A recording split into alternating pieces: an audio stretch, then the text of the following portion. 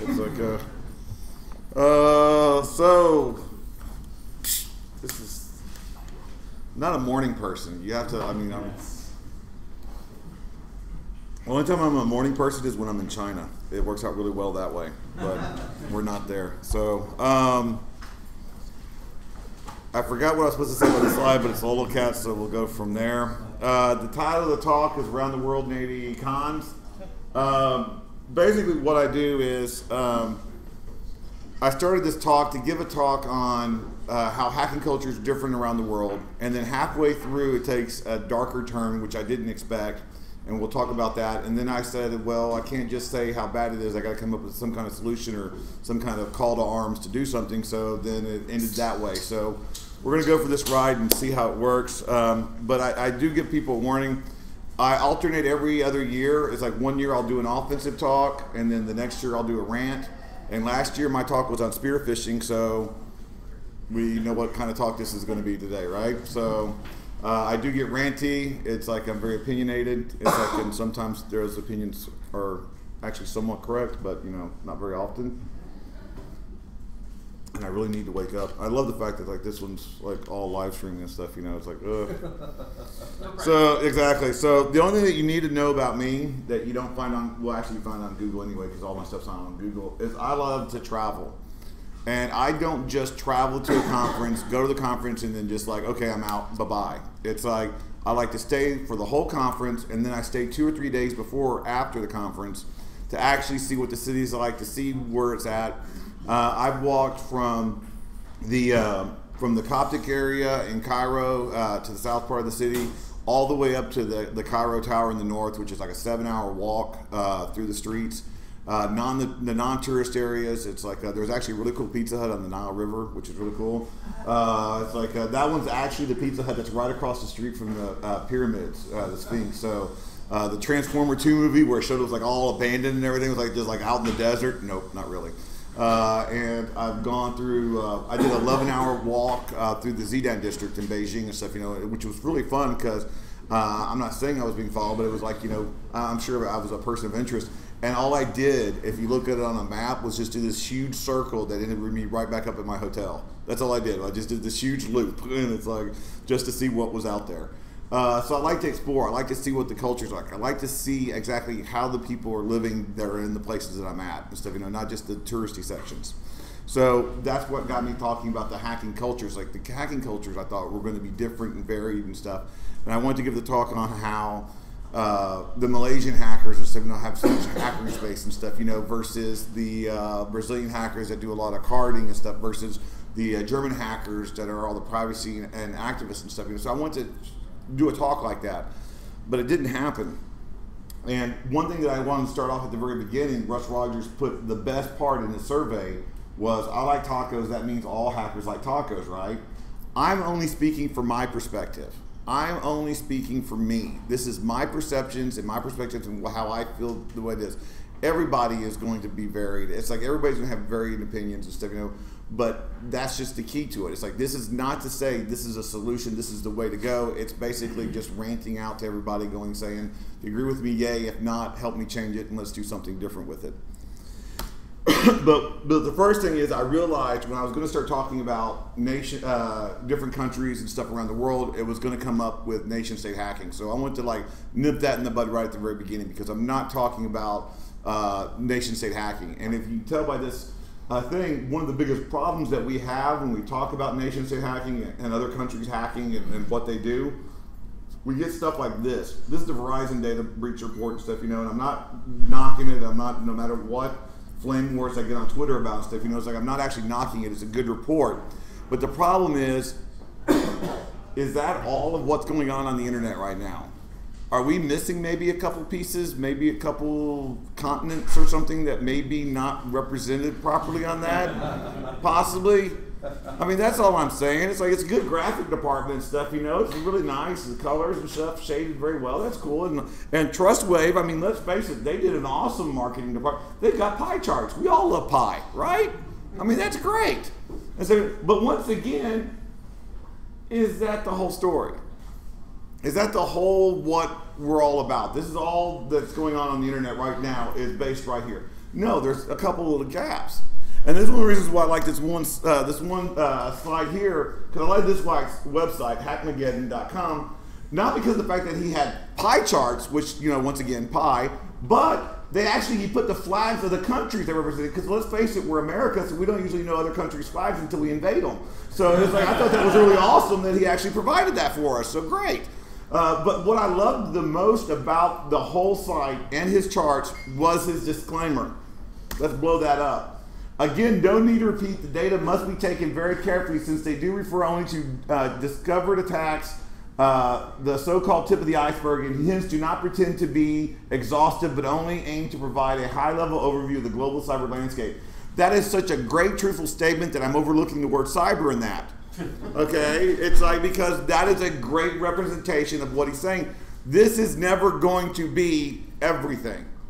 No matter what we see a skewed perspective. Now, there are some reports that will have a little bit more, let's say, focal point of what they're talking about.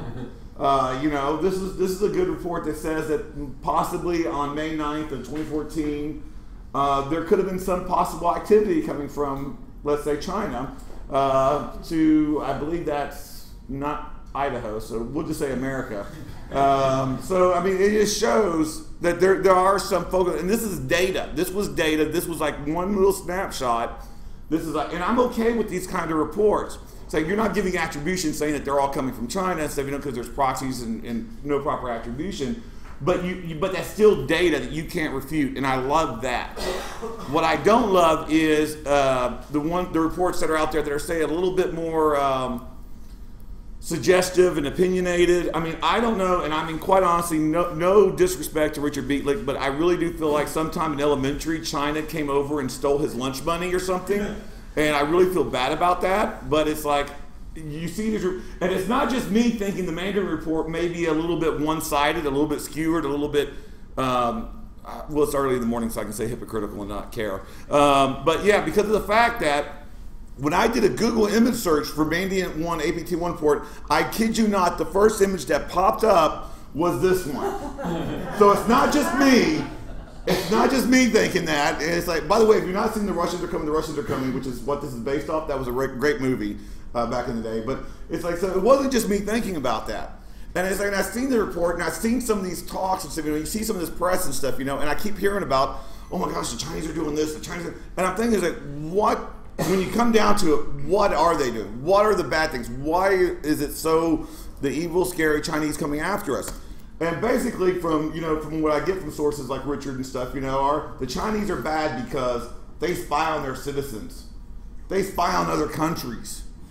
They infect other nation computers with malware. They try to censor their press and they try to suppress protesters. Well, that's effing horrible. But let's break this down, because I want to break this down. It's like why they're doing this kind of stuff. So let's talk about what they're doing, about they spy on their citizens. Oh, wait, hold on. Maybe that's the wrong slide. Maybe not.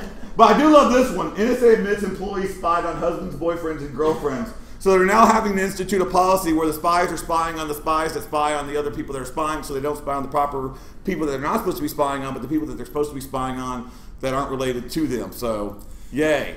Because it's like, when you got a surveillance program like that, you're going to end up spying on an ex-girlfriend at some point, right? It's like, because you're spying on everybody. So they spy on their citizens, which is a bad thing. They spy on other countries, which again, and this is what really makes it, look how sad Merkel is. Look how sad we made Merkel. I mean, come on, she's German. It's like, she should not be that sad. And she was groped by George W. and still survived better than this, okay? It's like, so I mean, it's like, to make her that sad is a really bad thing, people. And the one thing that gets me the most is right here at the bottom right here. Italian magazine says, U.S. spies listen to the Pope. Magazine says where? I don't care if you're atheist, Buddhist, Christian, Muslim, whatever. You got to admit, this is a pretty good Pope. I like this Pope. He is a cool Pope, okay?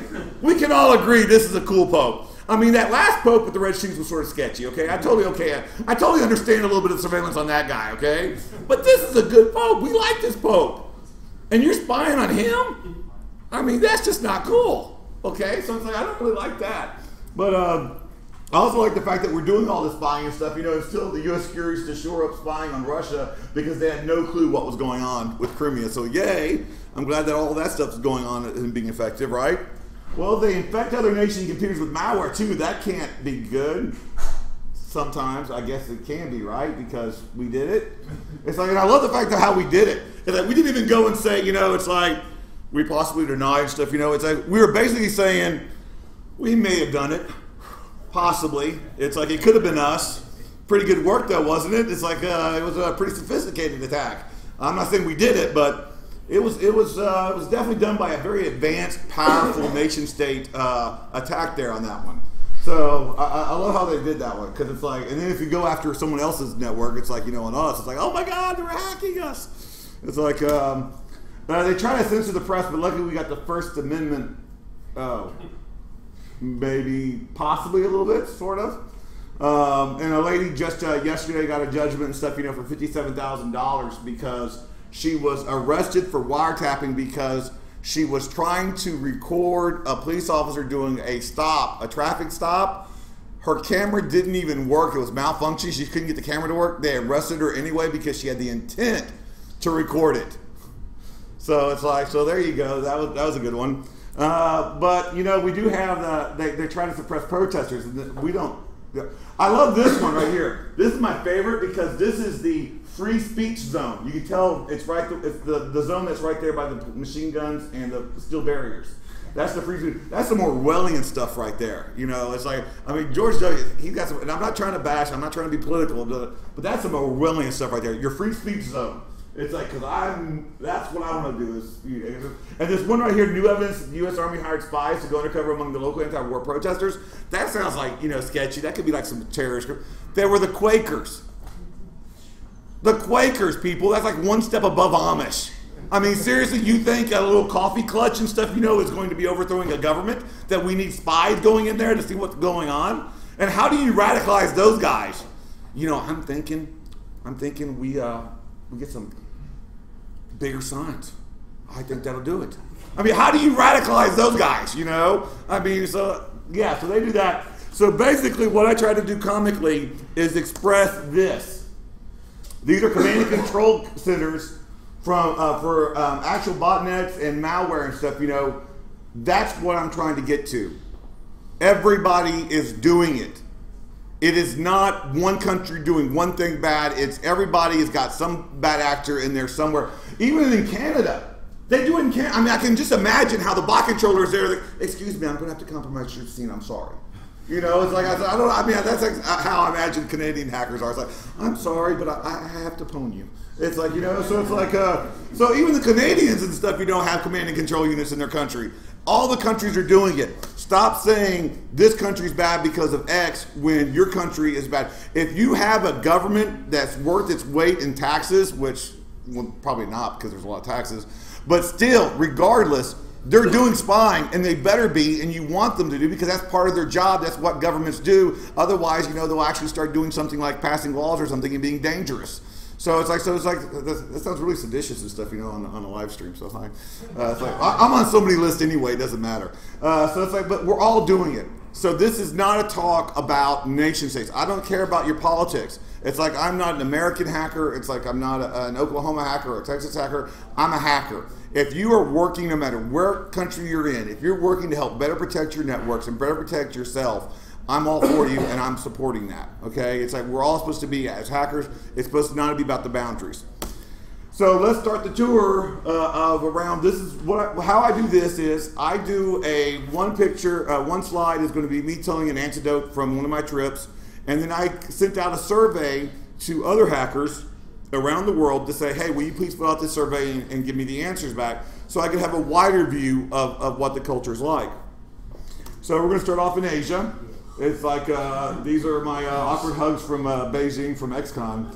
I love Thomas Lim, for the record, he loves my awkward hugs. He tries to hide it. He tries to act like it's not a big deal. So it's like it's not a good thing. He secretly loves it, and I'm going to keep saying that until it's actually true. But my first trip that I'd like to talk about on going to... what's a good country? Something to talk about on one of my first experiences. Well, first of all, Singapore. It's like, I'm talking about Thomas Lim. Thomas Lim throws a conference in Singapore called SysCan. And one of the things that got me is like when I went to SysCan was there is so much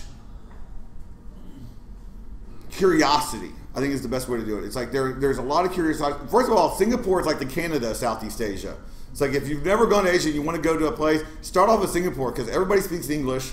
It's like everything's very clean, very well tidy and stuff, because they'll fine you for everything. But it's like it's a very nice, low crime rate, very, very safe, very nice, very beautiful country to go see. And I love the fact that they all speak English because I'm American. And I tell people when I'm traveling, I said, look, I'm American, I'm sorry, so that means I only speak one language. And I'm from Texas, so that means I don't speak it very well. It's like I can't help it. So it's like, but Singapore is like, so when I first went to SysCan and stuff, it's like, especially this last one, they are so welcoming, so open. It's like you don't understand when you're traveling, when we have visitors come over and you go to these conferences over here, you don't understand, you can't get the grasp of being totally foreign and not knowing anybody or knowing just a small select of people and stuff, But they actually try to make you welcome, When I first went to SysCan in Shanghai, actually, I was worse of a nobody than I am now. This was like 4 or 5 years ago. I had just started traveling. It's like I hadn't had my passport for a year yet. And I went over to Shanghai for SysCan. And they didn't. Thomas didn't know who I was. Dave Adel didn't know. No one knew who I was. It's like, but they invited me to the pre-speaker dinner. And so when I got to the hotel, it's like they were there talking to me and stuff. When I was going through lunch, it's like they invited me to the speaker dinner afterwards. I wasn't a speaker. It's like I was an attendee. and stuff, you know. But they knew that I was a guy that was a fish out of water. So they're like, hey, we'll take you, we'll let you hang out and stuff, you know, and chill with us. And I thought that was a very cool thing. Let's talk about the talks. This is a guy. These are the 4 questions that I asked a lot of other questions, but these are the ones that sort of resonated that I'm sticking with. And so, what other country you're more familiar with? It's from India. It's like, how did you find out about hacking? It's like the Matrix movie. Cool people hacked into the Matrix and did cool kung fu. It's one of the only words that I censored on my slides. In your region, how is hacking seen by the general public? Negative. Is hacking in your region seen as more for crime, activist, nation state, or other? Crime. Well, that's sort of depressing, right? It's like, so let's go on and see what else we can talk about. Let's go to Europe. It's like one of the things I like to talk about in Europe is my first trip to Europe was 2008 December. It's like I got my passport in September of 2008. November I went to Beijing for XCon, and then December I like to just leap head first into things, and I went into Berlin to CCC 25C3 was my first trip to Europe. And what got me was the politics involved. It's like, you know, we think we're political hackers. These guys they did a march halfway through the conference, a peace march, where they just basically marched around the building. It's like they have a member in their parliament, part of the Pirate Party. It's like the reason why Germany has some of the strictest privacy control laws, the reason why because they fight for the users. The hackers are political. They don't just go and say, well, I liked it on Facebook. Oh, I'm going to retweet that. I'm an activist. You know, they actually get involved in their politics. They get involved in their government. They try to wake up the people. They get involved in the media. They try to wake up the masses and go, hey, maybe you should have some kind of controls like SSL on your email. That could be a good thing. So I was very surprised seeing that kind of activity and stuff going on there. And then, so what country are you more familiar with? The UK. How did you find out about hacking? Progression through technology, tips, tricks, etc. Other ways to do things, ways around problems. That is one of the truest hacker answers you will ever come across. Because that should be the very definition. It's like, I'm hacking because I'm trying to see if I can do something or do it another way that's not been done before. In your region, how is hacking seen by the general public? Negative. The bad guy who spreads malware, takes financial details, etc. Is hacking in your region seen as more for crime, activist, nation state, or other? Don't understand question. My fault, sorry. In my region, it's seen as gangs who use crime, wear kits, spreading spam on Facebook, etc. Which, I don't know how you differentiate between the spam and the other stuff on Facebook, but okay, whatever. So it's like, so there's that, okay? And once again, I'm starting to get a little discouraged, but you know, we're gonna keep going. And this is the culture. Like I've only been to one country. I went to Recife, Brazil, which is the far left. It's like, and I remember. So I've only got really one good story there, and that was at the speakers dinner for that conference. And one of the hackers was talking to me, one of the local hackers from Brazil, and he's like, "Yeah, man, there's like." It's just not cool being a hacker here and stuff, you know. It's like there's no laws against it and stuff, you know. No one's going after you and stuff, you know. We don't got no edge and stuff, you know. No one thinks we're doing it, but they think we're nerds on the computer. And I'm like, and I really was going like, I'm sorry, you'll get arrested at some point. Don't worry, you know. I mean, how do you respond to that, right? How do you respond to that guy? So I'm like, and the good news for him, I guess, is that their Brazilian laws are now catching up, and now it's against the law to do computer crime. So maybe he'll have his dream realized one day. I don't know. It's like he's getting that. So that was my brush with Brazilian hackers. And what countries were Brazil? How did you find out about hacking? Once again, a true answer, trying to get things done. In your region, how's hacking seen by the general public? Nowadays, it's a mix of good and bad. People sort of understand it. Back in the day, early 90s, internet wasn't quite widespread. BBSs or stolen credentials to universities were the way to go. At that point in time, unless you were doing something, you wouldn't really be aware of hacking. With online banking being implemented in 96, 97, bankers' activity started increasing quickly in Brazil. Bankers' activities means the actual credit card theft, credit card fraud, breaking into the banks and stuff. Is hacking in your region seen as more for crime, hackers, nation state, or other? Considering that those that don't know anything about it just see the stuff in the news, mostly tied to crime, and sometimes hacktivism in the corporate world, a better understanding to ethical hacking. So, are we seeing a trend here? Because it's like, I mean, I'm already starting to get a little riled right now. It's like, because you see these answers and you start off and you see these answers, oh, that's cool, that's a great way to get into it. And you learn how, like, oh, that's how you want to become a hacker. And then, oh, that's what you're dealing with. That totally sucks. So let's go to another one. I did a technicality on this one, but I got speaker's privileges, so it's like I'm going to do it anyway. Because my only trip to Africa was Cairo, was to Egypt, right? Egypt is Africa. But they also say, no, it's Middle East. It's like, it's in Africa. It's on the continent, okay? So geographically, we're going to use that as my excursion to Africa. And one of the things that I got about that was the formality. First of all, they made me get into a suit, okay, which I sort of regretted. But everybody there was so businesslike. They were so conservative. They were like so, it was not, hacking was not like me, you know, like I'm gonna go hack. They're like, this is very educational stuff. You know, I can't wait to learn more stuff, you know, about this. Educate me and lecture me on the topics of hacking. And it's like, and then there's these college students there. I mean, they didn't understand because, especially like when I was doing the rabbit ears on the guy. It's like, but my favorite, one of my most favoriteest photo bombs of the world was this guy right here with the scarf thingy or sweater jacket, whatever those things are called, preppy thing. It's like he was taking a picture for himself and stuff, you know, behind the banner of the conference, and he was like, you know, because he is at this hacking conference and stuff, you know, and he was very proud of it. He didn't realize, you know, 20 feet behind him, in between him and the banner, was me in a suit going. So that was great. It's like, that was a great photo bomb. But yeah, so it's like, I saw that it's like, it's very, you like to think of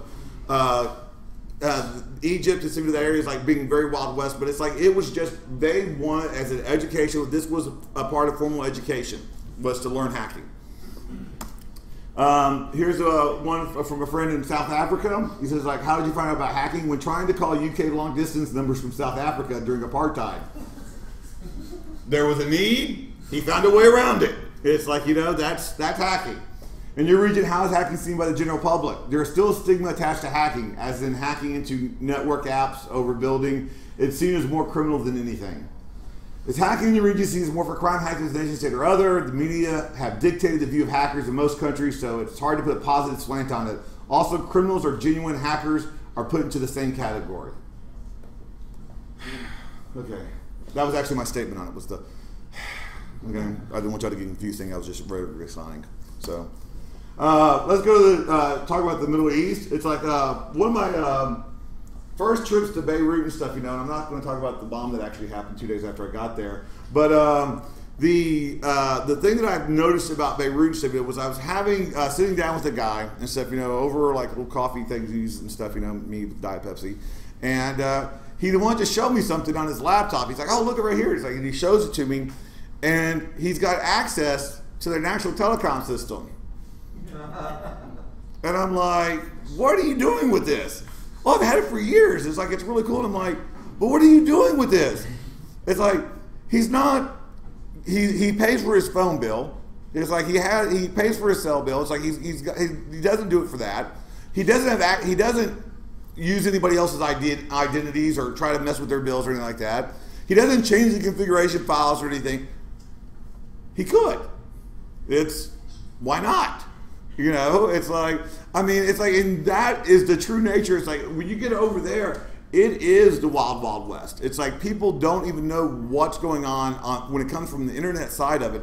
It's such a physical world. It's like, one person explained it to me was, in the security mindset there is, I'm trying to get it right because I haven't thought about it in a while, and it just occurred to me, but it was a good explanation, is that in America, we think about securing a building. We secure the whole structure. And it's like, and so we think of it as a long-term, a wide aspect, wide ratio kind of protection. And in the Middle East, it's not like that. It is, you hire bodyguards to protect yourself. You secure your area and stuff, you know, so there's no this wide-term gap and stuff, you know. It is more personalized, it's more compartmentalized, it's more of a one-off approach to security. So you could have like secured areas and stuff, you know, but none of them connecting to each other. So I mangled that analogy, but you know, won't care because he probably won't see this. So, but that's the way the Middle East culture and stuff, to me, in my perception, was. So let's talk about the culture in the Middle East. And here's why I did my technicality, because it's like, Jason, you said Egypt was in Africa. But right now, we're saying logically, and stuff, on the logical standpoint, not geographically, we're going to say it's in the Middle East. So, because I love this answer. He says, how did you find out about hacking? Caught a virus in 2005 because a certain person downloaded pirated games and it was backdoored, wondered how those virus worms worked, learned some programming first by viewing sample viruses, sources, and walked that road and never went back. Freaking awesome. I mean, seriously, it's like, oh, I saw this. It's like, how did this happen? Let me try to figure it out and stuff. In your region, how is hacking seen by the general public? Hacking is generally viewed as hacking people's Facebook and Yahoo accounts. And to me, that's really sad because they're still using Yahoo. But yeah, so it's like, so we'll keep going, okay? And then it's like, is hacking your region seen as more for crime, hacktivist, nation state, or other?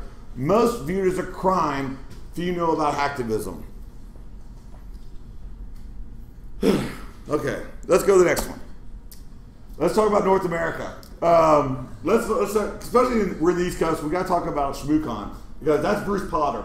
I do not typically give non-consensual awkward hugs. It's like, and there are a couple exceptions, Bruce Potter being the main one, because I will chase his butt down. Okay, I mean, I have run through conference halls and stuff, trying to get them. So whenever I catch them, it's like catching a wild butterfly, whee! So, and that's him showing his appreciation for it because, he really loved it. ShmooCon, my first ShmooCon was at Shmoopocalypse. It was where everything was snowed in. And just think about that. You got 1,500 hackers trapped in a building. That is totally going to end well, right? It did. It was an awesome time. It's like people were having conversations, people were getting to know people, people were like it was a community like we're all in this stuff, it was like we're all in this together. And it wasn't like the Donner Party, we're all in this together, It was actually, like we're all in this together, let's learn this and let's try to work off and make the best of it and stuff. So I really liked that experience. I really liked the coming together and stuff, and how they handled that. So that was a fun time. So let's talk about North America. What country are you more familiar with? USA. How did you find out about hacking? First, movies, then probably through an instruction in a vocational program in high school, which I thought was pretty awesome.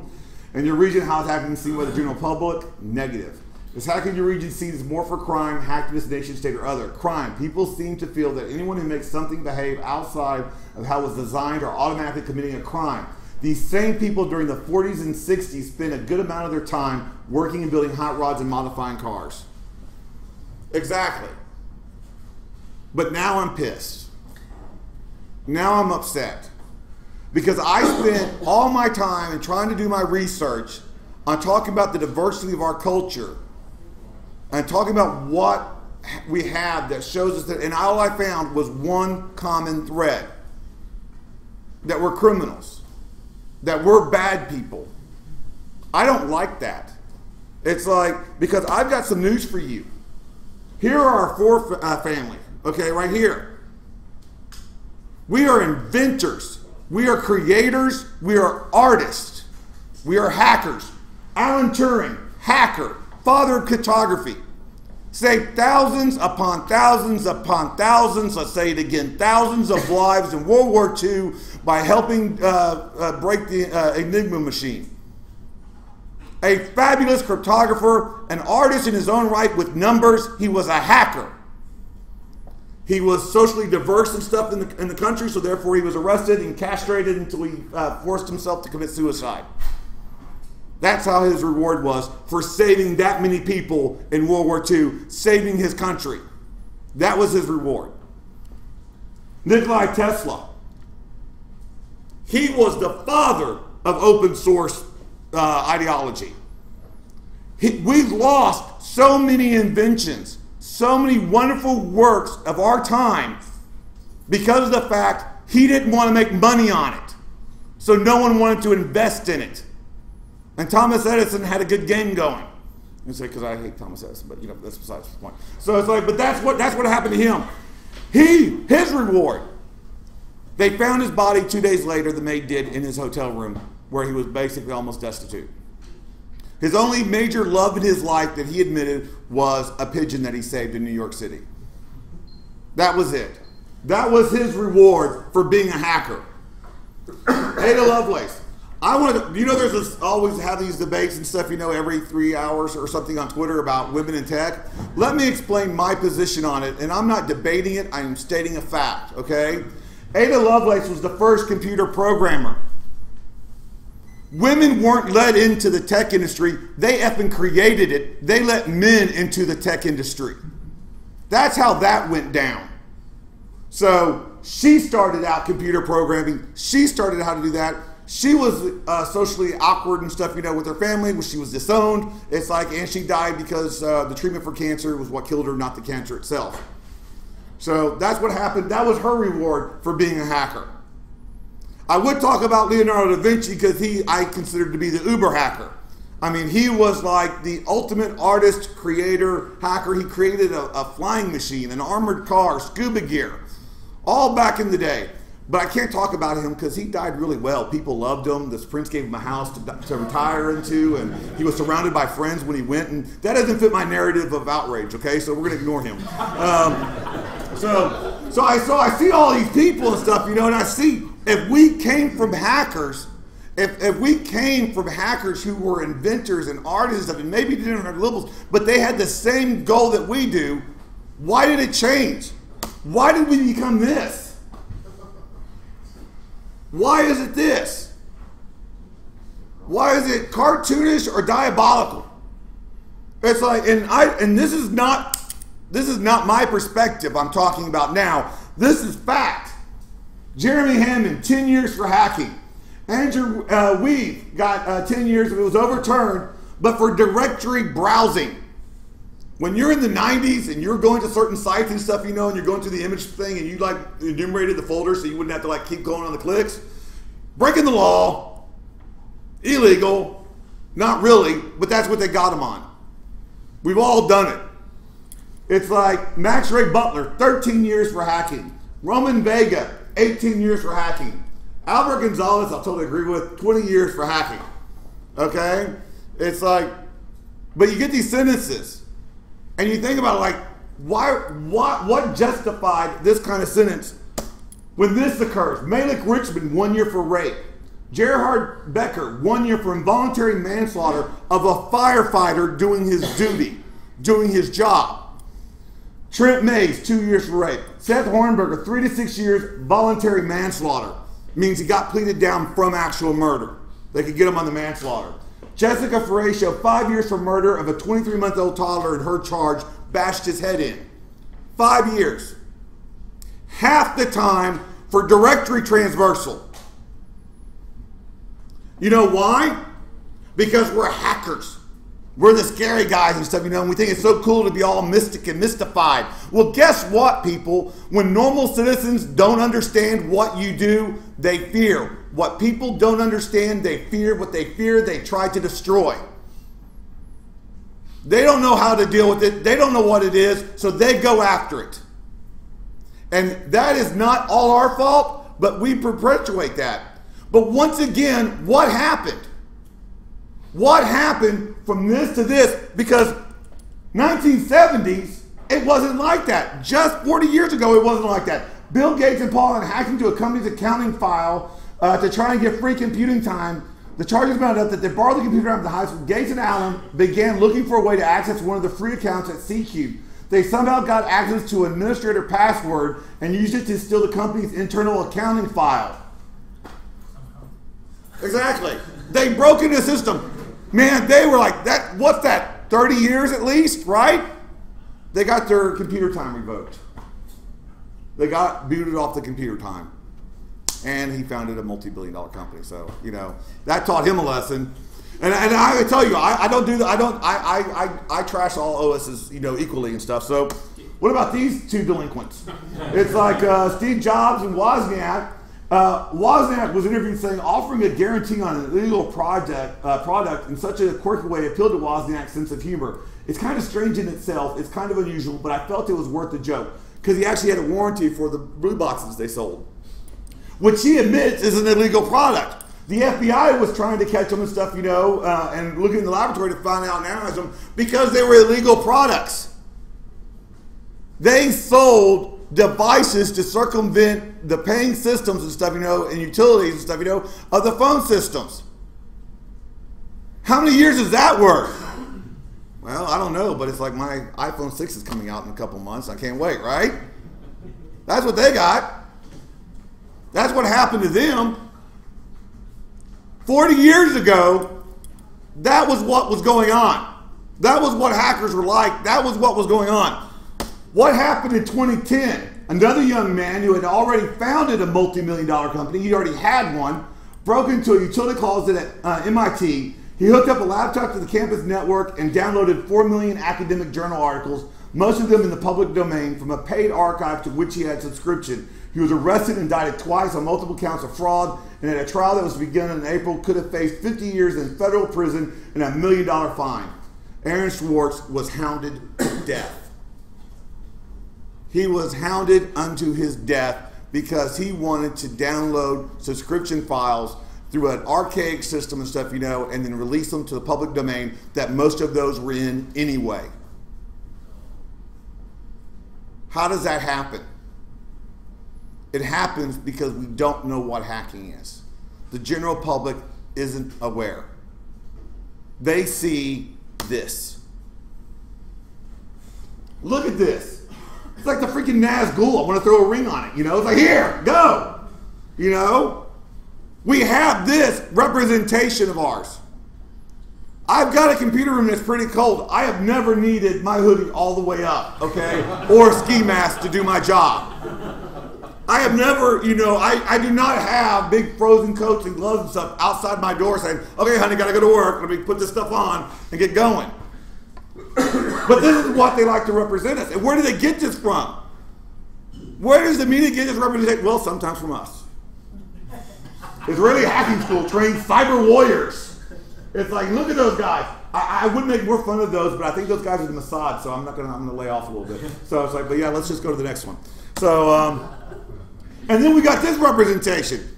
Just from like the hackers or the bad and scary people, we've got welcome to Cyber U. Raytheon joins with colleges to train the next generation of net ninjas. I'm a ninja, okay? I take offense to this, okay? It's like, but you look at these guys are doing defensive work for the government and for corporations, so therefore they're ninjas. They're okay. They're the cool guys. They're not the scary hacker dudes. Does that not look like every single hacker you see at every single freaking conference everywhere around the ever freaking world? Yes. It's like, look, I could take a picture of you guys right now and put that in there and it would be interchangeable. It's like, that's what happens. But that's how they're that's how the media changes the storyline. They change the narrative. Because then you've got this guy, Glenn Beck, criticizes watchdogs for promoting hacking.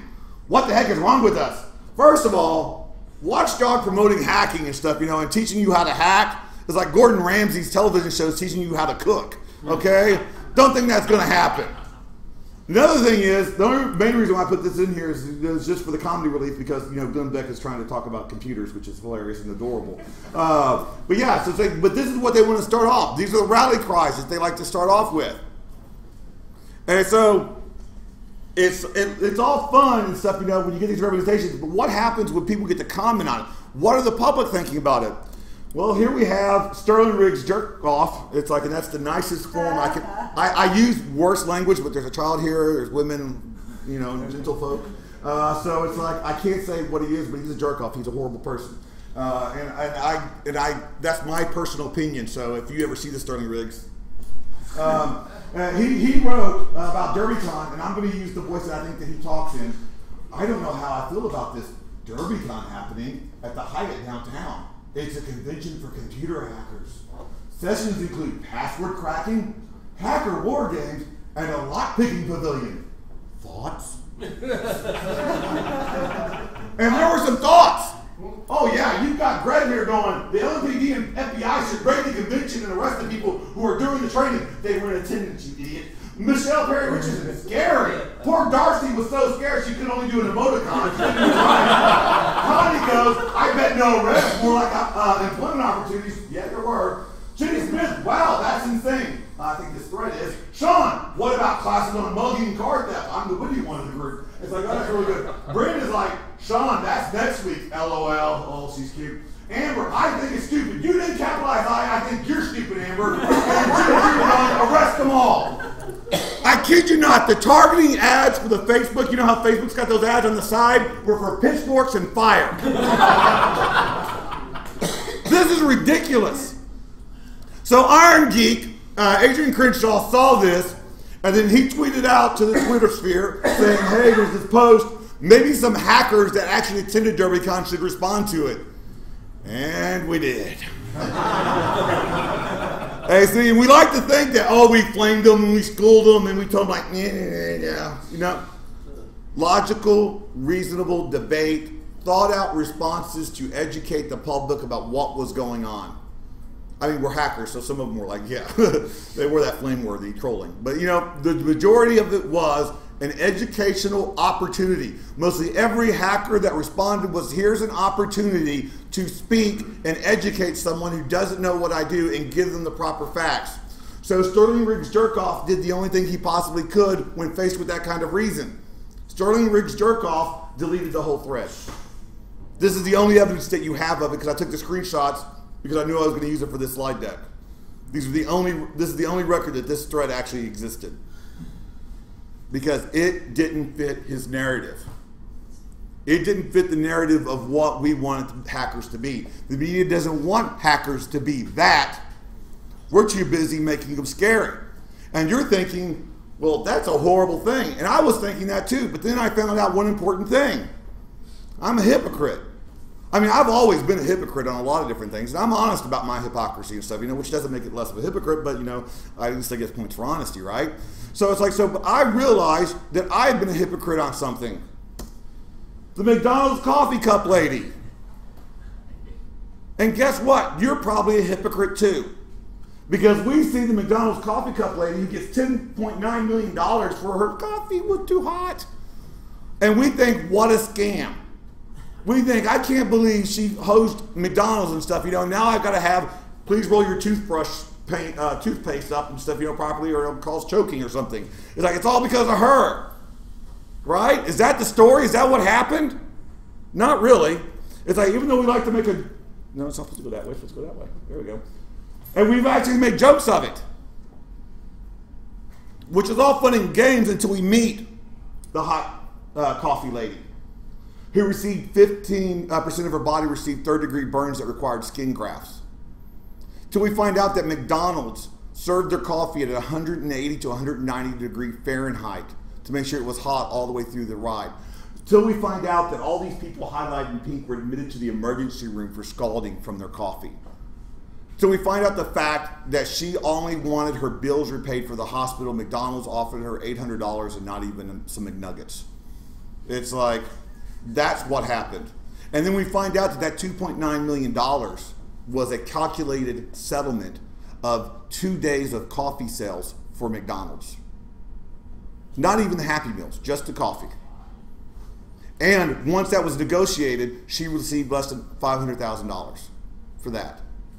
For skin grafts, over 15% of her body. She was in a stationary car with her nephew at the time. She wasn't driving. She wasn't in motion. They let that happen. But we like to make jokes about the coffee lady because the media told us it was funny. The media told us this was our story. The media gave us the narrative and we didn't question it. And we wonder why they think hackers are scary and they don't question that. We need to change the narrative. We're intelligent. We know the narrative is wrong. We know that that's not the story for us. But unlike the coffee lady, we've got a voice. We don't just let things go. We try to change things. And we're doing it. It's like, and I really appreciate that. There are voices out there. There are voices out there coming out there. Thanks for wearing the same shirt, by the way. That's awesome. It's like there are people out there trying to change it. I mean, I'll pick on Dave Kinney because I like picking on Dave Kinney because it's like you may have seen him on Fox News and MSNBC and Fox News and Bloomberg and Fox News and CNN between plane coverage. And you also may have seen him on Fox News and stuff, you know, and the Katie Couric show, which was a really good episode. Then he was on Fox News doing some stuff on testifying or something. And then did I mention Fox News? When I see Dave in real life now, I usually try to see a Kyron just like Fox News going right below him every time I see him now in real life. He's just like a hole projected. But he's a great guy.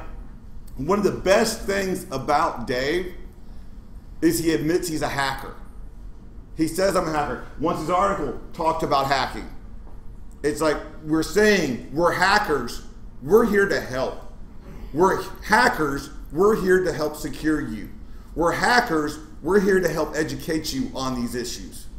That is what is needed. We can let them paint the narrative. We can let them color the stories, or we can start participating in that. And it's not these guys. They're the vanguard of it. But why not you? I say in my bio that I was Times Person of the Year for 2006. I'm 100% correct on that. The other part of that was so were you. Why not be that voice? Why not contact your local news station, your local newspaper? If you've got valid information and you've got the actual information that can help educate people on a topic that's being discussed, why don't you take part in it? It's not like you're just trying to pimp yourself out and stuff, you know, and get a name for yourself. You're educating your community. You're helping, and be proud of the fact that I'm a hacker. This is what I do. It's like, and even if you have to put the ethical hacking in front of it and stuff, you know, so they're not too afraid, do it. But let them know that you're there to help protect, that you're there to help educate. Because if you don't do that, if we don't have that vanguard, if we don't have those people out there trying to change the narrative, we're stuck with people like this doing it. It's like, so many people may not know Gregory Evans is the world's #1 hacker, or I like to refer to as the world's #1 hacker full of #2.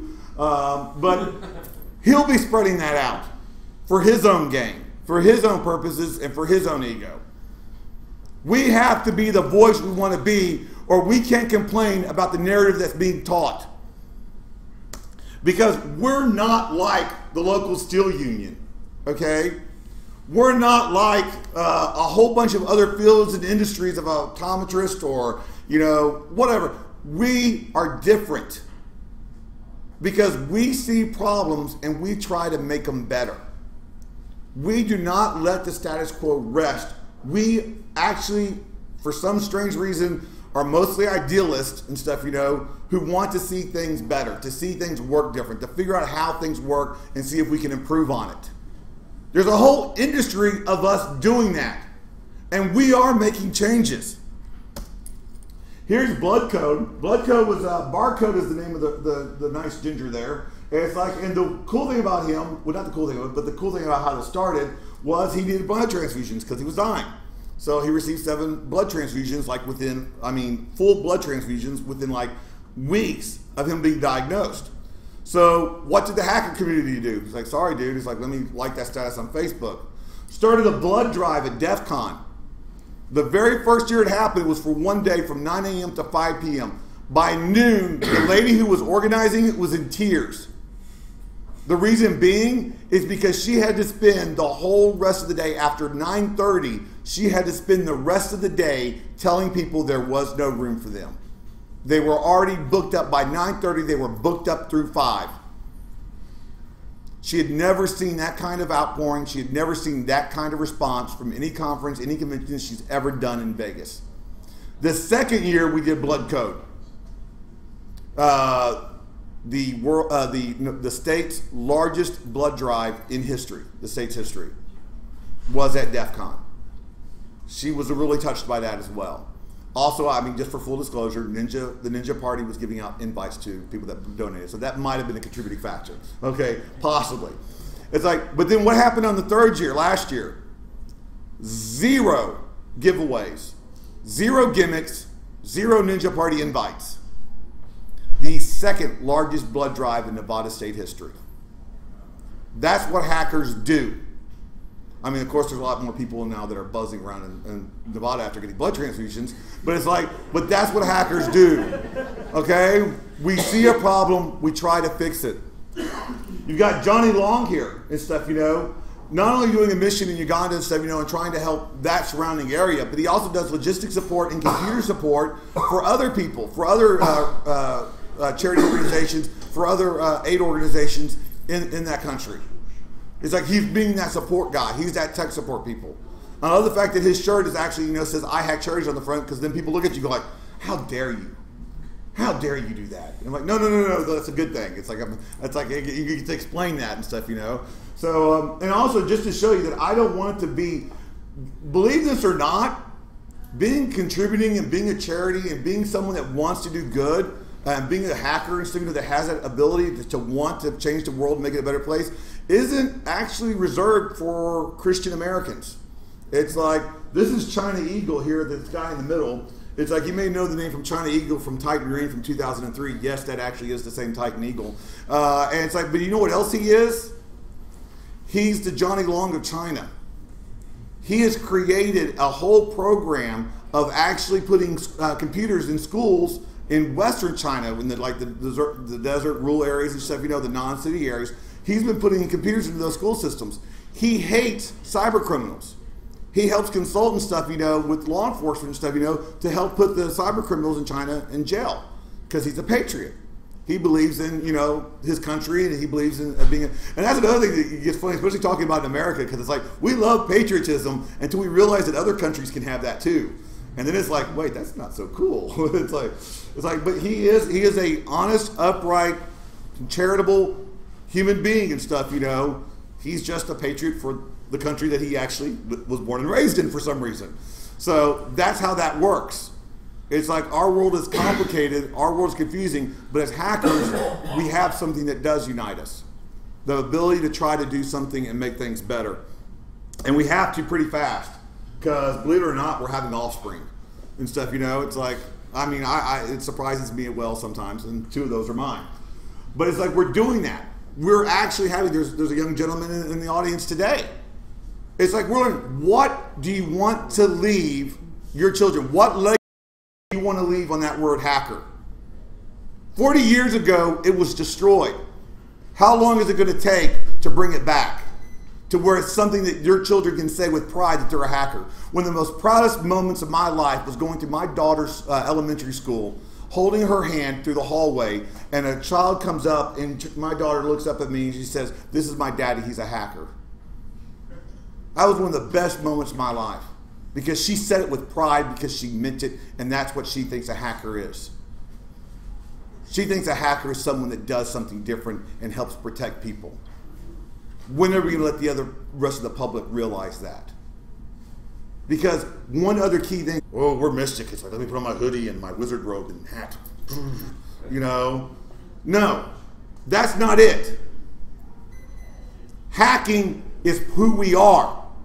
It is human nature. Stop thinking that this is a skill set that you acquired, that this is something that you've learned and you've earned. I got news for you. It's not. It is in our DNA. A group of boxes were set out in front of a village in Ethiopia, unopened, with Android Zoom tablets in them. Within 5 months, the children had opened the boxes, figured out how to work the operating system without never seeing English, and they were able to circumvent the controls, get the cameras re-enabled, and the parental controls unlocked from the devices. They hacked the Android system, operating system, to get what they wanted. That's hacking. That wasn't taught. That was ingrained in who they are. That is who we are. 5-year-old kid wanted to get into his dad's Xbox account, couldn't do it. So what did he do? He was able to bypass security using a Microsoft law that needs to be patched from Microsoft. That was not something, he did not take the CEH course, which is on the right level for a 5-year-old. He didn't do that, okay? Okay? He did it because he wanted to get something done, and he needed a way to circumvent something and do something that wasn't supposed to do. It is in our DNA. Every human has the ability to be a hacker. Why don't we let them know that? Why don't we show them that? Why don't we stop trying to be the villain they want us to be and start showing them why they are like us and why we are the same and how we can help them be more like us? Because we are not an industry, we are a community, and we are all connected. And if you don't believe that, by the transitive power of Kevin Bacon, we are only 2 awkward hugs away from him. Thanks, Oliver Stone. Okay? So we are a community, people. This is not a union. This is not an industry. I will still always think of this as a community. I do not have a job. I have a passion that I get paid for. And that's what we should all have. So this is the wonderful time where I get to actually do some more details. Or several minutes.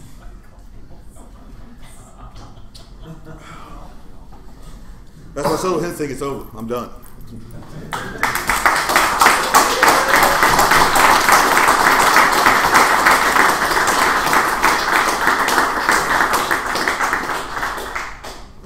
Are there any questions? Let the ranty man get off stage now. Okay, cool. I'm good.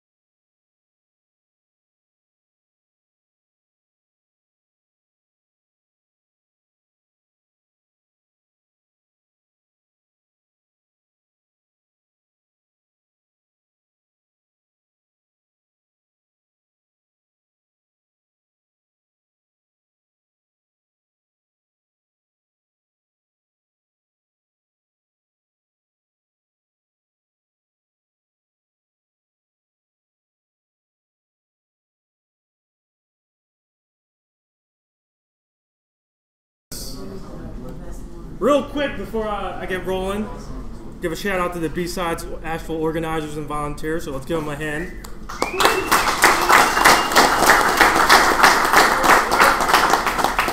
I gotta give a shout out for the local group I belong to, MySec. It's the Michigan Local Security Group. And of course, my boys in High Hack Society. There's a couple of us here. So a little bit about me. I'm Jimmy Vo, and two of my coworkers. I am not related to Wang Dong. What's with his handle though? Ugly Gorilla. That's a terrible one. It's still better than Wang Dong. It is. It's like, I don't want to even go there, but Ugly Wang Dong. So anyway, a little bit about me. I am Brazilian Jiu-Jitsu blue belt, so I will triangle choke anyone. In addition to that, I am a Muay Thai practitioner. So if you do know me, I talk about roundhousing stuff a lot. I can throw a roundhouse kick. So I've been training MMA for about 7 years. I fought in the cage once, and I typically talk about it a lot, especially when I'm on a date, but I leave out the fact that I lost. To be fair, the guy who beat me I think he's the champion for my weight class. So I do work when I'm not punching faces and choking people out. I focus on SIM and security monitoring, and I do assist on some of the pen tests. So, my talk today is called How to Win Friends and Influence Hackers. It's sort of cheesy. A lot of people are trolling me about it, but it's an obvious title jacking of Dale Carnegie's book, How to Win Friends and Influence People. If you have not read that book, I would definitely read it. Has anyone read that book here? Okay, so definitely read it if you have not. So today I'm going to talk about basically a combination of the psychology of personalities in information security and sort of my approach for winning friends and influencing people in the information security community. And I do want to put a disclaimer out there. I do not have a psychology background, so this is some collective research that I've done. And it's adapted from my BSides Chicago talk. I refined it down a little bit, and now I'm here. So why do we care? This guy obviously does not care. So there's two reasons why I wanted to give this talk and why I thought it was important from my perspective. The first reason, and this talk is sort of geared to, it's applicable for anyone. It's more targeted to people trying to get into information security, but hopefully everyone can get something out of it. So the first reason why I think this stuff is important is because of networking opportunities. Right, it goes both ways though. We think networking opportunities as how can someone help me, but really it's about how can we help other people in the community. So let me share a story. So I was a little bit tired of my previous job. I was in sort of IT ops, and I wanted to get into security. So I saw someone posted on Twitter about a job opportunity, and I hit the person up and said, hey, I'm interested. And this individual said, shoot me your resume. By the next day, I had a recruiter call me, and it was pretty interesting. It kind of blew my mind that I was able to kind of circumvent the traditional HR applicant process. I'm actually at my current job right now because it's kind of funny, but it's from Twitter. So that's the power of networking and why influencing is important. The second reason, and the more important reason, is we face big challenges today as a community, right? We joke about it. Security's hard, right? Just a little bit. And the best way to face huge challenges is working together as a community. So the second reason why I created this talk was to build a strong community. And this is from understanding each other and working together. And we have a very strong community today, I would say. And with anything, there's always room for improvement. So let's talk about the foundation of my talk. So I mentioned personality type stuff. And I had a talk with Dave last night, so he's going to be talking about some Myers-Briggs personality type stuff. And that's sort of the foundation of my talk. He has this awesome sheet. Did everyone get one of these? Yeah, I should have got him at the registration desk. So this is awesome because I'm going to talk a little bit about the Myers-Briggs personality types. And again, it's the foundation of of my talk because if you want to influence people, you have to understand them. Not everyone's going to have the same personality as you. So let's get rolling on the personality types content. So I use Myers-Briggs, like I mentioned. There's a lot of familiarity with it, a lot of research. A lot of people tend to know their Myers-Briggs personality type. And I totally understand that there are some criticisms. To me, it's kind of a challenge to identify personality types because there's 16 of them. I talked to a buddy of mine who uses Insights. Is anyone familiar with Insights? There's 4 colors. It's a little simpler, but I'm definitely going to look into that. So I created a survey. I was interested to see what personality types were in information security. The survey was four short questions. Do you know your Myers-Briggs personality type? What is it? Your job title? And any additional comments where I got trolled to hell. So there are 81 people who responded with their personality types. A bit of a small data set, so I can't really say that represents the whole community or the whole information security industry. And so I'll share some of the results from that. And again, the reason for this is understanding people helps frame your communication. And that's key to influence and winning friends. So today I only have time to talk about the top 4 personality types, Myers-Briggs personality types. There's 16 of them, and I just am encouraging everyone to read up on it. And again, this sheet is awesome for that. So definitely read this. So I have a lot of puppies in my slides. I love dogs. So if you don't like dogs, I've never met a person who doesn't like dogs, but you need a dog person versus cat person personality type. Yeah, I should do that. So let's talk about introverts and extroverts. And before I did this research, I had a big misconception of what an introvert is and what an extrovert is. I thought introverts didn't like talking to people, extroverts did. And that's not totally true. And it's interesting. It's about where you get your energy. So let's talk about an introvert a little bit. They tend to think before they act. They create solid ideas. They feel comfortable being alone and doing things on their own. And they need time to recharge typically after a social interaction. It's funny, my boss will actually block half-an-hour chunks in his calendar after any type of meeting. That's how much of an introvert he is. So on the flip side, the extroverts, I guess the extrovert is this puppy. So they tend to get energy externally. They get energy from being active in events like conferences or just talking to people, excited to be around people. They rather talk a problem out loud and hear what others have to say. They tend to have a wide range of friends and they're very comfortable in groups. So what do you think the split is in my data set from introverts to extroverts? Any guesses? More introverts. So according to the Myers-Briggs personality type, the first letter in the Myers-Briggs personality type is I or E. So that's how I came up with the introversion to extroversion data. As you can see, 66.6% of my data set are introverts and 33.3% are extroverts. That's not too surprising. Does anyone have any theories why? No, I don't. My theory is just security people tend to be very analytical. They look within for answers. And I saw this interesting infographic. So I'm not going to read them all off, but some of them: respect their independence for an extrovert, offer them options, make physical and verbal gestures of affections, give us hugs. And introverts, so they're a little bit different. Respect their need for privacy, let them observe first in new situations, reprimand them privately. And this one is big. Respect their introversion.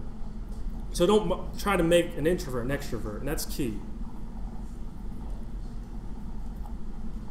So let's talk about some of the Myers-Briggs personality type stuff. I'm going to talk about the 4 that are highlighted. And we can see there's some grouping, and then there's the outlier.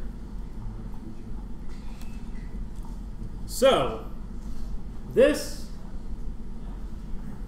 are the top 4 personality types in my data set. So we have INTJ, ENFP, ENTJ, and INTP. What's interesting, the interesting thing about these top 4 personality types is these 4 make up 54 of 81 personality types in my data set. So if you can do the math really quick, it's 66% of these personalities represent my data set of 81 people. My theory on that is security tracks a certain personality. I'm a big believer that not everyone can become a security person. It requires a certain way of thinking and passion. Now, I'm not trying to be mean. It's sort of like not everyone can be an accountant. I don't know if anyone wants to be an accountant, but that's the point I'm trying to make. So when I gave this talk the second time, people wanted context for this data. So I found an awesome research paper that analyzed personalities in software engineers. So let's take a look at that data. So the puppies again, the introverts and extrovert puppies. In the red are software engineer numbers for introversion and extroversion. So the gap is a little bit smaller, but it's still prominently introvert. So 57% to 43%. These are the top 4 personality types within software engineers. So we have ISTJ, ESTJ, ISTP, ESTP. It's interesting that they're all STs, but I won't go too much into the software engineer personality stuff. I just wanted to lay out some context of a different group of professionals. So let's talk about NTs. The NTs, there's 3 NTs, 3 or 4 are NTs. So we'll talk about them a little bit. So what the NTs represent, or what the middle of the Myers-Briggs personality type is the temperament. So they're known as the rationals. They're called the problem-solving temperament. This makes total sense of why they dominate sort of the data set. Some of the core characteristics for the NTs are pragmatic, skeptical, self-contained, and focused on problem solving. However, I've never met a skeptical information security professional. Some other characteristics: they're ingenious, they're independent, and they're strong-willed. Take a look at a pen tester. You get dropped in on a client site and do what it takes to accomplish the goal. And some more characteristics about the NTs: they trust logic, they yearn for achievement, they seek knowledge. And I mean, seek knowledge is big. That's why we're all here. So let's talk about the top 4 personality types in the data set that dominated the results. So INTJs. There are 30 INTJs. So there's 37% of the data set. It's interesting because they only make 1% of the general population. They tend to be very highly analytical, creative, logical. They're aggressive for new concepts and knowledge. So, I mean, all of us, constant hacking, learning, reading, attending conferences, trying to be better every day. And they're stimulated by difficult problems. Again, security's hard, right? So breaking into hardened environments, it's difficult. That's the challenges that sort of drive the INTJs. The ENFPs, I'm actually an ENFP. I'm also a Flyers fan, and this is ironic because they're known as the champions, and the Flyers have not won a Stanley Cup in like 40 years. So they're known as the champion. They make about 11% of my data set, and they tend to have strong people skills. They relate well to others. They're empathetic and caring. Tend to be disorganized. I'm extremely disorganized. They're capable of doing anything they're interested in. And that's sort of why I think I'm in security. I am not an ENTJ, but I was very interested in security, so that's where I kind of fell in. And some of the job titles were interesting in ENFPs. there's some directors, CSOs, and other leadership job titles in the data. So we have the ENTJs. They made 9.8% of my data set, and there's more puppies. Their style is known as commandant. They're known as strategy leaders, and they're motivated to organize change. They're pushing for change in their organizations, or if they're consultants, their clients. ENTJs excel in logical reasoning. They enjoy the process of discovering and implementing a better way. And I mean, that's what we do every day. We try to improve security either with our companies or with our clients or within our community. And the last personality type is the INTP. So they're known as the architect, and they make up 8.6% of the respondents. And they see in how things can be improved or what they could be turned into. There's security architect, even job titles. So how things can be improved. So we look at a pen test report or something. We show recommendations on how things can be improved. They tend to primarily live within their minds. They focus their energy internally. That's sort of the introversion piece of them. They use analysis, identifying patterns, and they come up with logical explanations from within. And they tend to value knowledge above everything else. And they tend not to lead or control people. So this stuff is key, the personality stuff, because if you talk to an INTJ, they value knowledge above everything else, or logic. So if you try to pull their heartstrings, it may not be effective if they're looking for logic. And again, the sheet that Surfer Dave came up with talks about all of this stuff. So definitely read it. It'll definitely help you frame communications to different personality types. So let's segue into sort of my approach of how I win friends and try to influence people. So personality type stuff was the foundation, and the house is my approach. So again, I am an ENFP. So most of this stuff will most likely not work for you. So you're probably thinking, well, why is he up here talking? This is sort of a call to action. Find your own way for sort of influencing people within the community and outside of the community, because it's important. And that's how we create change, right? That's what Jason was talking about. That's how we create change. So I'm going to focus some stuff that I do. And I use Twitter very heavy for networking. And why Twitter? This thing just freaked out on me. It's cool. That's people disconnecting from the live stream.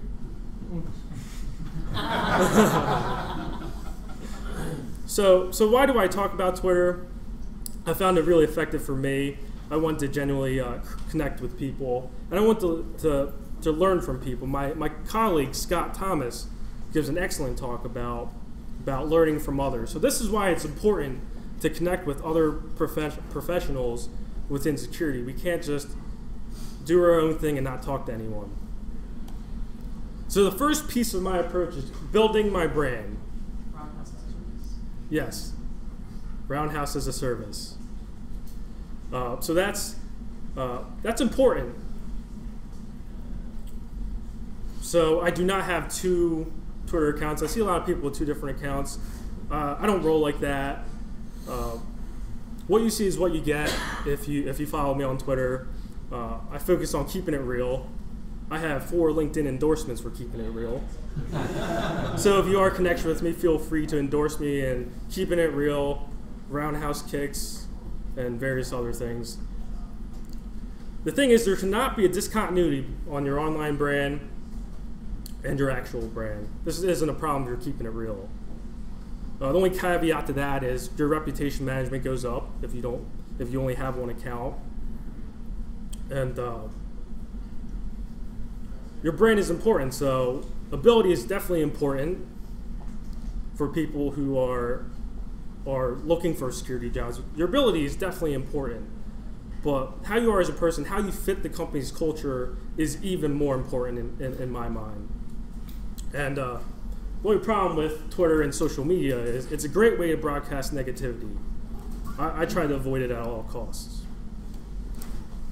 The second approach I do is I turn into a dog and I put my hand on another dog. So it's being personable, right? So Dale Carnegie talks about a principle that's in his book, How to Win Friends and Influence People. It's be interested. Get to know people. Get to know their interests beyond security. I mean, we're all here because we're very interested in security. But don't stop at what do you do in security. Get to know them. Like, I know Bill loves moonshine. Especially the illegal kind. Yeah, the more illegal the better is my philosophy. Yeah. So, and it's funny because people talk about their clout scores. I'm like, why do you care about that stuff? What I care about is how well I know people, and that's sort of how I measure that stuff. So, next approach is situational awareness and guys with guns. I break this down in two parts. It's emotional intelligence. So how do you define emotional intelligence? It's the ability to emphasize and to hope. How I define it is knowing how someone will feel in response to what I do. And the second part is knowing what's going on with everyone at all times. So that's situational awareness. So what do I mean about that? And it's kind of strange that I even have to say it, but I tend to focus heavy on it. If one of my security buddies has a new job or just married or got a new puppy or something, ask about it. That's what's important in influencing and building better friendships. And the last thing that I really focus on is avoiding the battles. And I mean, we never see drama in security, right? Not at all. Not once. Dale Carnegie says, don't criticize, condemn, or complain. And that's key, right? Drama may be entertaining. Whenever there's drama, we post pictures of popcorn and we're like, yes, drama. But is it constructive? I don't see much constructive feedback when people are going off on each other. I think feedback is important, but criticism without feedback is not effective. So what I'll leave it at is avoid the battle, win the war. So our war is facing security challenges, building a strong community, and working together and teaching each other. So that's all I have today. So we have a little bit about personality type stuff and a little bit of data. I'm going to continuously build that data set. I need to release it. I keep saying that I'll release that data, but I get lazy and don't do it. So I'll do that. And then sort of my approach. So my call of action is build your approach for influencing and making friends within the community. Give someone a hug today. We'll be lining up to get awkward hugs. So my contact information, I'm Jimmy Vell on Twitter. Shoot me an email if you have any questions or feedback, jimmy@roundhouse.in. I'm Votech on Freenode. I hang out in the MySec room in the High Hack Society. Thank you.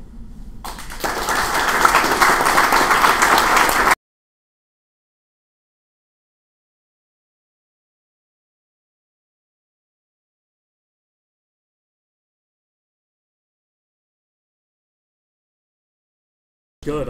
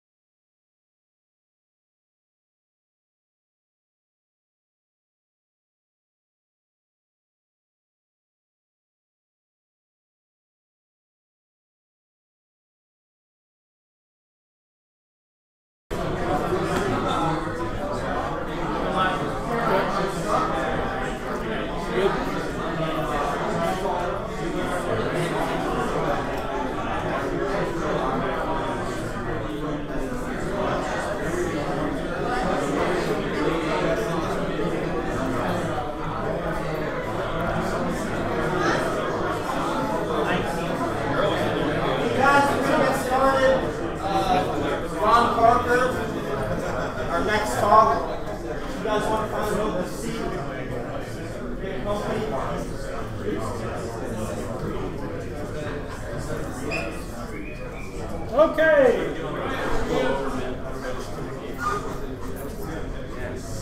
Give y'all guys a chance to crawl over couches and get all settled.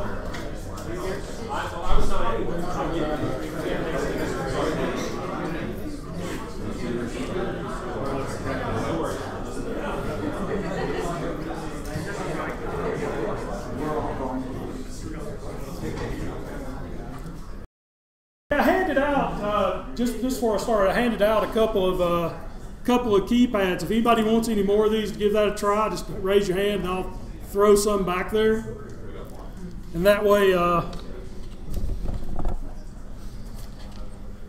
you would just pass these.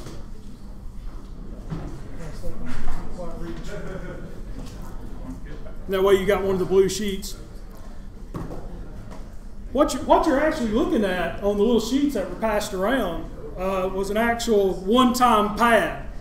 And a one-time pad has been around since about 1917.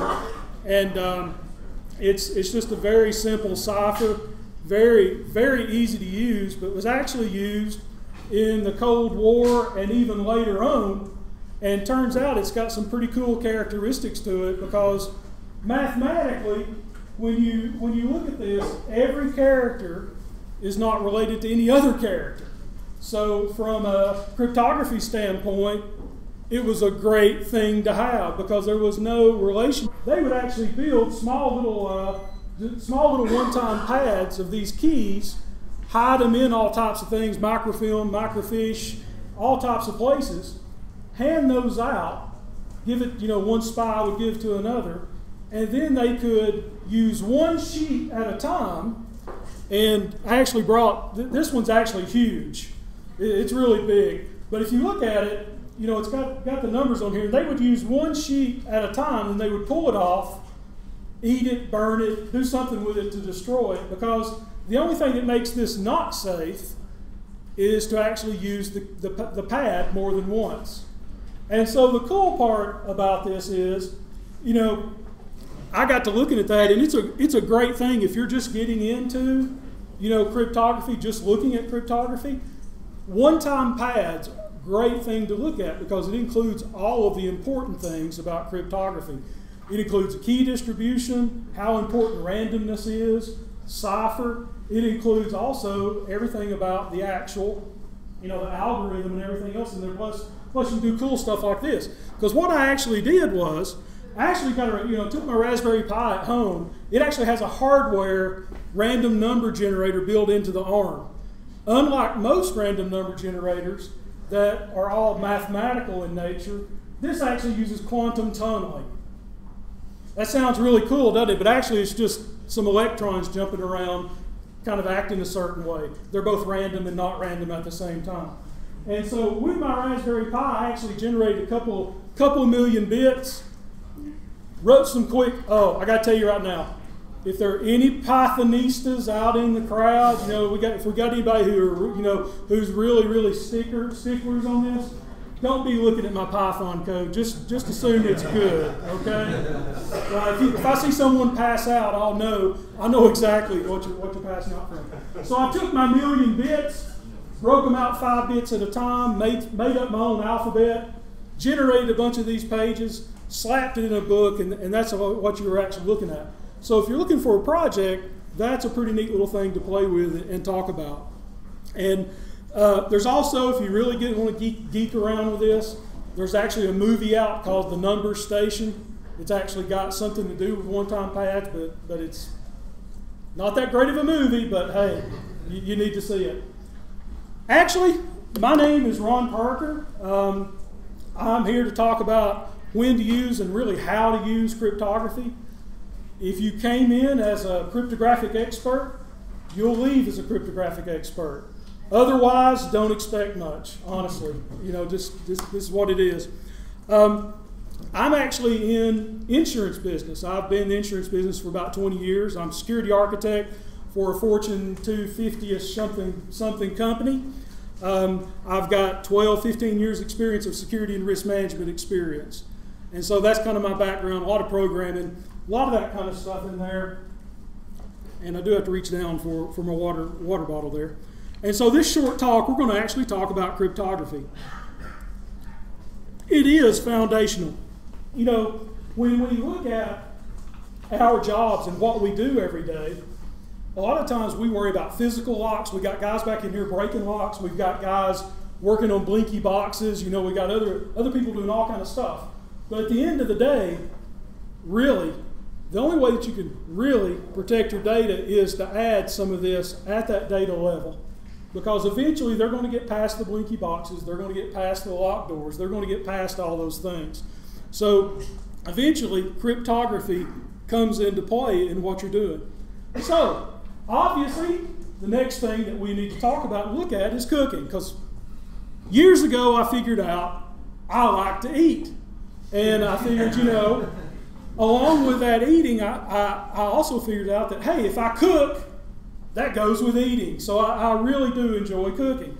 And so one of the things that I really, you know, one of my favorite dishes, and this is kind of what we're going to go through, you know, one of my favorite dishes actually just has 3 simple ingredients. 3. It actually has milk, has flour, and actually has lard, of course. And so those are my three simple ingredients for my very favorite dish. And if you look, you know, what all can you do with those types of things? So we could look at those 3 ingredients and go, hey, Ron would really like, no, that ain't happening. You know, that's no good. That's not what we want out of those 3 simple ingredients. You know, I'm talking about the sky opens up, rainbows appear. Yes, you guessed it. Gravy and biscuits. Look at this. What we've got is gravy. You actually make gravy. Now think about this. You put grease, flour, milk in a pan, and you stir, you have gravy. To make biscuits, I turn around and take flour, grease, milk, I put in a bowl, I stir, put in the oven, and I end up with biscuits. Then I take and put those 2 things together, and I come up with this spectacularly amazing dish. It's that good. So what we've got to look at is these were simple ingredients. These were 3 simple ingredients. And I used them a certain way, put them together a certain way, and came up with a certain result. And that brings us to our problem. When we really look at our problem, when we're starting to talk about cryptography, is that I've got no easy guaranteed results by looking at the ingredients. If you were to look at cryptography, I've got all these simple primitives. I've got many simple ingredients, many simple tools. You know, I could go through there and point out all these tools, all these simple things. But the problem is the result that I get may not be what I want. It may not be what I expected. So when we're talking then, do we know what we want from cryptography?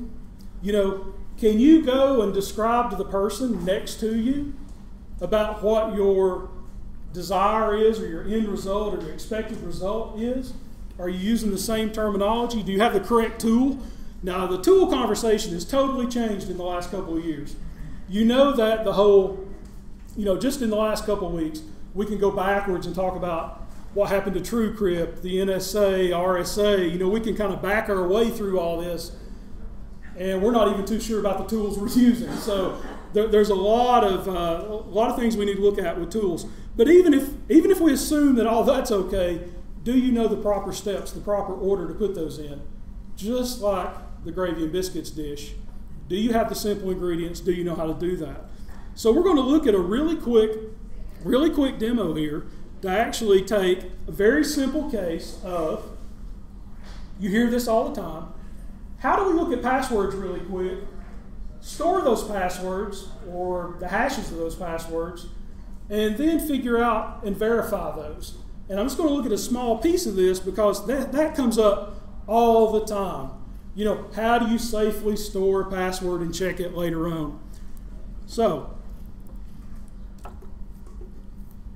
a quick 17 screens later, and I'm going too fast. It's danger. There we go. So what we're going to look at is, we're going to look at a piece of code here, and once again, don't look too much. I want to make sure that's there.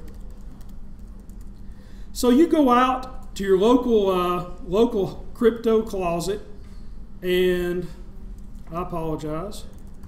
It is a demo. What's the next word in the dictionary past demo?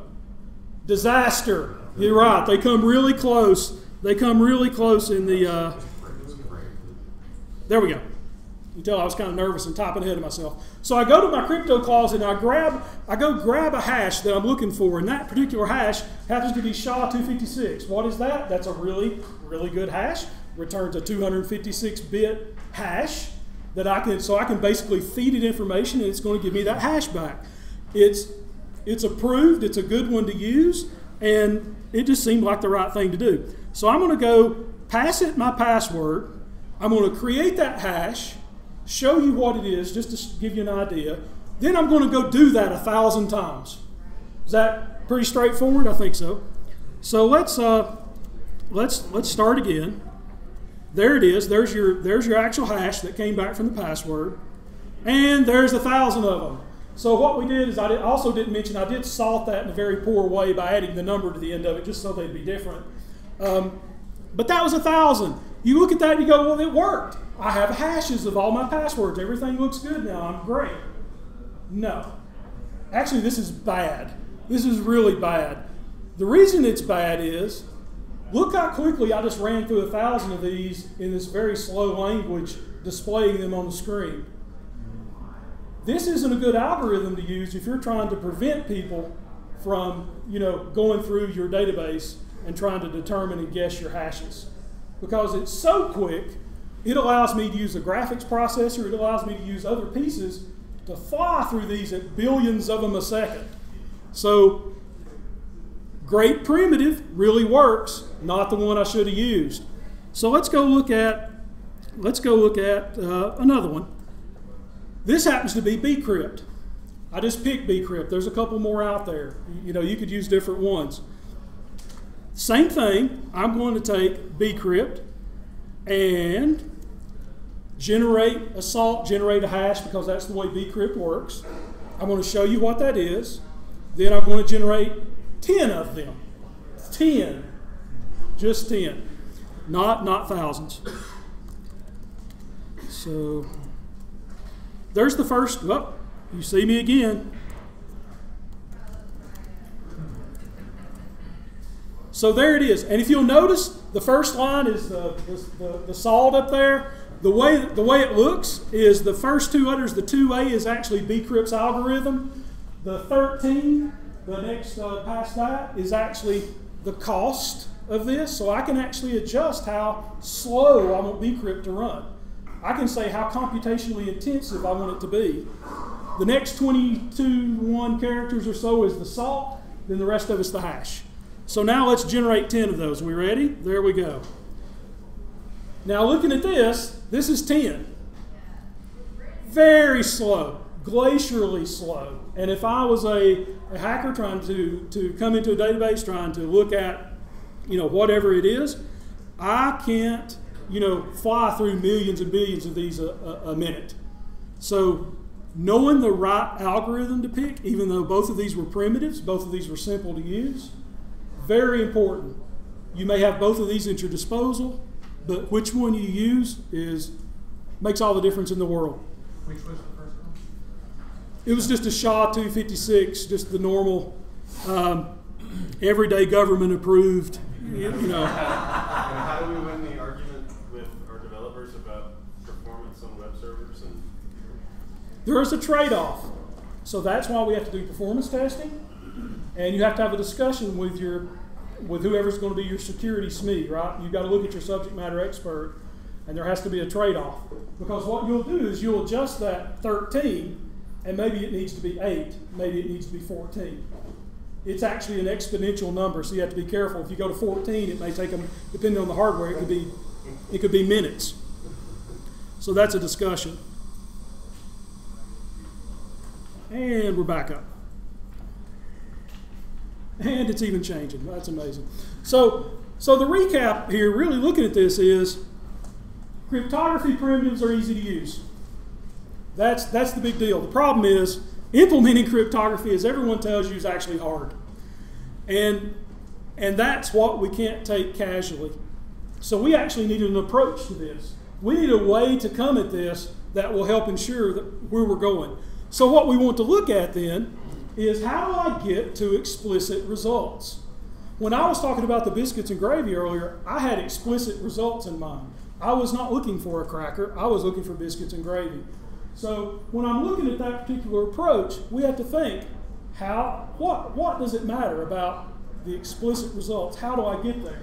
So going back to cooking, when you hear someone say cut, well, you normally say cut what? And of course you come back and say, well, cut carrots. That makes perfectly good sense until, if you happen to have some cooking skills, you may step back and look at that and think, what did you mean just then? Did you mean to dice, slice? What did you mean? Was I supposed to julienne those, small chop? How was I supposed to do that? Well, you can't really chiffonade a carrot, but you can do the brunoise down there. But what did you mean when you said that? The problem, we need to be more explicit. Being more explicit with cryptography is actually a good thing. So we need to look at the vocabulary, the context, and information gathering. We need to, as a group, if you're dealing with cryptography, you need to sit down and think about, where's this coming from? What's sending it? What's the target of my cryptography? Is it a message? Is it something else? What are the mechanics of the algorithm? What are the different mediums or states that it's at? Is it going to be transported? Is it going to be at rest? How's it going to work? And then finally, the recipient. And we have to think about the specifics of things like, do I need to authenticate the recipient? Do I need to authenticate the sender? Does the integrity of the message matter? All those things matter. And we need to have a vocabulary amongst ourselves and amongst our group. Otherwise, if we miss one of these important attributes, we could be you could be totally off. You could get a cracker instead of your biscuit. So when we hear this, we hear things like, from our business, I work in a corporate environment, so I hear things like, I need to protect my data. That needs to be private. Hear that all the time. The service provider must encrypt all non-public data in transit to the... I'd never hear that. That's the state of Delaware. That has nothing to do... You'll never hear our people say that. So what do? We actually need to take our vocabulary that we talked about a minute ago, those attributes, and we need to put what the business or what our customer or what our project is saying, we need to put it in context and really map it to these things. And that's not a casual thing. That's actually kind of hard. And we don't spend enough time thinking about that. We may just take the word secure it. Well, that's no good. That doesn't actually tell me what to do. It doesn't tell me what tool to use. So you think about it. How many times have you seen one of these? Every time that you sit down at a restaurant, what happens? Not every time, because sometimes you're driving through and, yes, I want fries with that. But, sometimes when you actually go in and you sit down at a diner, you've got someone who comes out and they give you a menu, you look at a menu, then you start rattling off all this crazy stuff you want, eggs over easy, not this, not that, and they're writing. But what they're writing is probably not what you're saying. They have their own notation, and everyone in that kitchen knows that notation. And so the important thing is, when they walk away, that they know their requirements, but those requirements have to be in context and have to be ready to be used. So for us, we need to be gathering this. It doesn't matter whether you are an Agile shop or a whatever shop, if you're using, story cards or napkins or use cases, whatever you're using, you need to have some method to gather those requirements and make it consistent from time to time. So when we do look at it, at the end of the day, we can say, I have explicit requirements. I can say, I want you to julienne those carrots. No question about what I meant. So explicit requirements as part of an approach to explicit results. Sounds very simple, hopefully. So moving forward, now that you actually have those requirements, what does that mean? You may have tools the tool may be bad, may be good, we don't know. Your industry, I happen to work in a regulated industry. That means everyone is my boss. Every state government, every federal, whatever, is my boss, and I have to listen to everything they say. So I have to look at what does the industry require. If you're in the federal government, you've got NIST and FIPS and FedRAMP and all these other pieces to look at. You know, key handling can be complicated, and most people don't think about the full life cycle. So we've got all this stuff to think about. So what do you need to do in order to get ready? Well, what you actually need to do is much like what they do in restaurants.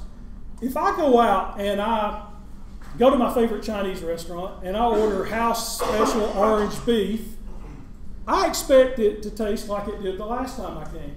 And it should look the same. If it comes out and looks like it plopped out of a TV dinner one time and looks like the next time like it's a 5-star dinner, something's wrong. The consistency's not there. What does the kitchen, what does the cook, what does that restaurant do? Because they have culinary knowledge, you know, they have equipment, they have the menu knowledge, they have the recipe knowledge. All of that is there. What they have done is they have set things in place. They have tidied up their work environment, and that's, you know, the whole mise en place thing here is really just French for set in place. And that's what we need to do if we're working with cryptography. We need to get our stuff in order.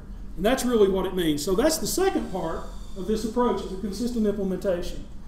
And the two pieces of that consistent implementation is really around standards, and right now we're just going to call it recipes. And that will push us, you know, down the road.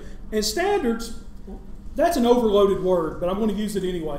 There are ISO standards, there are, you know, measuring cup standards. There are standards out there like standard measures and weights, you know. But really what we're looking for is a document or a place of documentation that actually tells us who in the company is my security contact for crypto, or is it external?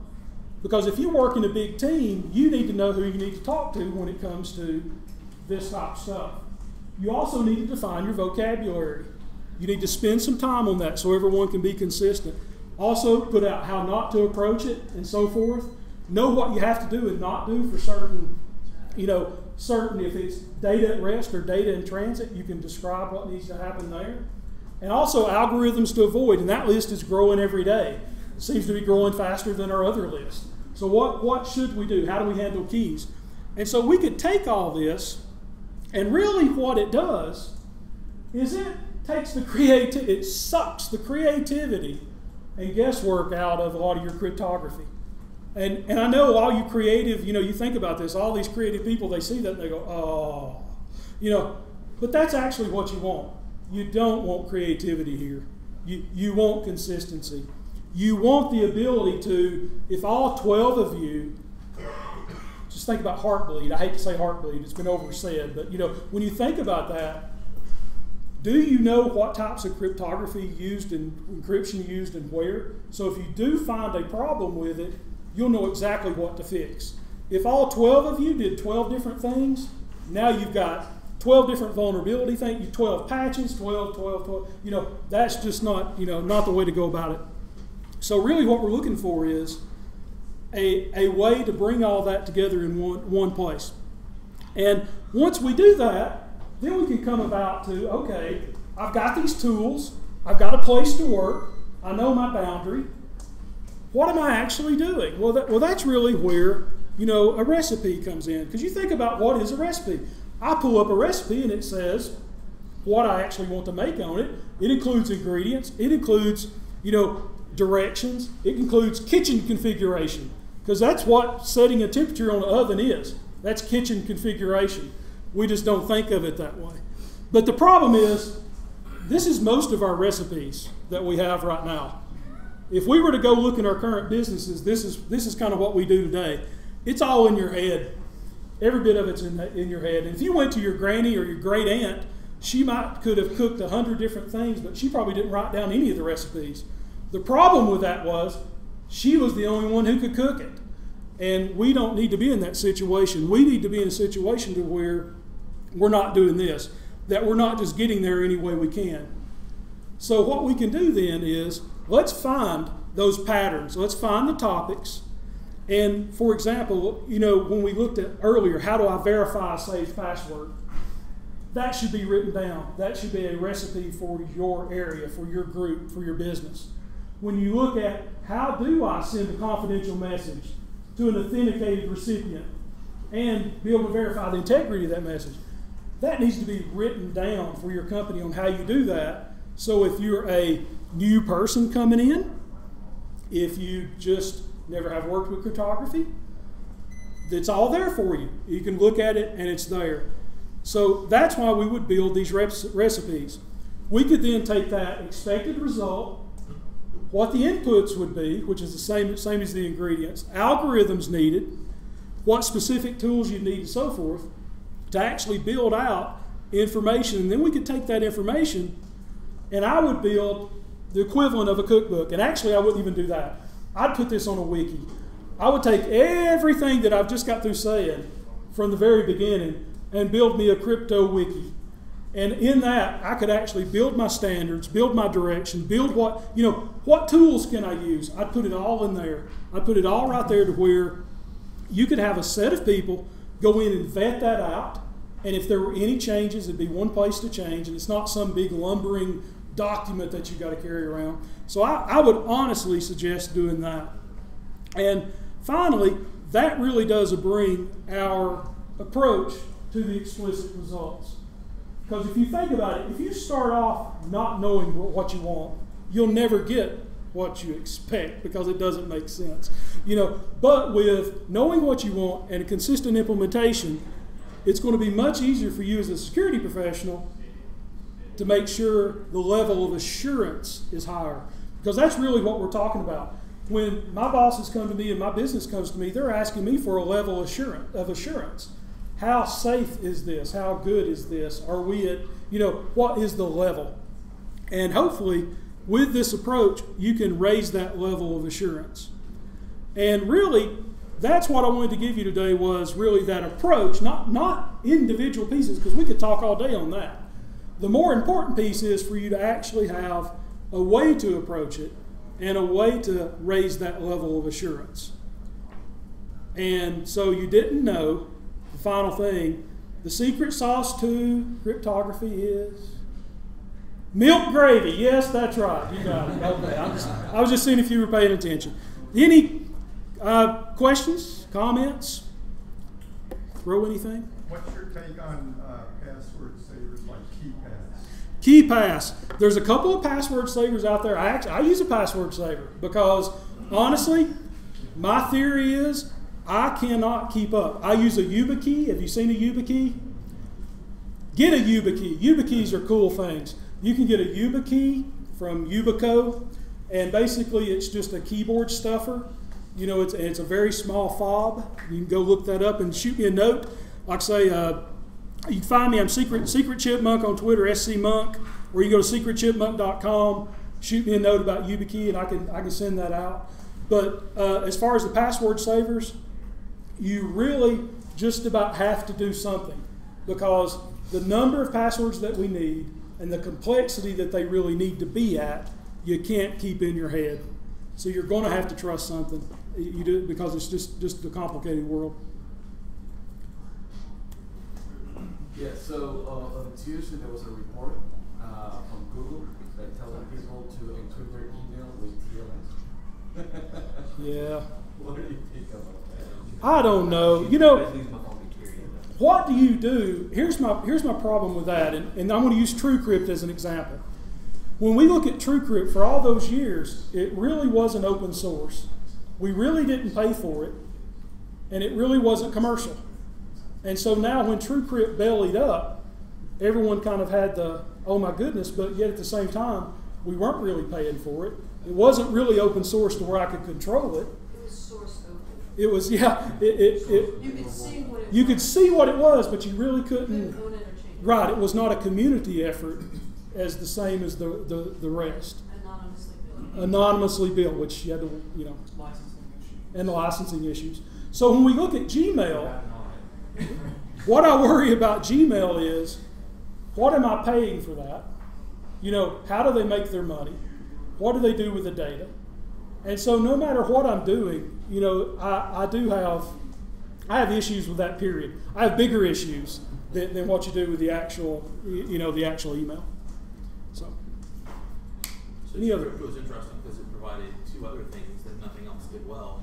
One was cross-platform archives, Yep. and the other was the concept of data hiding within an archive. Absolutely, yeah. Which, with the other privacy concerns, especially if you do any international travel, that was, I think, the bigger thing.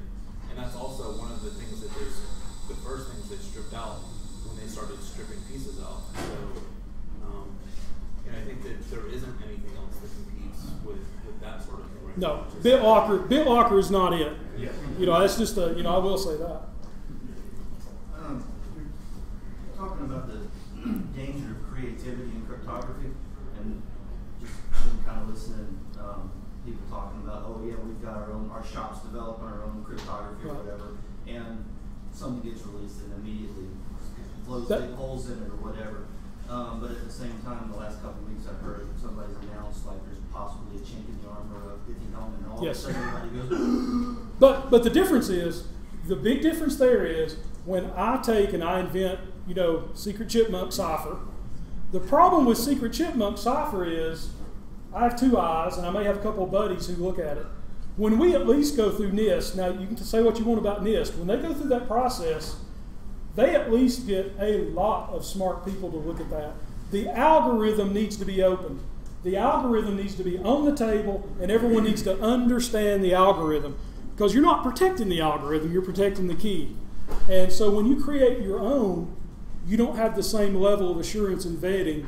And that's like one of the first rules of cryptography is don't do your own. That's like number one, don't do it. Go find something else to do.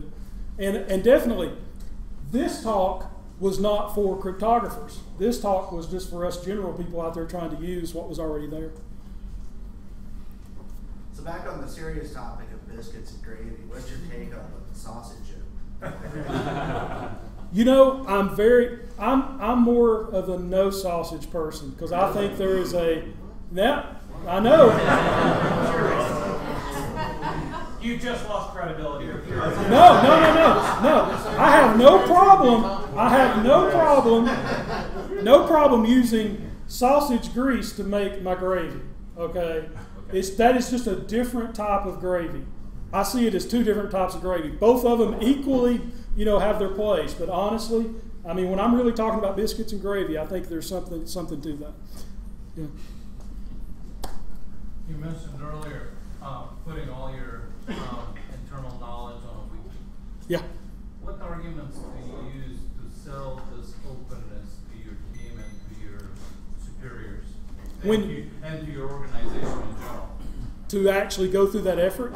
Yeah, to put things out in the open so that your process is transparent. Well, if you don't have, and when I say open, it could be a closed wiki to your team. So that's okay. But still, it's a degree of openness. It is, but the problem is, to me, it's worse if I have tribal knowledge. Does that mean I'm operating off tribal knowledge at that point, and everyone is holding something in their head, but I'm not too sure what it is? To me, that's a much more dangerous thing when it comes to, think about what's happened lately, patching, vulnerability management, just knowing what algorithms and procedures I have where. That to me, you ought to be able to sit down and draw a case out for that, especially, to say this is much more dangerous and costly if I do have to patch or fix or do anything like that. So I think there's an argument. And if you don't have a longer conversation, be sure and shoot me a note. Seriously. If you want a real-world example to offer to management, point out the case of a security guy that goes and designs. Maybe he uses the right methodology, but he's the only one that knows how the cryptography works. And if he leaves the agency, he knows everything about that crypto system. He knows how to backdoor it, and nobody else knows how to stop it. There's lots of ways. The entire team knows, then at least the entire team knows how to protect it. Right. There's a transparency. Level of assurance and transparency is really what you're looking for. I like that. Yeah. As an argument towards levels of assurance. Level assurance. I said the easiest way is just make it part of your disaster recovery plan. And that's the crazy thing that I guarantee probably 90% of the people in this room have not done. But if you have any type That's of a great idea. That's a good idea. What happens if one of these guys dies in a car wreck? What happens if this guy gets stuck and he can't come or he gets sick? It's amazing how many people have shops put together and they realize that I haven't thought about security, I haven't thought about development, because you realize everybody has the whole A, B, C developers that they rely on, heavy. But if you don't, carve out those roles in the contingency plan, you can really screw yourself up. We actually have key resource dependencies. They actually tag people in our company who are key resources because you actually don't want key resources. Yeah. and so you try to minimize those, and that's a DR thing's a great point. Do we have time for any more questions? Or we? Yeah. Good. Did anybody work through? Here, another question. Did you start out in the military doing signal analysis in crypto, or no, not at all. No, not at all. Not at all. I am ground up, just security and just everywhere, all the time. Homegrown. That's scary, isn't it? That's why I saw. You heard me say 100 times. Get someone who's smart. Vet this out. Back in the corner there. Do you see any chance for something like PGP encryption for email with private keys and stuff to actually ever work? If you could make that work where I can explain that to my mother and father and it's built into the OS and built into the system, then I think it's going to work. Otherwise, if they have to actually maintain keys or have a notion of what a key is or life cycles or disposal, I don't see how. I think people in this room could get it, but extend that out to the rest of the world, and I don't know how. Yeah, I tinkered with it in college, and the only people I could get to actually use it were the other people. The only people. I think you're up front. Yeah, so I would say to that everyday people using that aren't IT experts, that aren't security experts, they don't understand how SMTP works. Right. They don't understand how it needs to be that easy, though. And it really is a matter of making it default. Yes. That OSs and services just default to using that. It's like a smart card. If my company issues me a smart card and puts a certificate on it, I don't actually have to know that certificate's there. I need someone or something to manage that certificate and manage that life cycle to make it to where I don't know that it's there but usable. Got to think. So the government classifies strong cryptography as munitions, and industry classifies strong cryptography as required for business. Yes. So, where do you see that smackdown going? That's I tell you what's happened in the last couple of years. If you look at NIST 853 revision 4, if you'll actually look at that, what they finally got around to doing is they figured out privacy was important. So this is like the first inkling that we're seeing coming out of the government about privacy mattering, and that's really what commercial people care about is the privacy. So I think you're going to see that. I don't know where they're going to go with it, cybersecurity framework, all that other stuff. I think it's going to get to where they have to accommodate those other, more than confidentiality, integrity, and availability. There's more to it than that. So I think you're going to see that merge over the years, and you see them slowly starting to accommodate that. So, do you think industry is pushing government at all, or do you think they're kind of sitting back? I know our industry. We're heavily regulated.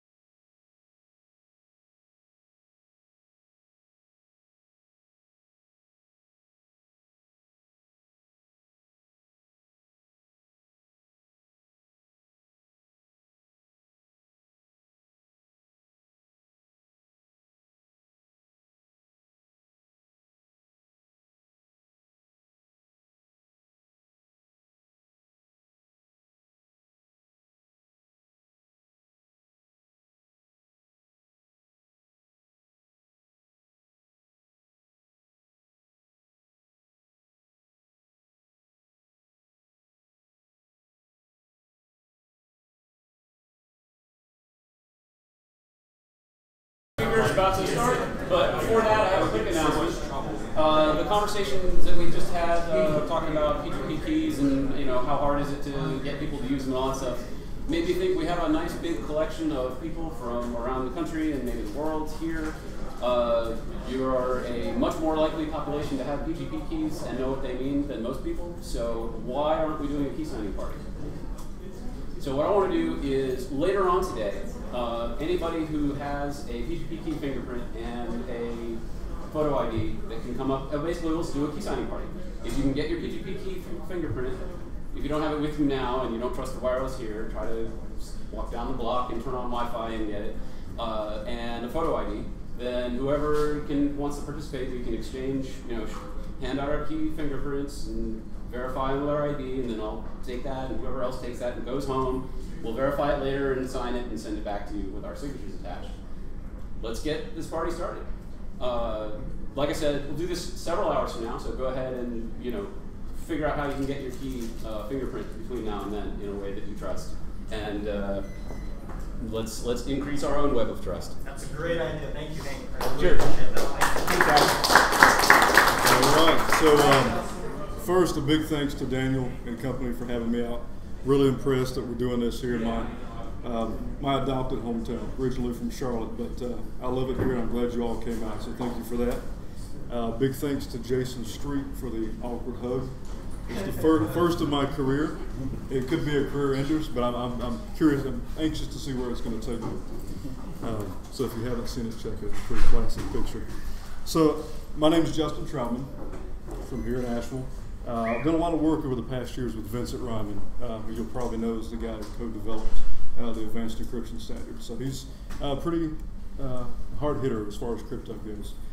So basically over the years we've been looking at how cryptography fails to work in practice. When I first got started, I was really into the math, building algorithms, learning the algebra behind it. But then I realized that that's pretty much a solved problem. We're not really in the business of breaking cryptography at the mathematical level anymore. And that's evidenced by recent leaks about random number generation being tainted by the NSA. What that tells me is that the NSA, they're trying to break the part that's universal. If we can taint the keys and weaken the cryptography, that works better than trying to break individual algorithms. So over the past few decades, we've migrated from breaking math to breaking implementations. So that's what got me obsessed about implementations. But then I got to thinking about that too. Even if we harden cryptographic implementations, nobody's using cryptography. And PGP is a prime example of that, and how it's been around for 20 plus years, but very few people actively use it. And why is that? We have strong cryptography available. People obviously care about security and privacy, so why are we not using this tool? So that's really one of the foundations behind this research, moving from the math being solved to the implementation still being kind of shoddy, but even if we solve that part, we have to really focus on the interfacing of cryptography. And that's the one part that we can't solve in the cryptographic community because we're not user experience designers, we're not usability experts. Our community has lots of really good developers, lots of good mathematicians, but even if we get that part right, and even if we could build something remotely NSA proof, if it looks like PGP, nobody's going to use it. So that's sort of the launching pad for this work. Hope nobody has motion sickness because they got a little crazy with Prezi. All right, so it's hard to tell from here, but that's the tip of an iceberg. So after 20 years of cryptographic software, this is sort of where we are as far as the user experience goes. You almost have to have a PhD in cryptography to really benefit from it in practice. That may be a stretch, but at the same time, usability studies going back 10, 15 years have shown that even college-educated computer science students that have no background in security and privacy have a tough time understanding a lot of the concepts that take place, largely because there's no physical analog to the language we use in cryptography. So I like to start off with a quote, something slightly beautiful, more beautiful than most people find math. I love math, my wife hates it, so this was probably the easiest way to get her in tune with a lot of the work we're doing. But I think this quote sums up where we need to go and how we need to approach cryptography in the real world. Basically what he's saying, instead of asking people to build a ship and work with tools, let's teach them to love the ocean, to long for the sea. And that's really what the consumer industry is built on. You know, when I get in my car and I'm driving on a mountain road, I'm not thinking about internal combustion. If it depended on me to understand how that worked, I would probably have to take a bus because I'm not a mechanic. I don't work in auto engineering. I really want to get in the car and drive. I have things to do, places to go. And that's the disconnect we have in real world crypto. We're asking people to care about the cryptography when at the end of the day, that has nothing to do with what they're trying to accomplish. So this has got me in a little trouble. Some people find this to be heresy, a lot of the purists in crypto, when I say that real world crypto has nothing to do with cryptography at all. Solving this problem is really going to be a matter of product design, because we already have the math. We have, you know, decent implementations that we're hardening all the time. So that stuff's been solved for the past 10, 20, 30 years in many regards. But we've never really looked at security and privacy, especially in the context of cryptography, as a matter of product design. And, you know, for two good examples, well, the first one, Tylenol. If I get a headache, I go to CVS, look for the Tylenol label. It's a brand I know and trust. Take it off the shelf, open it, read the instructions, take it, my headache's gone. That's a consumer success story. Somewhere in some lab, there was a compound of chemicals sitting there that they knew would relieve headaches. But if they didn't have people that could turn it into a product and give it a brand, it wouldn't have turned into $1 billion, you know, pharmaceutical industry. So that's that gap we face now. We're still in the lab. We're still giving users the raw materials to put together. You know, I probably would deal with a headache if I had to compound Tylenol myself. That would probably give me even more of a headache. But yes, that's really where we're at. But I think we're in denial. So if real world crypto is about products, which I firmly believe that's where we'll find a lot of the answers, then that means it's about people, understanding the roles of people when it comes to security and privacy. So we really have three groups of people represented by real world crypto. You've got cryptographers like me who obsess about the math, obsess about the algorithms. You have developers who may or may not know a lot about cryptography, but they're asked to implement it and they have to work with it. Quick show of hands, anybody implemented cryptography sometime in their career? Depends on what you mean by implement. Something as simple as, you know, a call to API, saying I want to use this to encrypt that. Okay, so most of you have dealt with it in some way, but at a very high level. You know, it shouldn't be required that you understand what's taking place so much as having a safe, benign surface to work with. So we have to respect that too, but I don't think we do. We still give developers a lot of raw pieces to try to put together and build ad hoc protocols, which tend to fall apart, but that's not the fault of the development community. And of course we have consumers. And when you think about what we ask consumers to do, we ask consumers to encrypt, authenticate, decrypt, verify. These are the same terms that I use as a cryptographer. So what we're doing now is looking at the language we use for developers. You know, there are really, you know, terse ways to describe what happens in a car as far as internal combustion. But for the consumer, we just tell them to start the car. That's a very high level abstraction, but it works. So why are we asking developers and consumers to work with language that really doesn't fit where they are in the process? So the golden rule going forward, if you're building crypto products or working with crypto or have any sort of influence of how crypto shapes up in your organization, make sure you're respecting the individual roles of the people involved. Make sure the language and the decisions you're asking them to make lines up with their job descriptions, basically. So cryptographers expose way too much to developers. A prime example, another quick show of hands, who knows what ECB mode, CBC mode is? Okay, so you've probably heard by now, and you've probably seen the images of the penguin, the Tux penguin that's encrypted with ECB versus CBC. So we know not to use ECB. It's a really bad mode. It's not even semantically secure. It leaks a lot of data regarding the plain text. So we don't want to use that. CBC is probably the most commonly recommended block cipher mode of operation. So you would think that if you're using CBC, you're automatically okay. But CBC takes what they call an initialization vector. That's what sort of starts the chain sequence. But there are some conditions imposed upon the initialization vector. It has to be unpredictable. If you use a fixed IV, you end up with something that's no better than ECB. So it really depends on this implementation detail. that as a developer, you may or may not know, because it's not really crucial to you programming. It's crucial to us as cryptographers when we're building systems. But this is something we shouldn't be asking developers to do. And if I look at 10 implementations, sometimes close to half will use fixed IVs. They'll do things because it makes more sense from a programming standpoint. It's more efficient, it's easier to do. But since you're using CBC, you should be okay. So that's sort of a fallacy we're trying to get around. I guess it's timely to mention TrueCrypt. I'm sure a lot of you have heard about the fate of TrueCrypt. So this is not a problem anymore, unfortunately. TrueCrypt's not asking users much of anything, unfortunately. But the good news, I think some folks in Switzerland are trying to keep it alive. So it may come back. But anyway. Long live TrueCrypt. Yes, long live TrueCrypt. Who can tell me, let's say, the mathematical difference between the advanced encryption standard and 2FISH? I'll be really impressed. Anybody want to take a stab? Big numbers. Big numbers. So we're at an information security conference, and you may or may not know the difference, and that's okay, because this is not a problem for developers to really understand. It's not part of that job description. But this is what we're asking end users to decide between. And I used to participate in the TrueCrypt forums. I was very critical, but only because I loved it and I wanted it to succeed.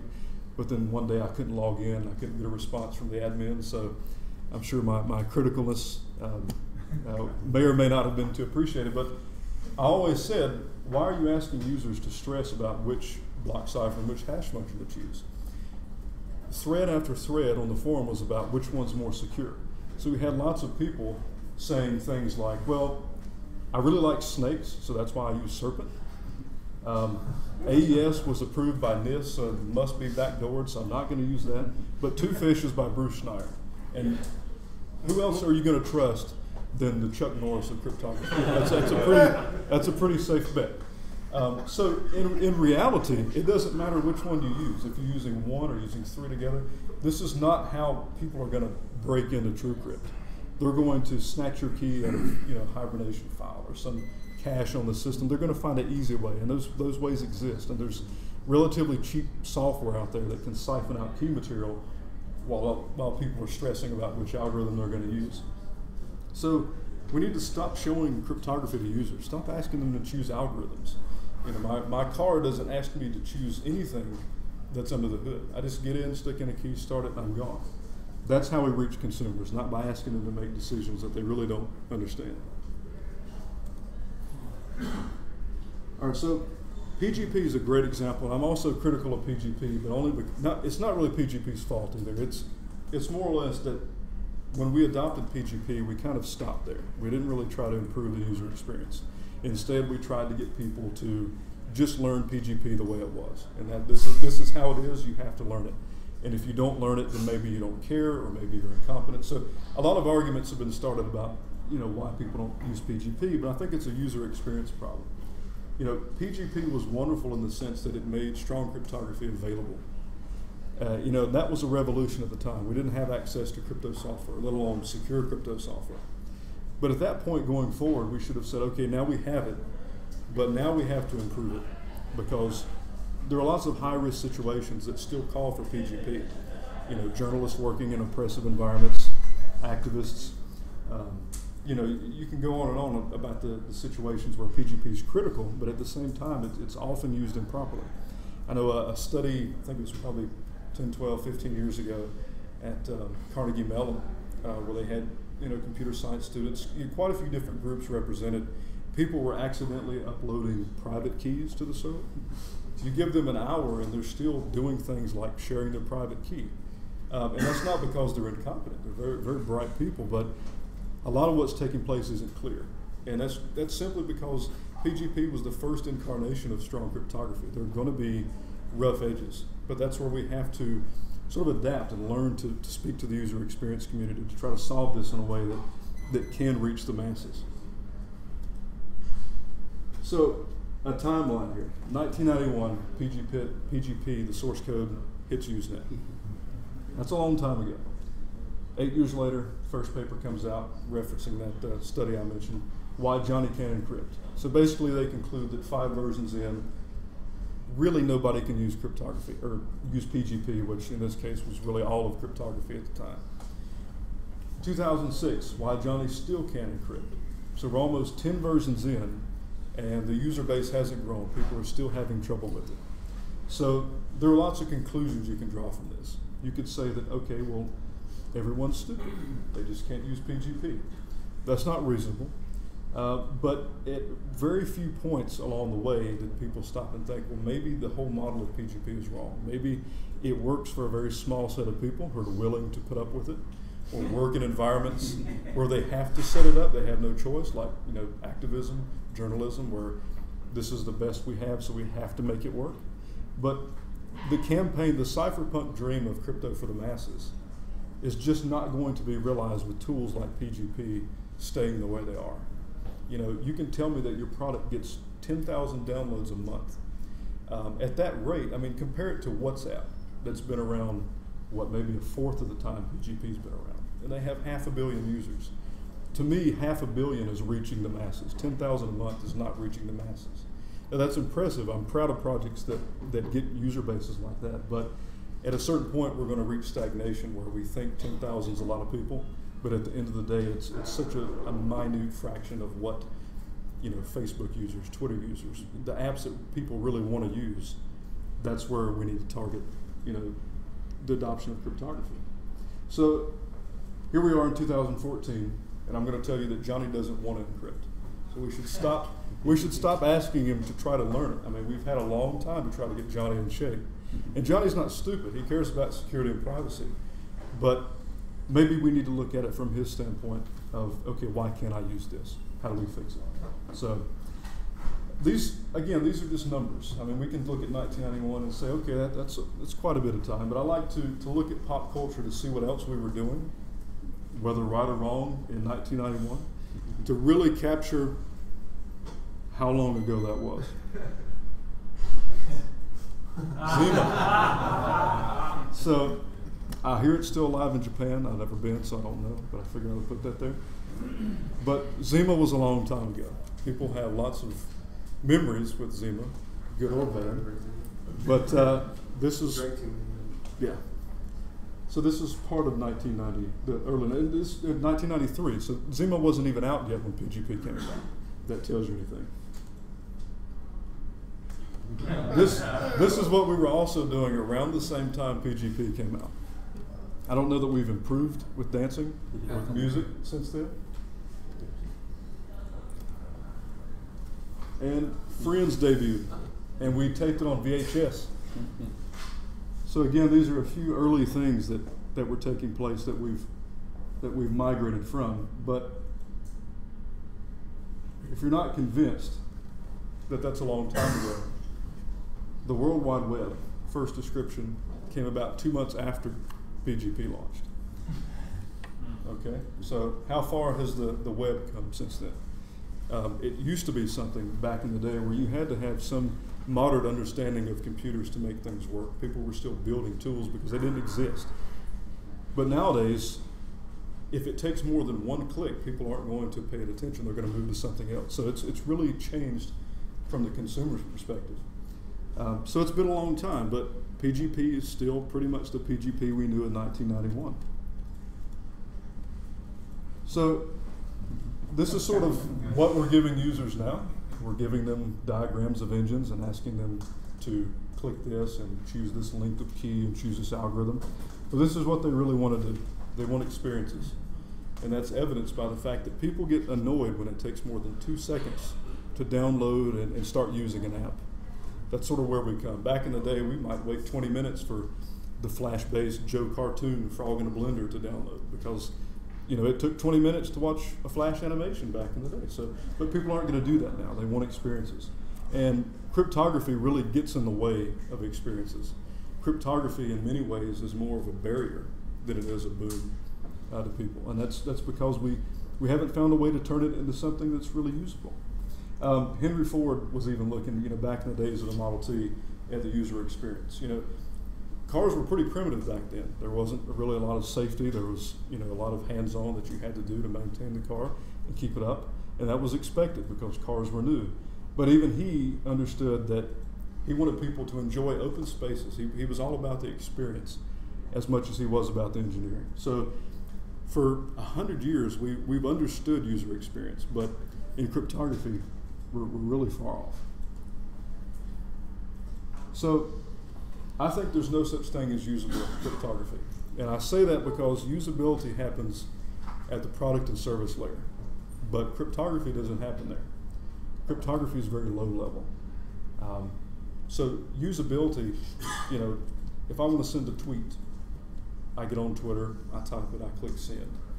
That's sort of the usable product level. The cryptography should be happening behind the scenes. I shouldn't have to select anything or choose anything. So the idea that we're going to get people to use cryptography is sort of a mismatch of levels of where things happen.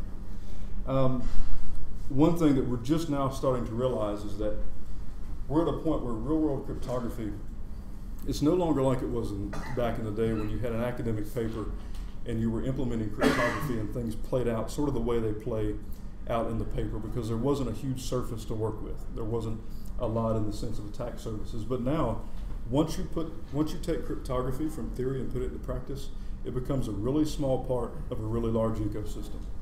It's almost non-existent compared to other things.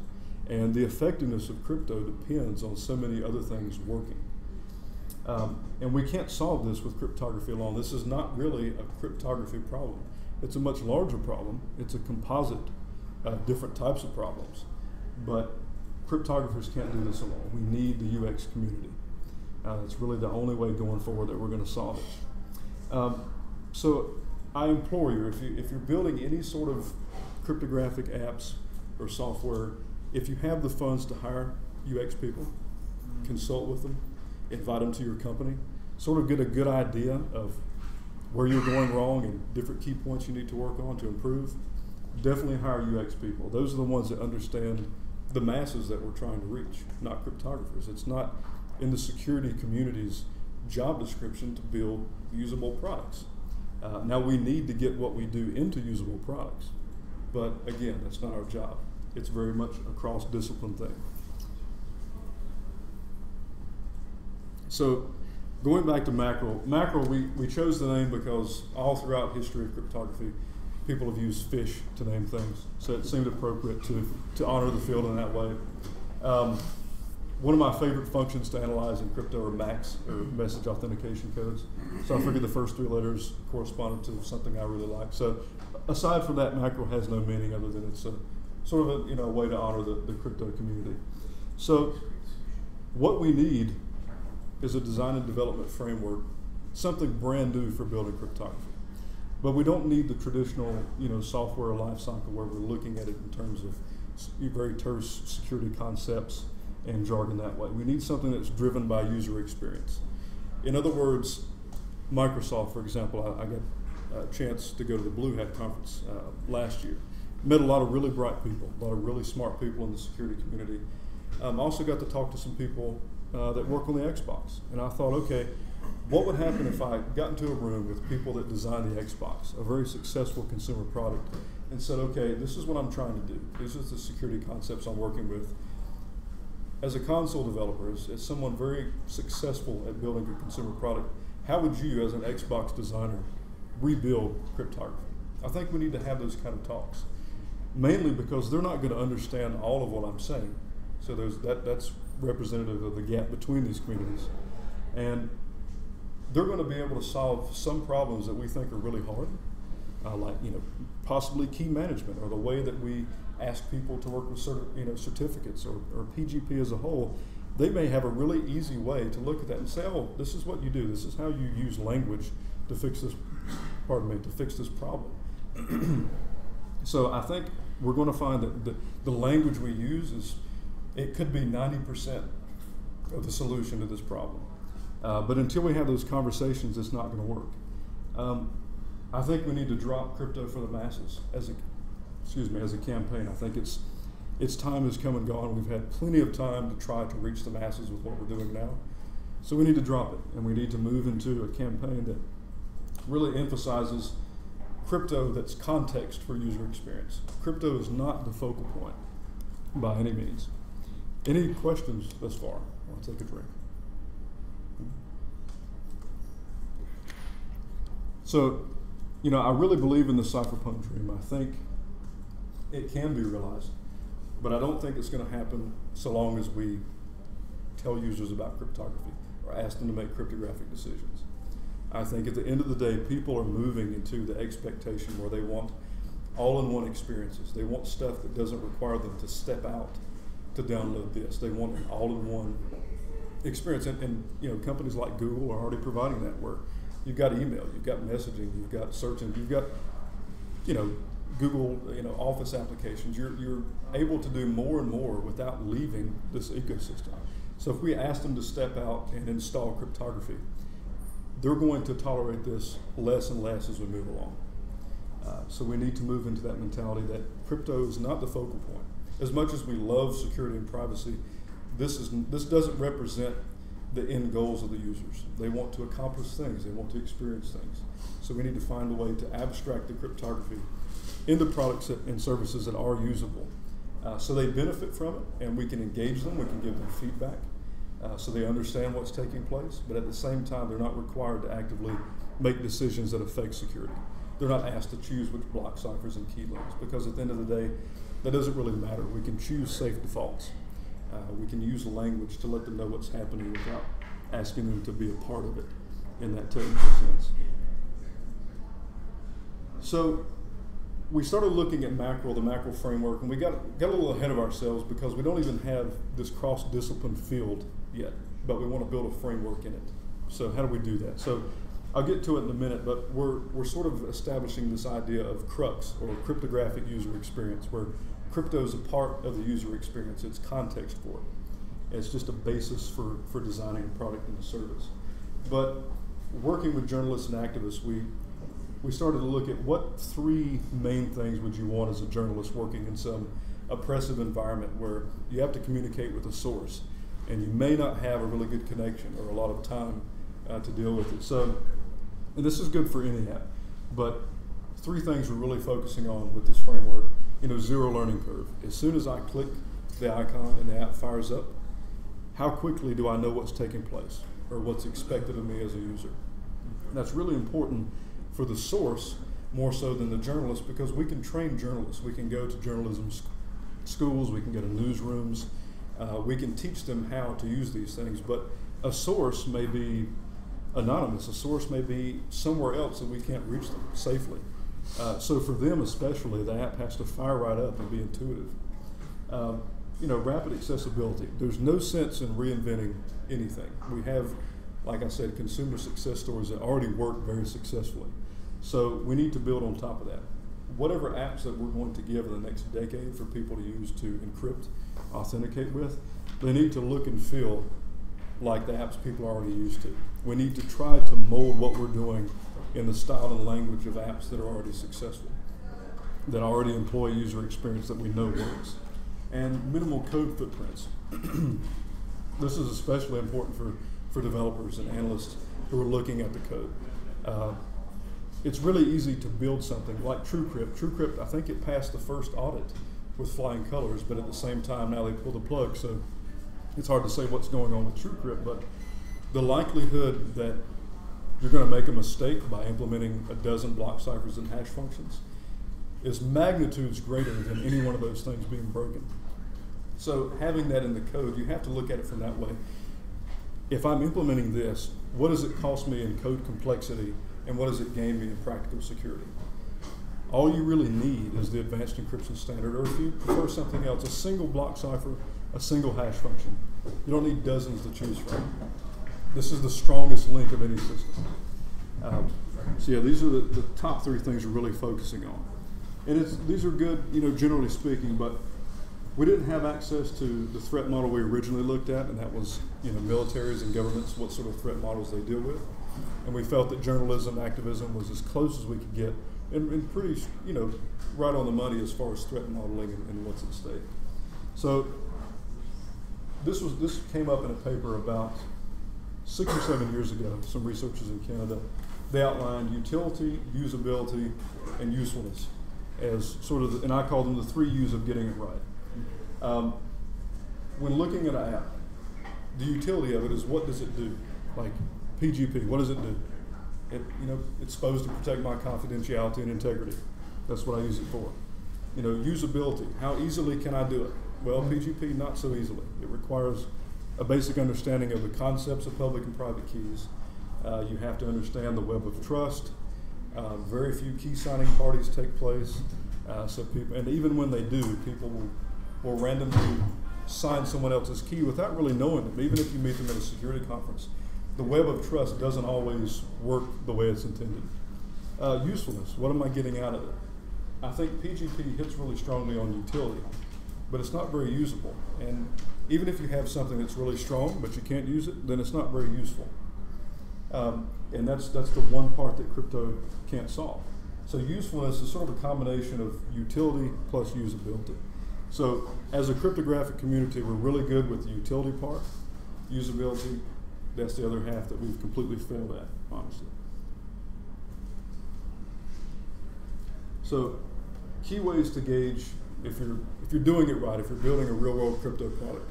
And this isn't always possible to do, I understand that, but if you get funding, if you're building a security and privacy product, I urge you to set aside some funding to have UX help come in and guide the process. Because, since the NSA revelations, it seems like every night someone's coming out with a crypto product, a secure messaging app, something to try to be the next greatest thing. But what's going to set you apart, what's going to allow these products to compete is how usable, how good of a user experience they are. We can't just rehash PGP and expect that to catch on. So we really need the guidance of UX people. So the first fruits of your funding, if you can in any way, try to get some UX people in. And also to understand the mentality that even if you eat, drink, and sleep cryptography, this is never going to be a focal point of any consumer. This is something that people may care about at a very abstract level as far as security and privacy. They may want those things, but that's as close as you're going to get to the consumer conceptually. Nobody really wants to encrypt. That's the main thing I'm saying. So when we're designing something, if at any point along the way it asks the user to encrypt, you need to backtrack, you need to redo it, you need to rethink what you're asking the user to do. Again, nobody wants to use cryptography. The really bad thing about good tools like PGP is that's what we have and people are going to use it. And the worst thing that can happen, aside from having no tools at all, is for people to use loose discretion when using the tools that we have. And you can actually end up being less secure by having something that is pretty good than you can if you have nothing at all. Because if you have nothing, you're more likely to be cautious. But if you have something, you might loosen up. You might feel comfortable using it with whatever you're trying to secure. And that sort of speaks to user experience as being the key part, because without that, so many people are going to continue to uploading private keys to servers or sharing the wrong pieces or posting it to their website for people to download. And they're going to be compromised all because we failed to make something that made sense to the consumer. So yeah, moving forward with Mackerel, sometime late next year in University of Leuven in Belgium, we're going to put together a conference. And we're also going to call it Crux, where we're bringing together people who specialize in user experience design. We're going to bring cryptographers, developers. My idea is to have people that design, console gaming systems right across from the table from someone who designs mathematical algorithms. To try to find a common ground as far as the language that we give users. And again, this is something that just came to me last night, but I think that user language is going to be 90% of the solution to the problems we have in security and privacy, getting people to benefit from it. I think a lot of it's just finding physical analogs to draw from, looking at other consumer success stories to build from. So, sort of a summary of what we're doing. Any thoughts or questions or heckling or? One of the things that when you're talking about the usability is like the feature that gets me the most, like using PGP like with Alpha. You're trying to do that add-on, and it's so hard to configure, so hard to get it going. One of the things to start learning to streamline it, make it more easier to use PGP or cryptography in email communication, which is one of the main reasons why you want to use it in the first place. Right. So, sorry, what's the question exactly? So when is that going to be easier? When do you think they're going to be coming out with more add-ons for browsers or for email communication for like Gmail or Yahoo or whatever email sources out there?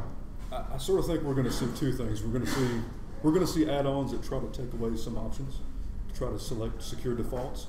And one thing I also see happening with that is, let's say you download a plugin, and by default, it's the simplified interface. And just to appease to developers or power users, as they call them, you might have some fairly hard to get to alternate menu that allows you to fine-tune things. And that could be the trade-off that we have to make, where we try to simplify the interface, go secure by default for as much as we can. So I think we're going to see a lot more of that. Not sure if you've heard of Mailpile, but there are a couple of other like Mailvelope and alternate apps where stuff's baked into it, it's integrated into it. Thunderbird and email. It's a lot less painful than Outlook. Sure. I think it works better.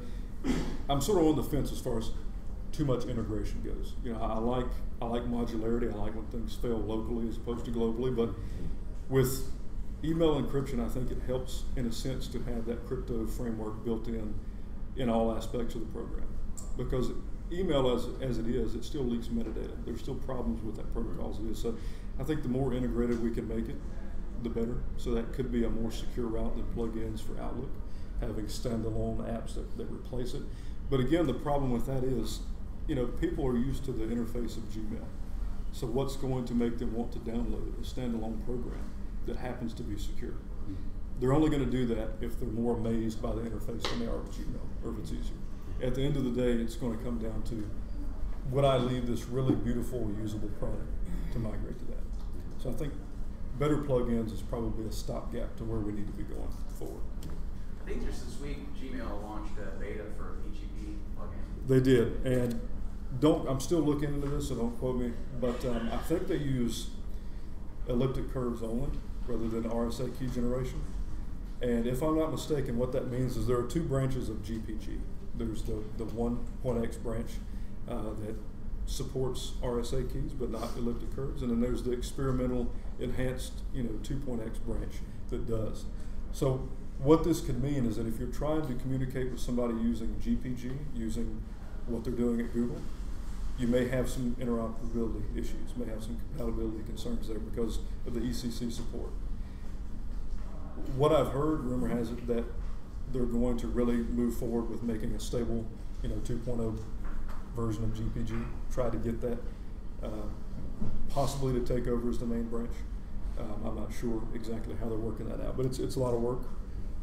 So I'm really excited about what Google's doing with that plugin, but I also worry about, if you're a journalist, you may not be able to communicate with your source using this easy to use Gmail encryption thing. You may not want to anyway, but it's going to be interesting going forward. So there's this tension between open source, right, which is easily inspected, easily forked, all that good stuff, and user experience. And open source is generally not great user experience, and proprietary is generally great user experience, but very low inspectability and trust. Is there a new, or do you foresee a new business model where people can create products that are both trusted with a good user interface? How's that problem going to be solved? It's really tough because the industry is not driven by security and privacy. People want business. They want to have a business model. So that tends to be what drives that. And they want to protect their interest. If they have something that's very novel, they don't want to open the source.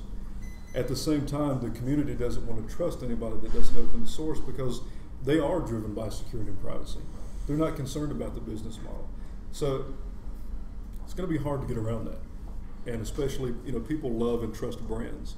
So as long as the brands that people trust remain closed, I think they hold a firm grip. Even if open source gains traction, the thing, I sort of like to play a faux closed source apologist in a way.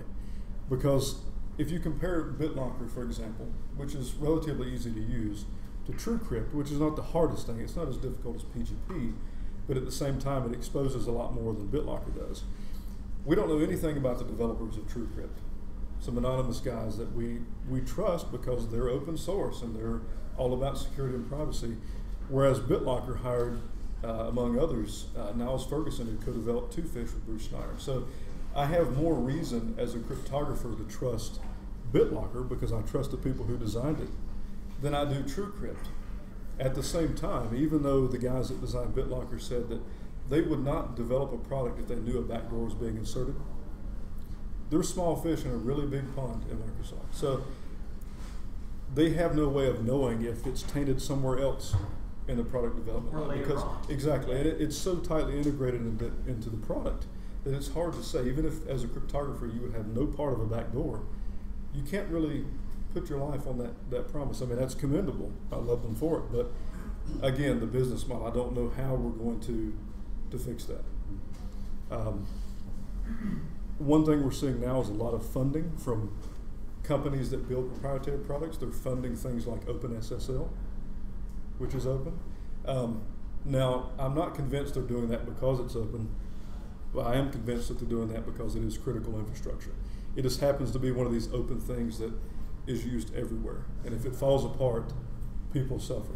So, I'm not convinced that's an open source hero type of thing so much as, okay, we need to fix this and we have some money, let's try to fix it. I think you're dead on that the way to really get wide scale adoption, like the way to get my parents and my aunt to use crypto in their daily lives is for them to not even really be aware that they're using crypto in their daily lives. It's just that should be the way things work. One big concern I have with that is the snake oil problem gets worse and worse when you start saying we're going to move away from things that we've studied for a long time, and implement something new. And it won't even be a top line list of, here's how we implement all the privacy stuff. We will take crypto, we'll say privacy, whatever. But, Snapchat claims to be private. It's nowhere near, Exactly. We all know that. But if somebody comes up with, private chat or whatever, and there are, people could be drawn to that because it is, like you said, a topic high in the concern of the average person, but the average person is so unprepared to vet whatever's out there that we need to make sure that we're doing a good job of throwing of testing things out and complaining when snake oil hits the market. I agree. And I think Twitter might be one of the single greatest things to happen to the security community because a lot of dialogue has taken place very quickly. Like, TrueCrypt audits probably might not have happened, or at least not as quickly, had a few people talked about it on Twitter. So I think we're in a position where we can catch these products and call them out fairly quickly. That's good. That's not ideal. I don't know if anybody ever followed Bruce Schneier's old mailing list before he set up his blog, but he used to have the doghouse column. And if you looked at snake oil back in the day, it was really easy to tell it was snake oil because it was something like polymorphic chaos theory where beams of light from the heavens coincide with these bits, and it was really easy to see. But now, ever since the NSA revelations, the Snowden debacle, since that, we're seeing products that are snake oil in the sense that they're not very good, but it's not like it's as noticeable as it used to be because they claim to be using AES. They all look the same from that security standpoint. So I think the snake oil problem gets worse. And it's not so much because people don't have good intentions, but you have people that are trying to capitalize off of all of it overnight. And then you have those who really want to do something great, but they don't really know how. But they put out a product that looks nice and people buy it and use it. So that part's going to get hard. And crypto is still Wild West frontier. It's not regulated. So anybody can build a crypto app and make it look nice and sell it. So that's going to be an issue. I think we're in a position to maybe fight it better, but it's always going to be there. Just a suggestion, if you don't have lots of funds for user experience audits, one of the things you can do is take it to a university. Even if it closes university, just have communications vertical in it. You can buy a bunch of pizza, you can give a $100 reward for the best suggestion for whatever class you choose. No, and I appreciate you bringing that up. That's really important. I just had the opportunity here recently to work with the university, pretty much doing the same thing on an almost non-existent budget. It's just basically printing material. Right, and as long as you're listening, you can learn a lot. But if you go in with the concept of my stuff is perfect, then you're not going to learn anything. You just wasted your time. Sure. Anyway. Yeah, and I think we're in a community and industry where a lot of folks are in denial, and there's a lot of back and forth about what's the right way to do things. There's still a lot of flack that we need to weed through, especially when it comes to user experience, because it's hard for some people to say that we're doing a really bad job at this. But I think, again, it takes that open mind.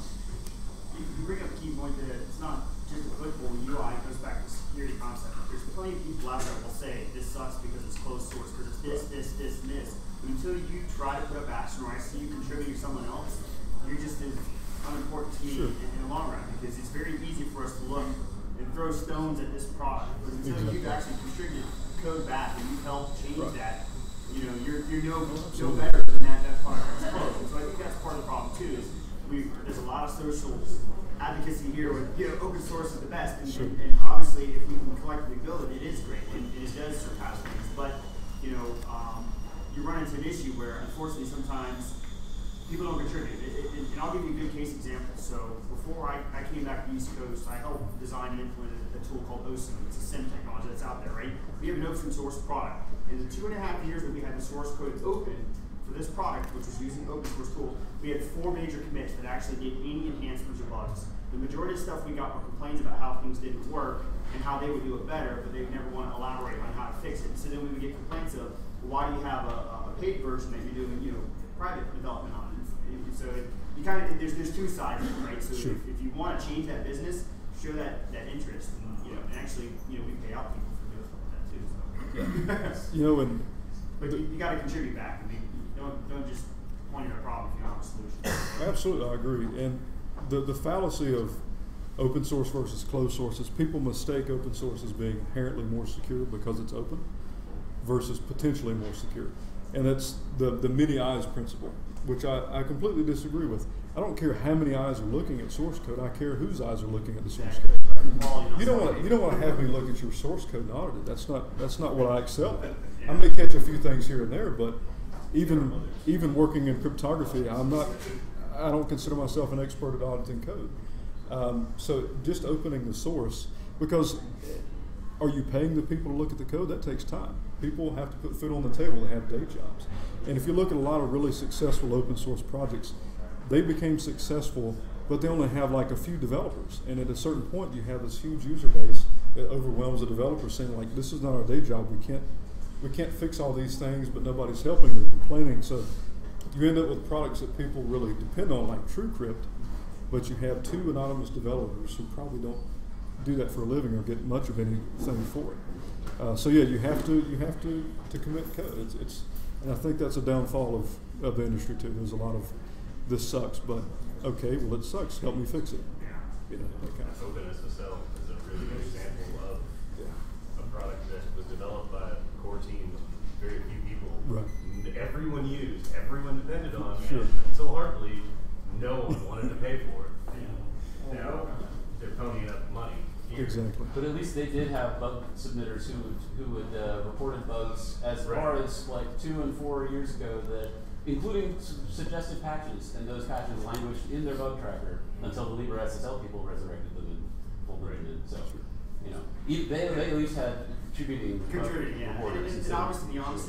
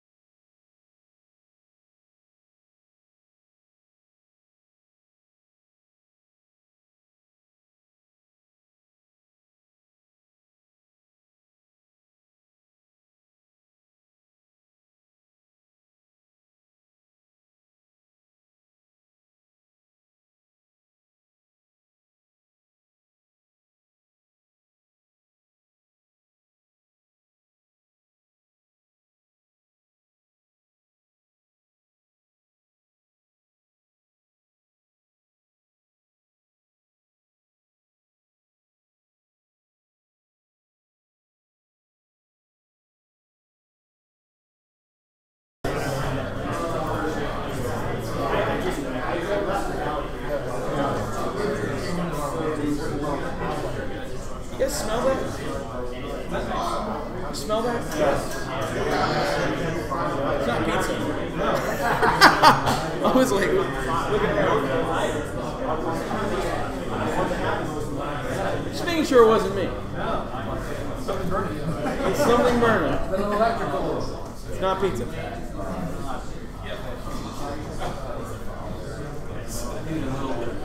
Little back here. Those chairs are not very forgiving. Ready to go? Go ahead. All right. Ladies and gentlemen, Dane Deaton. Hey guys. Thanks for having me. That was an awesome talk and discussion that we had.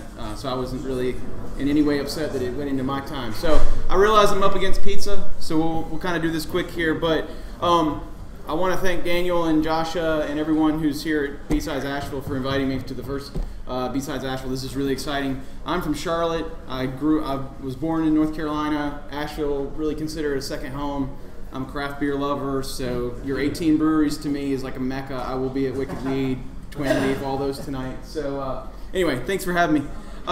So I live in Charlotte. I work for a company called Gotham Digital Science. I'll tell you a little bit about my company and my background before I get into my talk. But the talk that I put together is basically focused on some recent security breaches and the trends that we're seeing in our company over the years, and also some common pitfalls of network penetration testing. That's a lot of what we do. And so we've kind of identified, when we all came into the company, we all had our different methodologies and approaches, and so we've kind of put our heads together and come up with some, what we think of as a pretty good methodology, and we know where we started, and so we basically just wanted to kind of share some, nothing's groundbreaking by any means, but just some techniques that we do that really, I think, closes some gaps and helps, ends up with more comprehensive results when it comes to doing some network penetration testing. So before I get in, I just kind of want to know, what type of people are in the crowd? Are people penetration testers? Anyone in the, okay. What's that? Former lives, yes. Former lives. People working in, people are from Asheville? How many people are from Asheville? I'm just curious. Oh, so good crowd. Okay. So this is that part of the segment is kind of designed for testers and also organizations who want to protect themselves. So here goes.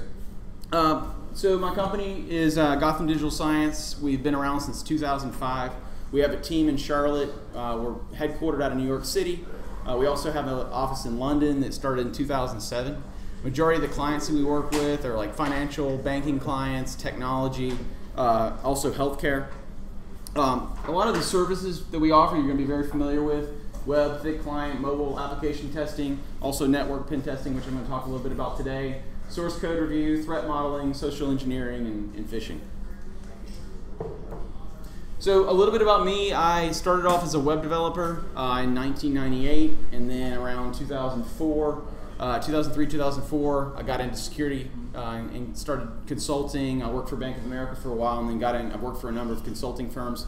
I've been with GDS for about 4 years, and I'm a manager here in Charlotte, or here in North Carolina. And also I mentioned craft beer lover. I've been home brewing for about 13 years, so if there's any home brewers in the crowd, I'd love to talk to you after this. So anyway, that's the story about me. So we're going to cover some recent breaches, some that you're probably already very familiar with. There was a recent report that came out from Verizon that kind of blew my mind. It had a lot of great data, and I wanted to share some of that. It was really hard to kind of pick and choose what to share, but I think there's some kind of interesting graphs and bits and pieces to it that I want to share. Then I'm also going to share some trends that we've seen at our company since starting in 2005. We're going to share a case study of a recent assessment that we did. Talk about some common methodologies, some of the common pitfalls, and then also some new techniques, or not new, but just some techniques that we use to kind of close some of those gaps. So first of all, by show of hands, did anyone else see the Verizon 2014 data breach investigation report? It's awesome for several reasons. First of all, it's very well written. It's it's like a 60-page document. You would expect it to be really dry, and you'd only make it to like page 5. It's really, there's a lot of creative writing. It's a lot of fun to read. It's really pretty graphs and colors and pastels and all those fun things that people like to look at too. So I think this came out in like April, and I've given this talk once before, and this came out like 2 days before the talk, and it was exactly what I needed to kind of segue into talking about network penetration testing and some gaps and trends that we've seen, because it really just strengthened everything that I was thinking about at the time. So to kind of give a little bit of background, if you haven't seen this report, I highly recommend it. I got a link here at the bottom. But basically, it's based on 10 years of data, aggregated across 50 different companies that just volunteered it. A lot of it's, then they had to normalize it and put it into different categories and groupings, and they did a fantastic job with it. I was in no way part of it at all, so I'm not like tooting my own horn. I just thought it was a great thing. So I wanted to share some of the data. So in 2013 alone, Verizon reported that 1,367 confirmed security breaches happened, and that 63,000 some odd security incidents. A lot of the well-known breaches that you're probably already familiar with, just wanted to list a couple here, are Evernote, Harbor Freight, Vodafone, Adobe, BIPS, which is the Bitcoin, Washington Post, Target, just to name a few. There are many, many more, and a lot of them are included in the report. And those are in sequential order over the course of 2013. One data point that I found really, really interesting is, like, what were these attackers after? And, no surprise here, it all came down to money or user credentials. And I'm going to get into some graphs later that kind of show you some hard facts around that. So I won't spend a lot of time on these, but I do have about 5 to 6 graphs that really jumped out at me. There is so much more in the report. This first one here is the number of breaches per threat actor. So you're looking at like the partner, the internal, or the external threat actor.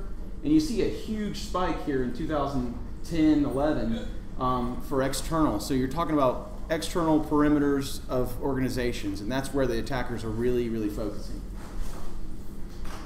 The next one here, I love how they categorize this into different types of patterns.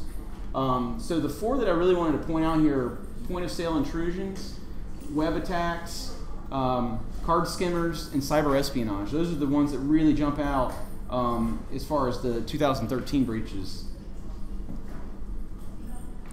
So the number of breaches per threat action, and the actions break down to hacking, social, physical, misuse, error. You can't see in yellow, that's malware there, but basically, this is 10 years of data here, and you start to see an upward climb for hacking and malware, and I think that sort of tells the same story, that we're seeing a lot more automation, and the tools are getting better. And the different kits that people are using, it's a lot less manual, a lot more automated these days. So it's a lot easier to load up a scan and start running against these different organizations.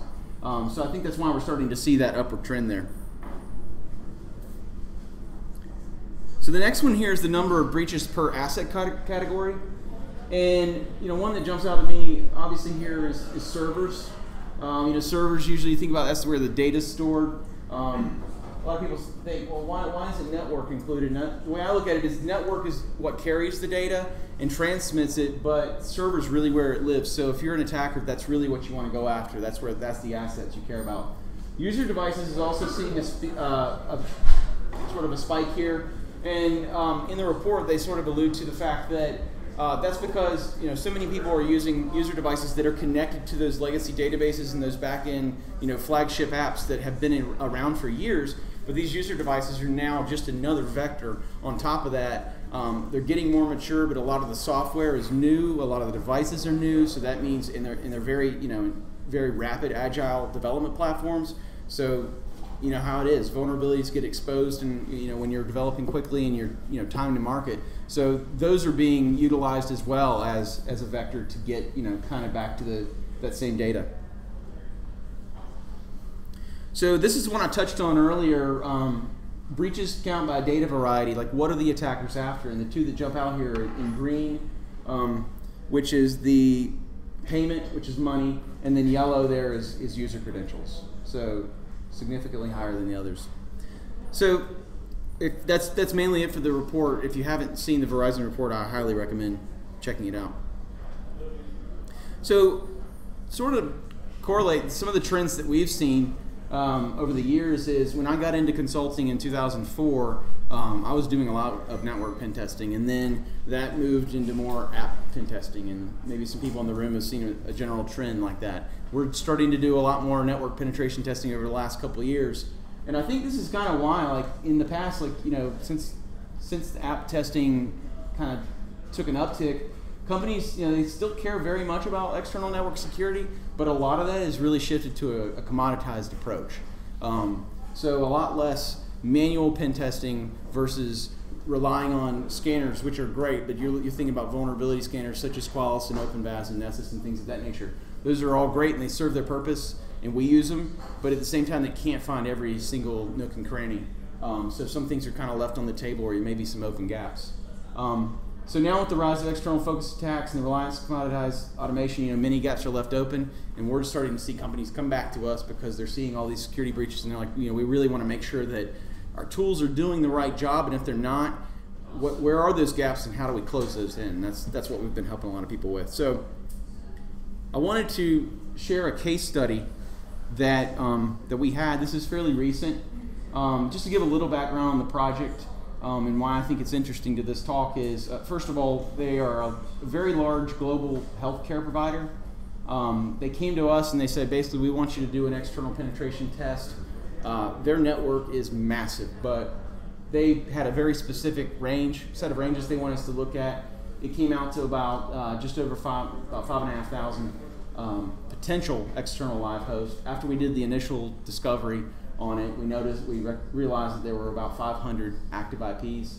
So the interesting thing they didn't tell us this until after we did our assessment. They had another vendor that did an assessment similar to this, and they came back to them with a zero findings report.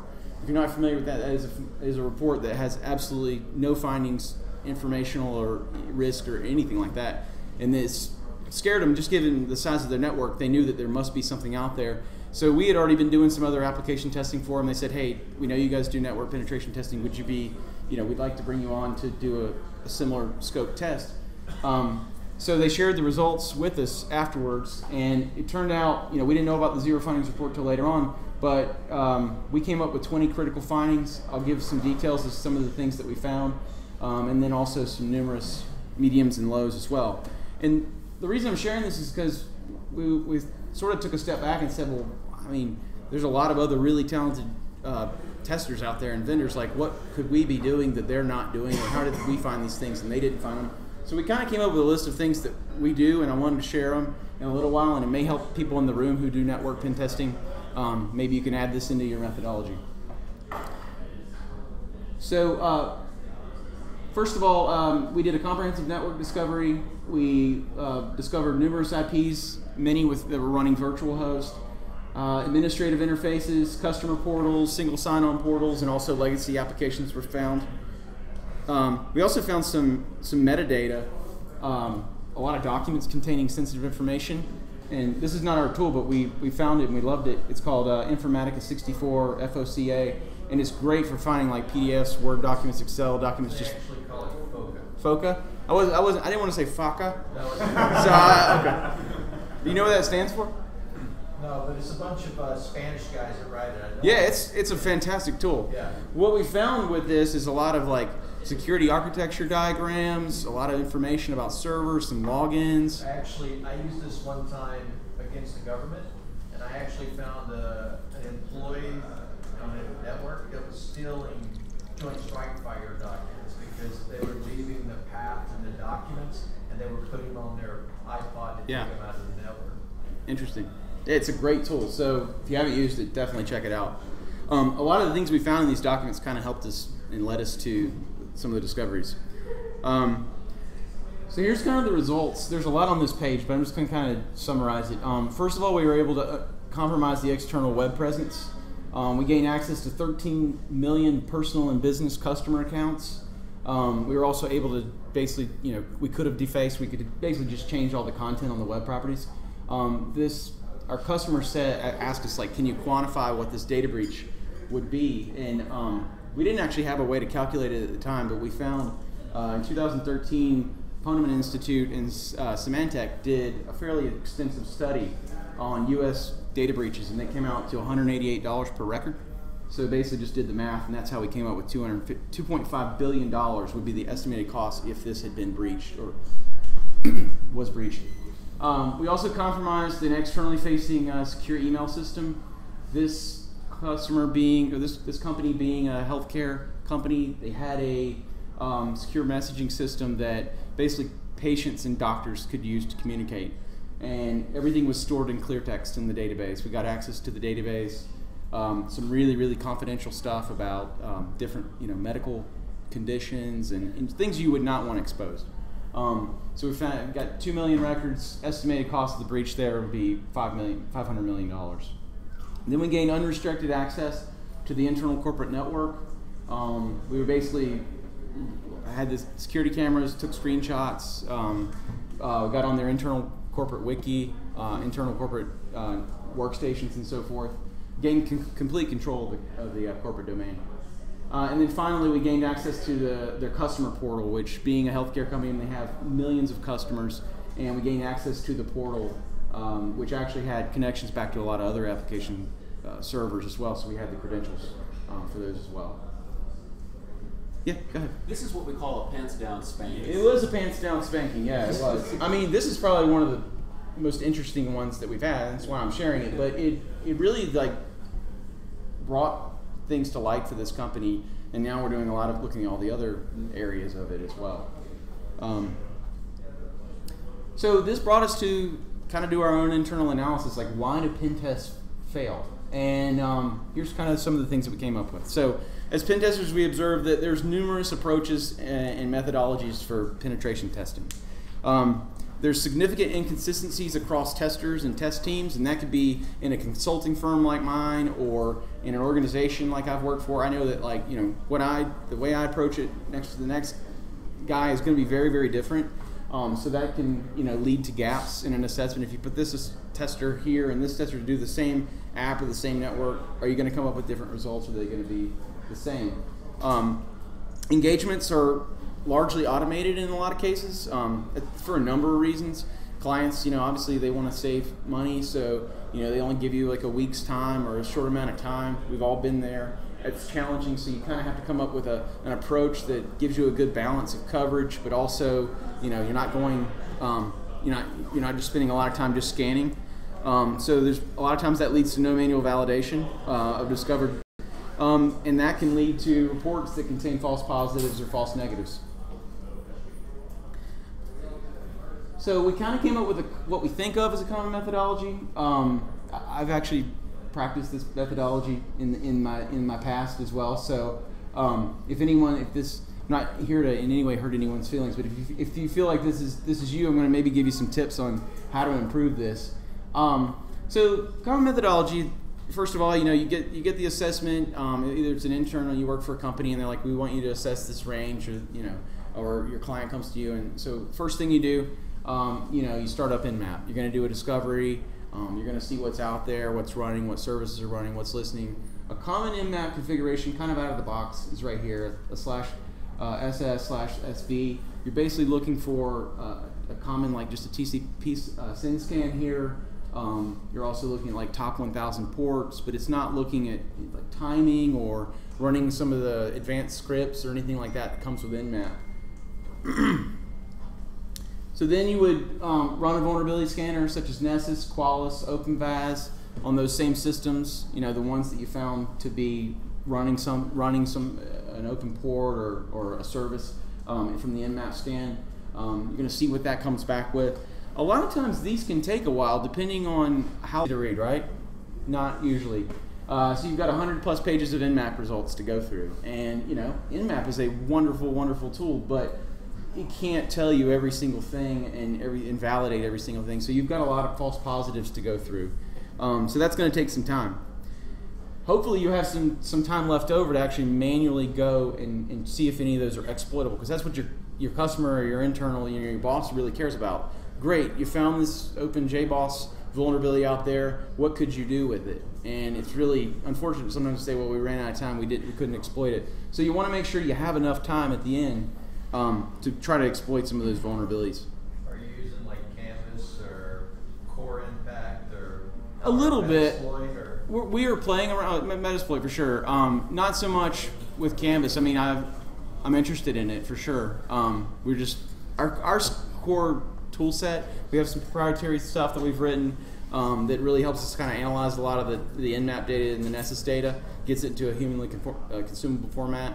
But mainly we're starting with Nmap. We've really kind of just tuned our configurations to try to maximize it. Also using Nessus, some Qualys as well, but and some Metasploit when it gets actually to the exploitation.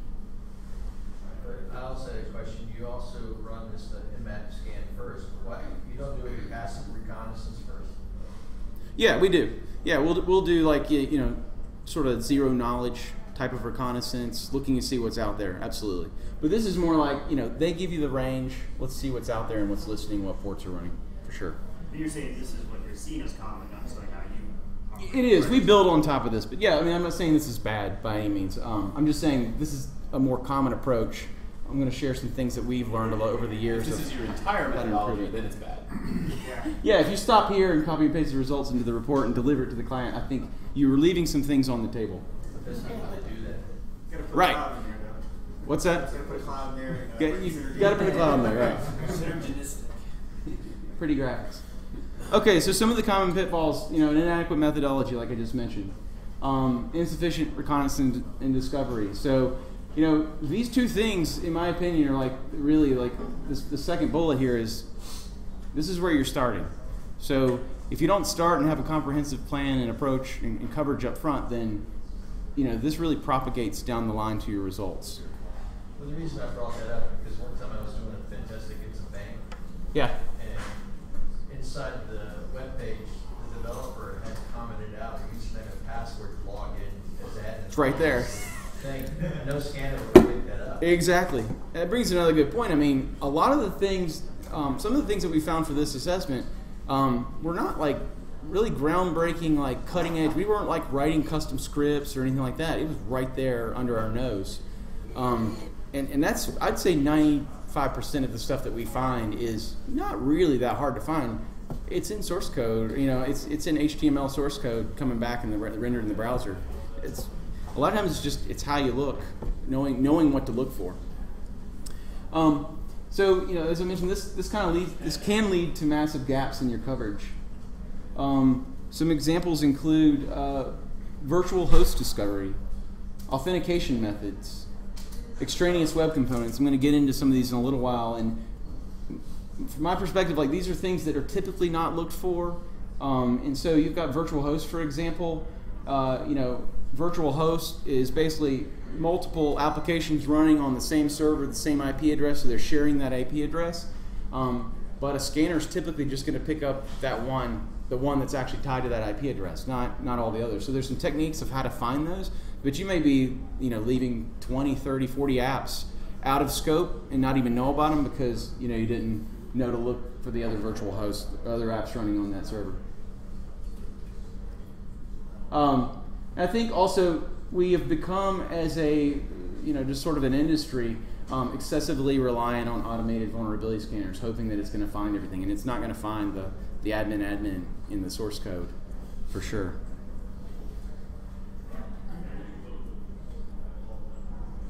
So as far as the methodology goes, some of the things that we found were like, a lot of times the activities are not scalable. So running that Nmap scan for 5 weeks before you actually open up, Metasploit or something like that and start looking at things, how is that going to work? Because most people aren't willing to pay for that, or they're not going to, you don't have as much time to do the actual manual testing and validation that you want. So that's a difficult part. Also, the data coming out of Nmap is not really consumable, so you're pouring through all these reports, and that takes a lot of time. So you also have an incomplete view of exposed networks and hosts. For example, going back to the virtual host discovery, if you don't know that those other virtual hosts are running on that system, then they're completely going to be out of scope for anything else that you do during this assessment. And then it also leads to overall inefficiencies that could lead to false positives and negatives in your reports and in your final product. So there's two core things here, for two different audiences. First of all, as an organization, you can't secure what you don't know about. So if you get a pen test done, or if you run your own discovery scanning and you're only looking for top 1,000 ports and you've got some odd port that's outside of that range, then you may not know that that host is out there, so that's not even going to end up on your asset list. So really having a good understanding of what you own is really key to how you can secure it and knowing how to secure it. And then similarly for a tester, you can't test what you don't know about. So going back to like really having a good core discovery and reconnaissance phase to help build on top of is really key. So it's got a lot of great advanced scripts, and there's like a really great community of people writing a lot of these scripts, and we've been leveraging them, and we've also been writing a lot of our own to that do a lot of the things I'm going to talk about, and we've been trying to give those back to the community as well. So that's one that we like. But whichever one you use, just become intimately familiar with it so you can really maximize it and know how to use it. Another key thing is determine the depth of the port scan. So if you, for example, know that you're going to have 5,600 hosts to scan, you need to, and you only have a week to do it, you're probably going to have a much more of a breadth than depth perspective on your scope and your approach. So whatever the depth is, base that on the amount of time that you have and the range of hosts that you're going to be looking at. Leverage the scripting component of the scanning tool. And then also don't forget about UDP ports. A lot of people forget about these or they don't include them. And there's a lot of interesting stuff running on UDP as well to take a look at. A lot of people don't run the UDP because it's really time consuming. A recommendation would be to split those off and do a TCP scan, have your UDP scan running. It's going to take longer, but at least you'll get your TCP results back, and you can start going through those, and then UDP shows up later, and you might find something really interesting on those as well. So there's three things I want to kind of cover here quickly as to how to go about identifying virtual hosts is the first one. I want to cover some discovery methods that we've kind of used over the years and helps us find some virtual hosts that we wouldn't have found in the past. And then also when you find those hosts, you want to validate with your client or internally with your IT group, make sure they're in scope for the assessment. So the first one here, actually wait, back up. So there are really four ways with virtual hosts to discover them. First is very simple, through DNS. Look at the host that comes back, the IP address, plug it into a browser, see if it matches up, see what that host is, add that to your list that's in scope. The next is an SSL certificate. The SSL certificate is going to have the actual domain in there as well. You can look at this manually. You can also look at this. Here's an example here of the one for Yahoo. You can look at this manually. You can also automate this as well.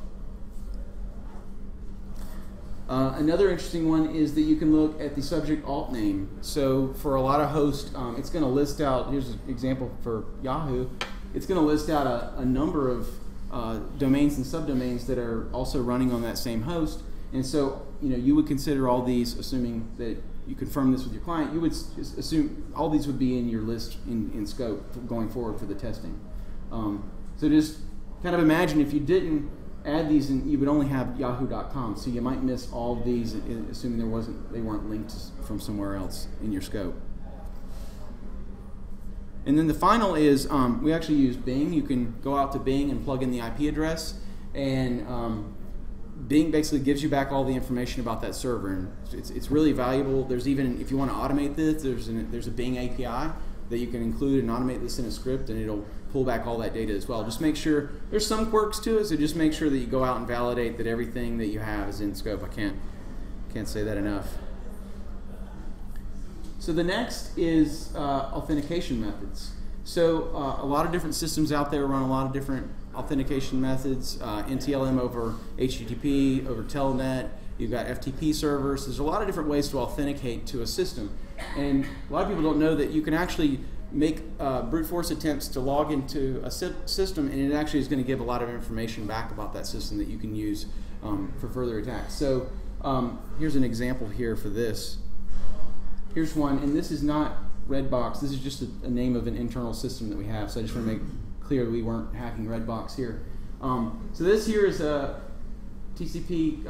It's basically comes back with the port 23 telnet, and it comes back with all this information based on an NTLM authentication. So we know what the target name is at the box. We know what the NetBIOS domain name is, the computer name, the DNS domain name and computer name. a lot of information about the underlying software that it's running as well. So this can be, leveraged during a penetration test to tell what's running on that system and maybe use it, finding out what the version is. So a lot of this can be used sort of as a stepping stone for further analysis of this system here.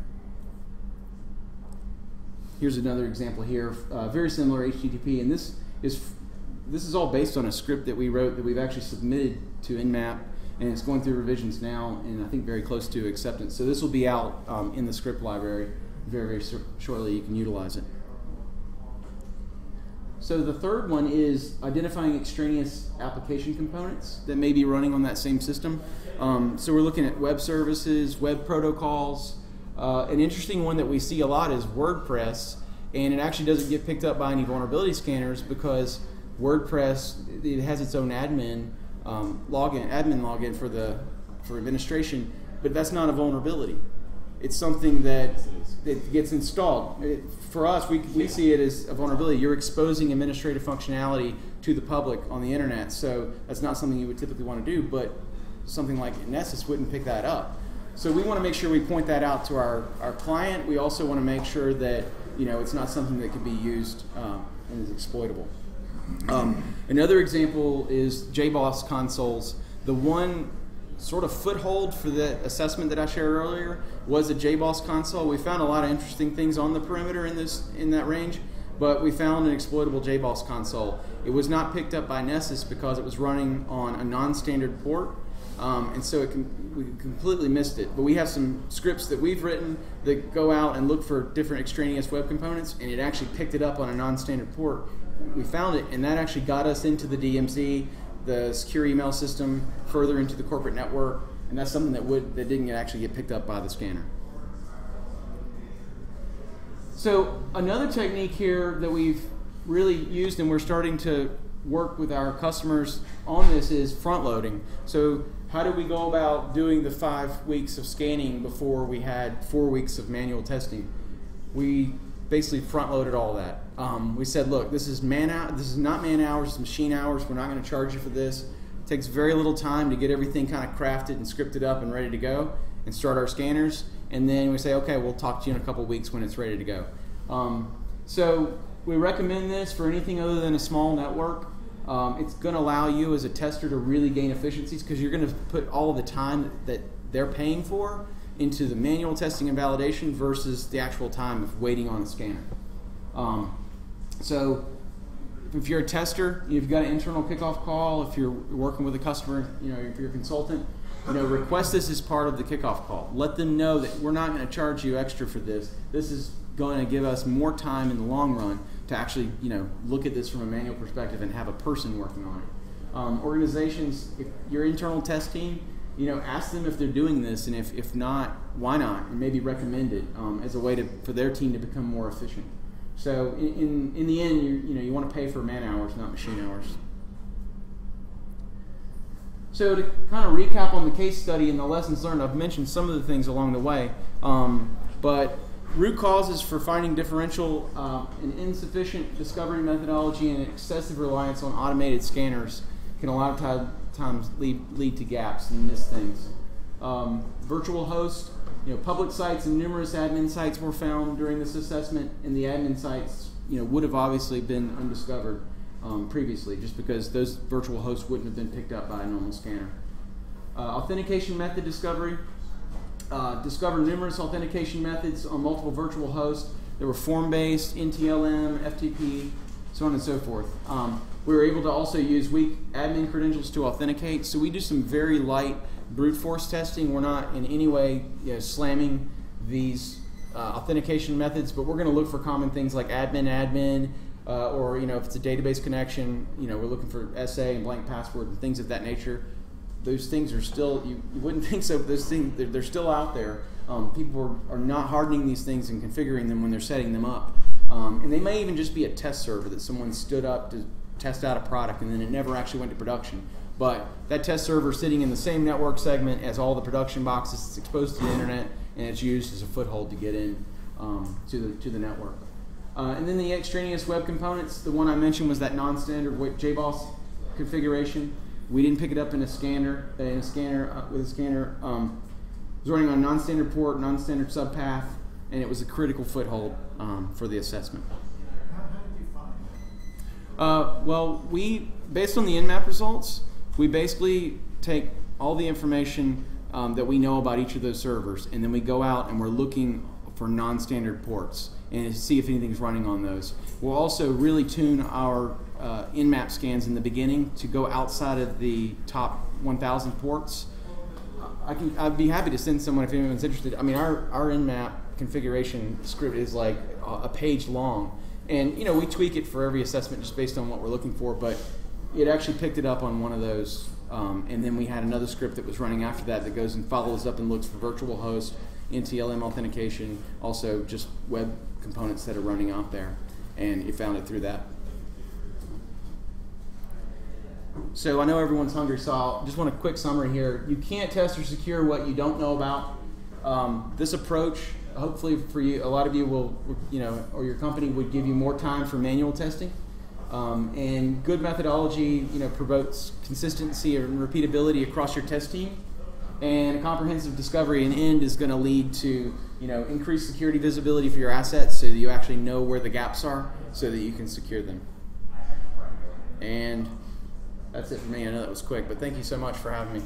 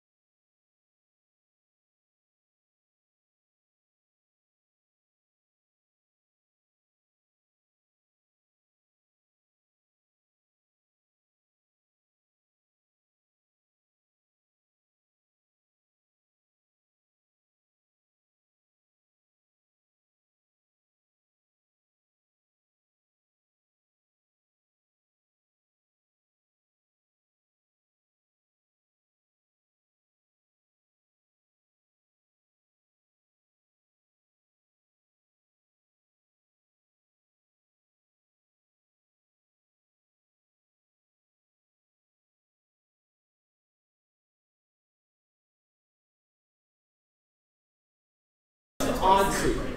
He mispronounces my name. Jason. What? Nothing? Nothing.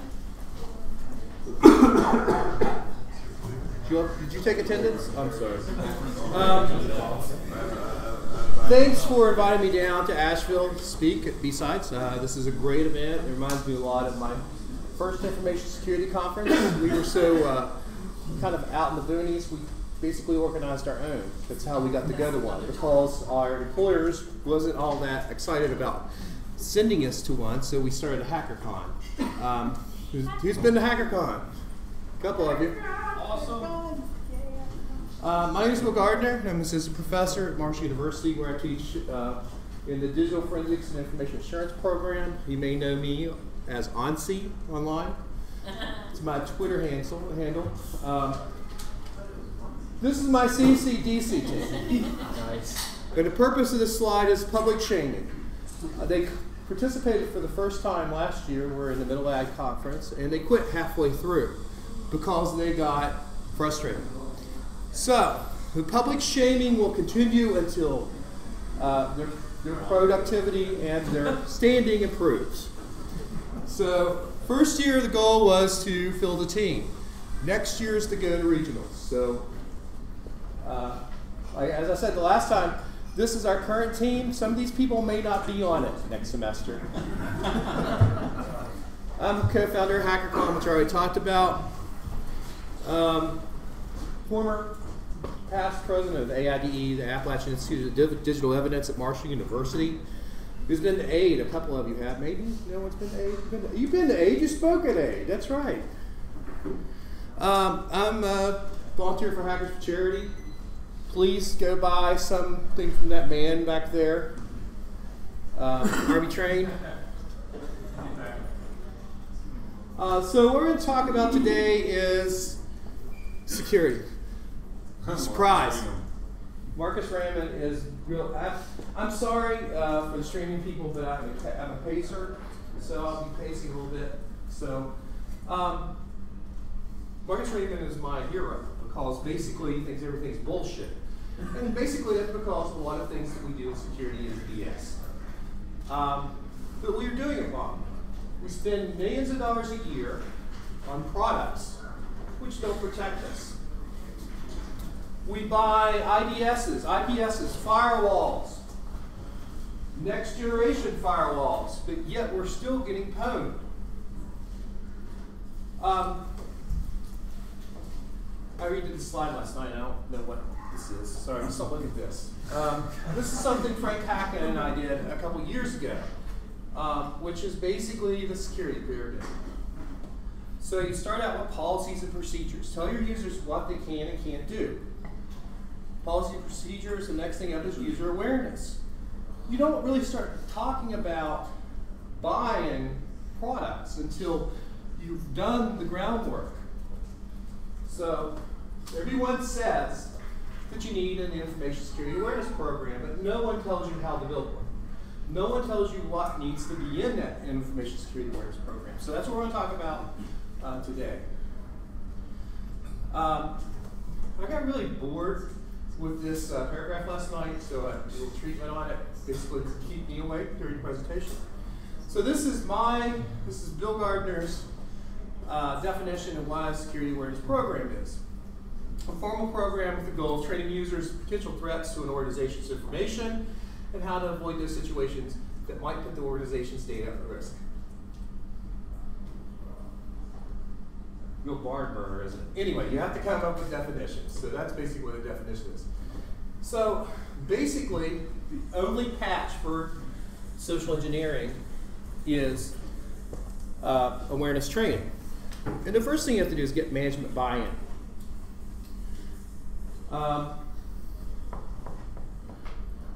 You need to develop policies. You need to have some sort of framework. Has anyone ever been to an incident without policies? I have. It sucks. Flying by your seat of the pants is not fun. And sometimes it takes an incident in order for people to do the right thing. An organization I was in at the time, that was our wake-up call. So they started building policies after something bad happened. But you should build policies first, Policy enforcement. Information security awareness programs help you enforce the policies you've already built. And of course, money. You're going to save money if you're not having problems or incidents. If you keep people from clicking on links or downloading attachments, and that's not all security awareness is, but it's part of it, you're going to save big bags of cash. And that makes management happy because your production increases. I'll talk a little bit about metrics near the end of this, but basically based upon our own internal metrics, at the organizations that we develop security awareness programs, we've seen production go up and we've seen cost savings. Because not all users face the same risk. If you're a road warrior, you're on the road with a laptop and a phone, you have a different set of risk than the guy in the mailroom who never ever takes his computer home or never ever takes his computer on the road. So you got to target security awareness training toward each user is going to be different. Don't forget the IT department. Their job is to keep things running. And sometimes they have a lot to think about, so they're not the most organized people. I spent 20 years as an information technology before I got into information security. So I've worked in places like this. It's not mine, but it could easily be one of my former offices. The job of IT is to keep things running. So you have to remember to tell them, hey, you have risk, and these are how you address these risks through security awareness training. So don't forget about them. And target it. Different users encounter different risk, different education levels.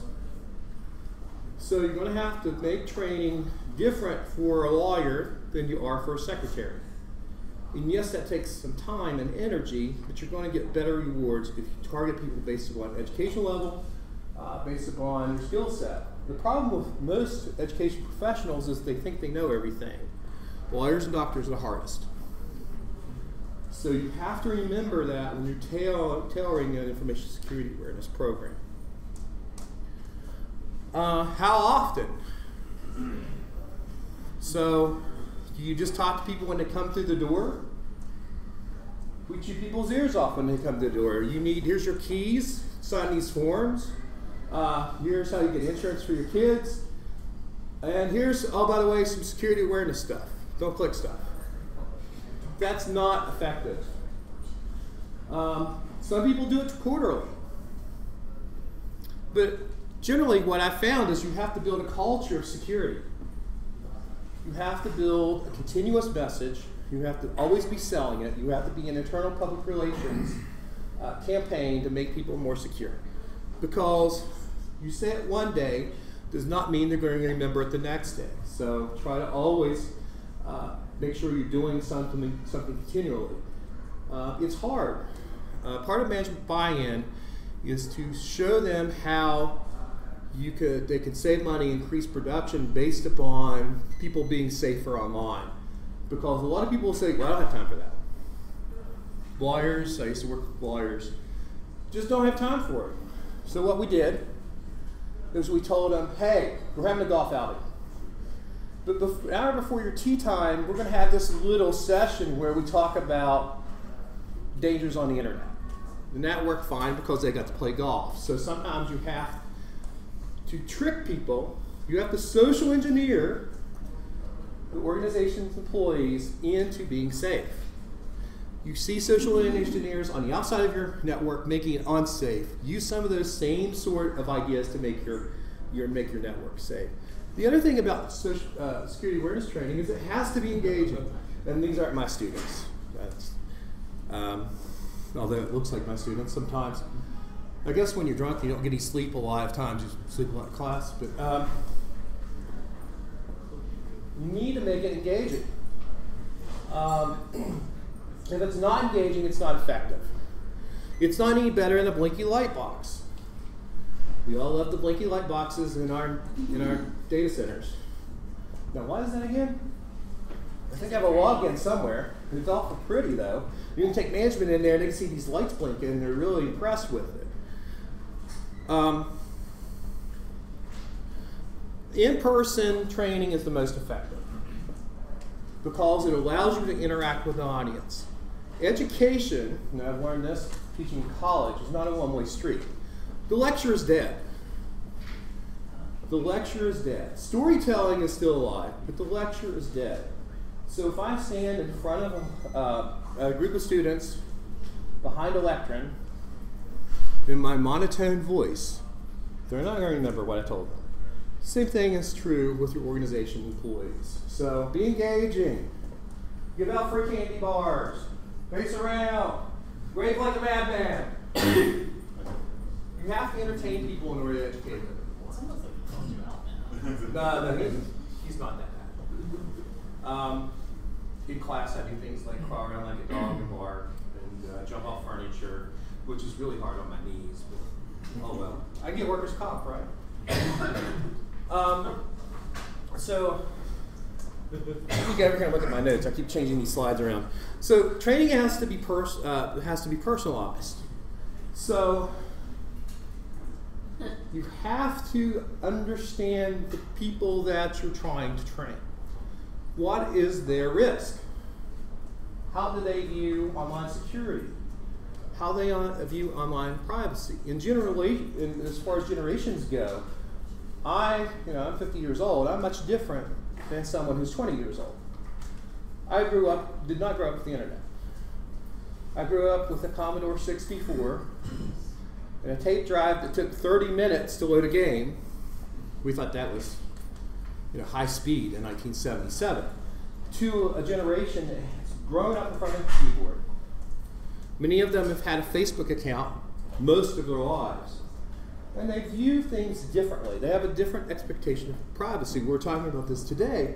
Privacy to them is not the same as privacy to us.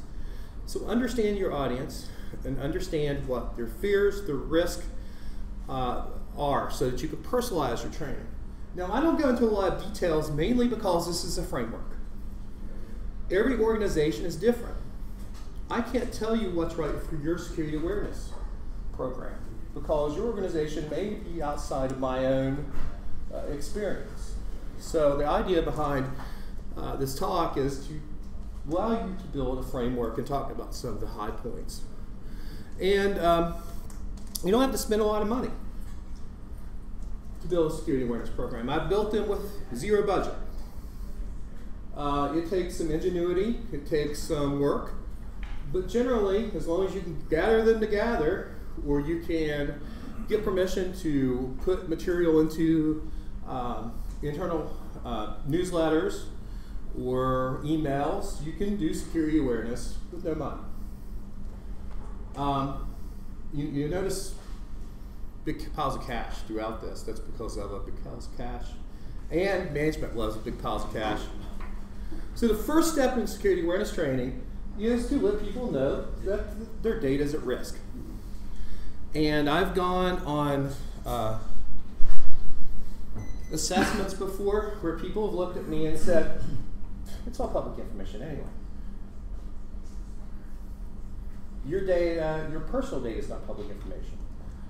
Also, depending on where you work, you may have regulatory requirements, PCI, HIPAA. Your employer has all kinds of personal information about you. They have to gather the information about you in order to give you benefits, in order to pay you, in order for you to pay taxes. So they have a lot of your personal identifiable information. So they're guarding that as well as a secret formula for code. So you've got networks who have, some networks, for example, lawyers, I'm sorry, I work a lot with lawyers, have all the intellectual property of their clients. They had to in order for them to litigate their cases. And for them to say, I don't have anything of value on my network, or we have nothing to lose, is very far from the truth. The cost of data breaches, piles of cash. If you go to the Poneman Institute, data breaches are costing billions of dollars a year. Have we had any time in the recent past that we didn't have a data breach almost every day? You've heard of the Target breach, right? There's all kinds of breaches out there now which involve medical records. They're covered under HIPAA, and covered entities are being fined millions and millions of dollars for not protecting their data. So there's a cost to a data breach. You also have state notification laws. I believe that every state now has a notification law. So if you lose somebody's records, you have a duty to let them know, notification, and sometimes you have a duty to try to get them some protection after the breach has happened. And that costs money as well. So, first of all, I'm a hacker. So when I say why hack, yes, I'm not using it in the correct term. Sorry, Jason. Man's a hoodie. Yeah, man with a hoodie.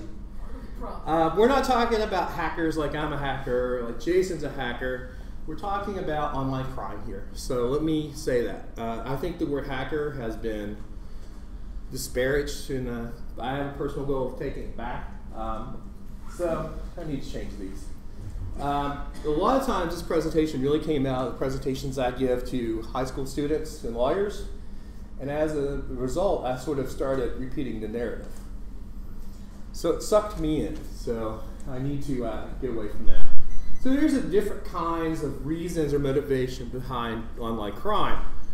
Money's the biggest, industrial espionage, which is basically money. We have hacktivists. Hello to my friends in Anonymous. I love you. Cyber war and bragging rights. And these are some of the threat actor groups out there, and these are just examples, once again. So we've got people like the RBN who do bad things. Identity theft is one of the big things they do.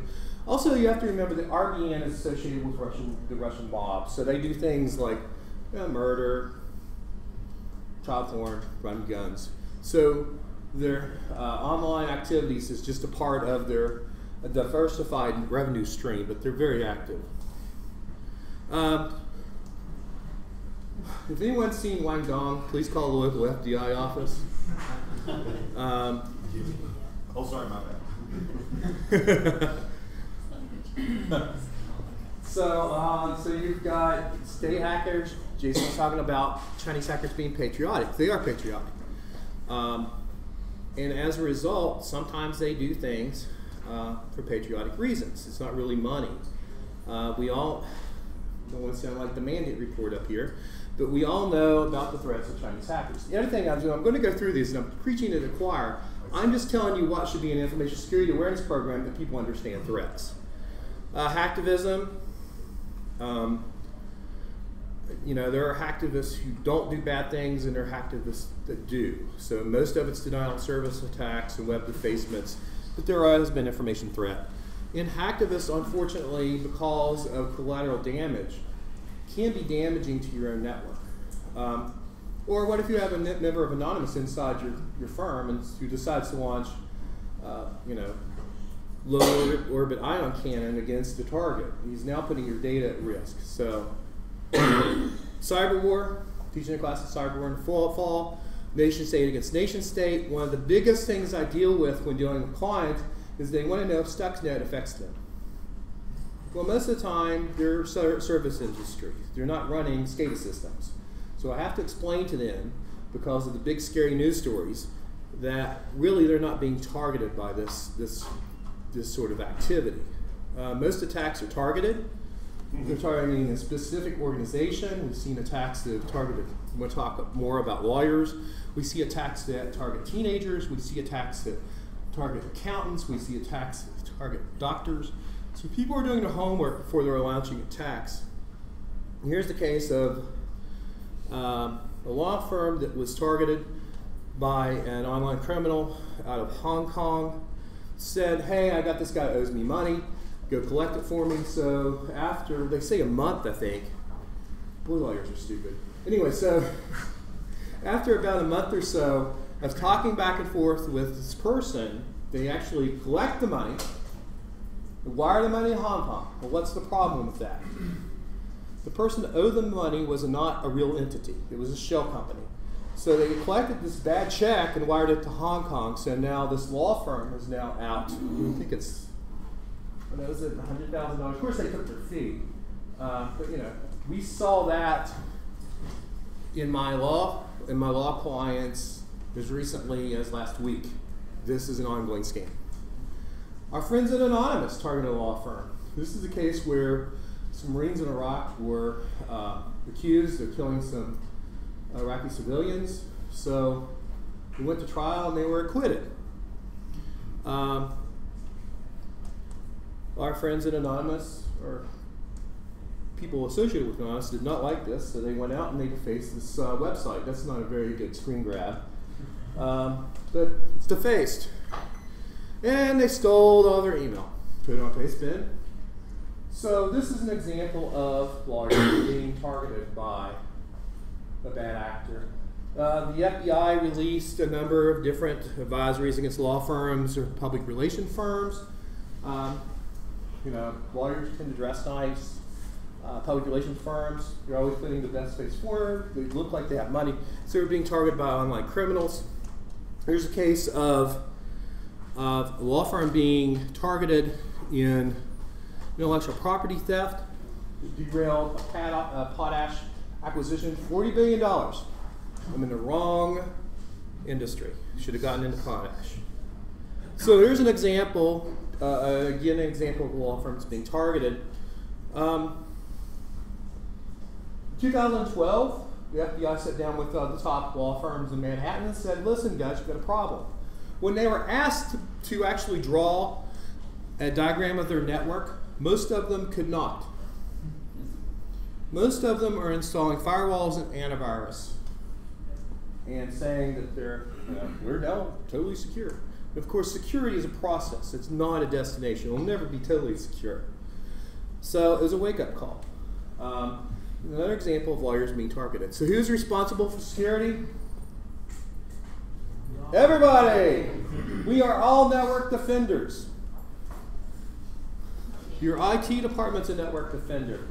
Your receptionist is a network defender. The mail guy is a network defender, because all of them now go online, either to do official or personal business. As a result, they're at risk. So we tell people crazy stuff about passwords. It has to be 8 characters, uppercase, lowercase, numbers, and symbols. Must change it every 60 days. How the hell is that making us more secure? I mean, passwords are becoming more and more of a problem. Here's what I have to say about passwords. So people disagree with me. Passphrases are more secure than passwords, but I think really what I'm recommended for most of the people I talk to now on consulting is two-factor authentication. It's easy to implement. It's easy to implement, and it helps save you from really crappy passwords.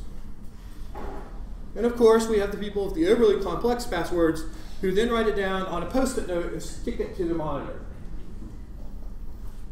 Or it's under the keyboard. That's not a good situation. I tell you people, if you have to write down a password, put it in your wallet. That's where you keep your keys and your credit cards.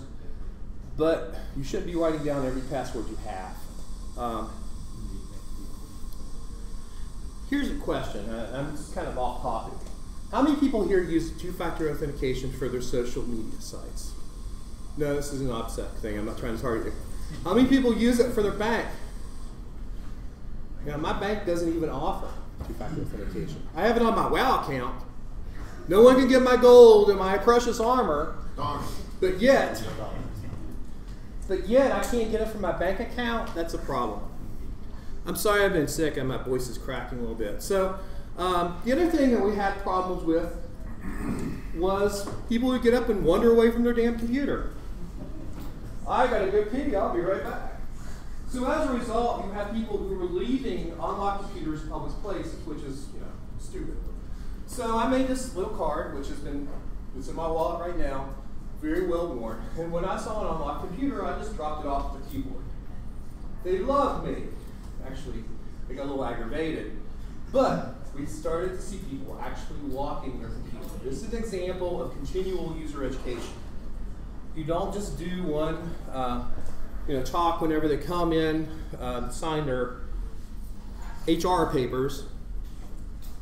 It's a continual process, and that's an example of a continual process. So I'm not going to preach to the choir about attachments. You don't open them unless you know where they're from.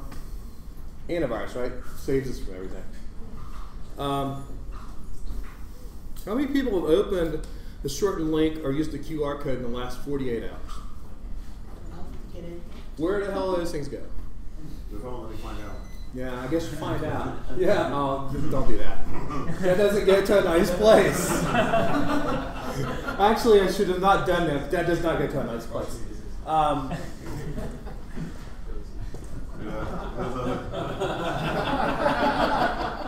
Did I pay my insurance policies? Get your foot on. So, why are we clicking on shortened links, and why are we allowing people to click on shortened links? And why are we clicking on shortened passwords? It goes someplace on this. I think it's the 120.1.1, isn't it? QRstuff.com. Where does it go? QRstuff.com. Oh, is that where it goes? I can't remember. I've changed it. At one point, it went to 4chan. If you want to go visit B, that's where you use that. But I stopped doing that. That's where the magic is. I got in trouble at school. Well, not really trouble. I was in my technology foundations class, and I was telling about Anonymous, and I'm like, who's been to 4chan? And they take all on their computers, in their computer lab, and all went to 4chan at the same time. Really? I'd like to have a job. Social engineering. Not all security breaches are technical. People are the weakest link. People will always be the weakest link. And has anyone ever read Art of Deception by Kevin Metnick? Kevin Metnick was a genius at talking to people about things that they shouldn't be telling them. Cyber. APT cyber. Not have to drink. So here's an example of somebody. He is technically inclined, but he was able to social engineer his way into places he shouldn't be. And I highly recommend reading Ghost in the Wires. It's a great book. And Kevin is an acquaintance of mine. He's an interesting guy. When I was still working at law firms and I first met him, I told him I had a job open because one of his things he did on the run was he worked in a law firm. He worked on the accounting system and he ran the phone system in a law firm in Denver under the name of Eric Weiss, I believe is the name he was using at the time. So we got a big laugh out of that. No Tack Hacking, his read Johnny Long's book, dumpster diving, tailgating, shoulder surfing, Google hacking. Once again, I'm telling you all these things, I'm preaching to the choir. These are the things you should be talking to your the people in your organization about. Just because you know it doesn't mean that they know it. Peer-to-peer networking doesn't belong inside an organization. I've worked cases where somebody's secretary downloaded LimeWire. That's how long ago it's been. Marine One. Marine One? Remember that there was it's an actual case, a defense contractor had the blueprints of Marine One on his computer, and his son installed a P2P sharing program, and they were able to download the specs and stuff, a Marine One off of it, instead of the helicopter for President Obama. So when you're talking about things like risk, these are the things you need to talk about. So, and that was his work laptop, right? No Tech Hacking. This asshole took, I'm sorry, there's a kid there. This guy took this picture of himself and put it on Facebook. So I think that's funny because it's an OPSEC problem.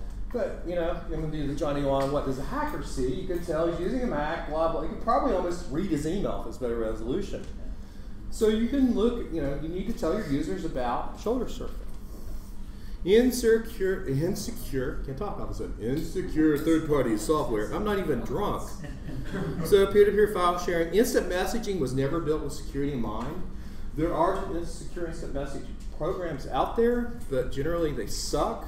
So don't let your users use them. Adware, update freaking Adobe now and you get adware. Oh, by the way, do you also install UniBlue Registry 2? No, I don't want to install it. So how do you get your users not to install crap like this when they're updating legitimate software? Whenever they update Java, my advice is uninstall Java from everything you have, but sometimes you can't. They're getting these adware pop-ups. So you need to tell them what they are and to avoid them. Spyware, which is adware, which spies on you. Web attacks. Does anyone know of any organization that just doesn't go on the internet in order to do their job? I guess if you're high security defense, maybe, but. So our users are online. They need to understand that there are web attacks. Two examples of web attacks that affected lawyers in my home state was the West Virginia State Bar and the West Virginia Record. In the case of West Virginia Record, they broke in. This was a watering hole attack, and this was an ad that was infected. So who goes to those two sites? Lawyers. They're targeting lawyers. We installed, I forget which one this is. Is it Flaherty? This is basically web blocking stuff. Where you go to an unknown bad site that blocks it. So if you're doing this, you would need to understand. Is that GeoCities? Yeah, it's 98. It is a GeoCities website. Wow. It's not 98. I think this is about 2008. This screenshot's from. But you need to people need to understand that, products that you do have installed, why they're there and why you're doing it. Metadata awareness. Someone told me at BSides today they've never heard of metadata included in security awareness talk. Well, what if you're leaking data through metadata? In the case of West Virginia lawyers, they've been told they can't use it. If you receive metadata in e-discovery, you can't use it. In other states you can. Because you have a duty as a lawyer to purge that metadata before you turn it over. And if you don't, you may end up in ethical problems. In other states, there are thriving industries that do nothing to take metadata from e-discovery and mine it. But in 2009, West Virginia said you can't do it. And then we've got track changes. Oh, this isn't track changes, this is metadata stuff. So, you have to show people where metadata is, how they find it, and how they can protect themselves against it. So there's metadata filters, there are, you copy and paste it to a new document or whatever. Track changes, we had secretaries of 30 years sending out stuff with track changes on it, which means that, you're disclosing data that you shouldn't be disclosing. To opposing counsel, that's also an issue. It's just another example of what the things they need to know about. This talk has been turned into a book now. Valerie Thomas and I have written a book called Building an Information Security Awareness Program, which will be out in published date has now been pushed back to August 18th. You can pre-order it on Amazon.com. Do you have any questions? Right after lunch, the hardest time in the world talking. Right. Yes, sir. So, one of the things that I didn't see you have in there, and you talked a little bit at the top about metrics, but for the security awareness stuff, one of the things that when I was doing corporate security was hard to track is what people were taking out of it, and so that's harder. We ended up having to adjust because what people were taking out of it was not what they were taking out of it at all, and so. Do you have any good ideas for how to build that? We struggled with metrics. There are some ideas out there. What we basically said in the book was that each organization is unique enough that we can't really say what metrics would work best for you. In our experience, things like help desk tickets, are people reporting questionable events more than they did in the past? Are you seeing more production and less downtime? Was the only way that we really knew. Does anyone else have any ideas about metrics? Live fire exercises. I mean, if you can do it in your organization. Fish your users on a semi-regular basis and track success. That's what we talk about in the book too. But I've been in places where no, they won't allow you to do it because you can politically piss someone off, and they don't want to go through the political hoops in order to explain why you're doing it. But if they're, I understand. But if they're important enough to push back because they don't want to be embarrassed, they're also important enough to be the highest priority target for any action. I understand that. But the problem really is you can explain that to people until you're blue in the face. But generally, especially in the case of lawyers, where everyone's a CEO. Are you recording me with that crazy watch? They are. Why are you worried about me? They are. Well, this is flashing in my eyes. I'm like, are you trying to blind me? thing I just said. No, what the hell's talking about? In a law firm, everyone's a partner. Everyone's a CEO. And no, they don't want to be put, their job is to question people and tell them how they're wrong and we're right. They do not like the idea of putting them under a microscope. You can do as much as you can. Every organization is going to have its own pushback. So you're absolutely right. If you can get phishing done in your organization, so you do have a loop, then you know who's clicking on stuff. And that's an excellent idea, but you can't do it in every organization. And that's obviously, you address that in the book as well.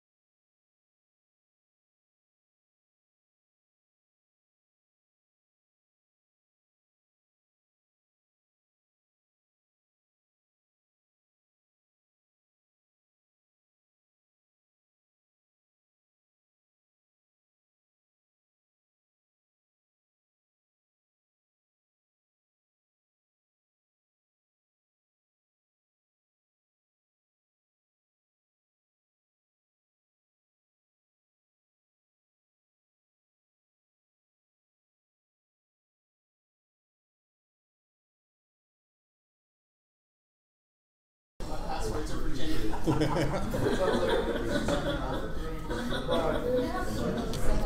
have to remember there's children in the room.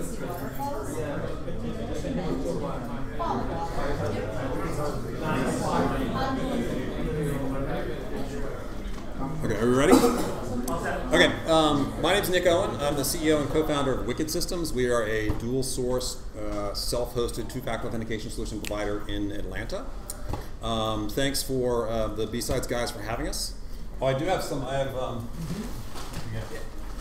have 2 remaining pieces of corporate swag that are mini cocktail shakers for the alcoholic campers. So maybe I'll give that to someone who has a witty remark. But you already have one. So I'll have more. If you're coming to BSides Charlotte, I've ordered more. I'm going to talk about the market around two-factor authentication and some of the regulations that have helped shape it and some of the standards that have gone on, mostly around the standards mostly around SSO and single sign-on. I sort of envision a world where I will have a number of personas online that are protected by various forms of authentication that are hopefully not passwords. Like the corporate account, which has SSO and two-factor authentication, a banking kind of persona, and then social networks and things like that. And I envision having that protected in some way via single sign-on to get rid of the passwords, and some form of authentication that's not passwords, it's not set of passwords. So a little background: we actually came up with the idea for Wicked Systems in 2001. My partner was really interested in the Java phones that had just come out. So, and also it was August 2001. The next month, September 11th, hits and the country goes into recession. So we basically decided to not quit our day jobs, and we did our proof of concepts. We did our legal stuff and all that good stuff, and we went in and talked to some folks like at Bell South. And I had a meeting at Bell South, and this obviously this dates me, right? Because we were talking to Bell South in singular, and none of those companies exist anymore. And the guy was like, okay, this is why, and we had it running on the Mobitex BlackBerry. And he was explaining to his cohorts why this works and why it's secure, that we're using asymmetric encryption and not a shared secret, and so it's different. And that's what's called a buying signal, right? And I'm like getting really excited because this guy's telling his coworkers why we're good. And then the meeting's over, and he's like, I'm sorry, I don't have any budget to evaluate this. I'm like, $4 million we can save you a year. He's like, I don't have the budget. Later on, he's like, if I switch to Wicked, I save the company $4 million, I maybe get like a $4,000 bonus. If I switch to Wicked and we get hacked, I get fired. So they have no interest at all. Even Singular, Bell South, everyone at Bell South had a Mobitex BlackBerry.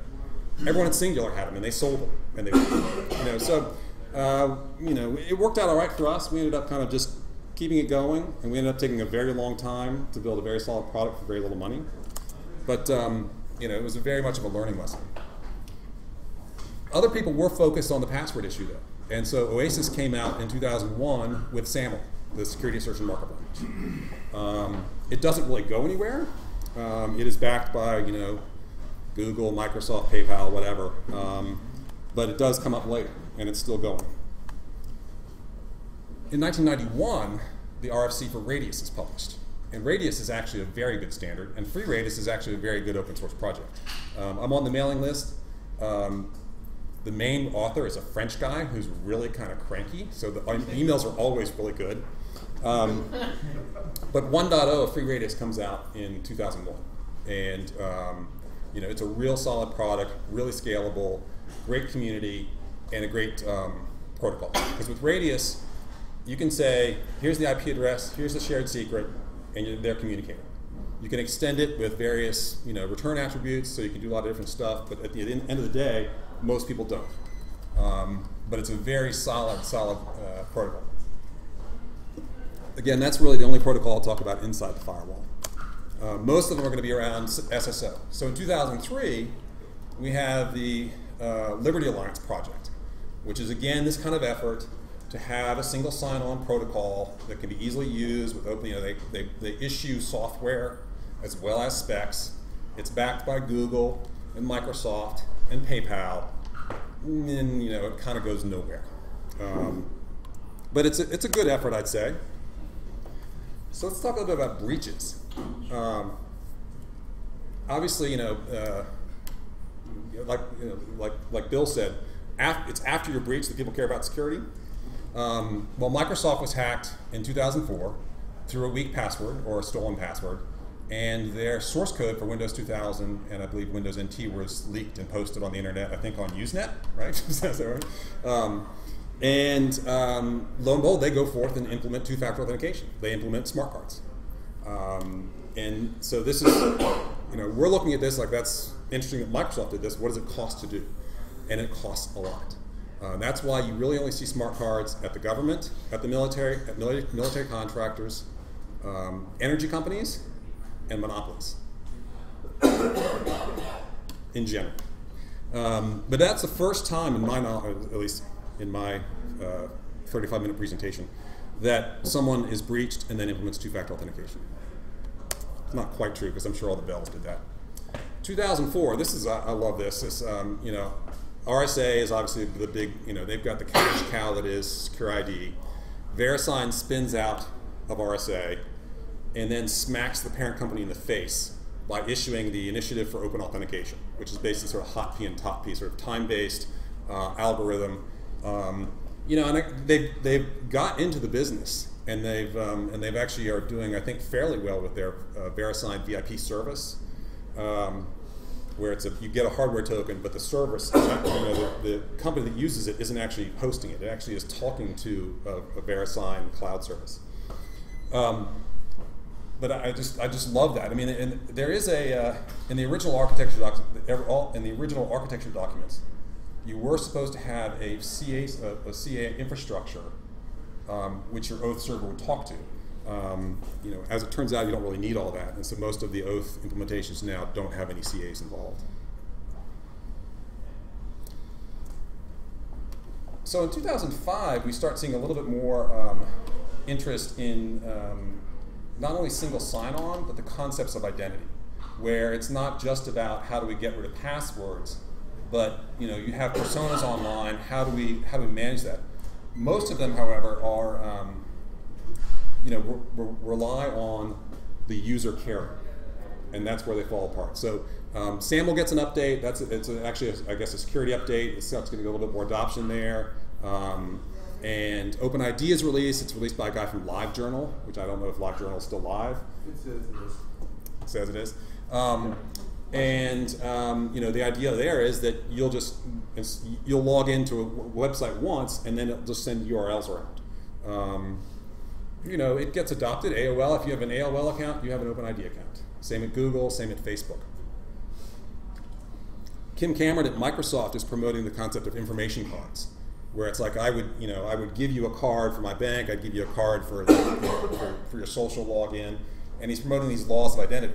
One of which is like number one is like the user shall remain in control, right? And I think if you've dealt with users, I think you probably know some issues around that they just really don't care. It's interesting to me that at this time there still is, there's zero. So we can built it back up with phone factor. I'm sorry, with a dial back system, and I don't know exactly who it was, but that'd be my guess. But the implemented it so quickly, and then he starts getting these bills for telephony calls, telephony services, and it's like it's just there's no cap to it. So you've implemented a service where you don't know what your expenses are going to be.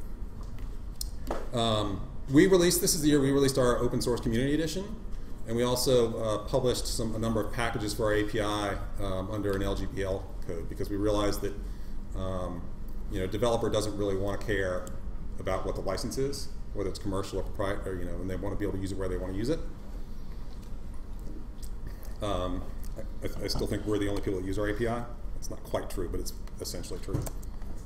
But 2005 was the first time regulation really impacted the market. And this was in the days where phishing was really rampant in the news all the time. Grandma was having all of her bank accounts wired to Estonia.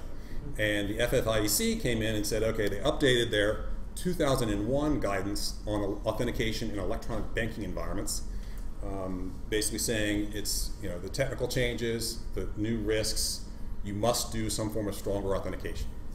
Vendors look at this and just start to drool, right? Because it's everybody in America, essentially, in the world, at this point, who knows, maybe 200 million users of online banking. Now it's, billions. Huge, huge market. And they immediately rush out and start selling some really, really bad software, right? Because, it's got to work everywhere. It's got to work on every device. It's got to work, and be simple to use, and no one will pay for it. So, it's got to be very cheap. My favorite example of this is Passmark and SiteKey, or I think it's SiteKey by Passmark or Passmark by SiteKey, where, and I know there's some cryptographers in the room, and you can probably help me with this, but the way it works is you log into a server, and it returns an image, right? So, hopefully via HTTPS, but it's essentially not. That's it. I know this is Yodely because I chose the baseball. And if I forgot that I chose the baseball, I've got a secret phrase, baseball. I mean, I guess this protects from phishers that don't know that Bank of America has implemented SiteKey. For their users who don't know that Bank of America is protected, I mean, it's just, how could you not use cryptography in some way in this process? Anyway, to show you, so I roundly mocked it, and then Passmark gets acquired by RSA for $44 million, like 9 months after it's founded. But what that showed me was really the banking industry is a bad market. Has anybody read any Michael Porter, like for the Harvard Business Strategy Guide? I recommend if you're into that, if you're thinking about reading Sun Tzu for information security, read Michael Porter first, because it's all about the way industries are structured and why some industries are better than others, or the positioning within industries. How many banks buy their own software in North America? A lot of banks, right? How many banks are there? It's like 5,000 banks, even now. I'm guessing maybe like 12 buyers, right? You've got maybe at this point you have 7 to maybe 10 large banks that buy their own software. Then you have 3 or 4 big providers, Intuit, Marshall Isey, Fidelity, and Asheville. How many vendors do you have selling authentication services into the banks? I mean, it's, am I going to compete with RSA and VeriSign, who have, their vice president of golf and dining? I'm not. And so we actually did release we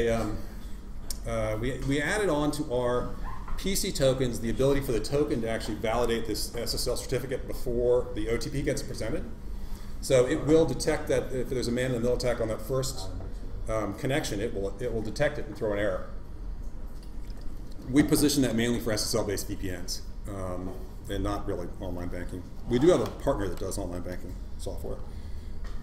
So, I mean, that's an example to me of where there's this regulation that goes out, and everyone's like, oh my God, we need two-factor authentication, and it just really fails, right? It just really doesn't do anything. PCI, on the other hand, to me, is a regulation that was good for the two-factor authentication market. You can say that it's a security floor and that people should be aiming higher. A lot of my customers would not have reached that floor were it not, if Visa and MasterCard had not made them do that. Kind of another bad market too. It's a monopoly at the card level. So they force this down their users' throats, and it's been very, very good for us. Anybody here PCI? Yeah. So, I mean, I'm sure it made your budget requests a lot easier. That's what we found. Back to single sign-on. So, in 2007, Google releases support for SAML in Google Apps for your domains for business, and I think maybe education. It is, we still have some problems with the security of it, but a lot of the security issues were solved. They were implementation issues that could be solved, and not necessarily protocol issues. We released and it's in our open source version, a Google plugin for this. So you can actually set up a Wicked server and use it to log in through SAML. I find this interesting because we're enterprise focused. And so this is how enterprises can add two-factor authentication to a cloud service. Back inside the firewall, 2008 is kind of a watershed year, which is still just kind of amazing to me. Microsoft releases IAS, the Internet Authentication Server, or something like that. It's now called NPS because they added NAC in. And it is the first time, it's a Radius plugin, and it's the first time you can proxy creds away from Active Directory. They spent all these years battling the directory battle and kicking ass. They're finally comfortable enough that they'll allow you to proxy your credentials to a third-party service. And what this means is you can actually do it right? So you can have your VPN talk Radius to Active Directory via the Radius plugin. It will do authorization based on the username. If that passes, it will do authentication to a third-party service. So what you have is separation of duties, right? And an easy deactivation of users. Right? So if HR deactivates a user in AD, they're done. You do not have to deactivate them in 2 places. And this is, it's 2008 when this occurs. So what you have, I think, is still, to this day, a lot of sysadmins who don't understand how that should be done. They've been taught that Active Directory and NTLM is sort of the way to go, and so they want all their things doing it. And so we still have and we don't argue it because we want to get the sales closed, but we're like, don't use your Active Directory password outside the firewall. Just use the one-time password. It's really, to me, if you're only using your Active Directory password inside the firewall, it's better for user training. It's kind of getting back to that idea of a LAN password, if anyone remembers LAN passwords. All right, back outside the firewall, in the SSO world, OpenID kind of has a banner year in 2008. It is backed by, guess who? Google, Microsoft, and PayPal, all the usual suspects. You have I think because of the takeoff in social networks and the fact that OpenID sort of works anywhere, you get a lot of adoption. Unfortunately, you also have some problems. And some of the problems are, again, implementation that get fixed, but some are really with the protocol. And it's very easy to replay the URL. Google still supports OpenID. Facebook has dropped it. And I'm not exactly sure what the Facebook social login protocol is now. Does anyone know?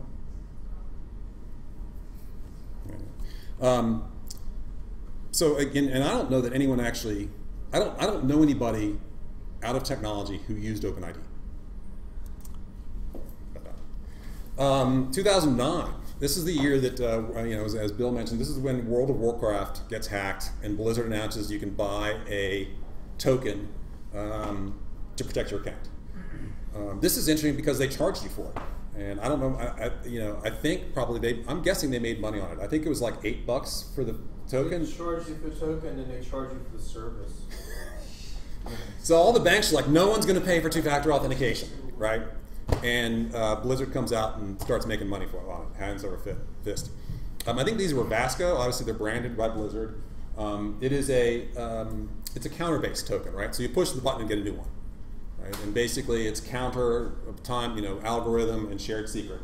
All the other ones are time-based, time, secret, algorithm. We actually are a little bit different. We're using public keys. So picture it's like PGP, but the only thing it does is it encrypts a PIN one way and a one-time password the other. So it's more of it requires a connection, but you don't get things like clock drift. You can also have an OTP that's good for 3 minutes or 4 minutes, whatever you want.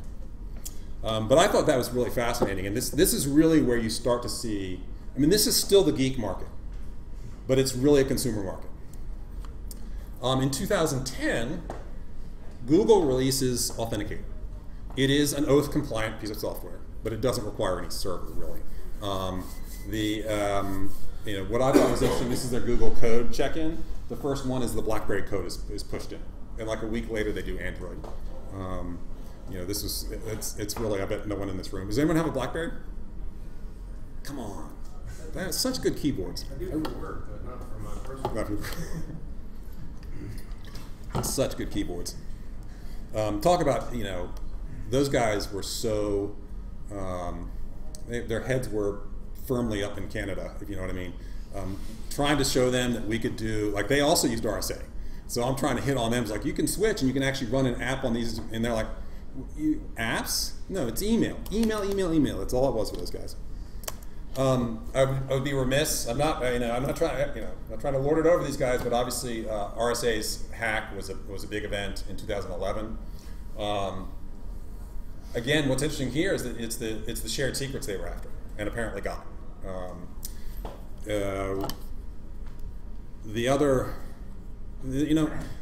This was marginally good for us, and the people would start to look at other stuff. Really, the Great Recession was good for us. That old argument of like, oh, I'll get fired if we're hacked. I don't get any benefit if we're saving money, goes out with the Great Recession because, because the edict comes down, cut costs. You can fire Bill and Ted, or you can squeeze the vendors, and everybody starts squeezing the vendors. And that's when we really sort of see companies that had RSA switching to something else. This kind of impacted it as well, just because if you weren't one of their top 10 vendors and the vice president of golf and dining wasn't coming to visit you to get you to sign the NDA, you had to go through some process to sign an NDA to find out what happened and to find out whether you're even secure or not. And that was the kind of attitude that really sort of, had an impact. This also made me very happy that we don't use shared secrets, because I don't want to have that. I don't want that. I don't want to be that person. So 2012, things kind of start heating up. All right, we start seeing some breaches that get people's attention. This, however, was not really one of them, although I'm fascinated by it.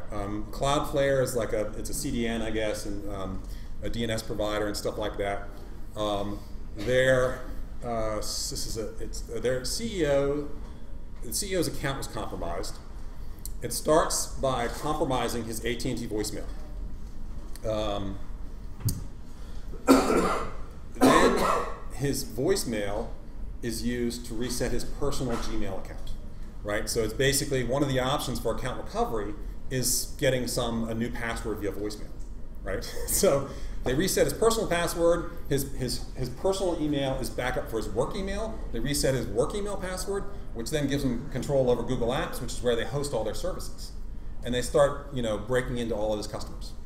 To me, because this is one of the things we've always said, but it's really hard to secure. It's really hard to secure something like SMS, or anything that's reliant on the phone companies, because you can't. There's no way to know that that's even encrypted, right? You don't know a text is encrypted. But more importantly than that, their incentives for securing their accounts are vastly different than yours. If AT&T now has like 70 million users, imagine if they went to like a 10-digit password. What would happen to their help desk calls? If they have 1% of their users start calling them or having problems, it kills them. And so they are not in any, they're incented to the bare minimum. I mean, think about it. They only just added the requirement for PINs on voicemail. Before it was all caller ID. It was still that way in some Australian, I don't know if you all saw the thing recently, there's some Australian banks, and they were still using caller ID as the only form of verification for voicemail. So, this to me is a very fascinating attack. Again, no one cares about it except for information security people for the most part. Until August, and this guy gets hacked. Do y'all know who this is? This is Matt Honan, right? So this is the guy who isn't using Authenticator on Gmail. His attack is broken into. He's a writer for Wired, and the hackers, he's probably like on his little iPad, and all of a sudden it just goes empty because they go in, they break into his account, everything's on his iCloud, and they zero out all his devices. And I think also break into his Amazon account, and I don't know what, order toilet paper or something like that. But for some reason, this just hits home with everybody, right? And all of a sudden, everybody's got to have two-factor authentication on all their services. I don't know why, but this really was the thing. I mean, it was just like night and day. I was ready for it to be just, oh look, another hack, and all of a sudden, my pitch goes from, and I'm talking to people telling me what I do, I'm like, well, what two-factor authentication is, it's like an ATM card. You have knowledge of the PIN and possession of the card, and it makes it harder to steal them. And I'm doing this at Linux Fests, I'm doing it to my parents, I'm still doing it to my parents. Then now the next Linux Fest is like, oh, so tell me how you're like Google Authenticator or different from Google Authenticator. They actually know what it is versus tell me what it is. So it was, to me, a watershed in the market. OpenID comes back to life in the form of OpenID Connect. And I'm pretty interested, so we're kind of like this year, right? I'm interested in two things really in the protocol world: OpenID Connect and JSON Web Tokens, or JOTs as they're called. OpenID Connect is sort of OAuth, not oath, OAuth meets OpenID for sort of both security and identity. And yes, so it's support with Google, Microsoft, PayPal, and all the usual people, but I think eventually these guys will get it right. I wonder if those guys have a VP of alliances, and all he does is like throw out $15,000 for every alliance that is. Mafia Awards for two-factor. There you go. You can't really see the logo, sadly, but this is FIDO. This is the fast something, I don't know what it means. FIDO Alliance is another standard, this one around two-factor authentication. It is not published unless you're a paying member. It was developed by a vendor, not Labs, and it's backed by Google, PayPal, Microsoft. I don't know who all else. The usual suspects. Or BlackBerry. That's another backed by BlackBerry.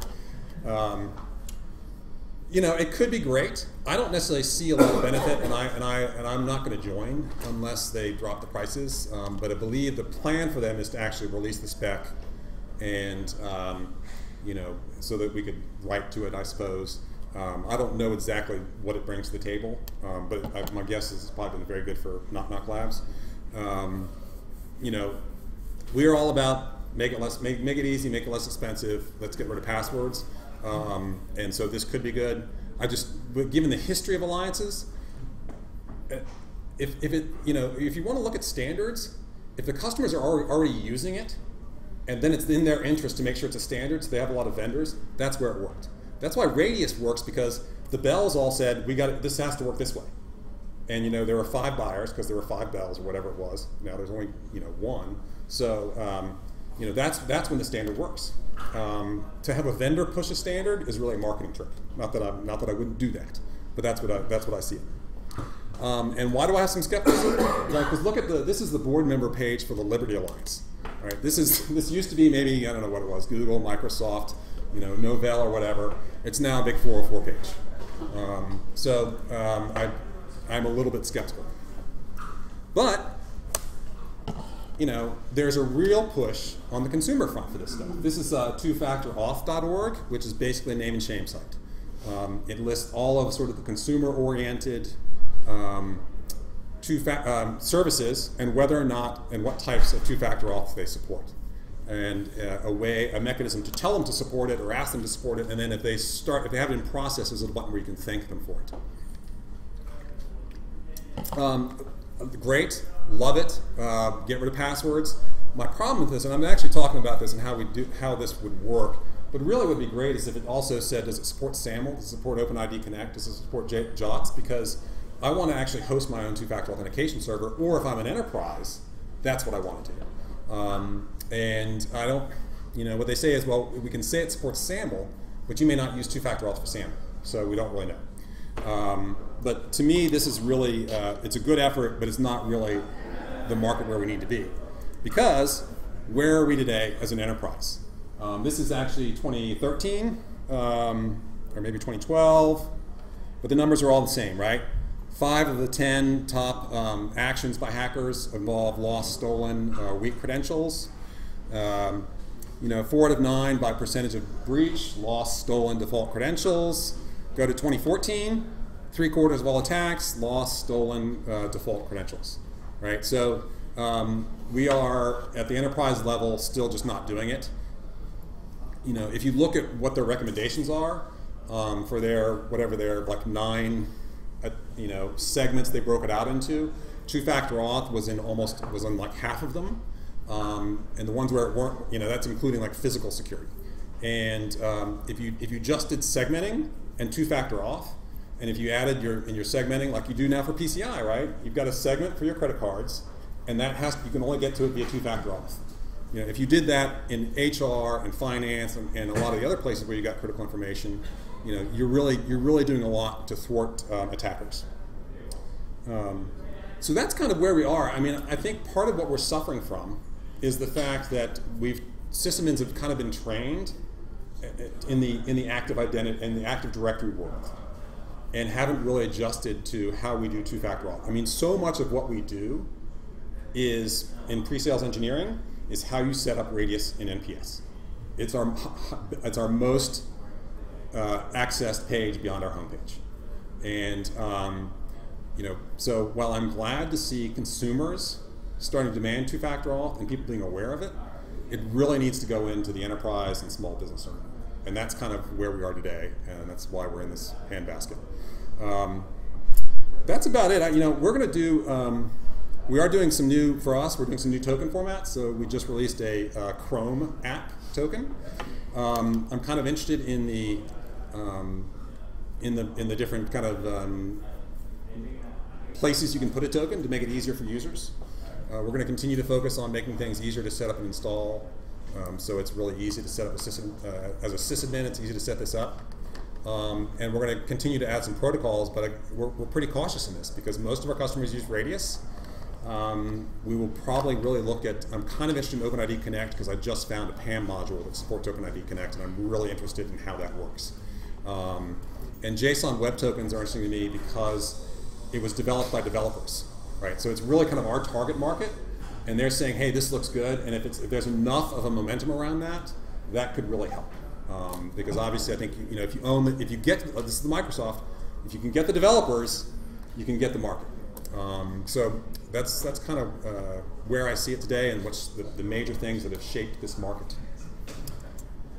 And that's it. I think I got about like maybe 3 minutes for questions and comments. Oh yeah, and who wants a shaker?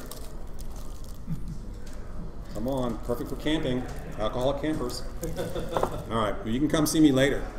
Any questions? Yes? Can you talk to your system versus the use of a TPM, whether it enhances or detracts? Yeah, I mean, I would love a TPM kind of thing because we have smartphone tokens, right? Android, iOS, BlackBerry, and Windows Mobile. And we have PC tokens, Mac, Windows, Linux. And because we're very much like, you make the call. We have customers that have corporate laptops. They're much more worried about a user connecting on an evil Wi-Fi than they are about the security of their laptops, right? So they're doing NAC and all that other stuff, and so they're using our mutual authentication system and PC tokens. So if there's a TPM that we can use as a storage, because right now we're just storing that as a P12 file. But unlike certificates, you can't brute force attack it, right? The PIN is always tested on the server. But I would love. I think TPM is great. Now I know that one of them, I can't remember. I think it's I don't know whether I think it's Intel because they bought Symantec. It's trying to put an OTP system into the CPU, and to me that's a little bit like. I mean, it's a threat to us, obviously, as a business. Not that I'm too worried about it, but to me, I would be like, I don't want it to be as locked in as that. Does that answer your question? Any other questions? Everybody doing two-factor auth already? Yes. In an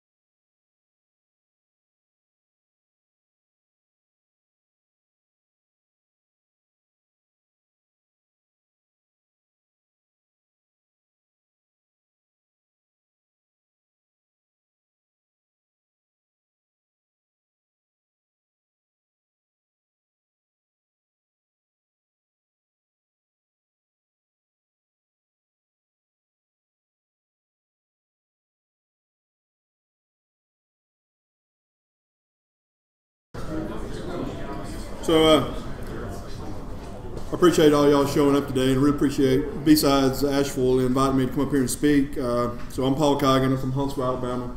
Work for Dynetics, an aerospace company, and I'm basically a network security architect. Spend my time building telcos and critical infrastructure networks for utilities, organizations similar to that. And this talk is based around the genesis of it is all the BGP hijacking that's happening on the internet, where IP prefixes are being hijacked by other organizations around the world and doing things like a macro level man-in-the-middle attack where they can sniff and possibly inject routes, etc. And it got me thinking, since these type of attacks have been happening for a long time with BGP hijacking, YouTube got accidentally hijacked. Facebook was hijacked a few years ago. Back in 2010, 50,000 blocks of IPs got hijacked. Renesas recently reported a BGP hijack where IP prefixes were being redirected to Iceland and other parts of the world. Part of it was, one of the attacks was blamed on a software bug. I'm a BGP guy. I'm not aware of a software bug causing IP prefixes, but that was what it was blamed on. And here's some references to that. But that got me thinking, if BGP is being hijacked, knowing what I know about how telco service provider networks are designed and built, that whoever had thinking, if they're hijacking BGP accidentally, maybe they're accidentally hijacking MPLS VPN circuits. But here's what the BGP, if you're not familiar with the BGP, here's how it works. Organizations that are multi-home to the internet, if you're going to be connected directly to the internet and advertise BGP routes, you have to have an autonomous system number registered with your internet registrar in the U.S. In North America, it's Aaron, and Europe it would be ROT. And there's one for all the different parts of the world. You go and get an autonomous system number, and you would have independent IP prefixes that you route up into the internet advertised with BGP. Your service provider is doing it for you if you're not doing it. And in this case, in this scenario, I'm showing you got AS4 and AS6 that are wanting to send traffic between each other, and there is a trust relationship. It's just understood there's a trust relationship in the global internet between BGP and the tier 1 providers, that people are advertising who they should be advertising, and they're not advertising your routes, because that wouldn't be nice, would it? And we're all good citizens on the internet. We would never, other than accidentally advertise somebody else's network. But in this case, we got AS5 up here in the left-hand corner, and they take interest in your IP prefix because you're a bank or some other interesting organization, and they decide they want to advertise your IP prefix because they can. Well, what would happen is the networks that are close to them, where they have a better metric, traffic that might be destined to AS4, AS6, could be redirected to them, and then they could black hole it, drop it, sniff it, and forward it back out, or not only sniff and pull the traffic off that's of interest to them, but also inject and modify the packets and send them on their way. Who knows? If it's not being encrypted, everything's on the table. And in addition to that, it would be possible for someone to also hijack your AS number and your IP prefix and advertise into the network that they are, and what that would make other organizations believe is that you have some kind of telco network connection that leads you back into that network, because not everybody knows, nobody's going to know your network. It's your network. Nobody knows what your carrier agreements are. And your BGP routes could be easily hijacked. So that's happening right now. And so that's what's led me to thinking, If BGP's being hijacked, why can't they hijack MPLS? If I'm coming after you, if you're of interest to me, if I go rogue, and I have access to BGP routers that are also running MPLS, why would I not go do it? Because you can. It's right there to be used. So let's get into this MPLS real quick. Let me give you a high-level review. When you buy a MPLS VPN, just because VPN is a part of the marketing literature that you're buying, it does not imply IPsec. IPsec is something that you have to implement on top of MPLS if you want privacy. If you're not implementing IPsec, you do not have an encrypted connection. You have a private VPN, just like an X.25, an ATM PVC, a frame relay PVC that you might have implemented in the past. If you want privacy and confidentiality of your information, you have to go and add IPsec onto your MPLS VPNs. Many times that's one of those little details that's left out when you're being sold an MPLS circuit that you need to go and put a VPN behind it. So where does MPLS work at in the whole network stack? If you read a lot of network books like I do, they always talk about that MPLS works at layer 2.5.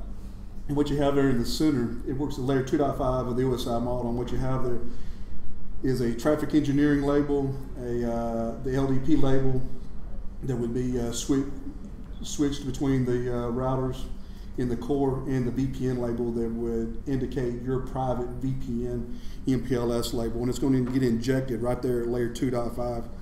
And if somebody compromises at that level, you can assume if you get compromised at that level, that everything above that in the stack is going to be compromised. Here's what it looks like from a PCAP standpoint. You can go to this website and download this PCAP as well if you want to go and look at it. They have a great deal of PCAPs that are of interest to you. Tim, you and I were talking about PCAPs. This is a really good site to get a lot of PCAP examples. But what it shows there is one of 3 labels. There's 3 labels there: label 1001, 1002, 1003 for a MPLS connection, and each label is 32 bits. And I'm not going to go into the details of it here for time purposes. But I want you to have that for reference. And by the way, I will give you these slides if you ask for them, if you want to go into this in more detail. For time, I'm going to rush through some of these slides. Here's an MPLS architecture. This is what the router architecture looks like. In the center, we have the core routers.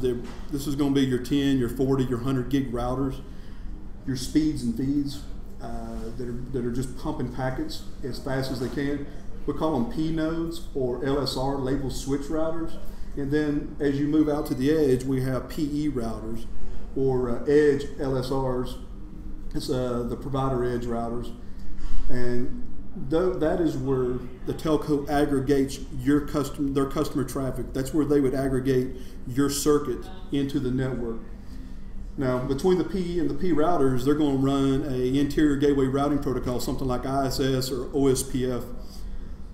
In between the PE routers, they're going to run BGP, and it's going to be IBGP because it's internal.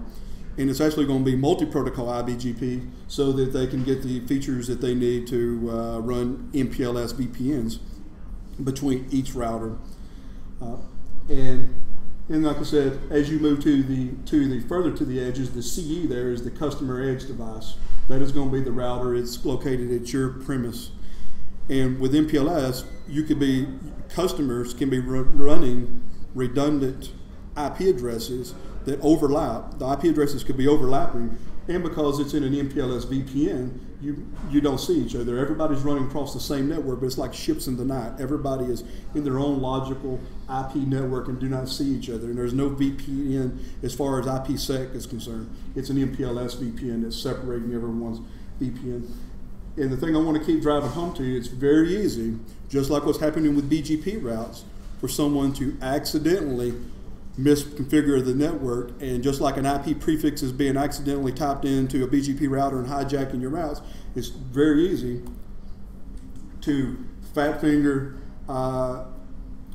some network statements and possibly import-export routes. So here's the statements for MPLS. Up here in the upper left-hand and upper right-hand corner, you have IPVRF, those commands. That IPVRF is going to define a virtual routing forwarding instance, and then that route descriptor is going to define your unique MPLS VPN, and then the route target statements import and export VPNs.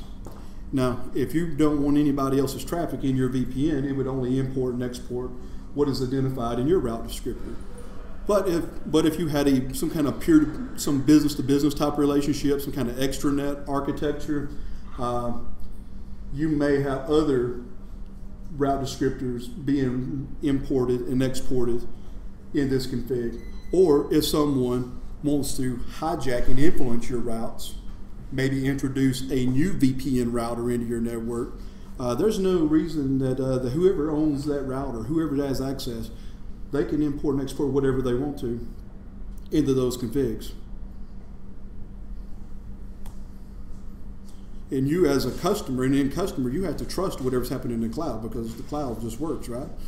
There's no evil in the cloud. So from a routing standpoint, I wanted to show this to you real quick. This is just a real simple, this is the global routing table up in the upper left-hand corner that you're used to when you go into a router and do a show IP route. This is what you're used to, like in your enterprise. But if you turn on MPLS VRFs, if you start turning on VRFs, each VRF is going to have its own routing table. Everyone has their own unique routing table when you turn on that VRF. And the only way to see it is you see in the upper right-hand corner, in the upper left-hand corner. Different from the statement in the upper left is I had to go and add the statement VRF and then the customer VPN name to the route statement to be able to see the routes. You see that the routes here are all unique. And so you're like ships, you're on one router, but we've virtualized it. We've carved it up, and we could have hundreds and hundreds and hundreds of VPNs on one router and virtualize it. You can virtualize a server, or you can virtualize the routers with MPLS and Verse. And again, I wanted to show you some PCAPs, and we're not going to dissect this PCAP in detail. I just wanted you to see it and have it for reference. If you want to dig into it, I'll send you the slides. Up there in the center, I've got circled.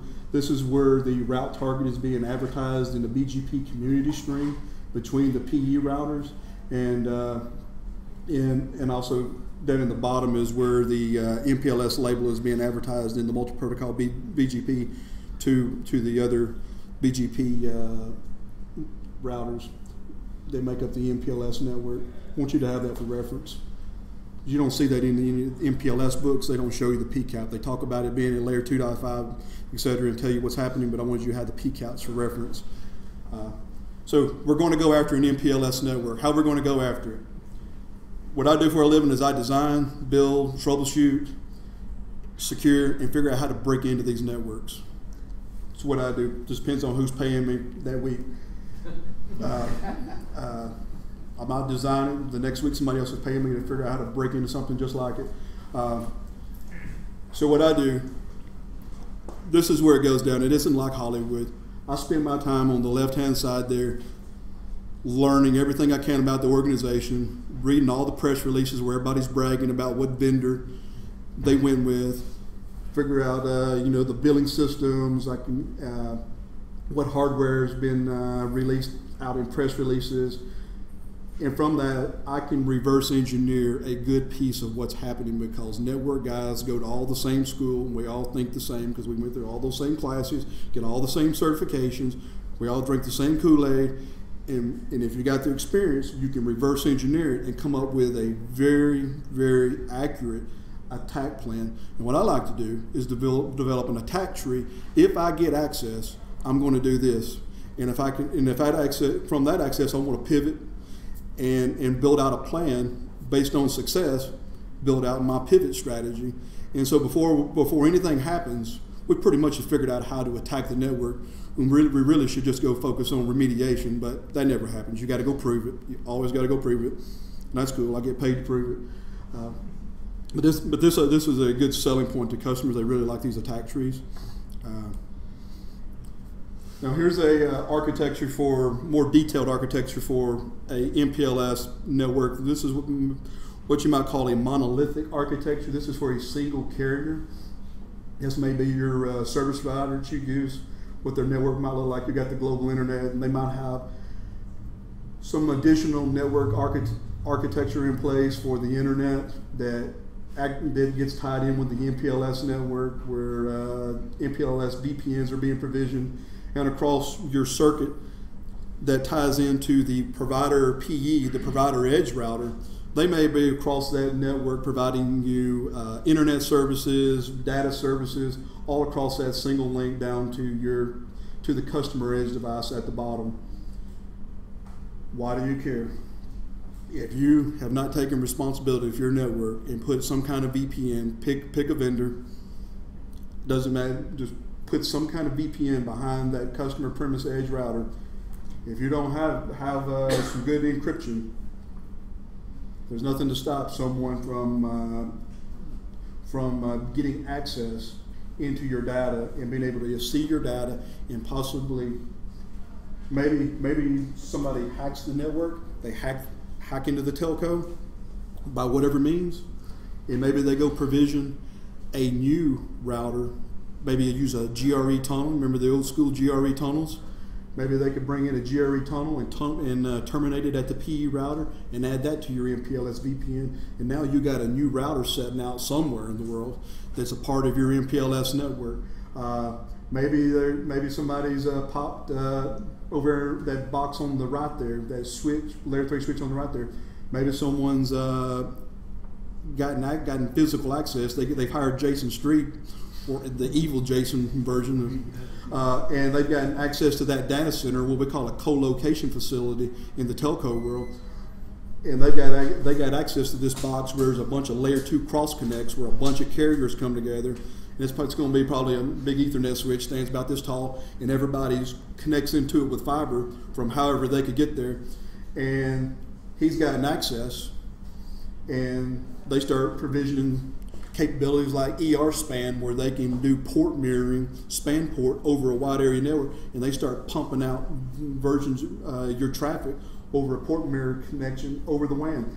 Maybe they turn on lawful intercept. Lawful intercept, I talked about this in that presentation, Bending and Twisting Networks, that I've been doing last year, where they can turn on the lawful intercept capabilities, enable that where you're sending a copy of traffic between point A and B, and a perfect copy of it is being sent to the bad guy's destination, and you'd never know it. The law enforcement uses that to do an IP-based wiretap. If the feature and capability is there, why can a bad guy not do it? If they got access, they got access.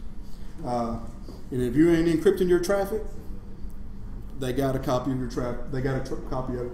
And then again, they might accidentally misconfigure.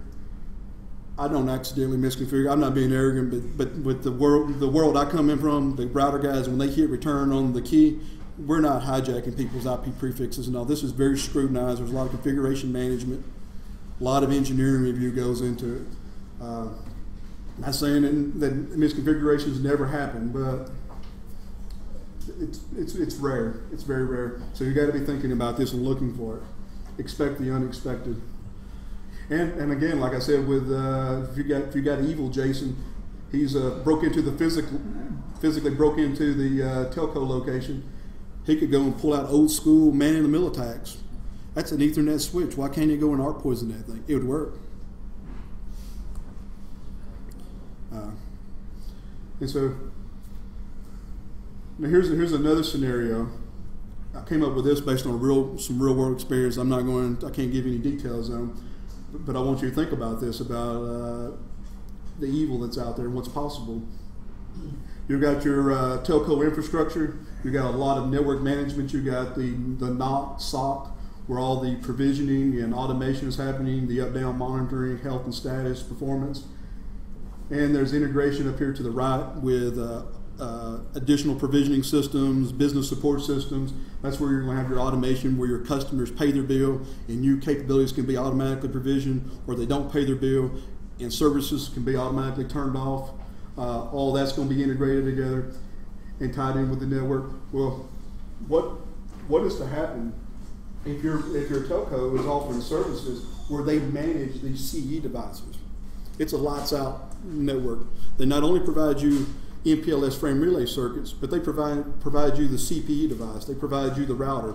It's all lights out. You don't do anything to the router, but you have physical access. And if you follow Jason's presentations, physical access rules. Whoever's got physical access owns you. Doesn't matter how good you're secured, how much money you spend on boxes and software. Physical access rules. So you got a hold of that router. They have not put in some kind of means to stop you from doing password recovery and zeroizing that box. You got the whole config. You're going to be able to, with that configuration, having that physical access, you're going to be able to really get into those network guys' head. You're going to see their routing protocols. You're going to see how sophisticated they are and how they configure their routers, their security, their network management. You're going to get the IP addresses of the boxes up here in the NOC cloud where they do their management. You're going to get a really good target list of how to go after them, and where you can go from the CPE at the customer prim and head north possibly if they have not put really stringent controls into that NOC to really lock down the control plane, management plane, data plane, separation of services. An adversary might be able to go north from the customer network up into the NOC. If that doesn't work, because they're really smart guys and they lock down that northbound connection, but you've got all of this information out of that CPE, what is to stop you from going out to LinkedIn and reading the press releases, finding out what Kool-Aid they drink for boxes, who all the vendors are, go out and find out who the field engineers are that probably put the systems in, and they still have contracts to manage those networks. You go and social engineer, do a phishing attack against them, and then piggyback on their VPN connection up here on the left, and come back into their network, and you've got all kinds of intel that you've gotten from the local CPE, so you're not fumbling around having to scan all. You know what to go after because you got a router config to look at. You got SNMP community strings, you got it all. And then you can go in and start influencing the network. You might get into their IPTV, which is cable TV over IP network, get into their soft switch network, was like as a voice over IP system that can run a whole region, voice services. Get into their BGP network and start influencing and hijacking BGP routes, which was the genesis of the idea for this talk. Get into the transport network here at the core and start just take out whole sonic networks, take out the DWDM network. Where we're running lambda wavelengths over fiber that everything runs across at layer 1. If there's no layer 1, there's no layer 2 through 7. If you get that access in that core, you just take it all out. I mean, it depends on what your goal is. Depends on who's after you. What the rule, if it's somebody like Jason or I, there's going to be rules of engagement, and we won't be permitted in 99% of the cases to go that far. We're just going to show you we could have, but this is just a scenario. And if you're not running encryption, somebody can do what they want to your network. If you got it encrypted, at least you have it private. At least you have it private. If you run MPLS VPN circuits internationally, where you leave the U.S. and you're dropping circuits off, say somewhere in South America, Asia Pacific, Southeast Asia, Europe, wherever, it's very highly likely that you're not staying on one telco's network the whole time end to end.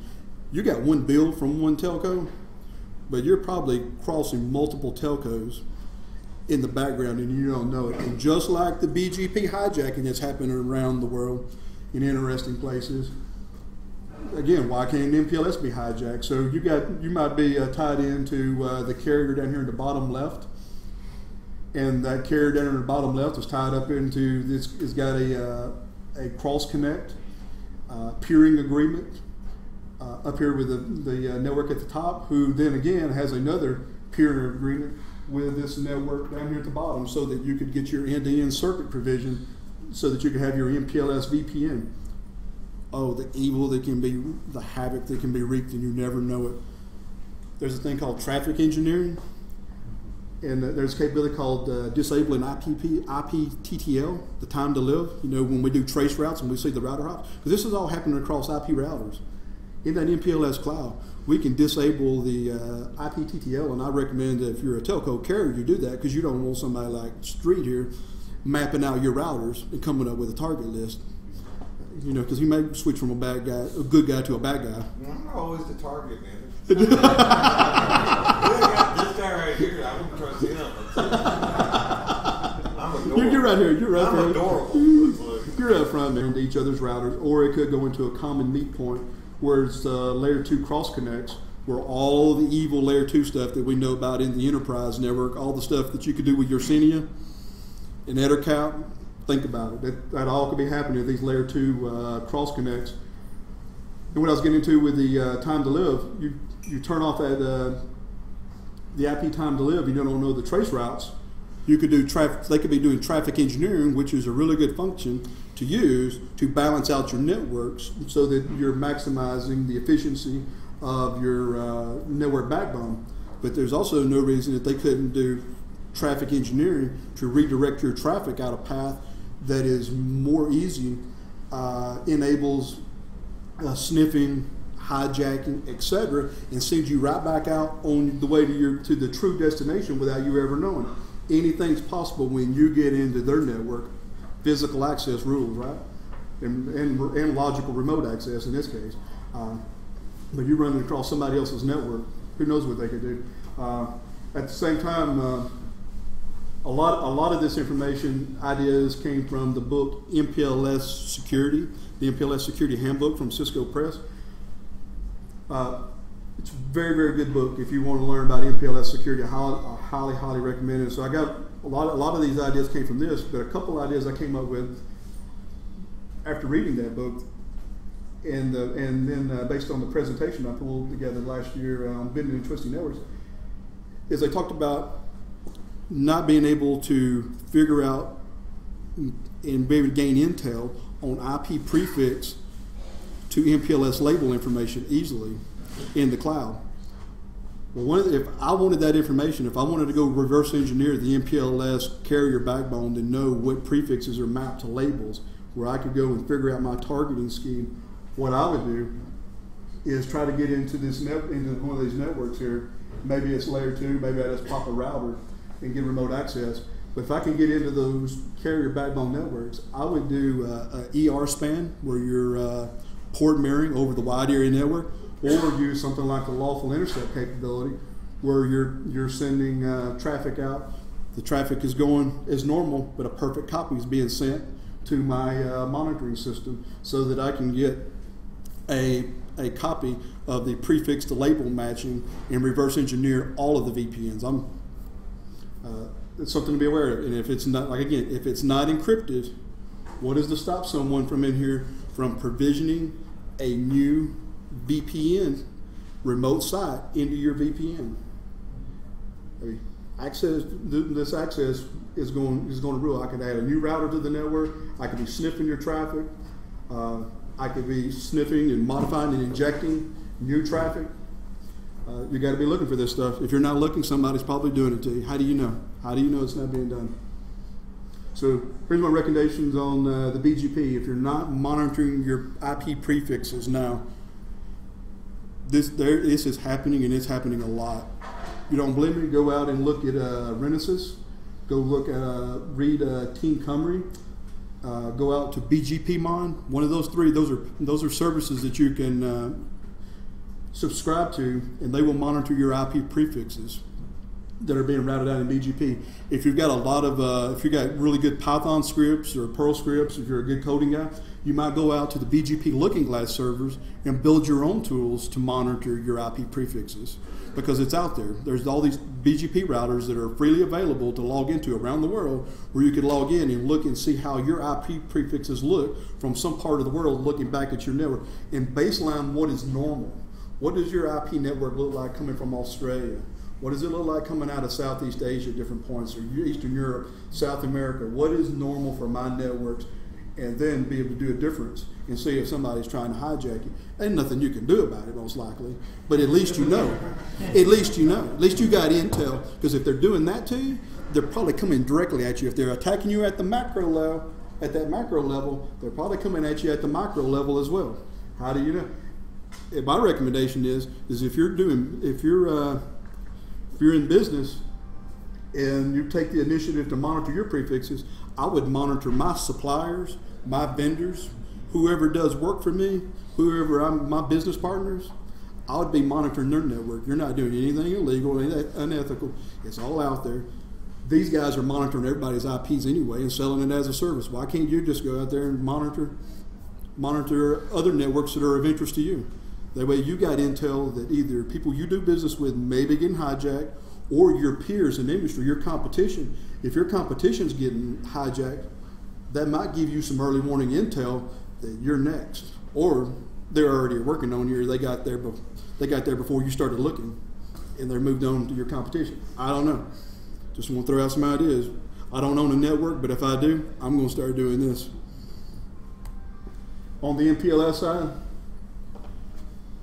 if you got a large MPLS network and you're doing routing, you got your own internal gateway protocol running. You're running EIGRP, OSPF, RIP, whatever.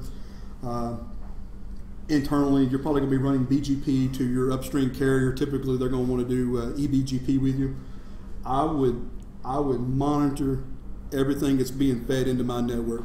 I would not only monitor, I would filter out everything that I don't expect, and then I would log everything that violates that trust relationship, and that way you know that somebody's trying to add a VPN to your network.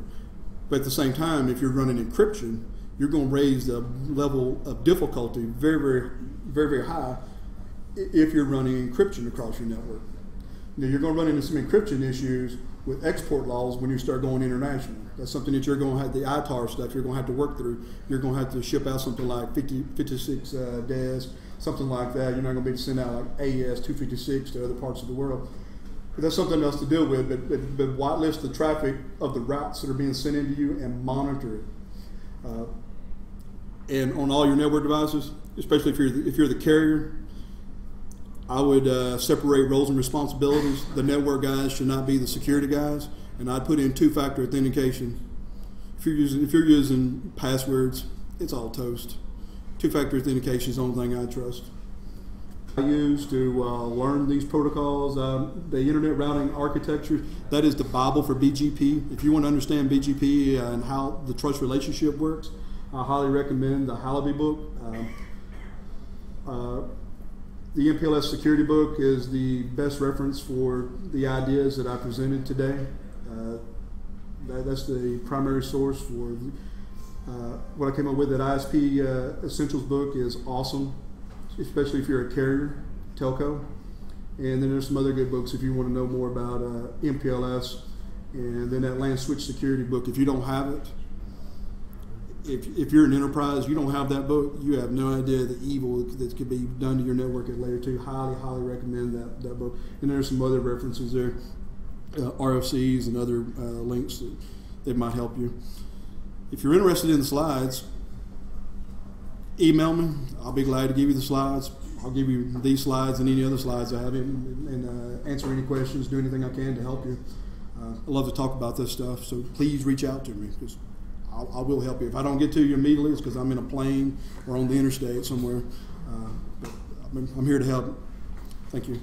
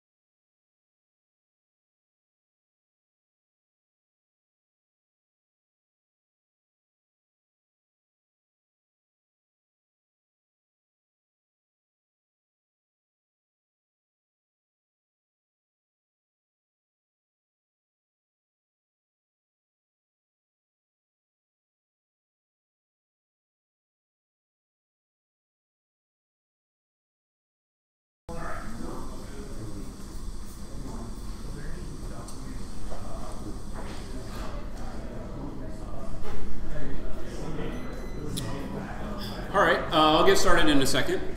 First thing, I talked earlier about maybe doing some key signing. Let's do that at dinner time for anybody who's around, has your fingerprint, your key fingerprint, and is interested. That's, I guess, 2 more sessions after me is dinner. All right, so hi everybody. I'm Hank Leininger with CoreLogic, here to talk about Pathwell. Thanks to the BSides folks for putting this together. And so the TLDR of my talk is to make user passwords 5 to 6 orders of magnitude harder to crack. And we're not talking about computational difficulty. We're not talking about making stronger hash algorithms. We're talking about make your users behave in less predictable ways. Well, just a little bit of background. I'll go a little bit through background of classic password cracking attacks and defenses, and then what has changed in the landscape in the last 5 to 10 years. What are the techniques and methods that the attackers have been developing, which we need defenses for and haven't had any until we built this. And then a little more detail about Pathwell, what it is that we built, and some examples of it in use, and some testing that we did as part of Crack Me If You Can last summer, the 2013 contest. So I'm Hank Leininger. I wear lots of hats. I play offense, I play defense. I build stuff, I break stuff. I co-founded CoreLogic in 2004. We're a small security services consulting company, and we build stuff and we break stuff. And like I said, we've been running the Crack Me If You Can password cracking contest at DEF CON for the last, this will be our 5th year, I guess. And also on the side, since the 90s, I built the Mark mailing list archive site, and still maintaining that in my copious spare time. So I had the ideas for Pathwell some years ago, but didn't have a chance to really develop them, test out the theory behind it, and then build the tools until a Cyber Fast Track project that we did for DARPA last year. And when I say we, my coworkers actually did most of the work, which was awesome. That's like my favorite thing ever. Have a good idea, find somebody who will pay to have that idea developed, but then give the idea to somebody else to make them do the hard part while I think of the next idea. So just a little bit of background on classic password cracking approaches and techniques, and what do we even mean when we're talking about this? We're talking about offline cracking. You get a bunch of hashes or a hash somehow, and you're trying to crack it, get back to the password that is valid for that hash. And classic approaches use combinations of word lists and mangling rules. Back in the day, and I'm talking like 90s, computing power was just so not there to do naive brute forcing. You couldn't just exhaustively crack the entire key space of any hash that was actually useful and in use. But so the techniques that were most successful were careful selection of word lists, mangling rules of what are the most common transformations of these words to get to the most users' passwords. And the classic tools back then were like Alec Moffat's Crack, Loft Crack, the old Unix command line version, and John the Ripper. Classic defenses against those kinds of attacking techniques. Since then, that's when we had these complexity rules come up, and minimum lengths and character classes, password rotation, and better hash types. And there's either downsides or adoption problems with all of these, and I'll talk about them next. So all that is a big fail. Attackers have computing power has outstripped our ability to adopt new hashes. It hasn't outstripped our ability to come up with new hashes. I mean, bcrypt is awesome, scrypt is awesome, yescrypt is even awesomer, but none of them are actually in the enterprise, the level of enterprise use that we'd like to see. I mean, every enterprise environment uses Windows Active Directory, and if they've managed to get rid of landman hashes, hopefully they have done so by now, they're still using NTLM, which is the best they have that Windows has to offer. Never mind that pass the hash makes password cracking completely unnecessary in some environments for some attacks, but that's a different talk. Furthermore, some of our things that we've done to try to make passwords stronger have ended up in making them easier to crack, more predictable. And in particular, password rotation. I should actually back up one more step. We all know and agree, at least everybody in this room, and we've heard this like 10 times today, that we shouldn't be using passwords at all. We should have gotten away from them. We should be using two-factor authentication. That's a very common refrain. It's not wrong. It's just, it's the same conversation we've been having for 15 years. And while it's still worth having, it should tell us something that we've been having that conversation for 15 years.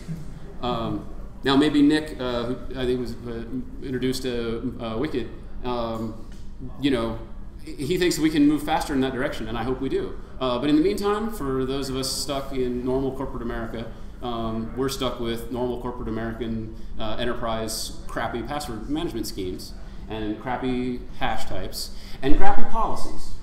So some of the ways that policies have hurt us. One of the biggest is the frequency that we require password rotation encourages users to make predictable changes every time they have to change their password. If you tell a user that they should come up with a new password every time and that they can change their password once a year, they might listen to you and make it different every time. But if you tell them they have to change it every 30 days, you're guaranteeing that all they're going to do is part of their password is going to have a number in it, and they're just going to increment that number every month. Or they'll have a word in the password, but the word happens to be the name of the current month. So next month, it'll be July, and the month after that, it'll be August. Or the password will include the year. And so if you know their password today, you can predict that their password is going to be 2 years from now in one guess. This is worse than bad. This doesn't just mean that I can crack their password easily. This means if I crack a 3-year-old password, I can guess what today's password is with one try. That is just horrible. That's awful. But we've hurt ourselves. What's that?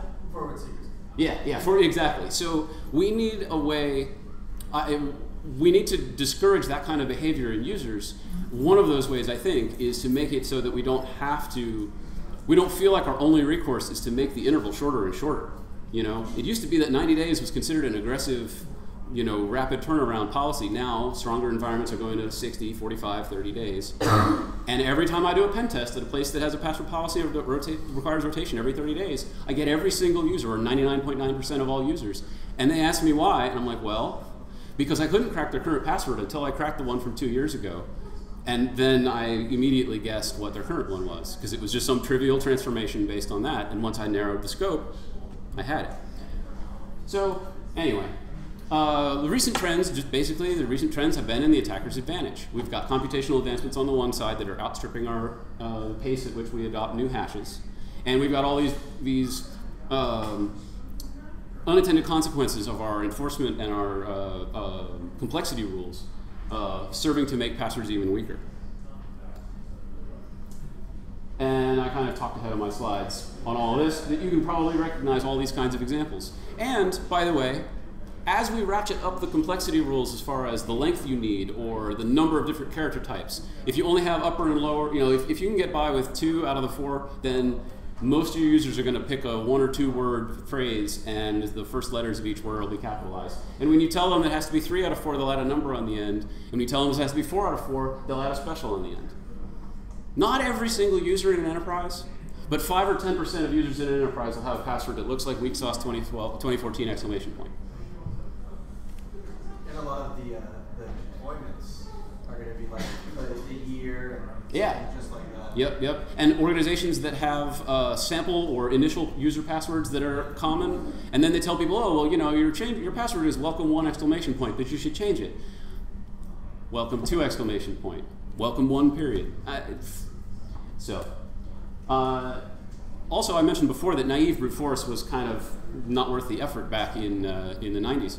Well, the advancement in GPU cracking and the lack of advancement of actual adoption of of stronger, slower hash types means that some levels of brute forcing are now practical.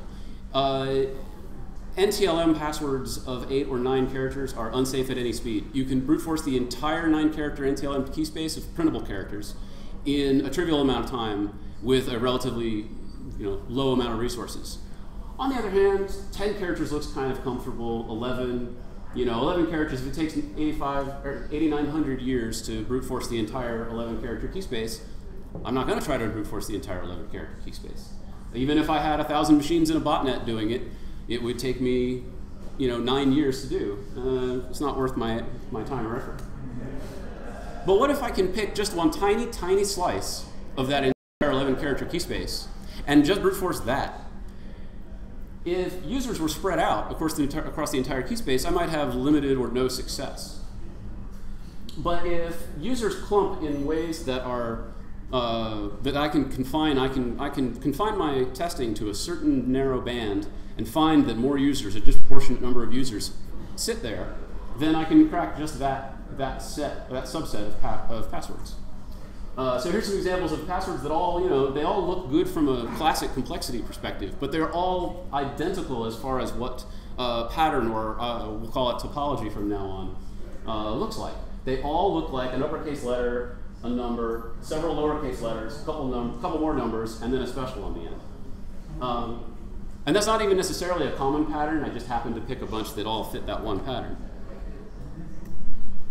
And this is the way the math works. If we have 4 possible character types per position, an upper, a lower, a number, or a special, then every character of length of the password is another power of 4 possible combinations. So an 8-character password has 64K possible topologies. 9 is 4 times that, 10 is 4 times that, 11 is 4 times that. So there are... So I'd said before that an 11-character password would take 8,900 years to brute force the entire key space. But if we brute force just this one topology in that key space, we get it in 3.5 hours. Now, in reality, you might not even do just that. You might combine a topology focus with a dictionary and a rules basis, because if we have a bunch of lowercase letters in the middle, it's more likely to be a dictionary word than it is to be random letters. But yes, go ahead. Is this the same or different than a mask attack? This is basically a mask attack, but I'm heading down the path of this is exactly, the mask attack is what the cracking tools call it. Hashcat and OCL Hashcat call this a mask attack. And their nomenclature, their syntax is what I borrowed when we talk about it here. This is exactly what a mask looks like in those tool sets. Where I'm going with this is that we can use this as a way to describe the strength of a password when a user tries to create that password. And so we make a defensive tool out of preventing mask attacks. So the question really is it true that users follow these patterns? Is it true that we can predict that they're going to land in certain topologies and certain masks are going to be worth our time to focus on? And if so, we would get a big benefit. And like I said, in reality, you'd probably combine this with other cracking techniques. The more the better. But using this to inform your attacks, whatever your other approaches are, could dramatically increase the attacker's success rate. Yeah, it dramatically increases the attacker's success rate. So we, as part of the first phase of Pathwell, we did some number crunching. As CoreLogic, we do a lot of penetration testing, enterprise assessments, and whatnot. And when we do, one of our goals is always to bag the domain or the enterprise LDAP or whatever it is, get all the hashes, and then crack them all. So we sorted through some of our past successes, and we pulled out data sets where we had cracked 95 to 99% of all enterprise passwords for organizations with, in most cases, 10,000 to 100 to 500,000 user hashes. In other words, we threw out the ones where we didn't know enough, and we threw out the ones that were too small to make good statistics. So I'll go through a couple of examples and then show you a merge of all the data sets. So in this one organization, there were 250,000 accounts roughly, well rather 250,000 hashes, and that included history entries, but that's valid because an attacker will use exactly that. And of those over 250,000, there were only just over 7,000 unique topologies used. And in fact, those topologies were used incredibly unevenly. The most common topology was used by almost 13% of all users, or all user hashes. The next most common topology was used by another 12.7%. Those numbers are not coincidences, and I'll explain why in a second. And then down, but bottom line being, within the top 5 topologies, almost 50% of all user hashes cracked. Now, the reason why I said that it's interesting, the number 1 and the number 2, this organization, we intuited from the data and then confirmed with them, had just increased its minimum password length from 8 to 9. Sometime, when I say just, sometime within the last year. So about half the history entries were from when it was 8-character minimum, and about half the history entries were from when it was 9-character minimum. And every single one almost just added another lowercase letter. They just moved to a slightly longer word, or they added an E or whatever. And in general, I mean, on their face, these passwords were decent in that they met their existing password complexity requirements. But they were awful in that we could crack them trivially. The next question is, are the topologies that a given group of users overuse going to be common with other organizations? So let's go to the second here's a graph of, this is kind of a histogram of the frequency of the different topologies. The x-axis is simply sorted by how, basically it's just, we've just got the, how frequently are the most frequent ones used going down the line. And that'll be more important when I show you more graphs later. So second example, this time almost 500,000 hashes, although we didn't have 99% success rate. We only had 93%. We were slacking. They had 14,000 unique topologies. But once again, pretty, they were not quite as skewed. Their most popular topologies didn't break over 12%. They were only around 4. But there was once again a pretty strong correlation between the most popular and the second most popular. Can anybody guess what change they had just had in their password policy? Required a symbol. They required a symbol. They did also increase the length. But the way people responded to both of those at once was to add a symbol at the end. Oh, and by the way, when people add a symbol, I mean any punctuation, they don't add any punctuation. They add an exclamation point, maybe a period, maybe a pound sign, maybe an @ sign. Once you get through those 3 or 4, you've got like 90% of all users' special characters. So the top 5 topologies didn't crack 50% or even 48. They cracked 16% though. I mean, seriously, come on. This is 0.001% of the work that the attacker should have to do gets them 16% of all users. And if you did go out to all the top 100 topologies, which is still a tiny percentage of the overall possible key space for 9-character, they'd get over 60% of all passwords. And here's their graph. It's not nearly as steep, but it still does not look flat and even, which is what it ought to. So, all right, what is some more? And here's a little more background. The top 5 stacked on this graph, and those are the password topologies that I'm going to use first. And I'm going to know 10, 15, 20, 30% of all passwords in there in any organization. Now, controlling for if this organization has an 8-character minimum and that one has a 9, obviously the 8-character popular ones aren't going to work here. But what will work is adding a special or adding another lowercase letter. So this is definitely a problem that's common across organizations. We basically confirmed everything that we were suspecting, and perhaps more so. We didn't even expect the results to be this dramatic, but they were. And so all kinds of common user misbehavior falls out of this. So companies that think they're being protected by password complexity policies are not. And organizations whose only response to making their passwords stronger is making their users change them more often are actually hurting themselves.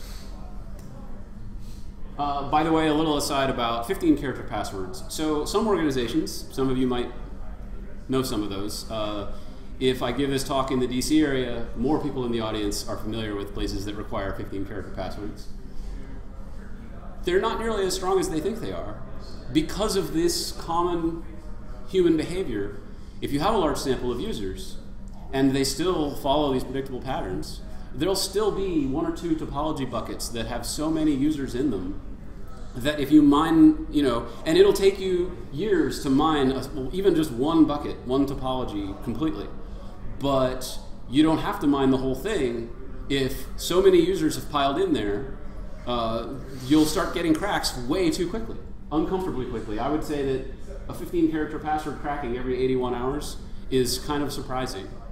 And this is with no additional smarts like dictionary selection, mangling rules. This is just limited focus brute force. You get smarter than that and your average cracking should get even better. So what the hell do we do? We needed new defensive tools, and that's what we did when we built Pathwell. So none of the existing rules are bad, although this can have bad consequences, but we definitely need something different as well. And so one of the most obvious things would be, let's look at that graph of all the ones, the topologies that are really common for people to choose, and just blacklist them all. Don't let users go there. Another would be a dynamic system whereby every time a user is going to set a new password, the system remembers what topology they've chosen. And then when the next user comes along and says, my new password is, I want it to be so-and-so, if it matches the topology that's already in use by too many of your users, and that could be one, you could have a limit that only one user at a time can use it, or 10 or whatever, then the system could tell them, no, you can't use it. Or it could tell them, you can't use it, it's too common, try something else. And/or you can require a minimum distance, if you will, between the topology that their old password had and the topology that their new one had. All of these I'll go into a little more detail on. And they all have costs, and I'll go into those too. So ideally, from a password topology perspective, we want to look like the graph on the bottom.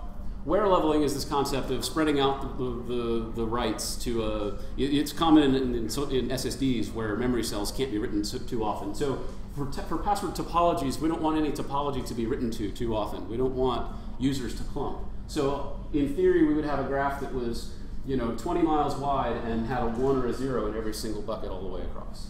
Instead, we have that. That's what we want to avoid. So how successful would we be if we were successful? Like, how much would we increase the attacker's work factor? We did a bunch of different scenarios. The best for the defender is if the user's topology selection is completely random after subtracting out the blacklisting, the ones that users are typically going to go for, which means that those are the first ones the attackers are going to go for. The worst case is the attacker knows exactly which topologies are in use. They know absolutely every single topology that's in use by a given group of users. And then a realistic case where users are scattered in possibly somewhat predictable ways, but the attacker doesn't have a substantial distinct advantage. And as you can see, the ways it works out, we measured the attacker's work factor increase. We basically, this relationship pretty much holds for both ways of looking at it. If the attacker spends X number of hours cracking, how many passwords did they get before and how many passwords did they get after Pathwell? They get 1 million fewer passwords. 1 million times fewer passwords in that amount of cracking time with Pathwell applied. Conversely, if the attacker's goal is to crack 20% of all of an enterprise's passwords, and it takes them X number of hours to crack 20%, how many hours before Pathwell? After Pathwell, how many hours does it take them to crack 20%? It takes them 1 million times as long, or 1 million times as large of a botnet. Realistically, 6 orders of magnitude is optimistic. 4 to 5 orders of magnitude, though, absolutely. So between 10,000 and 100,000 times harder, or between 999,000 and et cetera.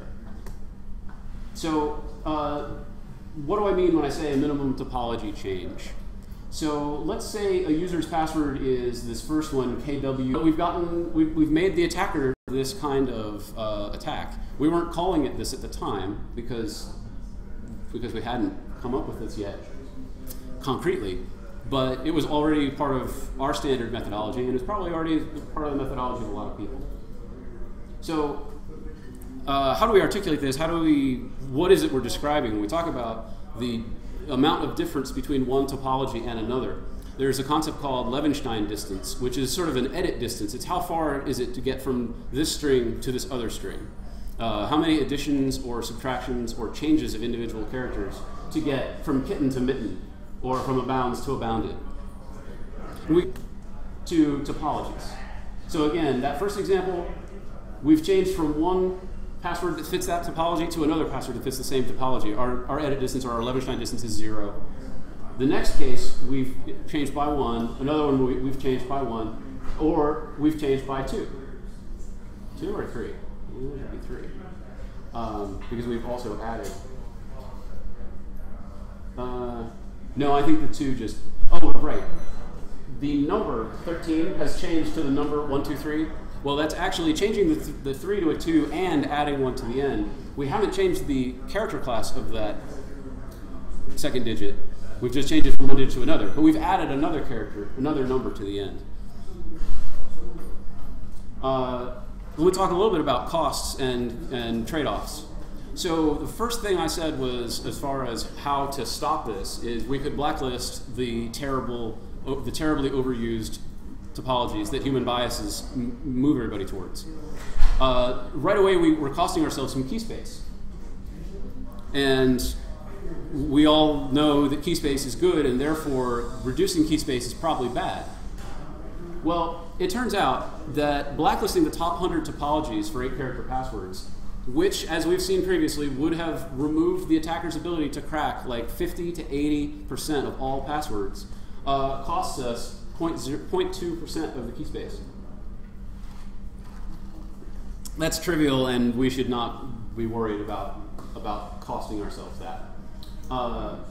Now, there are some other more subtle consequences. By forcing uniqueness of topologies, we actually increase the odds that any given topology goes up.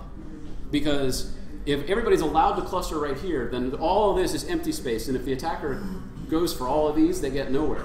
But once we make all these users spread themselves out, you know, maybe every other bucket is full, so the attacker has better odds of finding a bucket that has a password in it. But again, that means that by exhausting a bucket, they may get one password, or they may not, and move on to the next bucket. It's still between, this is approaching the worst case scenario for the attacker, for the defender, and remember that even in that scenario, our work factor for the attacker has gone up by 2 to 3 orders of magnitude. And the way it works out, the longer the minimum password length, the larger the number of buckets there are, so the less this effect hurts us. All right, so Pathwell, like I said, is both the name of this project, but it's also the name of a PAM module we developed that can enforce optionally all of these different controls. There's auditing, there's a blacklist, there's maximum use count, and there's Levenstein distance enforcement. We built it on Gen 2 Linux, and it also works. We've tested it on Ubuntu, Debian. There might have been a problem with the latest version of, I think the latest version of Red Hat Enterprise was missing some libraries. Like it was too old, but worked on Fedora. All right, so those the main modes. Audit mode is what builds you this map, this topology database of here's the use counts of the different topologies in my organization. You don't have to turn on auditing, but if you do, every time somebody changes a password, the topology that's been used by that password gets a use count incremented. And the database is sensitive.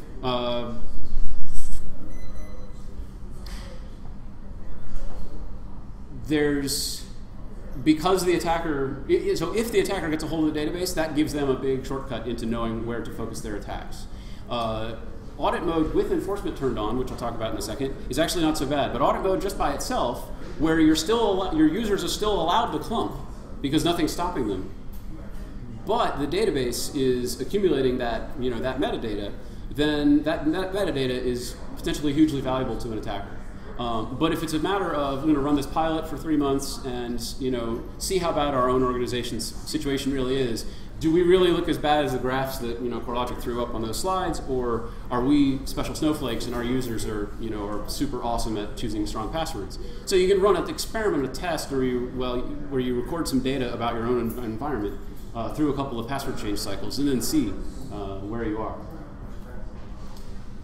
First enforcement option is blacklisting. This doesn't need audit mode to work. Blacklisting is simply We're going to pre-populate the database. We built a recommended blacklist, but you could blacklist your own, or supplement or change it if you wanted. And then blacklist can also be used as another way. Typically, this wouldn't be the only PAM module you had. You'd have the typical cracklib or password QC or whatever you have, and you would add our PAM module to the stack. But if you wanted to have our PAM module also enforce things like minimum complexity rules, you could accomplish that by blacklisting topologies that didn't use at least 3 out of 4 or didn't use 4 out of 4.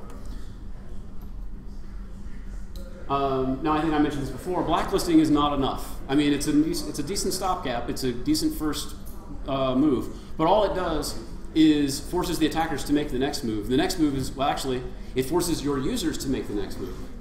Your user's next move, when faced with a blacklist, will be to find new places to cluster, because they're all going to try to cope with the blacklist in the same way. So whatever would have been next on their list is where they're all going to go. Once they've done that, and the attackers have figured that out, then the attackers will go there and they'll kill them. So it's a good start, but it's not enough to be a long-term solution.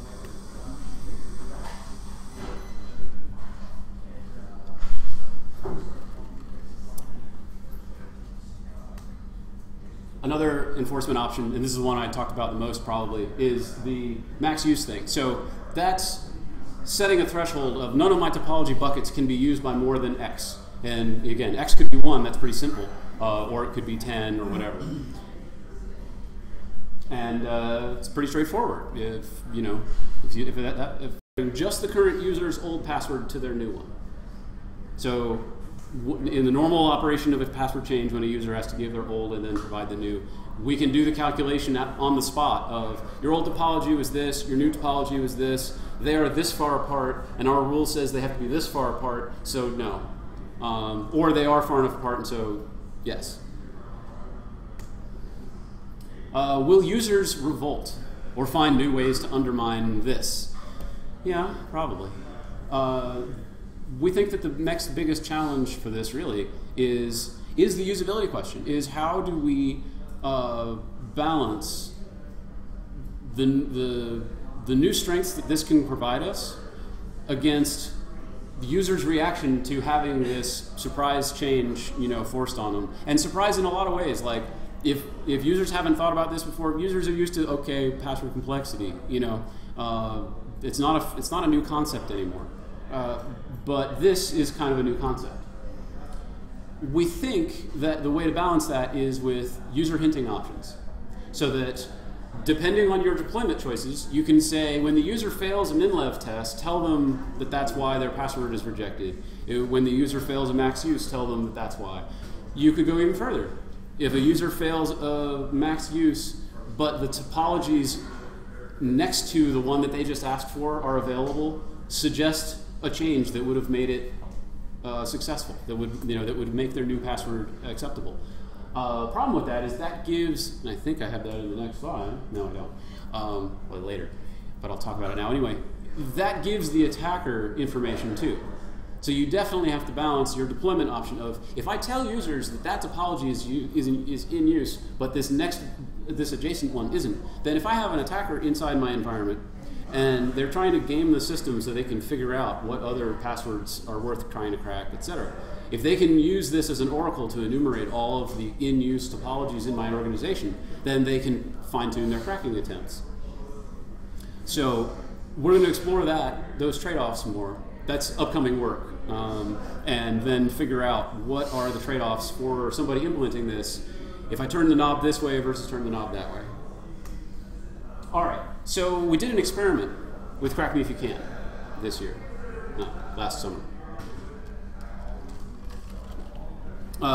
We run this contest at DEF CON every year. We make up a whole bunch of plain texts. We hash them in a whole bunch of different hash types. We release the hash types to the contestant teams. They try to crack as many as they can within 48 hours, and they get points for the harder hash types that they crack, etc. In 2013, we made up our data sets the way we normally do, which actually changes every year because we want to keep people on their toes. But we also included some that were influenced by and illustrated the security controls that Pathwell provides. And we wanted to see, well, what happens if attackers don't know this is coming, because we had never talked about this publicly back then, and we just throw a bunch of hashes at them that have been shaped by these rules. What is the impact to their cracking success rate? So 1 through 5 were part of the normal contest. Company 6 was a bucket of passwords that were crafted to look like the worst case, like current scenario of that graph that I showed before, of all the most frequent topologies were in use by lots of people, etc. Company 7 was where leveled but not blacklisted. So no topology was used by type and of how much we were enforcing. Now, one of the slides I skipped, I talked about NTLM, like I said before, it's not safe under any circumstances in 8 or 9 character passwords. They're just so trivial. Like, teams literally were brute forcing a sizable percentage of the total key space during that 48-hour contest. That's why they got more than 0 cracks of Company 8 in NTLM. But they got zeros of everything else. And they got substantially fewer. You know, basically Company 6 was, they went after the way they normally do. There were about 10,000 possible, maybe 9,000 in each Company 6, Company 7, and Company 8. So out of that 9,000 or so, there were, that's one of the slides I skipped, the breakdown of how many were what length and so on. I'll put these slides up later. But bottom line is it worked well, and we were happy. So, yeah. I had a question for you. So the only thing that would concern me about that is, what is the cost on support for the users for the increase in changes in complexity of passwords? Because there comes a point where they're going to have their password reset so many times to keep screwing things up, and it actually costs you more to implement security policy and creates more problems. With Carnegie Mellon, they've done a lot of interesting password complexity research, and so we're doing a study with them this summer on pretty much exactly that, like, or at least some raw numbers that'll help us get to that. So for instance, what is the increase in the number of attempts it takes for somebody to successfully change a password under this system? And for that matter, with different combinations of these options, and also different combinations of user hinting. So I don't know the answer yet, but it definitely needs to be answered before it's ready to be rolled out. Unless you are a particularly paranoid organization and you love this and you want it and you want to be a pilot and help us figure those things out. So just a couple of examples of configuring different options. In PAM.D, there's config files for different things that interface with the password system. So changing your password, logging in, blah, blah, blah, blah. So in most cases, like I said, we add the Pathwell module in addition to the existing stack of PAM modules. And we've worked it out. We've got working examples for how to configure it on Ubuntu and Debian, I believe Fedora, and definitely Gentoo. And some of the example errors that get syslogged. Out of the box, we don't give a lot of feedback to the users. That's that user hinting thing I was talking about. We don't give hints unless you enable them. But we do syslog enough information for the administrator to know what was going on. And then next steps. So I already talked about this a little bit. We like more samples for the cross-organization study to see if the relationships we saw in the enterprises that we studied holds true in other enterprises, corporate and government environments. And then what is the impact to the user for the different configurable options? What combinations of options are more painful and less painful, and versus the security benefit that each one provides? And we're going to do a usability study this summer. I'd love to hear from people that want to pilot stuff. As far as the code is concerned, we're working on an open source release of the PAM module. That should happen later this summer. With the option to do a dual license for proprietary implementations if somebody wants to implement this for Active Directory or Enterprise LDAP, or wants to work with us to build those, because we'd love to do it. But like I said, we're mostly a services company. We're not mostly a product company. And but we think those environments and like big enterprise-y web apps are really potential good targets for this kind of technology. And it could apply to other things besides passwords. Pins, even for two-factor authentication, there's usually something you have and something you know. If it turns out that 10% of all users use the same pattern when typing a pin, and so they end up with the same pin or very close to it, that's a big problem. And you might want to do something like this to enforce that not everybody types the same shape with their pin pad.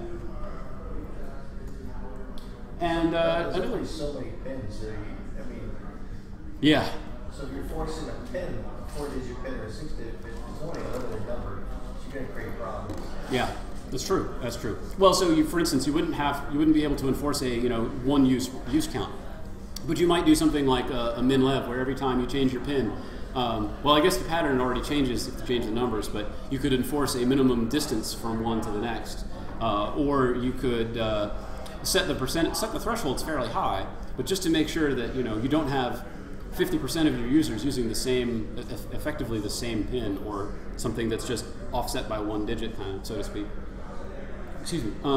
The other thing that will be interesting is how will attackers adapt if this were deployed in a widespread enough way that attackers needed to account for it. They needed to change their behavior in response to it. How would they respond to this?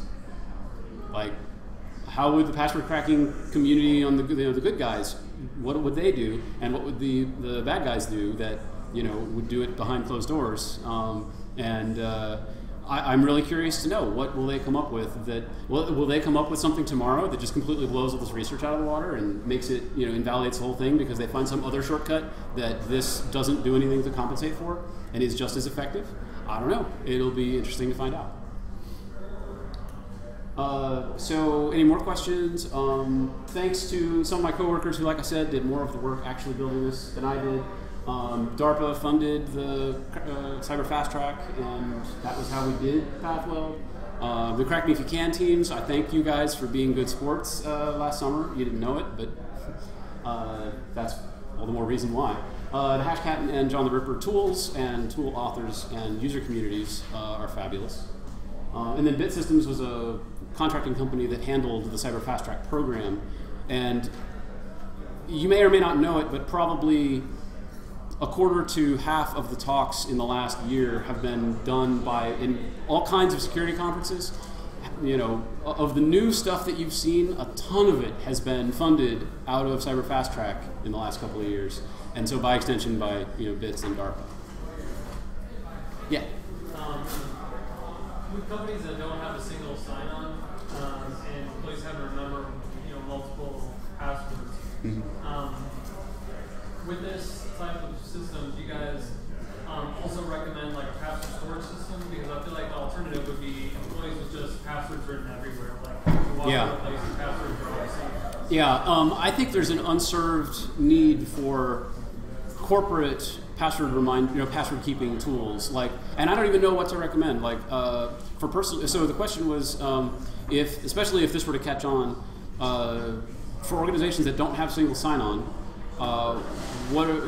Does this increase the need for some kind of secure password storage or password keeping thing? And I think it definitely does. And I think that's lacking. I mean, there are some big corporate solutions which are usually crap, and then there's small personal use tools which are great for personal use. But I don't know how practical they are for enterprise deployments. Well, why don't you, with this one, since you're opening sources, why don't you open source a tool like that too?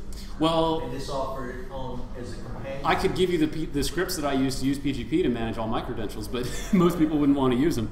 No, seriously. So, people that use LastPass or KeePass, those aren't perfect, and I'm not going to say use this one because as soon as I do, it's going to get owned tomorrow, and you'll blame me. But those are great, and people should look at them and definitely try to use something like that for home use. And if you are in corporate IT, think about, and in corporate IT security, think about the need for password, keeping tools, and maybe look to get a serious security audit done of one of the leading user-friendly ones, and see how you like the results in terms of does it look like it would be safe to deploy. Like I said, I use a bunch of individual PGP files and then shell scripts to, let me pick which one I want. And that way, the use case is different from KeePass or LastPass, where one person has a whole bunch of credentials, and they can sort those credentials hierarchically or some kind of organization, but it's all encrypted to them, and it's all one password storage. And in my case, I have one coworker that I share this credential with, for this development box, and this other coworker that they and I can both have access to the private key for this, project-specific PGP key or whatever. So I like managing a bunch of individual PGP files, and then you can keep them in a SCM or something, and then use scripts to just pull out what you need at the time. But my use case is probably not most people's. Any other questions? Have you had any success or experience with organizations that told users what their password will be and not allow them to change it? Have I had much experience with organizations that tell their users what their passwords will be and not allow them to change it? Only in very limited senses. Like, I don't think I've ever seen that in sort of across an enterprise. Sometimes there'll be some specialized system, and basically password changes in that system aren't really supported, or they're so onerous that they don't. So they will just randomly generate a password and hand it to the user as part of their onboarding or something. And I mean, that's not great. But why isn't it great? Well, because then, for a couple of reasons. One, then there is no expiration or rotation, which I'm not saying that there should be none. I'm saying that it just that 30 days is too frequent. Well, no, the reason I'm asking because I used to get those passwords issued to me a lot, and they were so complex, long. Right. They were required to be locked in a safe. So the odds of you breaking are pretty slim. Yeah. Well, so that's So if it was a password that somebody had to actually use regularly and had to either remember or keep secure some other way, if you haven't enabled them with a password storage thing, then you've put them in a bad position. And so in the absence of that, it would be really painful. If it was a break glass in case of emergency, and it, like you said, went into a safe, and it literally sat there for a year before it was needed. And when it was needed, it was, it got out of the safe and tore the envelope open, and then after it was used, a new one was generated. Now that it worked all the time. Yeah, no, that works actually. And I know organizations that do that, but those are like I said, the in emergency break glass. In my organization, we're using a specific topology that ends up giving passwords that are fairly complicated, like in a key space of about 5 times 10 to the 17th in terms of computational cracking space. They're actually fairly easy to remember by using constant vowel, constant, constant vowel, constant, constant vowel, constant, number. And so they're fairly easy for your mind to remember. Really difficult to crack though. I haven't heard of that scheme before. I didn't know if you guys So I would be worried that in general, it's one of those things that an attacker who doesn't know your organization and doesn't know that how the pattern is, what the pattern typically is, they'll have a hard time. But if it's something that's covered in your internal policy documents or something, and if the attacker has gotten a foothold and they've been able to rummage around your wiki or some other way, and again, if they can recover an old obsolete one and from it learn the pattern, then use that pattern, against the current passwords, then it might not hold up nearly as well as one would hope. But it depends on the hash type. It depends on a lot of things to know whether it would really stand up to concerted efforts of cracking. Sure. All right, this is a new deep question, so I hope it's not stupid. But is fail to ban an effective strategy? I love fail to ban. It is not necessarily effective for this, because one of the things I'm mostly talking about what we call offline password cracking attempts. So for instance, trying to log in repeatedly to a system, that's an online attempt. And fail to ban can be great for that, or simply locking accounts after so many failed login attempts. Permanent locking out is a great way to denial of service yourself, but locking the account for 5 minutes or 30 minutes or something, so that somebody can't just sit there all night long, trying stuff. So fail to ban would be in the same situation where it could detect online attempts, but not somebody sitting it back in in the comfort of their own botnet. So this is your application is for once somebody has successfully obtained some hashes. The hash. Yeah. Yeah. Yep. And they might have done that themselves by cracking into one less important system, but it has hashes that they can see elsewhere. Or it could be because somebody else entirely has leaked the hashes or didn't wipe a drive before they surplused it, and it shows up on eBay. A lot of times people dump hashes to public, pastebin and whatnot, just to brag that they've gotten it. And then there's secondary crimes based on people cracking those and using the credentials. But although that's more often for things like public websites and whatnot, and I'm mostly focused on enterprise internal organizations, but the same thing kind of holds true. So there's a lot of focus here on, this is really focused on improving end users to pick better passwords somewhat. Right? Yeah. It's a big problem. It's always put off on the end users. Yeah. So why is it more effort put into protecting the database, right? It stores the password. Because, most of the time when you're stealing the password, you're stealing from a system, you're stealing the whole database, and you're pulling it off and you're doing it off like crack. Yep. And we put all the effort in on the user side, but we never put the effort in to make sure that it's really more difficult to steal this database from a Windows box. Well, I would say, I would say it's mostly because of our use of legacy systems like Microsoft Windows. And that sounds facetious, but our standard, there's a huge gulf between what we understand we can do technically, like computer science has come up with really cool things, and sort of the engineering of what tools do we actually have available to us to build normal networks that normal people can use. And there's a big divide there, and where we actually are in deployed systems is terrible compared to hypothetically where we could be. If SNMP read can dump out the entire list of hashes on a device, or an LDAP anonymous bind can dump out the entire list of hashes, then that makes me want to rage quit. But in the meantime, I've got to figure out, given that that's the world we live in, can we do any better? While we try to go to the promised land of more secure systems out of the box.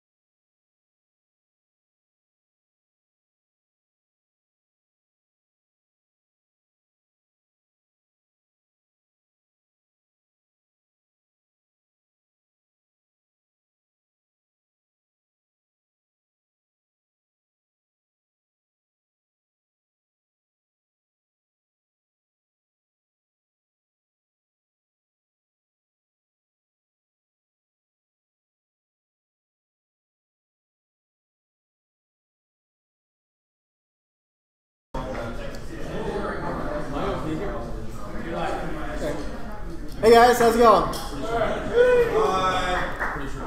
Alright, so this is cognitive biases and critical thinking in open source intelligence. A little bit about myself. My name is Benjamin Brown. I work for Akamai Technologies.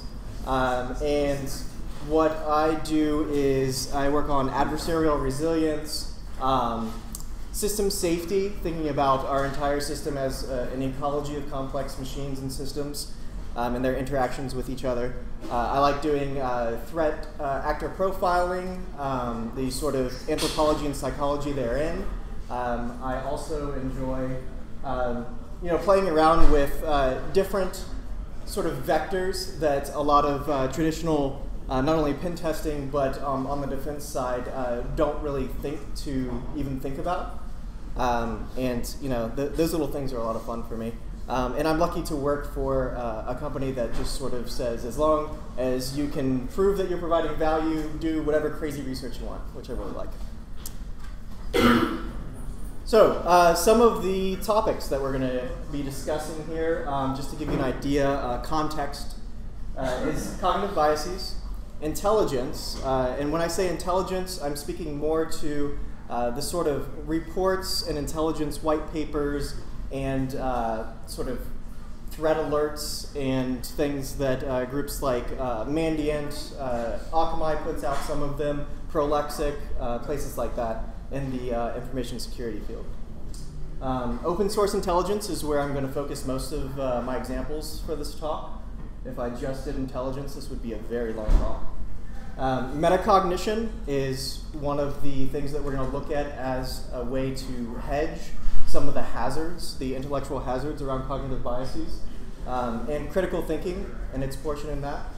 Also, I'm going to provide you one of the frameworks for structured analysis that you can actually put in to mitigate some of these cognitive biases that I'm going to be discussing.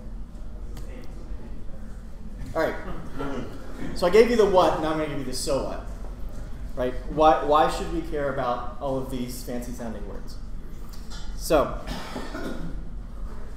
actionable intelligence is what we would use to really move on and act on frameworks, plans, actions, and reactions that we think would be really effective in protecting ourselves, our company, our customers. And that actionable intelligence is derived from accurate conclusions that are properly framed. Now, what has an impact on actionable intelligence? Cognitive biases, also known as faulty heuristics. These can lead to inaccurate conclusions and bad intelligence. Now, what can we do to sort of buffer against these cognitive biases, because these are parts of the human thinking structure? We can use metacognition and critical thinking, and what those will do is they'll help us recognize and correct for these biases and arrive at more accurate conclusions more often.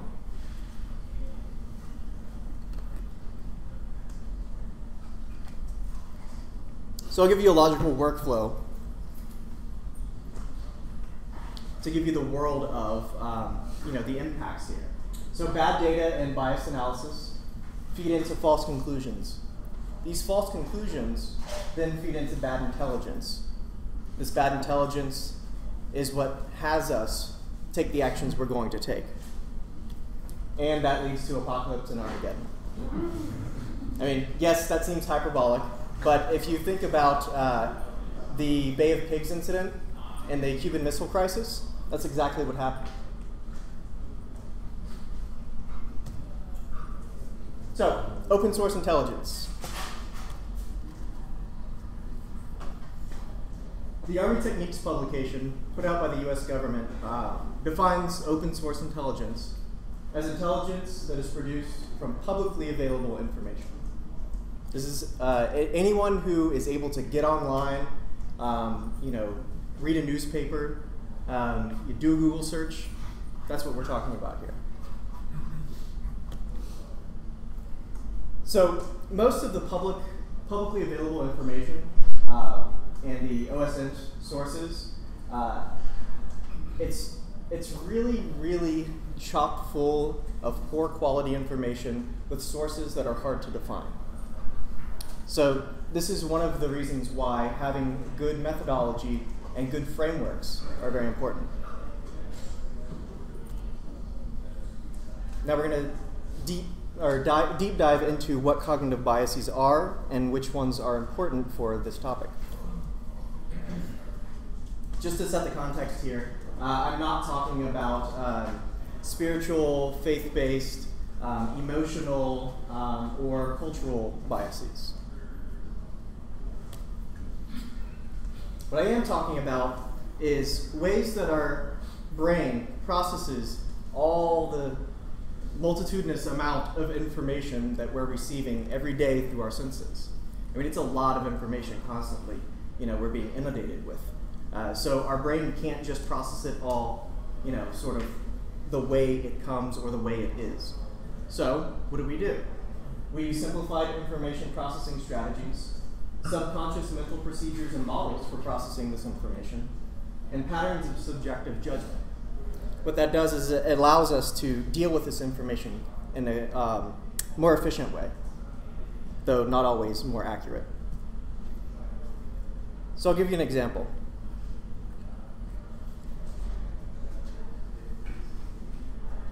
In this example, we'll see how the human brain doesn't see color as it is. It interprets the color based on other information.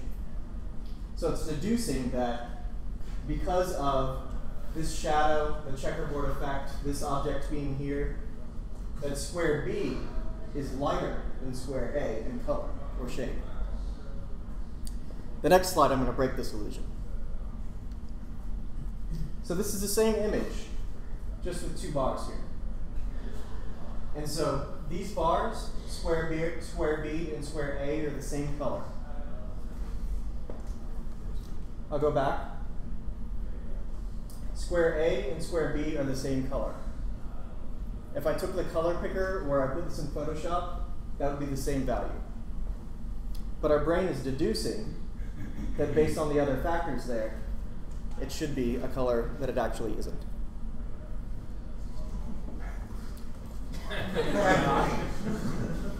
So I'll give you some specific examples of cognitive biases that are important for open source intelligence.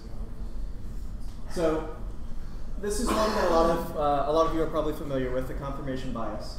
And this is where, when you're about to do your research or go out to try and find some information about your topic or your project that you're working on, you already sort of have an idea of what the outcome might be or should be, or how you think it might fold out, or unfold rather. So when you're engaged in this confirmation bias, what's going on is you're seeking out evidence that confirms your original hypotheses or your ideas of how the world works. It becomes a self-fulfilling prophecy. You start avoiding information that supports competing or alternate hypotheses. And this isn't necessarily something that happens in the forefront of your mind. This is something going on subconsciously. Another bias is the echo effect.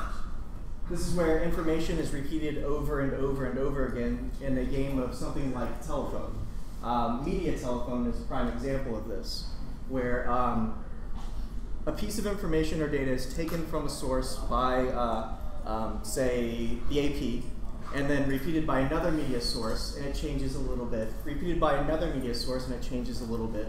And eventually, when you get to the end of line of repetitions, the story is completely different from when it started. This also leads into groupthink and bandwagon effect, where you're seeing this all over, all these different media sources reported in a certain light. Well, that must be true, right? Because that's how all of these sources are reporting it. I think that talks a little bit to what Jason was saying earlier. Another thing is the availability bias. I really like this term, anecdata. That's anecdotal data. So the human mind is sort of geared to take something that someone we see in person, face to face, and what they say either they experienced or somebody that they know experienced as having a lot more weight or being more important than lots of research data that we might have read. because this is a human-to-human social interaction. You know, we're going to by default sort of give it more weight, even if it's not true. A topic's trend power, or how viral it is, that works on us. If we see a term defined in a certain light or a certain way over and over and over again, our mind is going to keep that in that light. Censorship is something that affects the availability of information. That's either government censorship or corporate censorship. Also, this one is really insidious, and that it's not something a lot of us think of, in that when we're looking at information and we only know one or a few different languages, we're only going to be able to really, you know, take in or search for information in those languages. So that means we're missing information, or if we're missing information that would both support what we're looking for or negate what we're looking for in all the other languages that we don't know or don't even know to search in. This last one I'm going to butcher because I don't speak Russian. But the Soviets came up with a really interesting intelligence model that they called maskirovka, which is a way of sort of masking what their real intentions were from, you know, us and from other nation states during the Cold War. And a subsection of maskirovka was their disinformation campaigns. And this was especially powerful because when they did disinformation, they didn't just spread through the intelligence communications lines lots and lots of false information. They also included true information. And it was just so much at once that it was hard to decipher which was which. Now, if you think about it, if they had just put in false information, then we could have just looked for the gaps and said, oh, that's probably what actually is going on. But when it's both at once, it becomes especially insidious.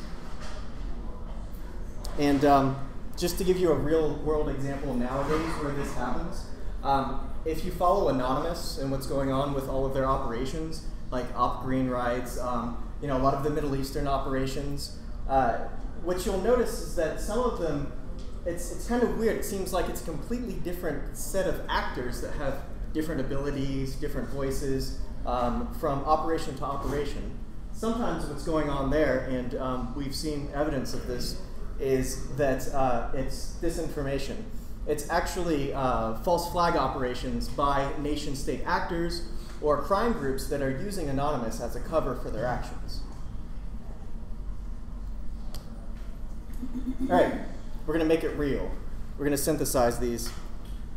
So one example here that I was intimately aware of, you know, being from Boston, is right after the Boston bombings and the search for the bombers, Reddit decided to play super internet detective. They didn't want to leave it to the FBI and the cops. They wanted to figure it out for themselves. And it was fun to watch and also incredibly depressing. So they would look at marathon photos and videos. They would look for kind of weird things like people who weren't paying enough attention to the race or were looking away from it in a still snapshot. They would take police blotter and police scanner snippets out of context, and they would name multiple suspects. One of them, actually, he had been missing for a while, and turns out that he had actually died before the bombings occurred.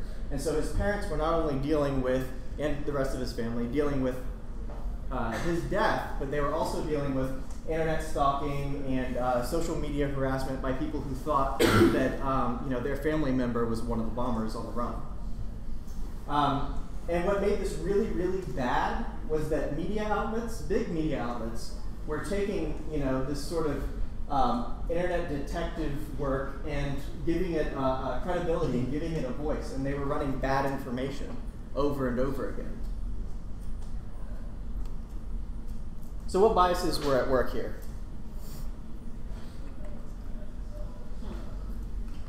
Definitely the bandwagon effect. When somebody, maybe somebody with lots of karma, would post their theory about what's going on, and then lots of other people would say, oh yeah, that's got to be it, that's got to be it, and then repeat it over and over again, it would start to gain some momentum. And that ties in with the echo effect.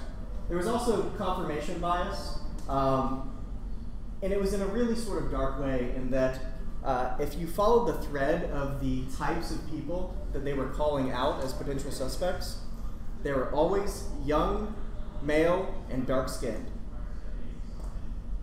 Just let that sink in. So no pun intended. Yeah. Also a self-serving bias because there's internet points to be won. That's sweet karma. Yes. Yes. All right, so this is my Mandiant jab. If there's anybody from Mandiant here, I don't care. I'm not really sorry. Oh, sorry. So APT, Advanced Persistent Threat. So what that has come to be equated with is, oh my God, China. And yes, that's David Lopan. Exactly. So let's look at the evidence that some of these intelligence reports that were put out talking about APT in the past couple of years were using. They would look at things like the type of remote administration tool that was being used, and note that these rats were available to anybody who felt like looking for them. Anybody? Also using geolocation command and control servers. If anybody here is familiar with MaxMind, you know how incredibly accurate it is? Not at all. Shared similarities with past APTs. They would repeat the term shared similarities, but never define what that means. And this one, again, going back to the language. Tool authors, not the people who were actually using the tools in the attacks, but the people who authored these scripts and put them up for free for anyone to use, their native languages were being used as evidence. Doesn't make any sense. Essentially, what the whole feeling behind the papers, it was a context of where expert researchers just trust us. And my response to that is, show me your methodology.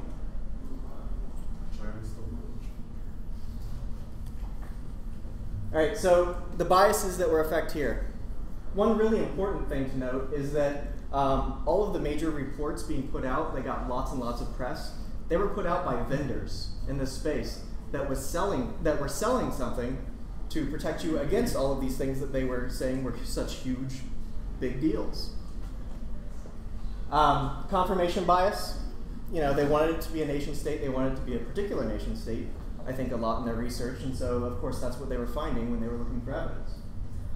There was a self-serving bias in that they were vendors. Also the availability bias. There's a lot of information that they were not able to get to, and they didn't include those information gaps in their reports. All right, doxing people. So a lot of people, a lot of teenagers, mostly, during summertime usually, like to do something called doxing people who, I don't know, make them angry one day online or something like that. Or they have this white knight syndrome and they want to protect somebody who's getting cyberbullied, and they try to find the person that was doing the bullying. And what they'll do is they'll try and research them online using open source intelligence and find out who they are, where they live, what their parents' names are, what the contact information is, social security numbers. Put all this into a file and post it publicly. Nothing could possibly go wrong, right? So, some of the really funny things that came out of some of the larger doxes being published is there was a couple from Michigan that were in their mid to late 50s that were doxed as being the #1 Scientology hackers fighting Anonymous. And another one was the person who was behind this hate Twitter account right after a major shooting was doxed as this 71-year-old woman who I doubt even knew what Twitter was. Another place where you can see a lot of these cognitive biases at effect was when Newsweek outed the creator of Bitcoin. Turns out it's just this guy that has the same name but doesn't really know anything about cryptocurrency. and his life was seriously impacted by Newsweek just calling him out. This one was a lot of fun to watch. The Malaysian Airways flight and the search for the flight by all of the internet detectives using open source intelligence. So this image, which was again repeated over and over again by also by major news sources, came from a group of people that were searching Google Maps for the down plane.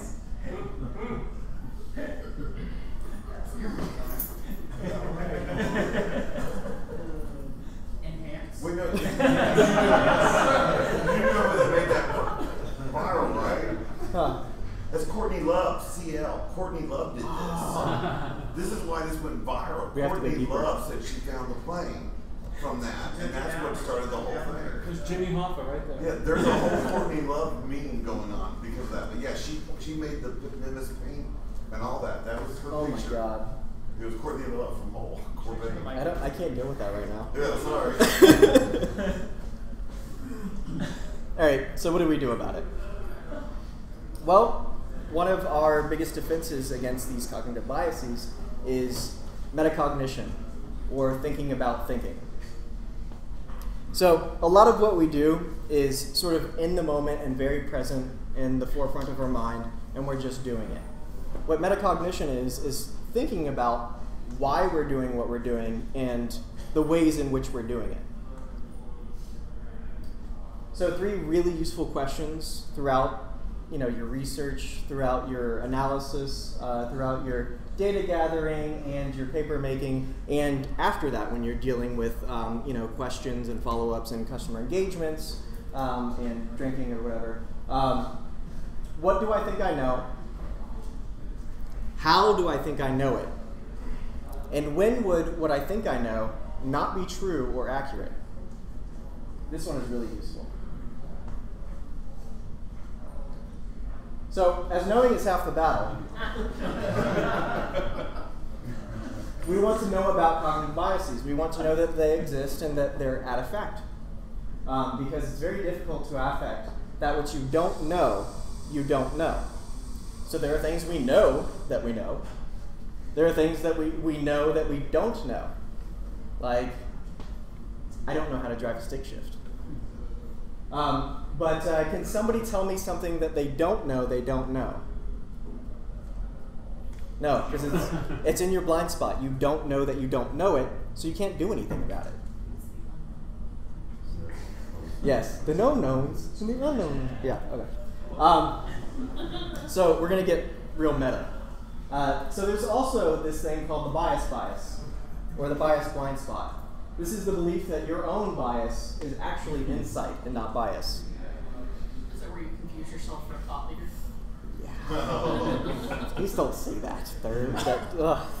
That's thought leader, APT, cyber, that's synergy. Wow. Everybody just got drunk in the room. Yeah. Sorry, guys. Hopefully it wasn't mentioned. So what you want to do here, because these things are in your blind spot, is you want to do peer review, because we're talking about open source intelligence, right? You don't have to hoard this stuff and hide it. You want to get specifically diverse outside experience. You want as many different perspectives on this. Also, alternative mindsets are very useful. You don't want to just get, say, people from your particular subset of information security. You don't want to just get people from information security looking at these.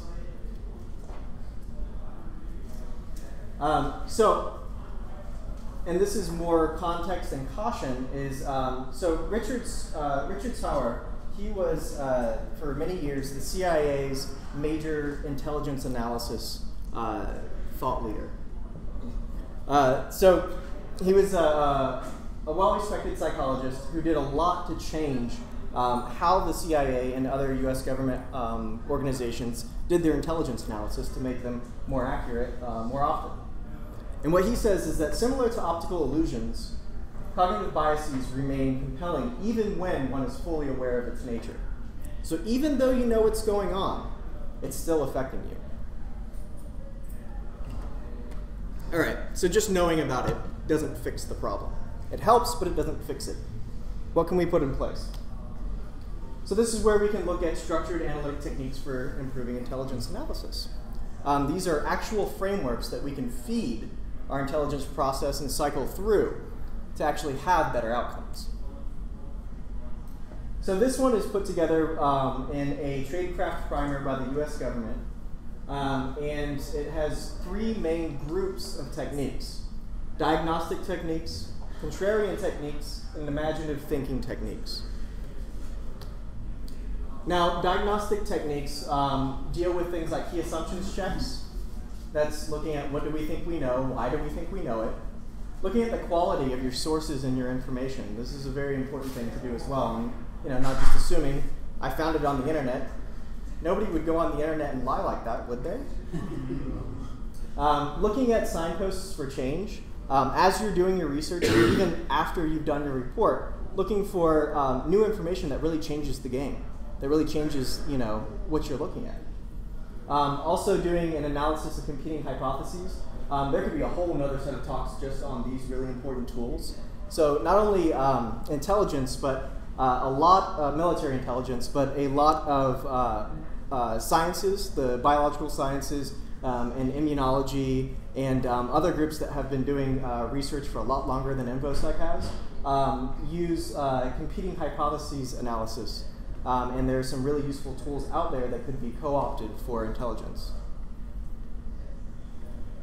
Contrarian techniques. These techniques are really useful in that they have a lot of positive impact, and they're typically cheap in terms of resources and time. So, devil's advocacy. Doing a Team A, Team B analysis, this is where you have 2 groups that are separated from each other. They do analysis on the same sets of information, and then you get their outcomes and you compare them and see what's different and why. High impact, low probability analysis. If you're familiar with the black swan effect, that's what this is in reference to. Also doing a what if analysis. What if this happens with my current set of data? How does the landscape change? Well, what if this happens? What if this happens? And you unfold from there. Imaginative thinking techniques, these are much more involved and take more time, but can provide much more value in terms of your larger strategic level analysis. And these are things like brainstorming. A note about brainstorming. With brainstorming, you have to be conscious of and careful of having an echo chamber effect. And that if you're brainstorming with the same people over and over again, you'll tend to get the same sort of mindsets and trains of thought. Outside-in thinking, red team analysis, which I'm sure a lot of you are familiar with, and alternative futures analysis is very interesting.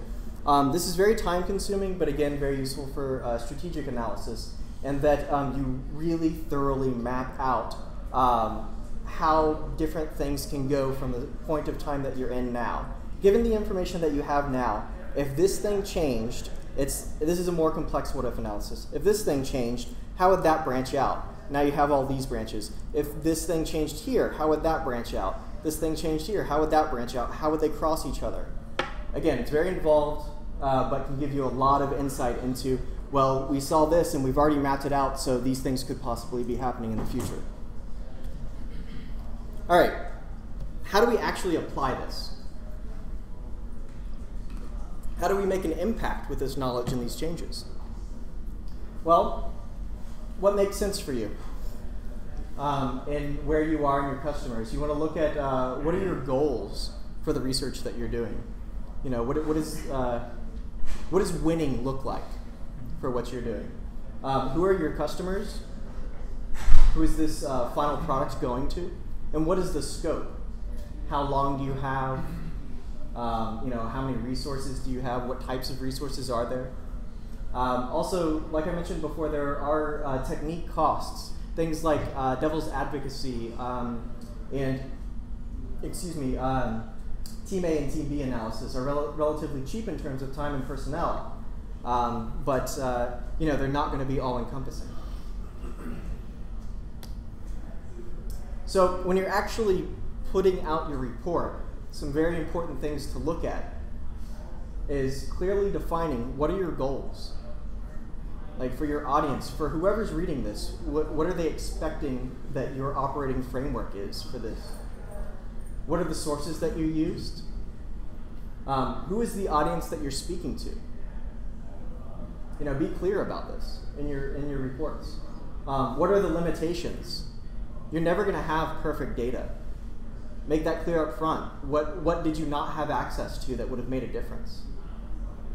And what are your working assumptions? You know, you're not going from absolutely nothing. You're having some assumptions about, you know, what you're doing and why and how things are going. And the most important one, show your methodology.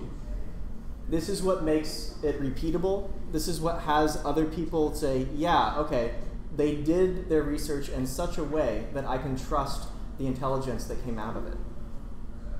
This is something that our industry is really, really lacking. But that's their IP they have to protect. What's that? That's their IP they have to protect, remember? Yeah, bullshit. Yeah. It is also bad. Yes.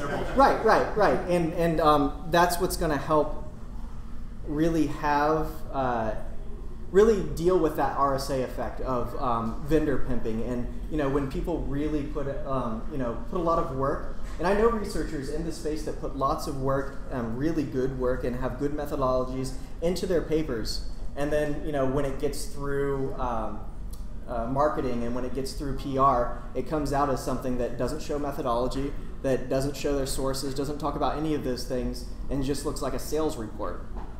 And those things don't really hold any weight. They don't further our industry either. All right. So now I want to take questions from you guys, and if you don't want to ask them now, then you can contact me here, and I'd like feedback. I think there are a lot of different directions that we can go after this sort of initial dip into how our brain works and how it affects what we do in this industry. Questions? What was your methodology for determining the knowing exact value? So did you see the pie chart?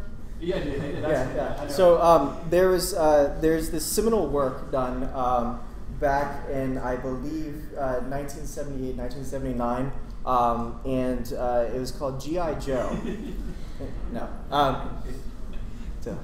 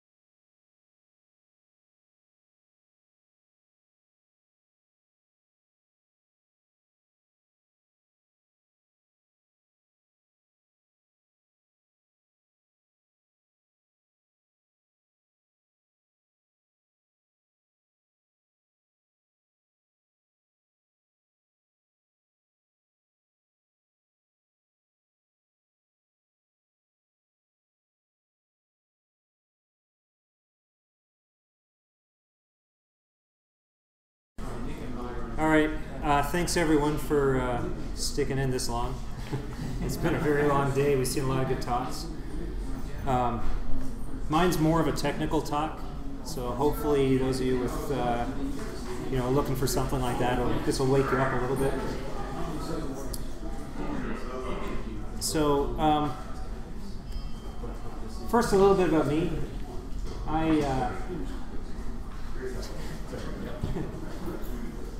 I work for Secure Ideas. I'm a senior consultant with Secure Ideas, and we mostly do a combination of penetration testing. We do some ARC review type stuff, and we do training throughout the year as well. And we really like to talk about security, which is why I was here, why I'm here. The BSides folks were gratefully they let me teach a Intro to Python course last night, which was pretty cool. Glad to do that. We went over quite a bit of material in 4 hours. It was probably a record. So I'm not going to talk through this whole slide, but I'll point out a couple of the important things. As I like hacking, as Jason Street said at the beginning of the day, I am a hacker. This is something I'm proud of. I like coming up with innovative problem solving, and I also like to break things, which I only ever do with permission. The other couple of important things for this talk, I am the author of Burp CO2, that's what this talk is about.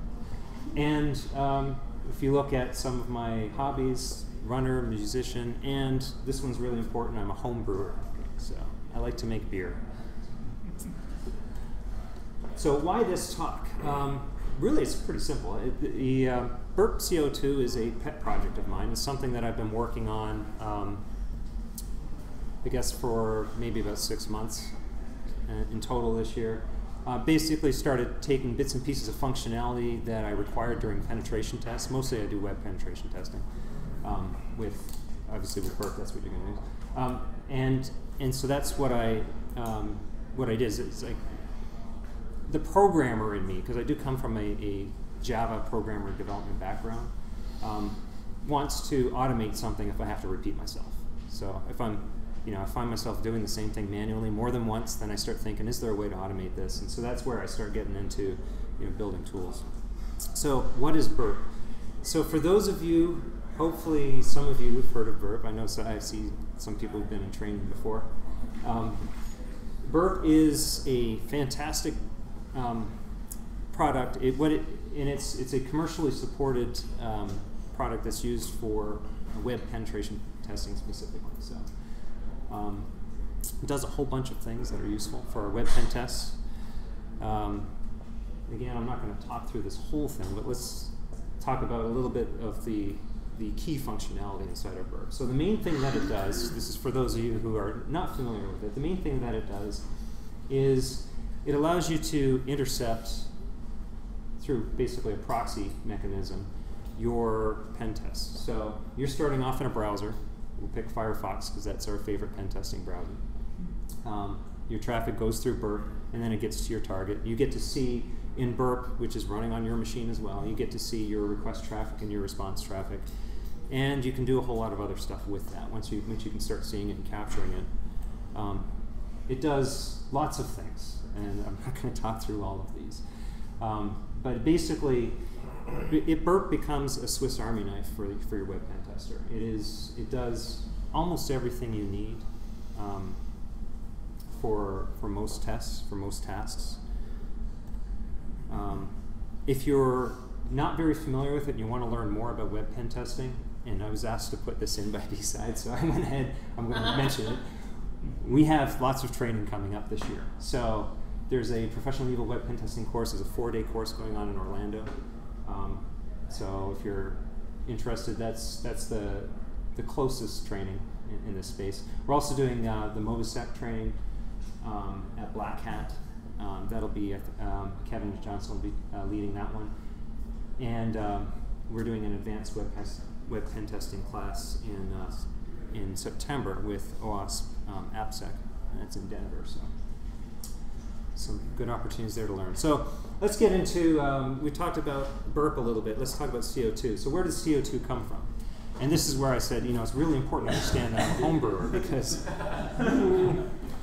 This is the basic process for fermentation. So you have yeast, it turns sugar into carbon dioxide and ethanol. But to simplify this a little bit, what it really means, what does CO2 really mean? It makes things fuzzy, or fizzy rather, sorry. So beer and fuzzy. And fuzzy, well, fuzzy eventually, yeah. At least the one on the right. We're going to do fuzzy logic. We'll do fizzy logic next. So you have your soda, you have your beer, you have whatever drink is carbonated, right? At least the old-fashioned way of carbonating it involved this reaction with yeast, and that would make the bubbles and the alcohol. And in fact, the old-fashioned soda actually had yeast in it. That's what they put it in the bottle, right? So it actually had a small amount of alcohol in it, and we fed it to kids. So we don't do that anymore. So, yeah, what does it have to do with burp? So this answers Dave had a question earlier. So why CO2? So, well, basically, it makes you burp, right? Everyone's had a warm soda at some point and down it too fast, and then you have this big belch, right? That's what this is all about. So I just felt it kind of went together with it. So, so what is it really? It's a way for me to relive my Java programming glory days. You know, I get to go in there and do some Java programming. It's a growing suite of burp extensions. So I'm taking this project, and I'll be going through exactly what is in it. And as I go through more tests and find more reasons to write on top of burp, I've been adding things to it. So going into the burp extensions themselves. So this is CO2 is a burp extension. It is to write a burp extension requires access. There's an API that you need to write to. And it's actually available in 3 different languages, sort of. They're all actually based on Java in the sense that the Ruby support is actually JRuby. The Python support is Jython, which those are Java-based libraries for those languages. So you can do it in any of those. So if you're familiar with Ruby already, I'm sorry. You can go ahead and write it in Ruby if you want to.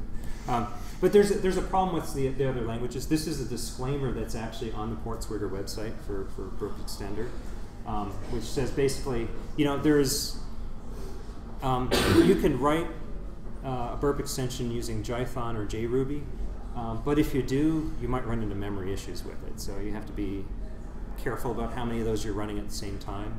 You might have to, you know, disable one, restart burp, and then get into the next one. So that could be a bit of a problem. So I've chosen to write mine in Java. That's also my background, so it makes sense. The API itself can do a whole lot of things. It can access just about everything that's inside of burp, and it has pretty good integration with the user interface as well. So you can add menus to do things. You can write custom payload generators. So if the existing generators that are inside of burp aren't quite enough for you, you can write the code for a custom generator in there, which I've done that in CO2. You can also basically automate some of your other logic. So you're looking at the request and response. Maybe if there's a certain type of response that comes back, you log an issue, or you're looking through it for an issue, or maybe you kick off a certain type of scan on a page if you find something. So easy. You go to the extender tab and you go under APIs, and there's right at the bottom there's these 2 buttons here. You can get the Java docs and you can save the interface files right there, and that allows you to write to it. I'm not going to go through all of the nitty-gritty details of writing one, but I'll just give you the outline here. So first you need a Java IDE, and I'll put in a plug for IntelliJ for this because, well, first of all, this is what the Portswigger folks are using as well. I found out that's their main IDE, and there is a free version, which is good. We like free, right? The community edition is free, and it has a drag and drop user interface, which is very cool because I hate writing UI code. So then you write some code. This is sort of the starter, and you'll find this example online as well. So basically, you're just, again, for those who are developers, you're basically implementing an interface called burp extender. And then from that interface, you have access to this callbacks class, and then you can just start plugging into it through that. And there's a whole list of interfaces. This is actually my SQL mapper part of burp CO2, has a drag and drop interface? Yes, that's what I was getting at with this. So most of the UI work that you see inside of CO2, it was just drag and drop. It probably took me, maybe an hour or two. It's not a lot of work. This is why I did it that way. Okay, so it took more time to actually write the logic behind it.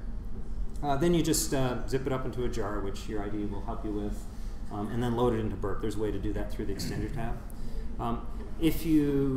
Once you're happy with your extension, you might want to get it on they have this new thing called the BAP store, right? So it's the Burp application store. If you're already running Burp and you haven't discovered this yet, it's time to start looking at it, because there's a whole slew of useful extensions just available for immediate download and use right in there, so it's pretty cool. So, next page. We're actually at the end of the slides. So what I was going to do now is a demo. I'm going to play around a little bit and hope that this works, because I don't really have a good backup plan. So, what's this? Oh, there we go. Okay. So what I decided to do for this, to just demonstrate some of the functionality that I've built inside of CO2, is I'm using the Samurai Dojo. This is part of the Samurai Web Testing Framework, which is an open source project. It's a live Linux distribution that has a bunch of tools and targets built into it. So this is for practicing your web pen testing, or even using it for web pen tests. And this is maintained fairly regularly. I think there was a recent release of it, and there will be another one coming up pretty soon, a 3.0 release for the July. I think that's geared for the July pen testing course. So so this is a broken application. I'm just going to use this as for demonstration purposes, because it does contain the types of vulnerabilities that we find quite frequently during web pen tests. So we have a login screen. It's just a typical login form. It's probably not too easy to see there, but that part's not that important. So what we're going to do, I have Burp set up here. Here's our target. I'm going to go ahead and just type in a name. I'm just going to type in user and the password.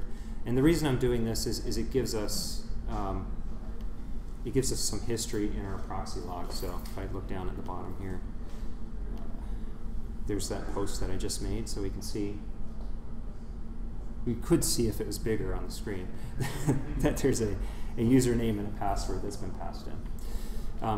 So inside of CO2, it shows up as a tab now. It has a bunch of subtabs, one for each of the tools under there. So the first tool that I made, I don't know actually if this was the first one I made. This is the first one on the list. Is a user generator. So we have a scenario sometimes where there is a login form. We don't know whether or not it has username harvesting on it, because we don't have a valid user to test with. But we can often, especially if it's open to use from, if they're not using like a corporate ID standard or something like that, then the likelihood that it's going to contain some sort of combination of first name, last name is pretty high. So what I did for this one is I took for the first names, I took statistical data. I got the baby names database. Is available online for free. And it breaks them down by decade even for us. So depending on your target, maybe it's retirees, or maybe it's kids in college right now. You can actually modify it, and it'll change statistically which names are going to be at the top of the list based on that. And then for the surnames, that information is available in the U.S. Census. Right? Census data has the popularity, the prevalence of names in order. So that data is also available for free. So I use the combination of the two, and you have basically a name generator of common names. So had a fair bit of success with this. If I, for example, in this one here, I take the, let's say I'm just going to do lowercase first names, and it's scrolled down to the bottom on me here. But we can see there's a Michael, David, James, John, Robert, William. That's what comes up at the top of the list. So these are very common names, at least in the U.S. And then what I can do is, I just copied that. I'm going to take my request, I'm going to send it over to Intruder. This is the fuzzing tool, if you haven't seen this before. And I know I'm moving a little bit fast here. What I want to do is I want to set the payload position for the username, because we're looking to see if there's username harvesting on that. So I go over to the payloads. I attempt to paste. Oh, hang on, it didn't take it.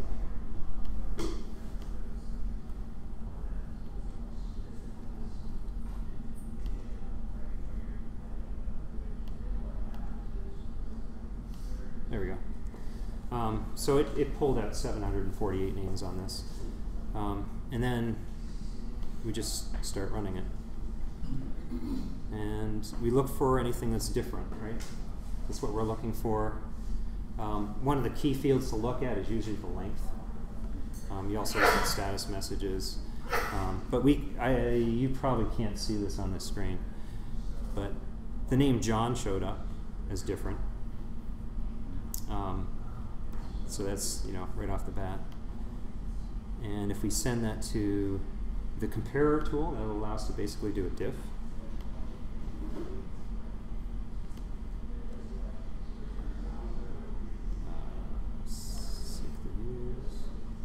Oh, hang on. I messed that up. I sent the request instead of the...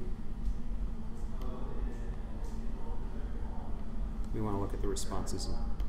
Oops. So we'll take John and we'll take one of the other ones that had the same length. And we send the response to compare. We'll get it this time.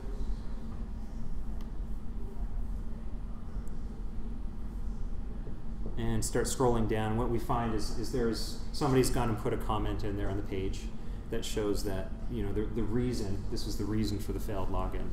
So there's a reason code in here. It's either the password was wrong or the username was not found in the system. So, and yes, we do find this in the wild.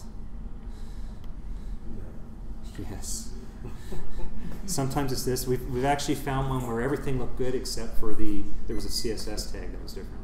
So I don't know why they had it different, because the text and everything looked identical, but it was all right. So that's that one. Sometimes useful. We have also something called I call it a name mangler. But the purpose of this one is if you've done your research, you've done your reconnaissance, and you've gathered some actual people who work there, maybe in the IT department, and you're trying to figure out what is the overall syntax that they're using for a login. So sort of the same as the last problem, you don't really know what the login is, or what their login is. So let's take a look at the page, and we'll see what this does here. So looking at the application, we did find the name of the CEO in here, Kevin Flynn. No, he can't.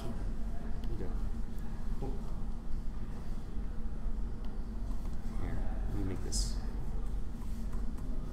There we go. There. How's that? Is that better? All right, good. All right, so Kevin Flynn from Samurai Dojo Industries. All right, so we have a Kevin Flynn. So let's go ahead and we'll just type in Kevin Flynn. If you have collected several names, you can put them in there. And what we do is we come up with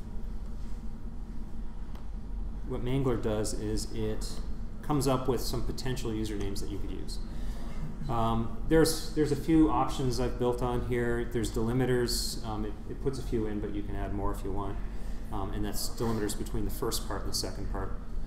I'm just going to go ahead and go with this. And what we have is a long list of different ways of that Kevin Flynn might be putting in his login. So starting with just his last name, Flynn.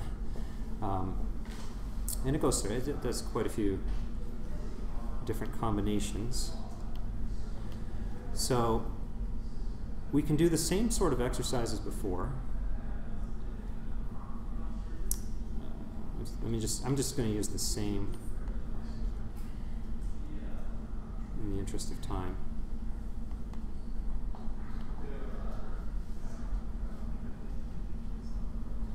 Okay, so it's running through. It has 1,500 different combinations. So this does make noise if someone's actually watching. They're not.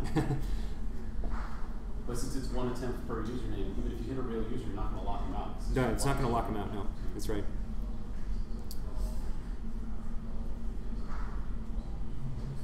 All right, so we've gone through them all. I'm going to sort by length so we can find if there is one that's different, and there is. So there's a K. Flynn 42. Go figure, 42 is his favorite number. So we could try a login with K. Flynn 42. Well, actually at this point it's not going to do anything yet because we still don't have the password, right? So still bad username and password. So let's see if we can do something about that. All right, I wish there was a way to make this larger. Is everyone yeah? Is everyone familiar with the DigiNinja's tool called Cool? Yeah. The custom word list generator. No. So this is a tool that's been around for quite a while. It basically, you point it at a website and it spiders it and pulls all the words off the site. So in our case here, it would do things like basically scrape all of the words off of the text-based pages and build a word list, which you could then use for looking for passwords. Because there is a tendency, or in the past there was, probably less common now, for people, especially admins, to use elements of the business that they are in as part of their password. And so that's where that logic comes from. So I actually worked with DigiNinja to come up with this particular module, CO2 module for this. And it works a little bit differently than his. What you can do is you can take responses that you've already collected. So you've already been doing your testing. I'm going to go in and take just that index page, and there's now a send to cooler menu item there in pop-up. And oops, hang on. So now that link shows up in my list over here. And then there's a bunch of configuration, but you can basically tell it, extract all of the words from here, ignore common words like in, the, at. You can do content type checking so that it doesn't pull back parts of the page that aren't meant to be text, or images and so on and so forth. And then you just hit extract words and it just goes boom. There goes all your words. It takes almost no time at all, pulls them all out. And then this can be used as a word list and intruder. And just put it directly in there. The other place that we can put it is in a tool called Masher.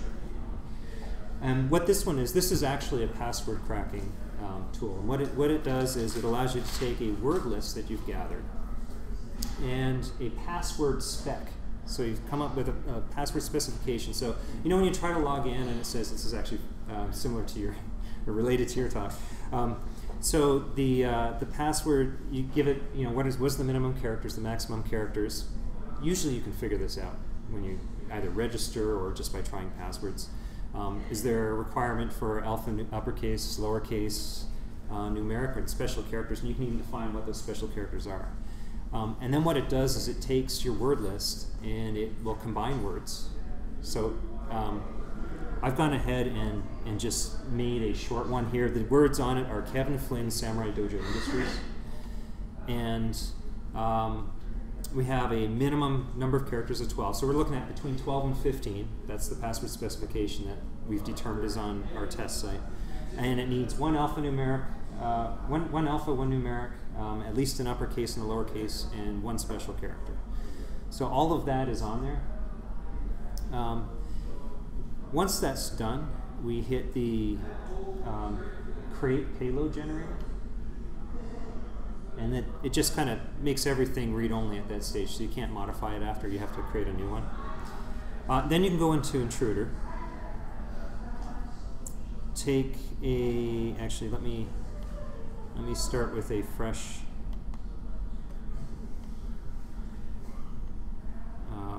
post on here. Okay. Because what we're going to do now is we have our kflynn42 username, and now we're going to try to crack the password. So we'll add our payload position to the password field. Once that's done, we go under payloads, and here's the part that's a little bit different than what you're probably used to if you use Intruder a lot. Instead of putting our payload list in here, we don't have a list this time. The reason we don't is because this could be fairly resource intensive. This could generate many, many, many passwords. So it generates them on the fly as they're needed. It actually buffers about 100 at a time. But that's the way I've built it. So it's being a development background, I try to be conscious of resources. So what you do is under the payload type, you go down to extension generated. That's on that drop down there. And then you have a select generator button that shows up. And you just go in there and there'd be a drop down. And the only one that's going to show up is the one that you've just registered, which is the CO2 Masher one. So we'll go ahead and select that. And then we start the attack the same way as before. And looking at the types of things that this does. Okay, so first thing is it knows that it needs to have a symbol in there. So it's going to try to put symbols in. It'll try to put them in places that people would commonly do this. This doesn't brute force in the sense that it's not going to try every possible combination. It tries common combinations first. So we'll notice, like for example, the suffix. Remember, it's trying to get up to 12 characters. So it's used industries 1, 2, 3. It would have done industries 1 first because that's probably more common, except that wouldn't have been 12 characters. So it threw that one out. And so that's what it's doing. It's gone ahead and done leet character substitutions. So for the symbols. So it figures, somebody might try to put a $sign in for an S. So that's the type of thing that's going to do. It'll try putting an exclamation point at the end.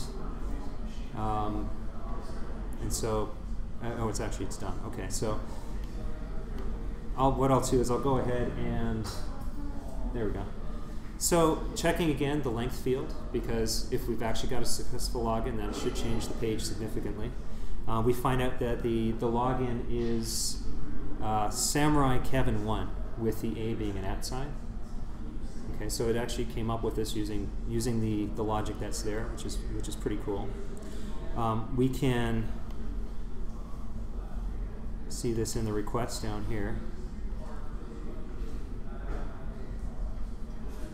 And then bring it over to the actual login page. So we had kflynn42, and hopefully this works. There we go. So we got logged in. And it turns out also, at least in this application, that being the CEO, he's also the administrator. So the administrator controls down here at the bottom become available. So this is the main target that's used in the Samurai Web Testing Framework class. So if you guys go to the next time I know that that's being taught is at Black Hat. Tim Tomes will be teaching it. So you'll be able to go through that there. So I don't know how my time-wise am I. All right, I got one more to look at, and this is. Yeah, go for it. Finish up. Okay. We got one more to look at here. Okay, so SQL map, SQL map, fantastic tool. I mean, finding SQL injection with SQL map it just makes it so much easier. The problem with SQL map is when you type help, you get pages and pages of help. It's so much that it's overwhelming. The other problem is you start realizing that if you have to do something that involves post data, which is going to be quite often, you're stuck with having to copy and paste back and forth between your intercepting proxy, be it burp or zap or whatever you're using. And that can be a bit of a pain. And then you have to remember, okay, well, which flag do I use for this? Which flag do I use for that? And what if I want to add cookie data on there? session cookie. It's another parameter I have to remember to do copy and paste on.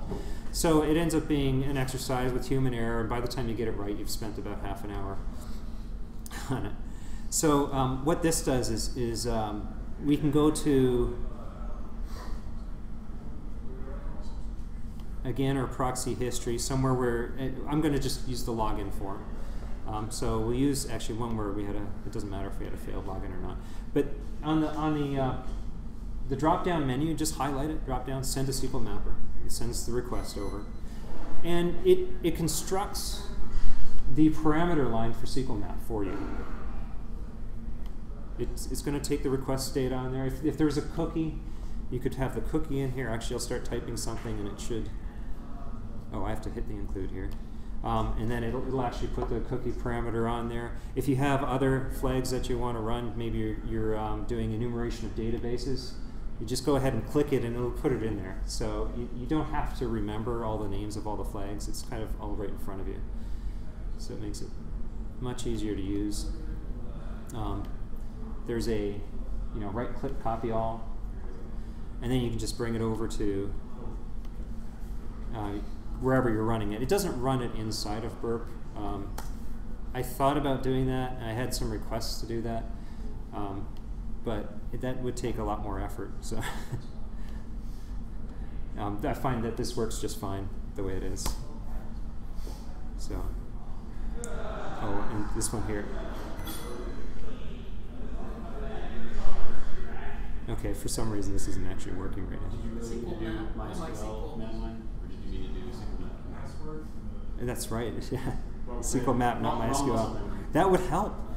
And you also didn't change the password. Oh, that shouldn't matter. It doesn't need to actually succeed in logging in.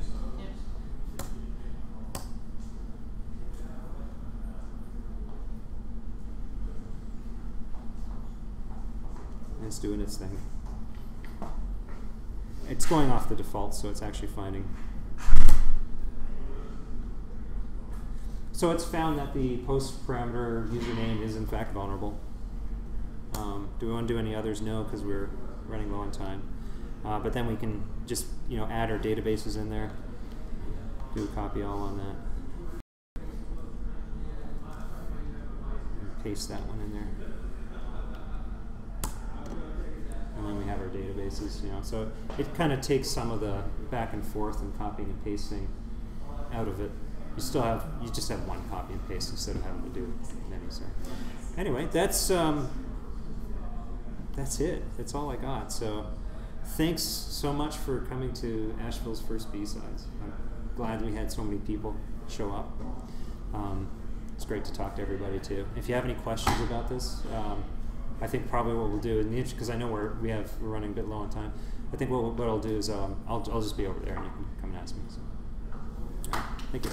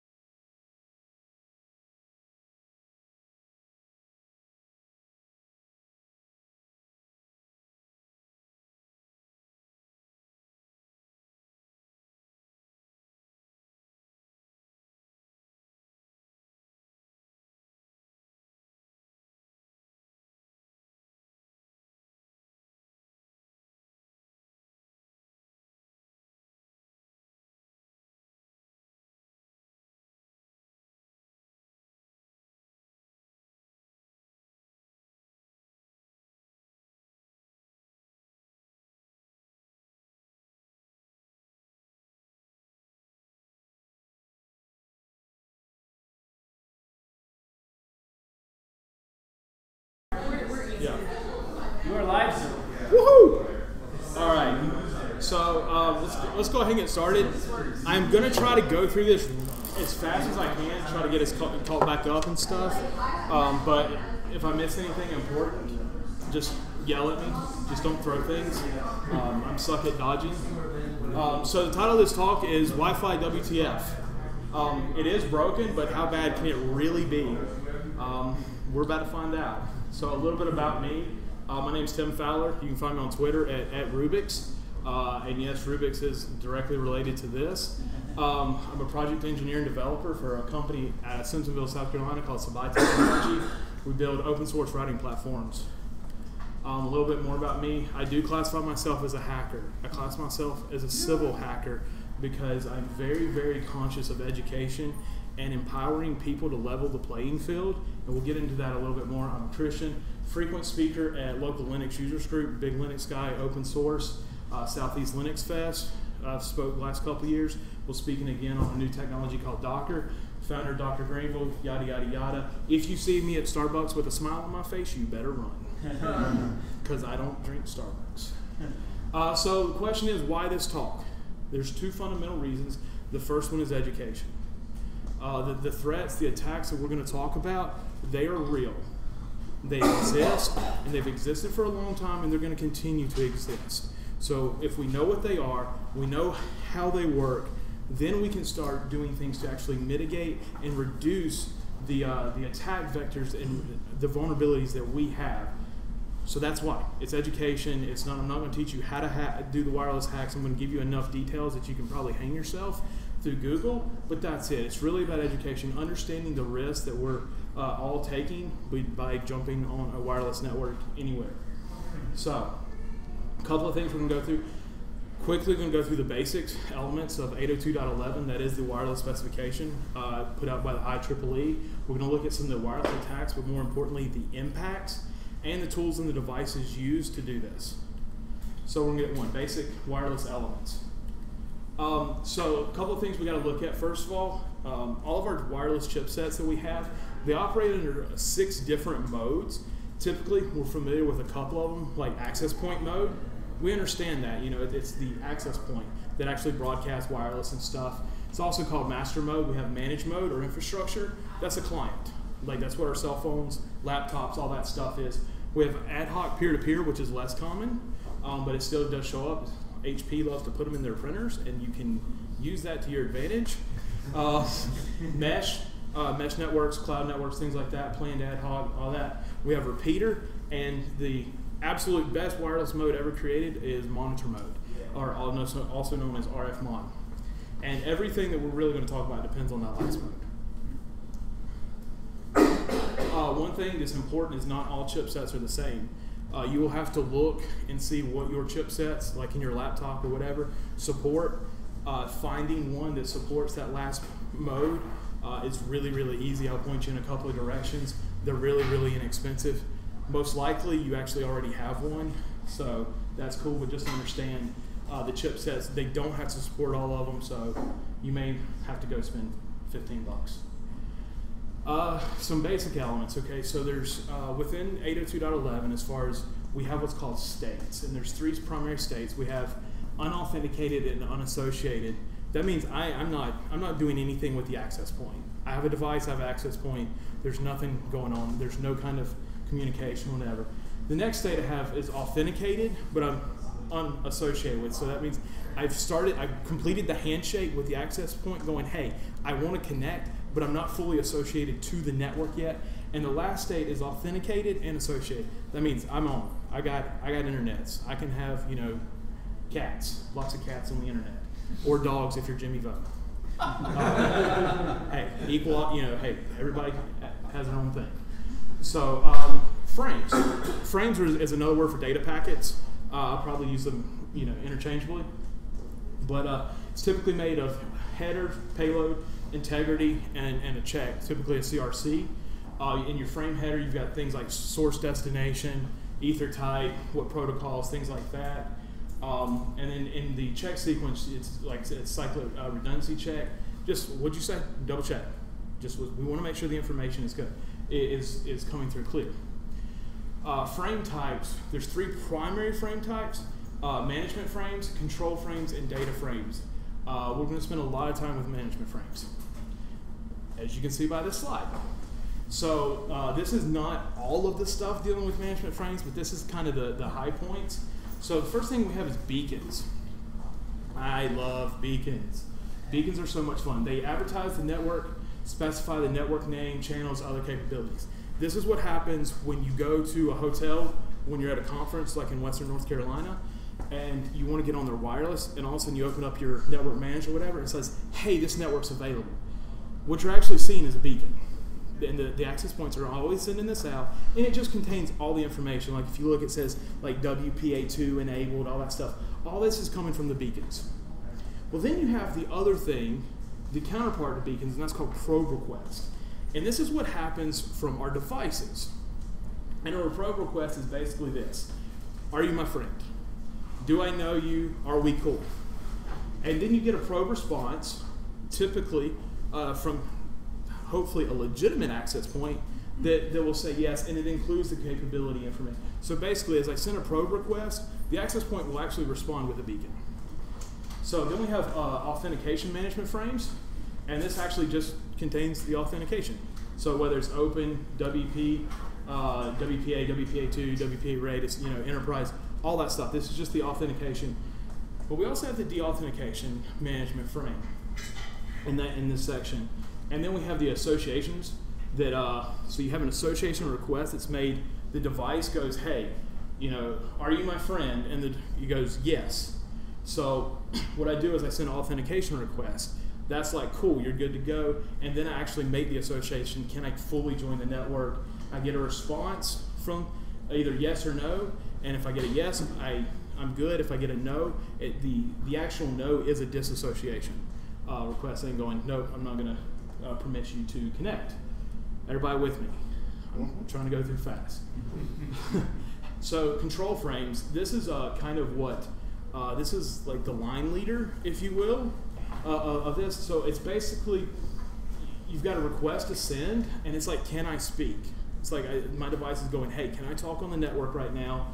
And then you get a clear send, sure. And it tells everybody else to shut up. Like, I'm listening to you, and you alone for this moment, and get an acknowledgement, cool, I got what you said. And then this whole process keeps going on across all of devices and the entire network. Data frames. All right, moving on.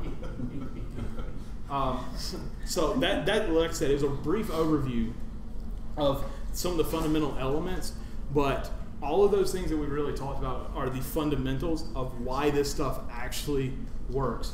Well, we'll move on. So, wireless attacks, Wi-Fi sucks. The end. Y'all have a great night. No. Okay, not really, but it does. There's some really big issues that most people just don't understand, and I chop it up to just really poor design. And it's not going away anytime soon, so y'all are going to have some fun. But understanding that Wi-Fi does suck is really important, because it should hopefully make you question or make you actually process what you're doing online, what you're doing in a wireless environment, especially when you're in a target-rich environment, such as an open network, hotels, Starbucks, places like that, conferences, whatever. So there's a couple of, well, 5 actually, attack types that most attacks get broken into. A lot of attacks actually kind of contain multiple classifications. So we have availability attacks, access control attacks, confidentiality attacks, integrity attacks, and authentication attacks. And like I said, some of these attacks will actually, you may see them more than once or in more than one category. It's because they cross over the fields here. So the first one I really want to talk about, because this is just straight up fun and evil, is availability attacks.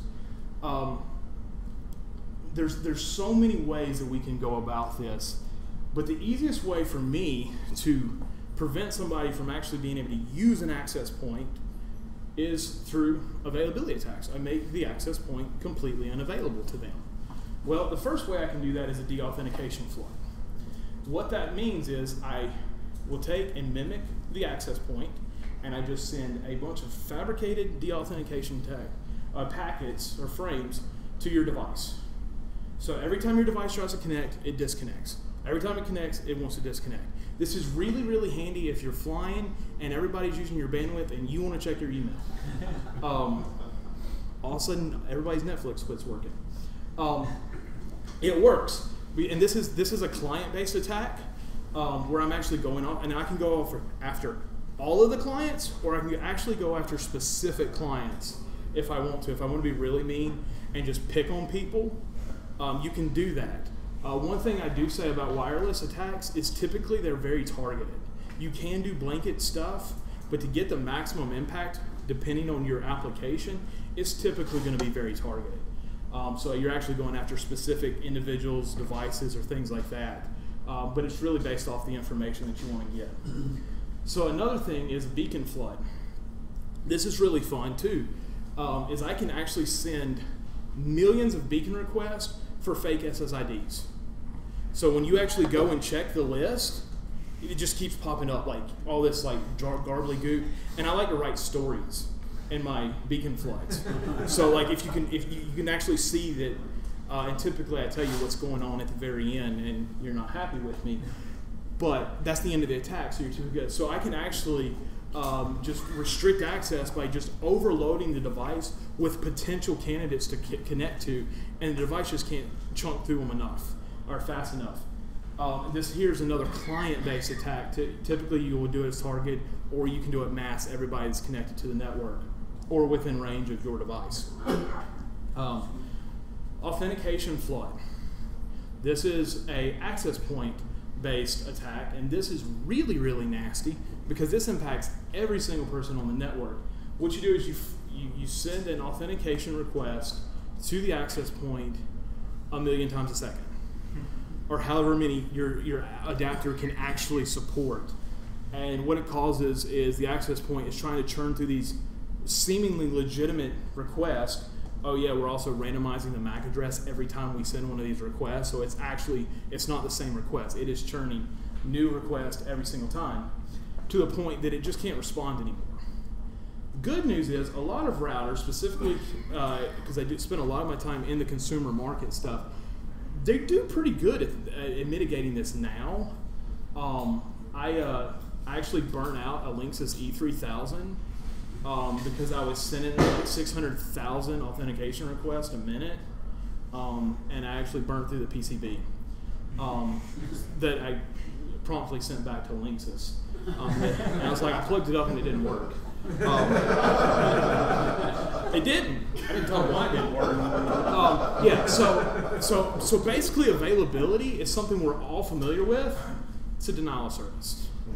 It's simply just a denial of service. And it becomes really, really handy because all of these attacks here that we're talking about, these are really what I call gateway attacks. This is how I start my entire program that I'm trying to run.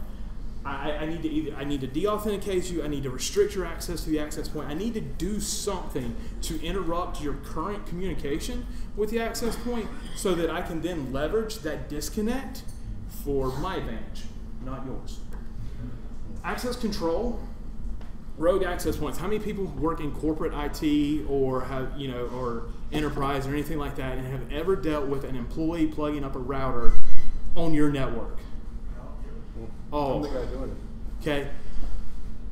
So annoying. Like, why they think they can, like, it's awesome because one of my previous jobs, we created a policy against that, and I got to escort them out the door if they did that. It was 3 a.m. in the morning, I just happened to be at work, you're out the door. It was really, really cool. This is dangerous. Like, this is super, super dangerous anytime you're implementing a non-controlled device into an existing network. That's why I like to do it a lot. MAC spoofing, we're all kind of familiar with this. So everybody's like, oh, I can do MAC authorization lists and stuff, whitelisting, blacklisting. For the most part, that stuff fails. It's easy enough. I can de-authenticate a legitimate MAC address long enough for the access control list to kind of cycle through and accept a new connection from the same MAC address. I just have to wait, like, depending, a couple of minutes while that device is getting really ticked off. Ad hoc associations. You can actually use ad hoc connections to gain legitimate network access. HP printers, they love to broadcast these ad hoc networks, and people will plug them into the physical network as well. And earlier versions, I think it was like the DeskJet or something, whatever, it couldn't differentiate. Like, it's just like if the wire was plugged up, the ad hoc was still on, and it would actually bridge those. Like, what? Okay, war driving. I remember anybody do like war dialing? All right, cool. I'm 26, so that's just a little bit. Just a little bit before me. So, war driving is really, really fun, and actually really, really important. I do drive around in my car, collecting information stuff. But basically, war driving is gathering information about what access points are around, what encryption types are present, things like that. Is there a density of access points? Do you see a bunch of access points with the same SSID? Things like that. It's really just information gathering. There is for Android users, there's an application called Wiggle, war driving app. It is absolutely phenomenal. It allows you to just turn it on and it'll start scanning. And I do it everywhere I drive. My personal database is somewhere around 270,000 access points. And then you can actually send that to the public database where they've got over 2 billion entries right now. And all it is just mapping. The fundamental that I always do is just gathering information about what's going on in the airwaves. So confidentiality attacks, we all know about man in the middle. Like whether on the hard wire, it's the same in the wireless. If somebody gets in the middle, game over. You're gonna have a bad day. It's gonna break the confidentiality of the network. We have the Evil Twin AP, one of my favorite attacks in the entire world. And I'm gonna go into it with a little bit of detail. So basically what you have is you have a fake access point that you set up that mimics the legitimate access point. What I have to do is I have to position my access point closer to you than you are the actual access point you're trying to connect to. Creates a race condition and I win. So what happens is if I can send a deauthentication, all of a sudden you try to reconnect back to Tim's super awesome Wi-Fi, which you all should do. You're actually connecting to this fake evil access point that's mimicking everything that you trusted. Like you had a trust model that going, that access point's legitimate, I can connect to it, we're good, we've done our handshakes, I just completely destroy that. And now I'm in the middle between you and your legitimate access point, which means I can do anything I want to. And we'll get into that just a little bit later. Fake captive portal. I love fake captive portals. Why? Because you can get credentials like crazy. I created a captive portal that had a Google+, Twitter, Facebook, LinkedIn, Bank of America, SunTrust, PayPal, and eBay. Those were all options to log into the captive portal. And people fell for it. They're like, oh, cool, I haven't changed my eBay password yet because I didn't get the notice for 2 weeks. But yeah, let's use that. And people will type their information in to get internet access. Part of the problem is we've been trained to do this. We've been conditioned to just, yeah, cool. All right, so it's open network. I click on it. Oh, it asks me to accept the terms of service agreement. I hit yes. I click log in or something. Or if you're at a hotel, I have to type in my room number and my credit card number, and it's going to charge me $49.95. But what I really did was order $50 worth of pizza because I have your credit card number. These things, and here's the thing: it's very difficult to tell what's legitimate and what's fake because it's a web page. And most of these captive portals aren't going over SSL. They don't have certificates or anything like that. So it's really a dangerous thing when I encounter captive portals because I'm like, how do I know they're actually legitimate? A fake captive portal is a great way to load up a Metasploit payload. Yeah. So now I've gone from just I'm doing this wireless stuff and all to now I'm getting payloads onto your box. Now I've got persistence and all this other stuff, all because of a few stinking packets in the airwaves that you just happen to let me to manipulate. eavesdropping. Eavesdropping is the simplest attack that there is. It's just a matter of putting your wireless device in monitor mode and listening, opening up Wireshark, TCP dump, doesn't matter, just capturing the packets. Because you can eavesdrop, capture them, nice PCAP, and you can go back and analyze them later if you want to. And you can find, it's so much fun to just look at wireless PCAPs because the sheer amount of data that we're putting out of our mobile devices is kind of nasty. In 60 seconds, I saw 27,000 requests out of my cell phone at one point in time. From ad services and analytics and all this other stuff. That's a crazy amount of data. And everything, all of that information that contains little bits and pieces of who I am, my identity, is being broadcast freely over the internet. And we can actually capture that, look at it, and I can start to build a profile about you just from your packets. I can see that you have a Facebook account. Why? Because you're calling out to Facebook every 15 minutes. I can see all these Google requests. I can see all these Apple requests. I can see LinkedIn. I can see all this stuff. Instantly, I know if you didn't explicitly do it, I could strip out your username and password despite the fact you went to https.facebook.com. Doesn't matter. I can actually get your credentials. It works unbelievably well on a lot of banking sites. I am trying my best to get them to fix this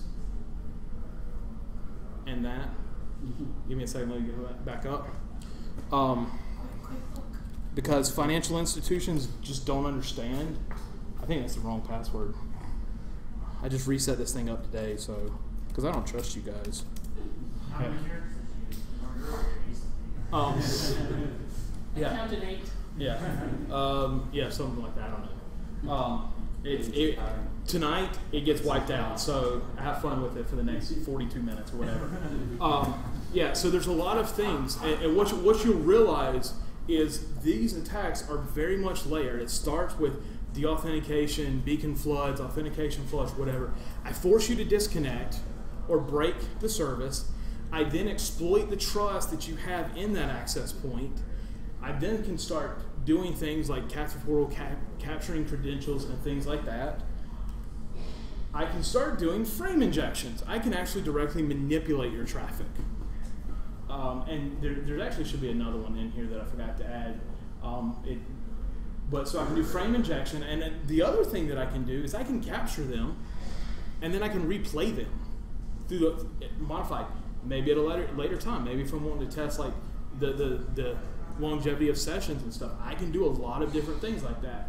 But what's also cool is because I'm man in the middle now at this point, not only can I inject your traffic into your stream and stuff, I can just send it somewhere else.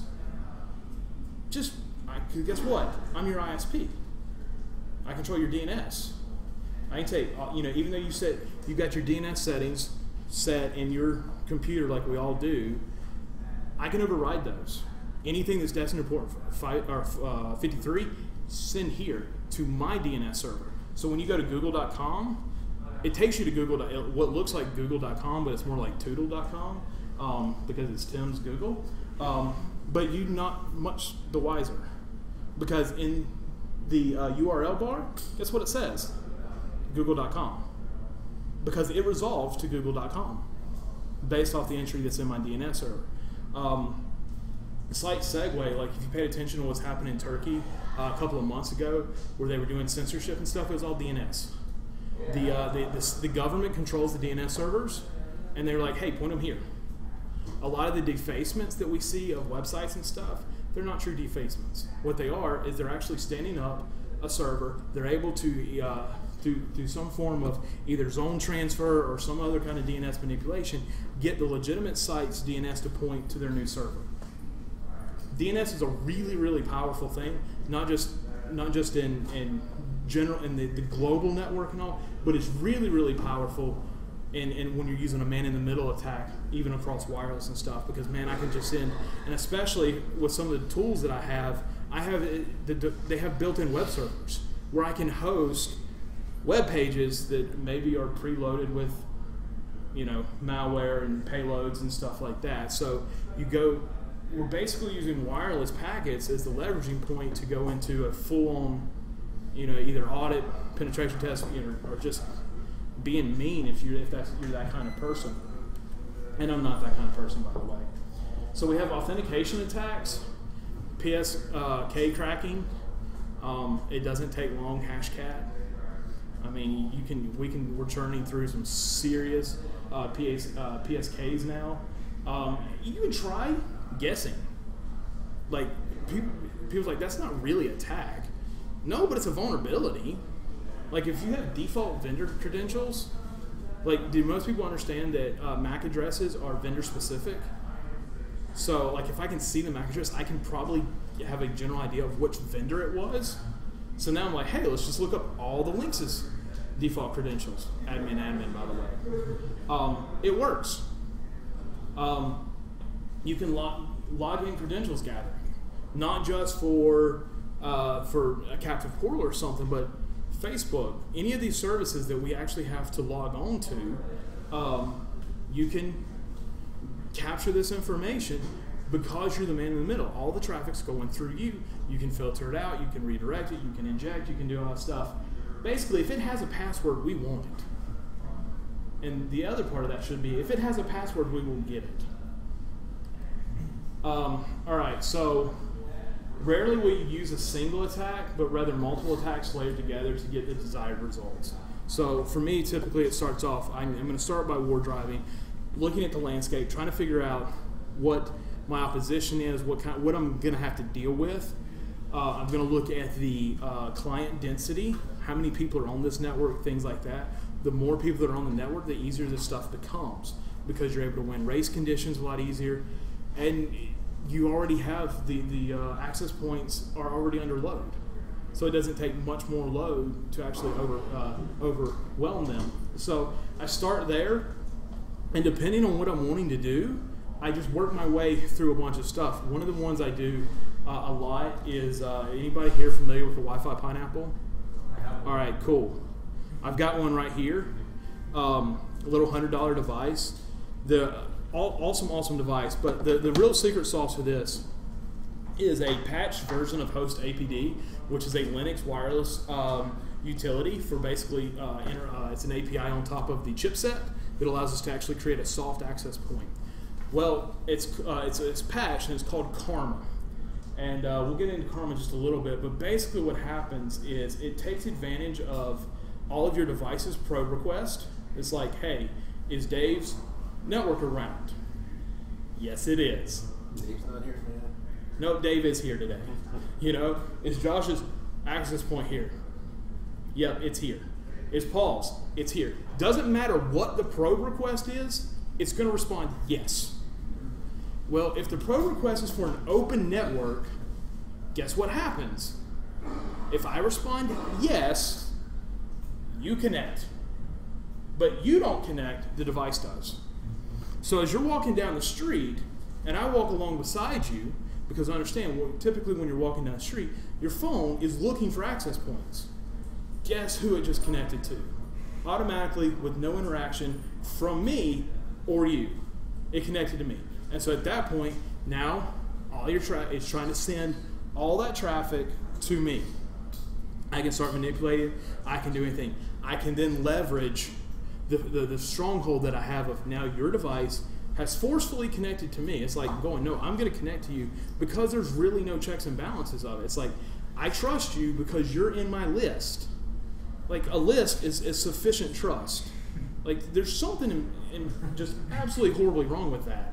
Now, one advantage of having using encrypted networks is if I don't have the PSK, you will fail the authentication because I can't complete the other half of the handshake. But if you can connect to free Wi-Fi, AT&T Wi-Fi, Starbucks Wi-Fi, hotel Wi-Fi, conference Wi-Fi, all this other stuff that's on open networks, and your network and your device remembers that, you have no control over what it's going to connect to. Airbase will authenticate an encrypted network. Yes, the traffic, but well. Yeah, it won't pass the traffic. And so depending on the use case, that might work. But most of the time, you want to pass the traffic to a legitimate internet source because if there's an interrupt of service, well, then what good is it? It's, you know, people go, Google's not loading. I can't see my YouTube cats and whatever people look at on the internet. Well, the device might even automatically say, "Oh, this network service is bad. I'm going to drop it." Yeah. So the iPhone will still transmit the GPS coordinates, and those are unencrypted because they're in the MAC header, because they're not in the payload. So you can locate them. Yes. Yeah. So we're going to move on a little bit to some actual examples. Is anybody here familiar with MDK3? Murder, Death, Kill. Weird name for a software tool. Absolutely cool. So a beacon flood's real simple. So you just run MDK3 mon 0. This is assuming that we've already put our adapter into monitor mode, B-C, and for channel 1. And if I have multiple adapters or stuff, I can run channel 1, channel 2, channel 3, channel 4, channel 5, all the way through 14, but nobody uses 14 except for like Japan. And it's actually illegal to use it in the United States, so don't do that. Authentication flood. There again, MDK3 is one of my favorite tools. This stuff is really, really simple. Like if you search, Google search for that line right there, everything I'm talking about will come up in Google. Everything. It's absolutely easy to gain access to this information. It is easy to do, and it works. If I can do it, anybody can do it. Trust me. And so we can't be ignorant to the fact that this stuff actually exists, and it exists within the public internet. This is very well documented. All of this information didn't really come out of my brain. It came originally off the internet. That's where I found it. This is how I learned. Nobody taught me this stuff. I was just like bored one day and needed to crack a WEP key like years and years ago, and now I'm down this rabbit hole. The authentication flood. Same thing. It's just a one line and a wireless adapter, and you're rocking and rolling. Evil Twin AP. So Karma is I keep this PG as much as I can. Karma is what I was talking about, that actually always responds yes. You send a request, yes. You connect to me, now I'm the man in the middle. The dangers with man in the middle, see the previous about Karma. It sucks. Like if somebody's intercepting you and manipulating your traffic, controlling, even if they're just capturing, the amount of information that you can get simply from eavesdropping is astonishing. Because we don't have HTTPS everywhere, so we're sending so much information over plain text. You've got websites that the only thing they do, like SourceForge, the only thing that they actually authenticate or use HTTPS is just for their login and stuff. So you still can see all this information about what people are doing online, and you start building profiles about them really, really easily. And you still don't know their name yet, which is really cool because it's not personal at that point. If you don't know their name, it's not personal.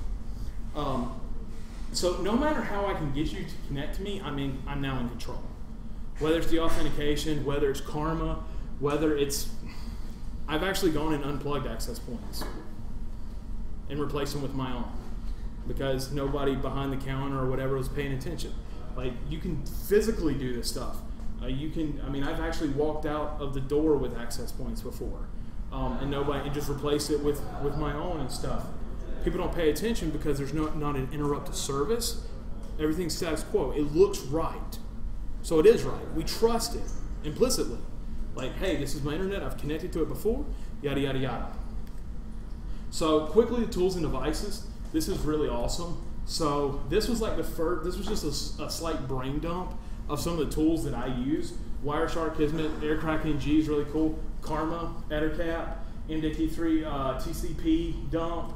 Wiggle war driving, DNS spoof, which is really, really awesome because that allows me to do all the fancy DNS redirections really, really easy.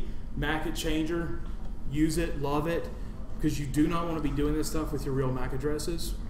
Just don't. It's stupid. AirPwn, AirSnuff, DNSF. I actually found a new one.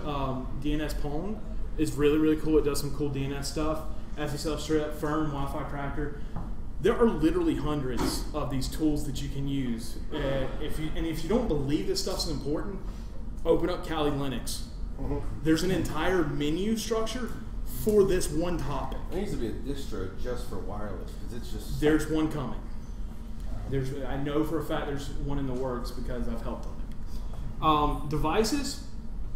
you basically have a couple of things. You're going to need a wireless adapter. That's the fundamental thing. You need a wireless adapter. There is specialized hardware, but there's also a DIY option if you want to go that route. Wireless adapters, only real requirements is that wireless supports monitor mode and frame injection, so that you can actually do a lot. There's a fairly complete list of compatible chipsets at aircrackng.org.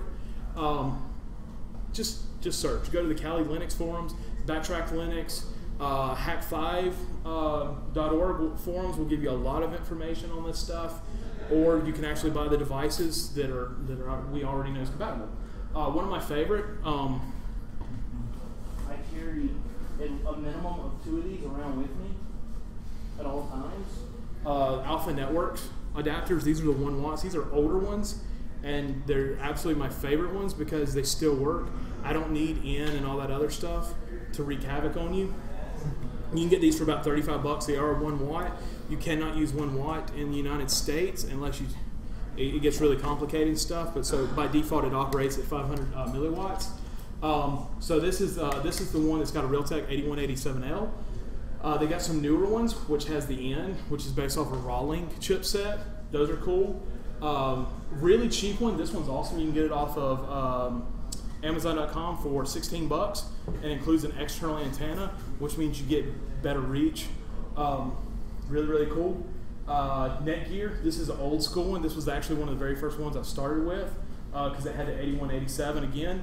Both the L and the B. There's some slight difference between these. Most of these. All right, see, he's got one back there. He's got the little 7 dBi panel antenna. See, I got corroborating evidence. This is awesome. So this stuff is really cheap. Like this one's probably going to run you about $35. Everything's going to be else is probably about less than $20 now. Really, really cheap. Of course, your laptop may already have one, a supported chipset and stuff. Specialized hardware, Wi-Fi Pineapple Mark IV. Every single one of the attacks that we talked about here can be run from this one device. $99, Hack5. Those guys are absolutely awesome. I cannot give them enough credit for the hard work that they've done on this. I have bought these, broken these, destroyed these, and bought them again. They're absolutely incredible. You can get a battery pack that'll run for 72 hours. 72-hour wireless engagement. Beautiful. So if you ever visit Greenville, South Carolina, there are 4 of these in deployment right now. Good luck finding them. The city's still looking. Pony Express makes a Pwn pad that will actually has a pretty robust set of the wireless feature. It is based off of Kali Linux. It's expensive. Now there's a community version, which you have to have a special. You have to have like the cellular 2013 Nexus 7 or something like that. But it is an option. Also, you've got the Pony Express Pwn plug that'll do a lot of this stuff as well. These are all $100 and up equipments and stuff, but they're specialized hardware, but they're really, really cool. So the DIY approach, which I'm a huge fan of, Raspberry Pi. Guess what? You can get the $25 version because you don't need the Ethernet port for most of this. So you can get the $25 Ethernet or Ethernet list board and a couple of $5 Amazon USB adapters, and I'm awesome. I'm rocking and rolling with 5-volt battery pack and stuff like that. So I spent like $45, and now I have a mobile, portable, deployable hacking platform. Really awesome. You can use an old netbook, laptop, tablet. You're really not constrained. The biggest thing is as long as the wireless adapter supports it, you're good to go. Anything you can run Linux on and has a proper adapter, you can use this stuff. This is why it's such a threat to us. Not only is this stuff inherently broken, the way this stuff works, but it is readily available. Everybody in this room, within 24 hours, can be doing these attacks on all of their friends and families, because that's what we do. And so can the kid down the street, and the other kid, and the other kid, and the guy that's sitting across from you at the coffee shop. These are real-world threats. These are really, really scary things. And they open up a vulnerability in us that's just there, and it's exploiting the trust. Like, we trust access points. We trust Wi-Fi networks. I love Paul's talk with the MPLS stuff, and one of the questions is like, can we trust the telcos? No. But I'll trust Starbucks. No. Come to my house. Are you going to trust my network? No, I don't trust my network hardly anymore. My roommate has no idea what's going on though. It's awesome. I mean, he gets the bare minimum to stream Netflix, and he thinks that's all we have. It's awesome. Yeah, and if he's being a little loud, all of a sudden he loses internet. And then he goes to bed 8 minutes later. It's beautiful. So before we get to the questions, I'm going to briefly try to mention this. There is a solution to this stuff. And it's very, very complicated and absolutely simple at the same time. It's complicated because we have to start from the ground up. 802.11 specification requires backwards compatibility. We have to get rid of that. There was a big issue when WPA came out. Everybody was still on WEP. Why? Because they had that one device that couldn't support WPA. So we dropped the entire level of security down to the least common denominator. Replace the device. If it's your CEO's cell phone, replace it. I had to do that. Don't lower your security for this edge case. Bring everything back up. So the first thing is we can't make these exceptions, and we cannot continue this backwards compatibility approach that we have. The second thing is that makes it really complicated is we actually would have to rewrite all the wireless drivers to support the proposed fix that I'm about to tell you. But we have the solution. The first thing is sessions. We use sessions all the time in the internet over HTTPS. Why can we not apply sessions to wireless? You have a unique device, a unique session that expires. You create a new handshake, guess what? You have a new session. Well, the thing about it is sessions are unique. So if I have a unique session with an access point, the encryption that was used on that session is different than my neighbor who is on the exact same access point. So when I'm trying to capture his information, what do I see? Garbly-goo. And the easiest way to actually do this is through public key infrastructure, certificates.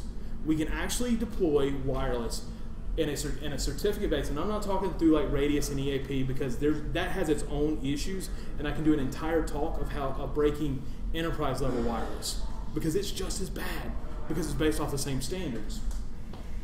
But if we could actually employ certificate based so that I have a device, I have a seemingly open network, so I connect to it and I send a request. It's like, hey, all right, cool. Well, the example I use is I use Paul. He's going to stay at my house for the weekend. Bless his heart. And so I actually have already set up a certificate in the access point for him. Okay, it's not exactly convenient because I have to do this, but it was worthwhile. So he comes over. He's like, hey, what's your wireless password? I set up a one-time key for him to use. So he types in, Paul or whatever. His device then authenticates with the network. Unique keys are created for the device, and then also on the access point, and it's good. So it has its unique session. It has its own set of connection credentials that it's using, and it's different from my cell phone, which is different from my laptop, which is different from my Roku, which is different from everything else that exists on my network. So that's awesome. So he connected to Tim's network. So he goes over to his other friend's Tim's the next weekend, who also has Tim's network. His device tries to automatically connect. Certificate failure. It stops. It cannot complete the handshake, so it immediately stops and it does not retry. He comes back the next weekend because he really likes me to my house. He uses the old certificate that's stored in his phone. He completes a handshake to the access point. It's like, this is awesome. You're good. Now we're going to create new certificates. Every single time a device connects to the network, you use the old certificate to confirm the authenticity, and then you create a new session so that every single time a device connects, you're using new information to do this. This makes it very, very difficult for me to capture any information. One, because it's all encrypted, which we should be doing anyway. But also because every time you connect, you've got brand new information. And so I'd have to go through this breaking process every single time. And I'm lazy. Like I can script some of this stuff, but I'm lazy and it's just not worth it to me. Are there potential issues with that? Absolutely. And we've got to flesh this out. But this is a potential solution to actually solve 98% of what we talked about. And this is on an open network. Not to mention what you do if you actually secured the network using current standards. You can do certificate revocation, stuff like that, like, hey, Paul, sorry, your device is off the network in 24 hours. I don't have to think about it. I don't have to change my password. I don't have to do anything other than to set the certificate up and set an expiry date. So there's a lot of advantages to being able to do this. And so this is actually, I'm working on a proof of concept right now for this, and once it's ready, I'm hoping that we can get some really cool presentations about it and stuff, because we got to change. Like, this is broken. This is absolutely broken. This isn't a theoretical like the MPLS. This is real life. I do this on a weekly basis, daily basis sometimes, and it's absolutely terrifying the amount of information that I can get from you. Any questions? I've got the Mark IV pineapple. Do you know what the benefit of the Mark V is? I'm assuming you've got probably 1 through 4. So. I actually do have 1 through 4. There's a brand new, they no longer repackage the alpha. It's a completely 2-year report.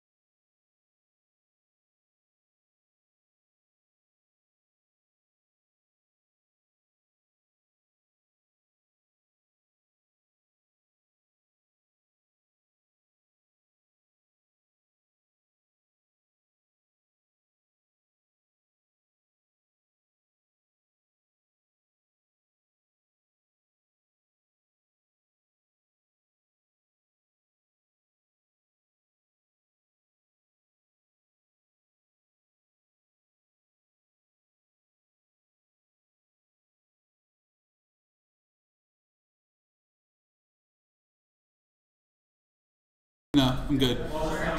Hi, I'm Ryan Lynn. You're live, right?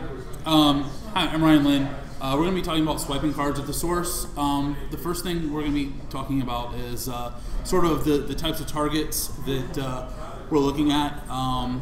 Basically, the talk is geared around stealing anything that you swipe your card in. So anything that you put your card in and gives you back money.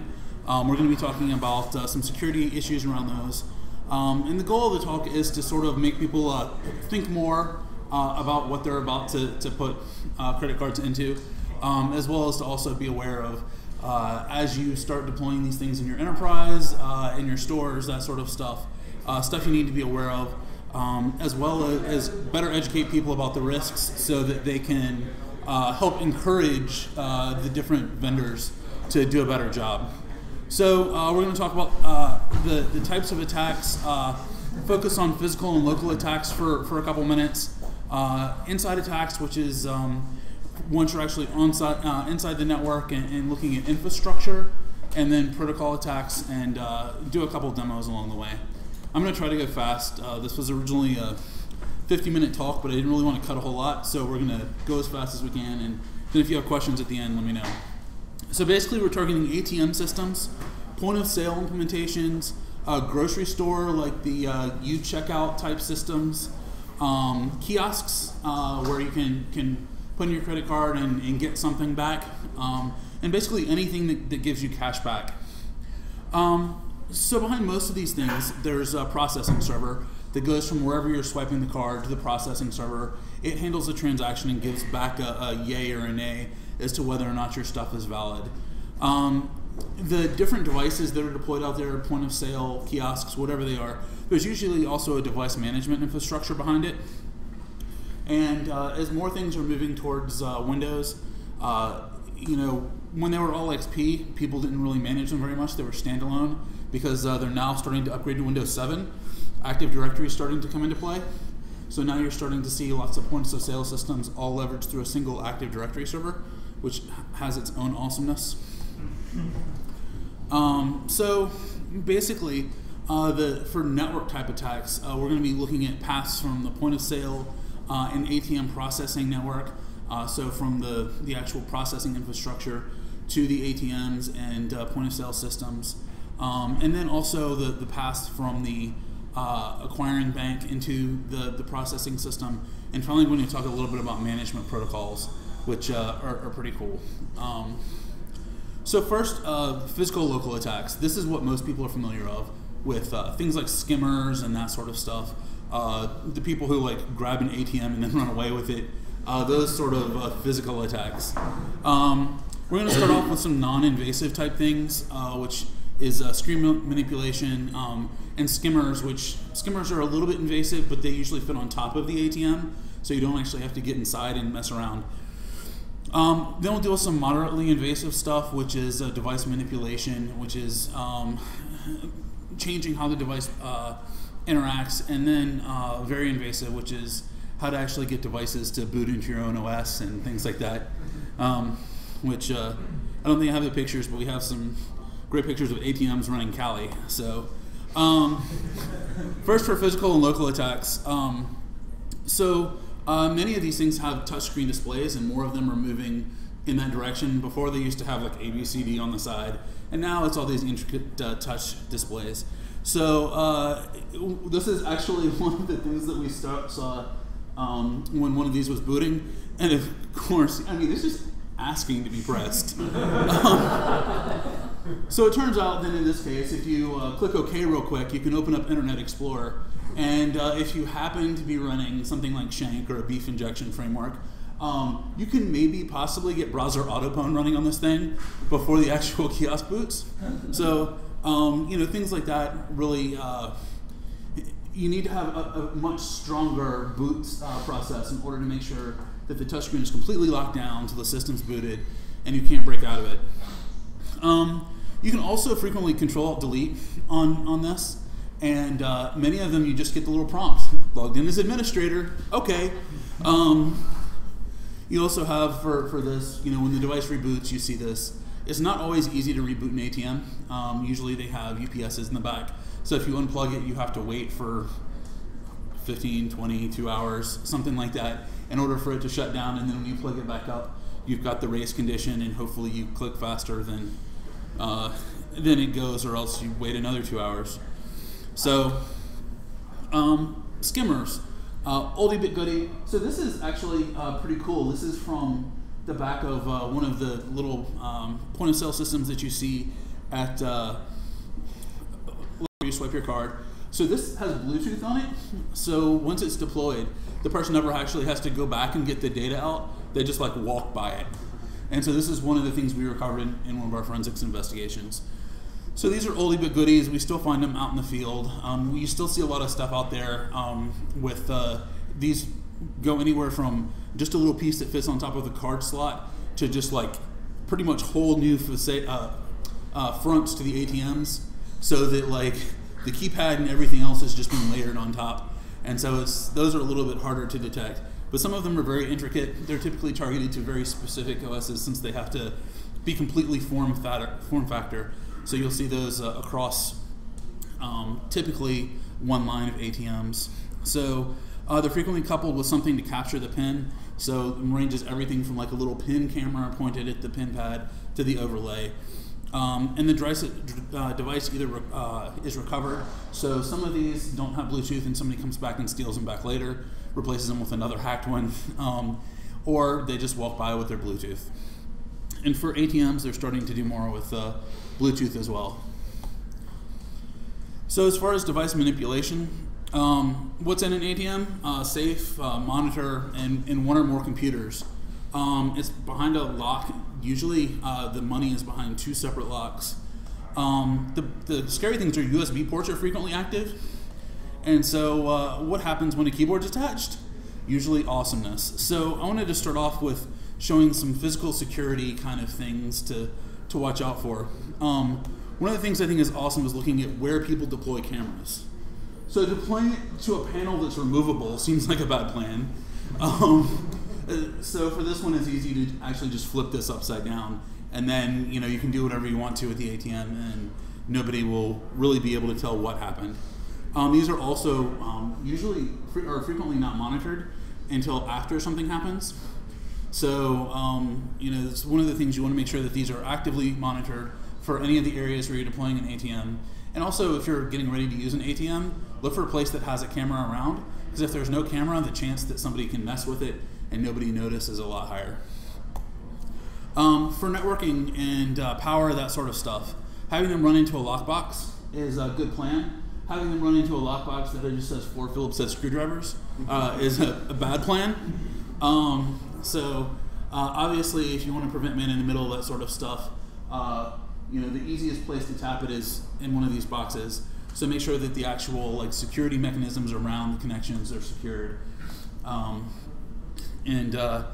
Obviously some of this stuff is hard because there's lots of different types of screwdrivers, but making it as difficult as possible is ideal. Some places even have a safe, and when you lock the safe, it's even more effective. So in this case, the safe, we pulled the handle and it opened. And so there's the router beside the ATM with all of the network stuff, and luckily we were the first ones to figure that out, I think. So we're in good shape. But at places like the airport, you'll frequently see stuff like this. And so, if you're ever in Vegas and you see a WRT-54G behind an ATM plugged into the wall like that, don't use that one. So just, heads up on that. Also, here you'll see that neither the plugs nor the network connection are secured at all. So anytime you're doing this, go back to the box or the safe. Those are your best bets. So this one's kind of awesome. This is the back of an ATM, and so the front is secured with 2 locks in the safe, and the back is secured with 8 Phillips head screws. So obviously one of these is going to be much easier than the other. One of the challenges is many of the locks that are on the ATMs are fairly easy to pick if the people haven't actually decided to deploy more secure locks. So one of the things to emphasize if you're ever doing security assessments is make sure you're using a high security lock. It's like $3 more, and it's the difference between accidentally picking the lock and it taking a couple minutes to do. And hopefully, if the camera works and it takes a couple minutes to do, it's you have a higher chance of somebody getting caught. The other one is for pieces that are actually molded together, make sure that the pieces are welded shut or have a beveled edge so that you can't just pull it back. So this was one we just pried open and we were able to fit our whole hand inside. And sometimes you don't even have to do that because they've cleverly cut ventilation holes in the back, which, this one's actually pretty awesome. The hole is pretty much arm-sized. So now there's two challenges. One is that is a very sharp edge, and there's lots of sharp edges inside the ATM. So the chance that you'll leave DNA evidence behind is much greater exploiting this than some of the others. But don't cut holes in important stuff. I think that should be an important lesson. And so basically from this hole, there's a bar in the front that I'm going to show you guys in a minute that actually lets the ATM open.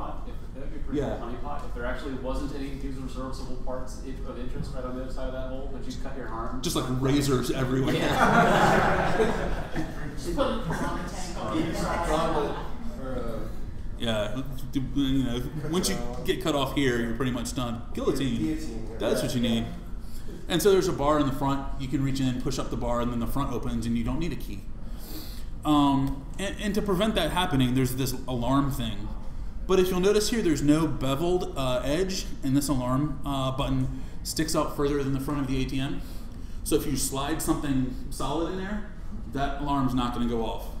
Now, of course, you kind of need a friend or like duct tape or something to make sure that you hold on to that, because otherwise, while you're doing whatever other testing you're doing, you're going to look pretty awkward or probably still set off the alarm.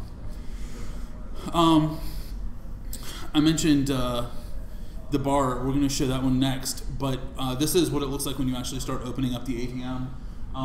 You can see that there's some little panels up top, and then there's a computer behind it, and this part slides forward.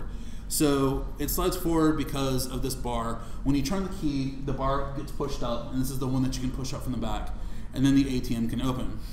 Now, this picture shows two things.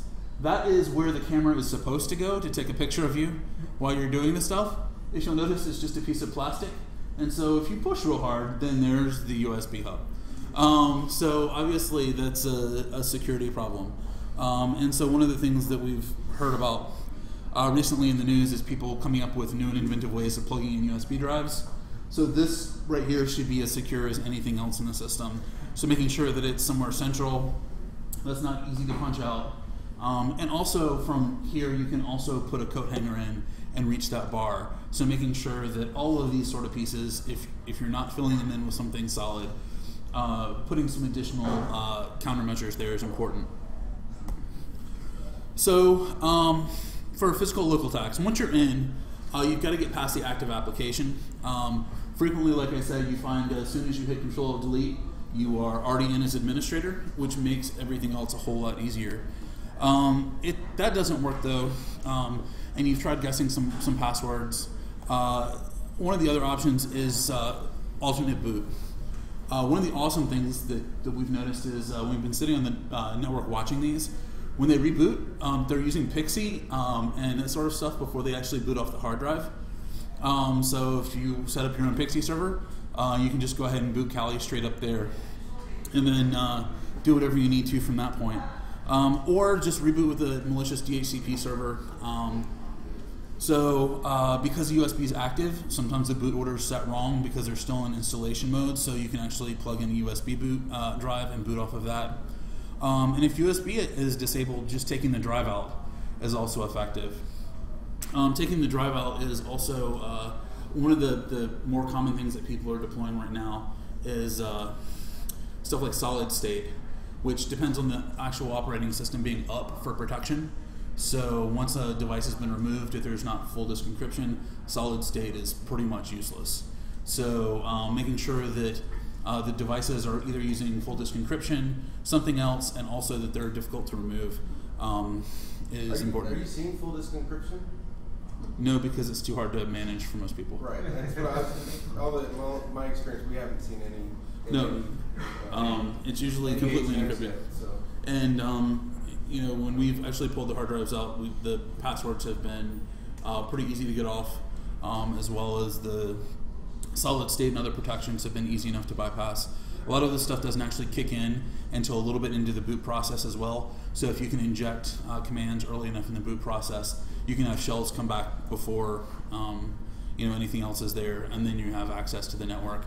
So we'll talk about some of the inside attacks next. So as far as inside attacks, we're going to talk about hardware attacks, actual OS attacks, software attacks, and then infrastructure attacks. For hardware attacks, basically what people usually want out of the ATM is the money. So to get that, things that basically give cash out have either a serial or a USB interface.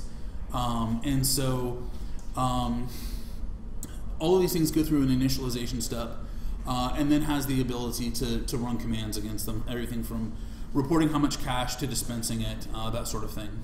And so once you actually watch this stuff, it's easy to replay it in a lot of cases. So if you can actually get something like serial mon onto the system, or USB mon, to where you can actually watch the initialization step, you can unplug it, plug it back into another device, and replay those steps and have the same action happen. So basically through those sort of attacks, you have the ability to further influence the hardware. So obviously there's a safe for where the money part is kept, and the attacks on safes are a little bit more difficult. There's usually not a key, it's a combination, and they're becoming more sophisticated to even where the things are two-factor, that sort of stuff in some cases. And so attacking through the pieces that actually go into the safe is a much easier way to deal with it than actually trying to deal with the safe. So for OS attacks, does that look familiar? That's what's behind a lot of the ATMs right now is Windows XP. People are moving to Windows 7, and they're moving further away from embedded OSs. So a lot of these are just straight off the shelf, not even embedded XP, but regular desktop XP, desktop Windows 7. And so previously a lot of these things were running those embedded devices, and so with these they're being joined to the domain, and some weird stuff like being managed with Telnet. We ran across a bunch of these that were being managed with Telnet, and so we were able to they were completely locked down except for Telnet. So we were able to compromise Active Directory. They were Active Directory joined, log in with Telnet, and then we had full access to the ATMs. And one of the other things we've noticed is if they're not joined to a domain, patch management usually has not been one of the things that's been thought about a whole lot. So if you can actually get onto the same network as the device, then things like MS-08-067 still work in a lot of cases, and that sort of thing. So software attacks. One of the more interesting things that we found is that apparently the developers that develop the software for that's actually running the ATM code don't expect it to be seen by anybody else. When we've grabbed the software and started disassembling it, we found commands like dispense money and stuff like that. So with things like DLL injection and that kind of thing, we had the ability to call some of that stuff. But there's no anti-debug stuff, there's no stripping of symbols.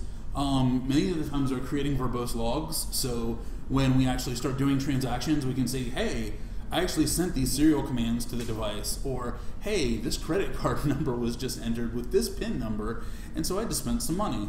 And so that sort of stuff where we're the verbose debugging logs, especially if we can re-enable the verbose debugging and restart the software, is giving away way more information than it should. And so the descriptive configuration files that don't have integrity checking, we've been able to modify behavior of the ATM through some of those. And we've seen some of those sort of attacks recently where things like limits have been removed from the ability to withdraw money. I think people were arrested for that a couple of months ago. And those sort of attacks. So making sure that you're doing integrity checking on any configuration files is really important. And the more verbose all of this stuff is, if somebody actually does happen to get one of your ATMs, it really makes it much easier to do sort of malicious things with it. So make sure that you sort of protect all of the software as if you assume that somebody's going to be reading it. But with all of that, DLL injection and detours, the path of the code can be modified. So every time dispense money is called with whatever dollar amount, we'll just change it to $5,000, which is usually about the max dispense of most ATMs. So that's a much easier thing to do. And so that can be just a very small amount of code that has a big influence on the overall execution of the ATM. And so this information can be changed or dumped. So if we can't get a serial monitor in or USB monitor in, because some of the times these things are soldered into place, that sort of stuff, we can actually just inject into those calls to print out what's being called, and then shut the software down and make the calls ourselves. Things like unmasking masked receipts, so it prints the full number that it got instead of just the last 4, that sort of stuff, and also changing dispense amounts. All of this stuff, when you put your card into the devices, they go up to a processing server. So in retail environments, cards go there for authorization. And when I say processing server, I don't mean like at the acquiring bank. I mean somewhere local inside the organization. This is especially true of big retailers. They'll have these in a series of locations throughout the enterprise, so that if for some reason they don't have internet access, they can still process credit cards, and then they'll be batched up later to go out. And so if you can reach this server and you get onto it, you've likely won, because depending on the type of software it's running, either in memory or over the network, you'll actually be able to see the plain text card values. And so one of the things that we've seen is if we're able to compromise one of these itself, but especially in some stuff like JPOS, which is a common Java point of sale system, the configuration options for doing SSL are sort of cryptic. I tried to read through them once, and there just wasn't enough alcohol to finish the document. But that sort of stuff is non-trivial, so some people are just skipping that step, and so they're sending credit card numbers over the network. So we'll talk some more about that later. Device management servers are awesome.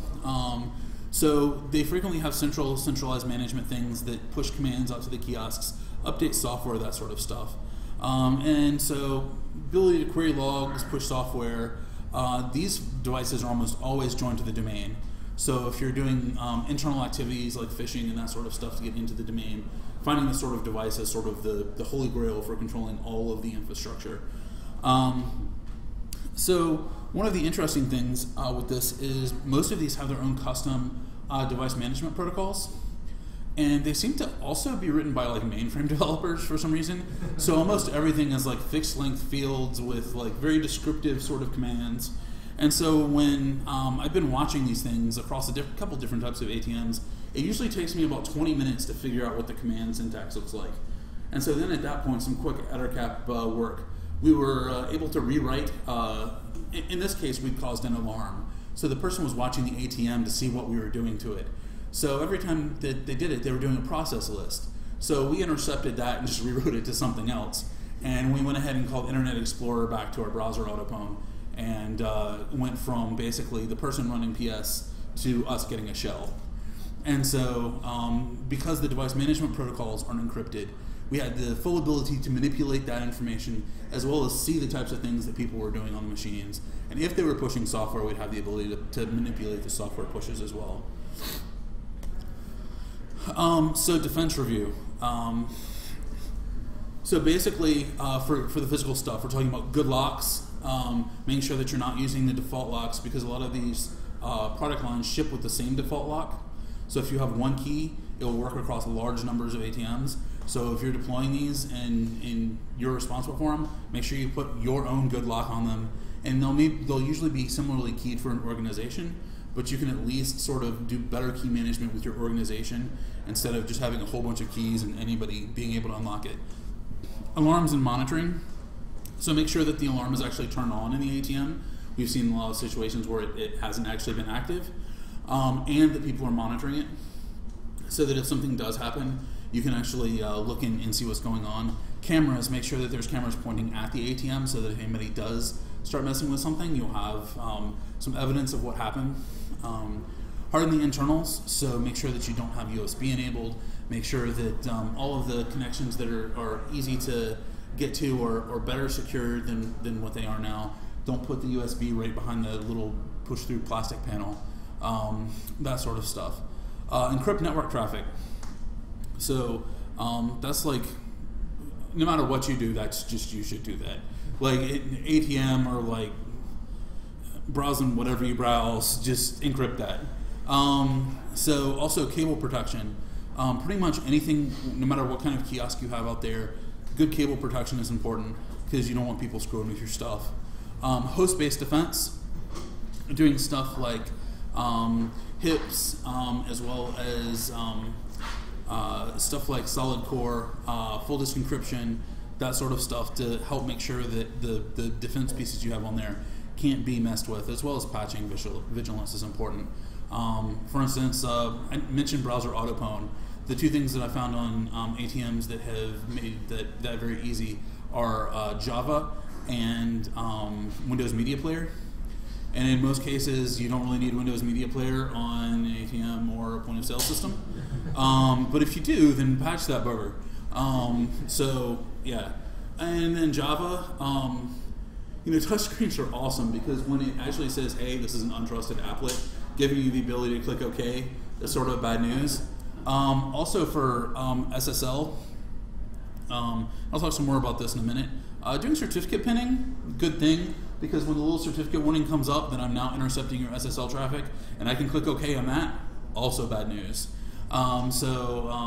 Using SSL strip and EtherCap, I've been able to take apart some of the SSL protocols because they don't do any certificate pinning, which makes sure that the certificate is not just a certificate, but a valid certificate, or even a certificate issued by a specific certificate authority. That sort of stuff is a good plan. So for protocol attacks, we're going to talk about some point of sale and kiosk style attacks, some ATM attacks, and then do some demo stuff. So for point of sale and kiosks, most of that stuff is predominantly based on fixed width messages that are based off the ISO 8583 standard. And so it can be implemented through independently or through stuff like JPOS. This protocol is really old, but there have been updates done to it, and each different bank has its own custom fields for the different protocols. So everything has pretty much the same sort of solid core, but then it has other pieces added on. Now there's some derivations of that, but if you are working with the bank on a point of sale application, they will have a whole series of different standards for you to deal with for this packet that tell you what fields are set. So it's really easy to look programmatically to look to see what you need to find. But track 1 data has the PAN number, expiration date, and CVV. Track 2, which is bitmap 35, has the PAN and expiration date and CVV. And then there's also just a straight up PAN and expiration date, which is what I see more frequently than just full track data on a lot of these. There are some that print full track data, but they're usually credit card number and expiration date. So with this knowledge and the ISO spec, you can do a few interesting things. Obviously, since the PAN and expiration data are a couple different places, that's pretty easy to get to. With the track data, it's not the same CVV that usually is on the back of the card, so it's not completely useful, but you can still do things with the credit card number and expiration date. So you can grab the track data. You can also modify amounts. So using EtherCap, you can downgrade the dollar value that is going out to the processing server, and it will authenticate maybe, so you request $80, it authenticates $20, comes back and says $20, okay, I change it back to $80, ATM doesn't know the difference. So, and that's partially because a lot of these don't have message integrity checking to make sure that the message hasn't been changed, and we'll talk about that some more in just a second. So what's the big deal? Basically, if you take a prepaid debit card and take EtherCap, ask for $200 cash back, take a zero off, the bank says you're authorized, you've got $180 extra. So some systems have additional fields to verify amounts, and newer systems also implement checksums or even, SSL, crazy town. So basically, the point of sale stuff that is talking to local servers frequently don't have these. It's typically when you're talking directly to the acquirer that you see these. So, if you're looking at between the processing server, you have a higher chance of success there because the security there is usually less good. So ATMs work off a number of different protocols. Ones you frequently see are the Diebold 91X NDC, and more things are moving to XML because programmers love some XML.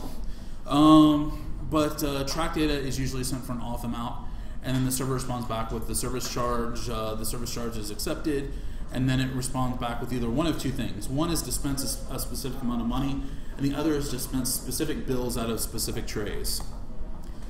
So what do we do with this knowledge? We can use EtterCap to modify the requests going out to downgrade dollar amount. We can raise the amount approved, and so go back to the request 80, charge 20, 80 is approved. Or we can just tell it to dispense whatever dollar amount we want. And so these are, the way that these fields work is, these are usually add-on fields, and they're not the same for any of the ATMs that I've tested haven't been exactly the same. So when you find these fields, it will either be an approved dollar amount, or it will be what looks like a series of 2-digit numbers. And the series of 2-digit numbers is the number of bills from each tray, and otherwise you're talking about dollar amounts. So some other protocol attacks, many ATM pin blocks are encrypted with 3DES, so that's what they're supposed to be encrypted with. And they're supposed to have a temporal key so that periodically the key rotates, so that if you capture a transaction, you can't just replay that same encrypted pin block in 10 minutes and it still work. The problem is they aren't always temporal. And so what does that mean? It means if you capture one transaction, create a fake card, come back, you can keep replaying that encrypted pin block over and over, and the system doesn't know the difference between the pin block that somebody put in and the pin block that we just injected back in. And so obviously you do that until it's empty, I guess. I guess that's how it works. So yeah, I'm also too pretty for jail. So like this is stuff that we have done on pen tests, and I would highly recommend, because it turns out the Secret Service really doesn't like it when you do this. So unless you want to make friends with some dude named Bubba, you know, make sure that you have authorization before you start playing with this stuff. So for the demo, we're going to be looking at, so since all of the protocols are proprietary for each bank to a certain extent, I'm not going to show you any specific bank stuff because then somebody will beat me down. So basically I wrote something that is based off the ISO standard to demonstrate what's going on. We're going to capture encoded data on the wire, and then we're going to modify some amounts. So let's see if we can make this run.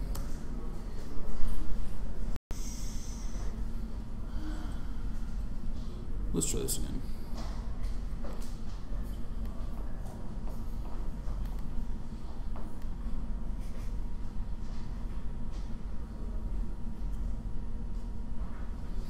Okay, I'll show this actually. Come on.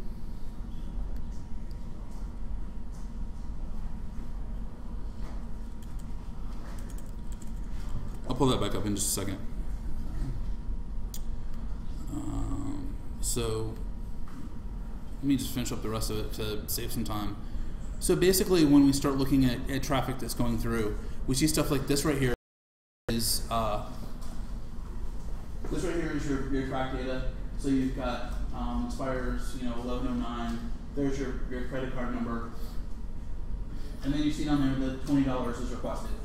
So from there you can change that data, and when it comes back from the request, you see something like this. And so this is a response.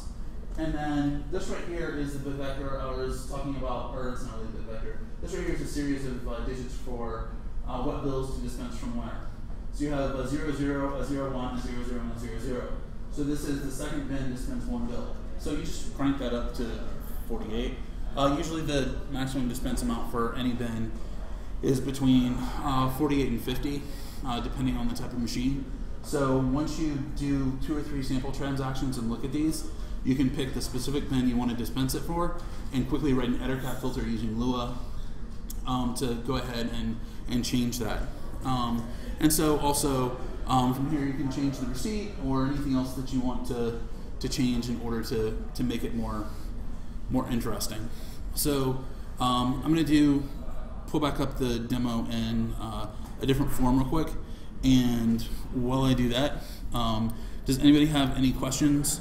And I'll answer questions while I grab the demo.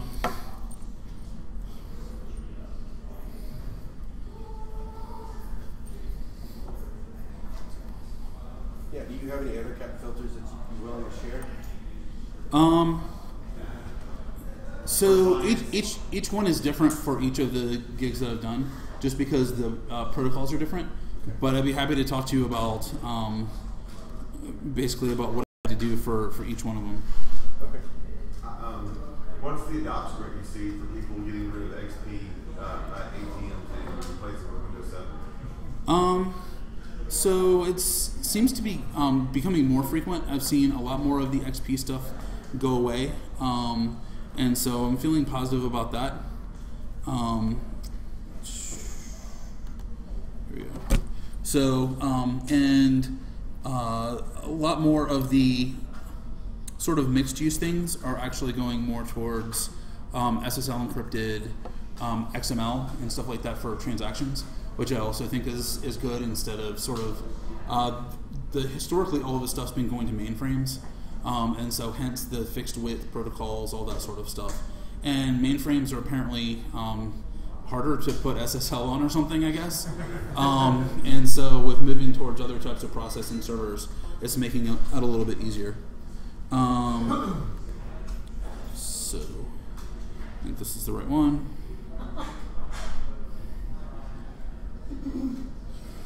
So basically what we have here is we have a point of system client or server on the right hand side, or over there is over here is the point of sale server, and over there is the client.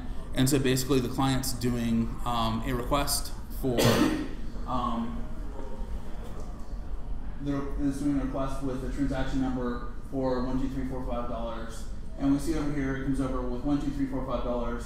There's the credit card number. There's the expiration date.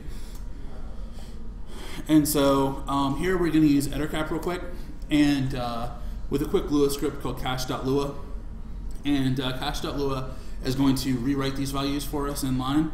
We're doing ARP spoofing, and we're specifying the gateway and the two systems to make sure that we can see all of the traffic between them. And so once we actually run this, pretty much all of the traffic between these two guys is going to be being changed. We can see in the EtherCap console that the changes occurred. It'll print out downgrading to $20 and returning to original value. We can see over there on the client it still says $12345. Over on the right it says $20, and we can see that the request and the authorization is for $12345. So basically, the client doesn't know anything's different. The server still thinks that people are authorizing for $20, and until somebody actually checks the ATM to see what's going on in between, it'll be almost impossible to tell the difference. Also for this, because the logging is limited for a lot of this stuff, and the logging needs to be a lot better in most of these devices, you actually have to pull the local log, and if we have access to the network to be able to do this, we also have access to the network to be able to stop people from playing logs with management protocols. So it needs to be able to roll up immediately to central server, as well as obviously protecting the network that these guys on is critical. And so basically for my little test here, let me see if I actually have the Lua script in here. I don't think that I do, but the Lua script is a 4-line Lua script. So basically it's, if source and destination is this way, change the value to this. If the source and destination is the other way, change it back to the original value. So, anybody have any more questions? Did you say that in most cases the logging, if any, is done by the Windows OS instance and not by the dispenser itself? So Windows will be logging, yeah, I dispensed $20, I dispensed $20, but the dispenser is actually handing out whatever the real value is. In most of the cases that I've seen, it's just a hardware device. It's just a peripheral. So there's nothing inherent to it. So it won't load. And if we actually have access to the underlying OS, that's something that an attacker would frequently turn off. So making sure that as your software starts, the integrity of the configuration file is checked is pretty critical. And that doesn't seem to be something that the developers have thought of a lot. I mean, if they're not stripping symbols or anything else, they're not thinking that anybody's going to be messing with their stuff. So I think that with the news increasing as the types of these attacks increase, I'm hoping that there's going to be more attention paid to the software security around ATMs as a whole. And so the other thing is you guys go back to your customers and your places of work and the things that you do, make sure that you're pushing for these same sort of safeguards for the things that you're deploying, whether it be ATMs or kiosks or whatever else. Yes, sir. So it looks like part of it, Diebold builds part of the ATM system, and to be honest, the other part is it seems it's custom for each bank, right? So at what point, obviously this is not new, this has been going on for years. At what point does somebody say either Diebold fix the solution or hold the banks accountable? Because there's financial regulations that stop certain types of transactions over the web. So why would there not be some sort of financial requirements that says you have to meet this minimum requirement? So there actually are more regulations happening now around ATMs, but this hasn't been like most of the attacks for these guys up until fairly recently have been just skimmers. And so we're seeing more cases and more in the last 2 years than before that I can remember have been either network-based attacks or physical attacks on the devices themselves. The one where people were able to request past their max, that was a network attack where somebody was able to get onto the internal network, modify the configuration through a web interface that was exposed to the local network with default credentials, and then was able to manipulate the maximum dispense amounts. Was there an animated GIF that said under construction next to it? That's my guess. I'm guessing that's exactly how it worked. Yeah, he's like, it looks like he's trying to. So, and I don't want to eat up anybody else's time, so if you guys want to talk some more, I'll be around. And thank you guys very much for showing up.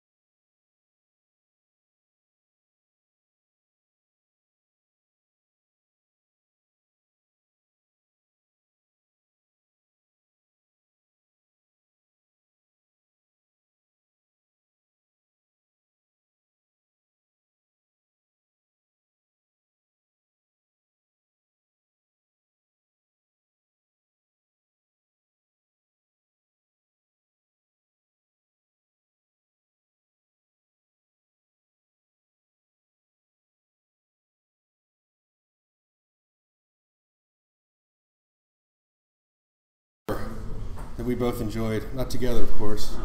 Exactly. Yeah. Nothing like being in. Let's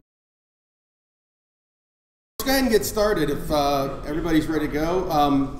I do have some of these if anyone wants to take a look. If you didn't pick one up on the way in, they're my social engineer character sheet. So we're going to get into that a little bit later. And actually, Jimmy mentioned it in his talk earlier. So if anybody wants, grab them, take one down, pass it around, all that fun stuff. So a little bit about me. My name's Surfer Dave. I actually, in this picture here, I was living in Hawaii at the time. I'm now here. This is my second con in North Carolina. That's why I was a little thinner. Now I gained about 40 pounds leaving Hawaii. But that's a picture of me winning the Social Engineering World Championship for last year. So that's my background in social engineering.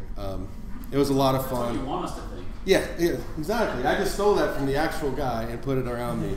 But in all honesty, I mean, go to do that. If you hear the social engineering, capture the flag stuff, participate, you'll have a great time. Aaron Crawford puts it on. He does a wonderful job with it, and it's super fun.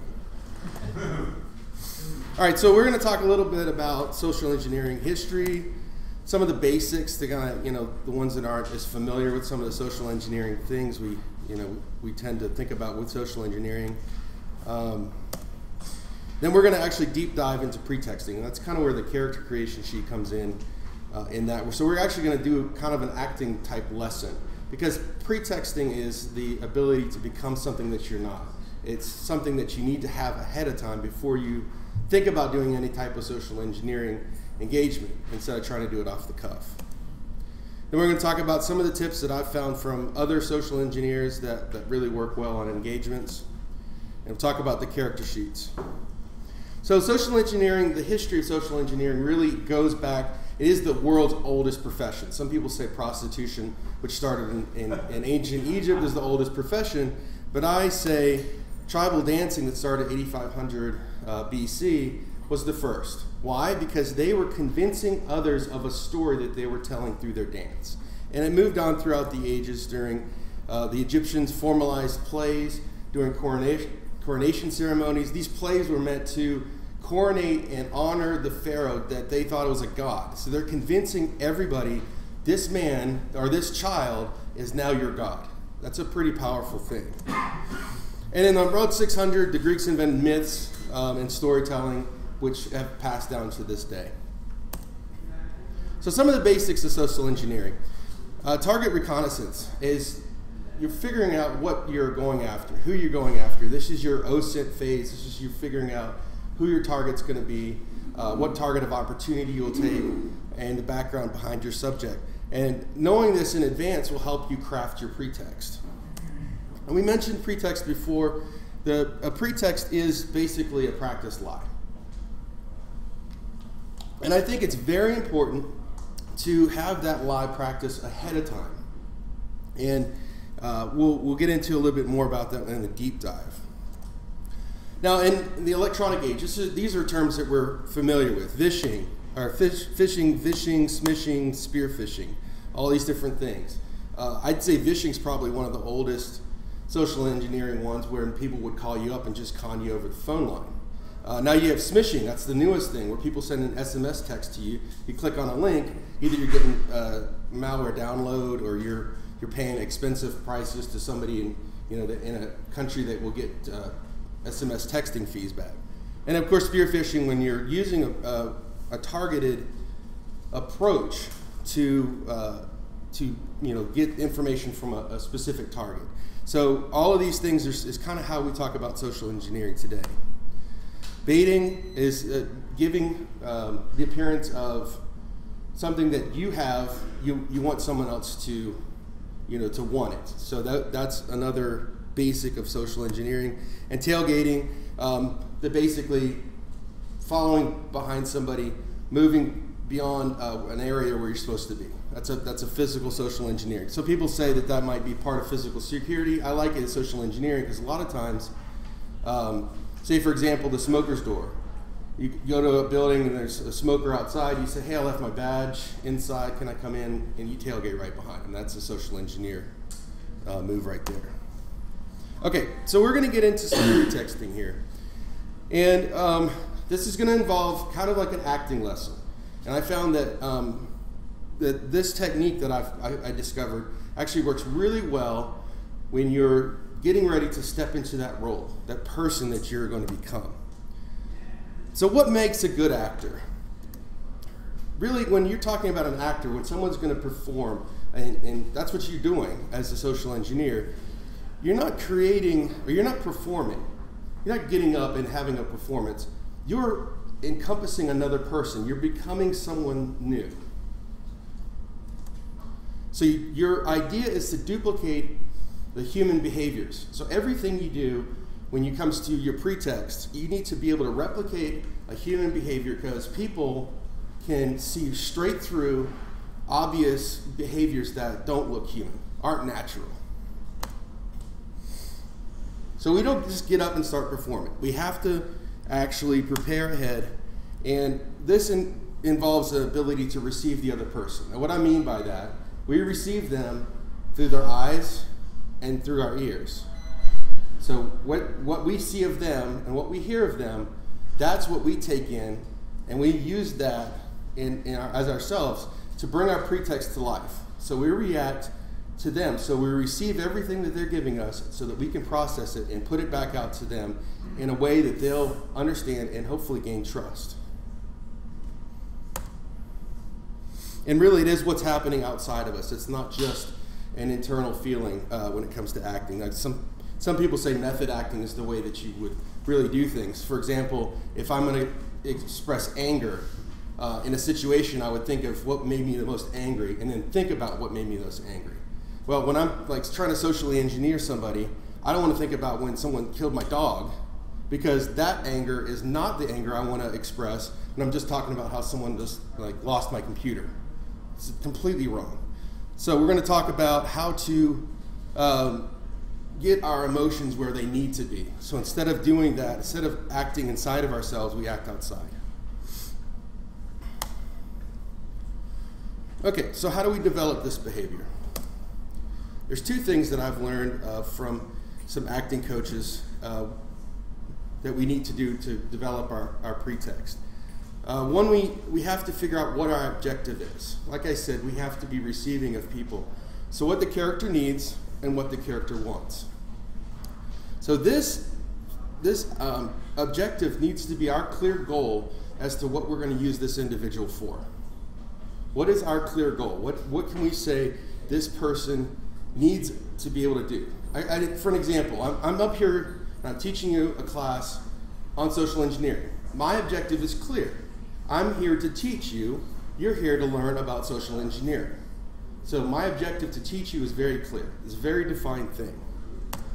So you pick that story, you stick with it, and you learn what's called a controlled obsession. You find out and you target that objective. Like I said, I'm the one that's teaching. Now I obsess about that. And I try and make myself feel how you are feeling while you're listening to me. And I can tell some of you are listening and some of you are not. A lot of you are ADD, which is like me, which is fine. Jason, I'm taking away your phone. Hey. I'm trying to do something nice about you. Yeah. So once you become part of that obsession, you no longer speak the words, you just do it. So it doesn't become separate, it doesn't become unnatural.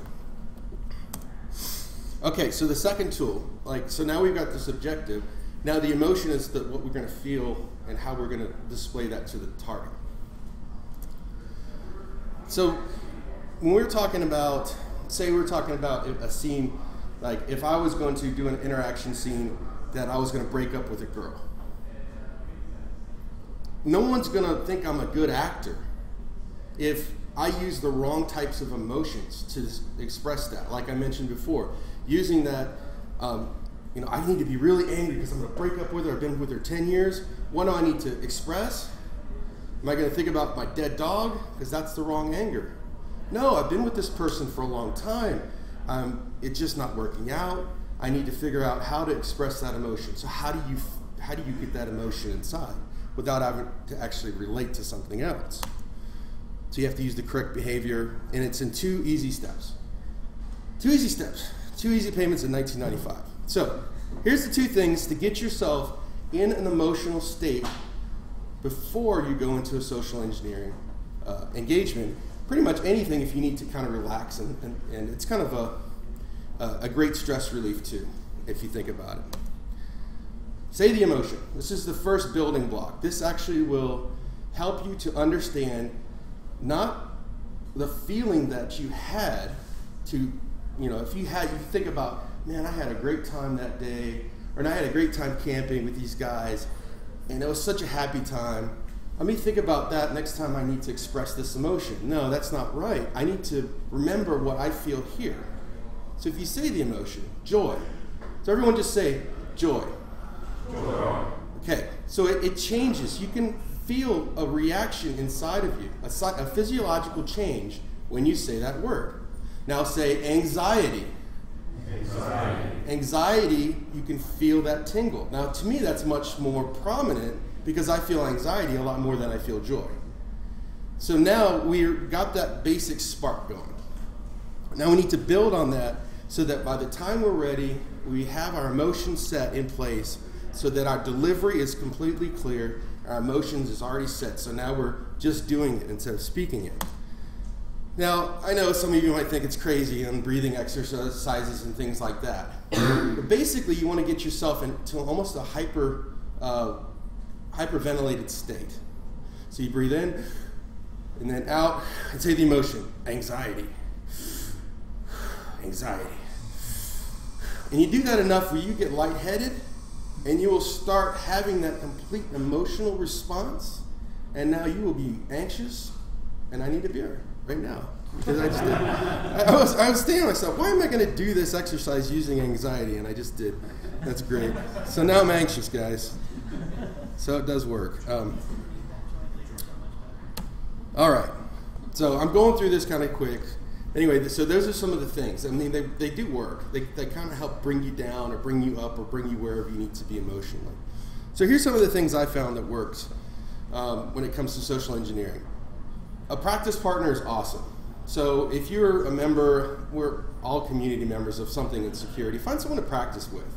Come up with your backstory. It's a lot of fun. Great to do over beers and things like that. And then practice with different people and let them critique you and say, you suck at this. Like, Dave, you're a horrible speaker. Hey, how can I get better? Just don't be negative. Acting classes. And acting classes are a stretch for a lot of us. Like for me, I have a social anxiety issue with being in front of people, which is amazing that I can actually do that with you guys tonight. But acting classes actually help break down those problems when it comes to social engineering, because it forces you to step outside yourself and to become somebody else. And then also take a script that somebody else wrote where you have no context, read it, learn it, and then portray something else. So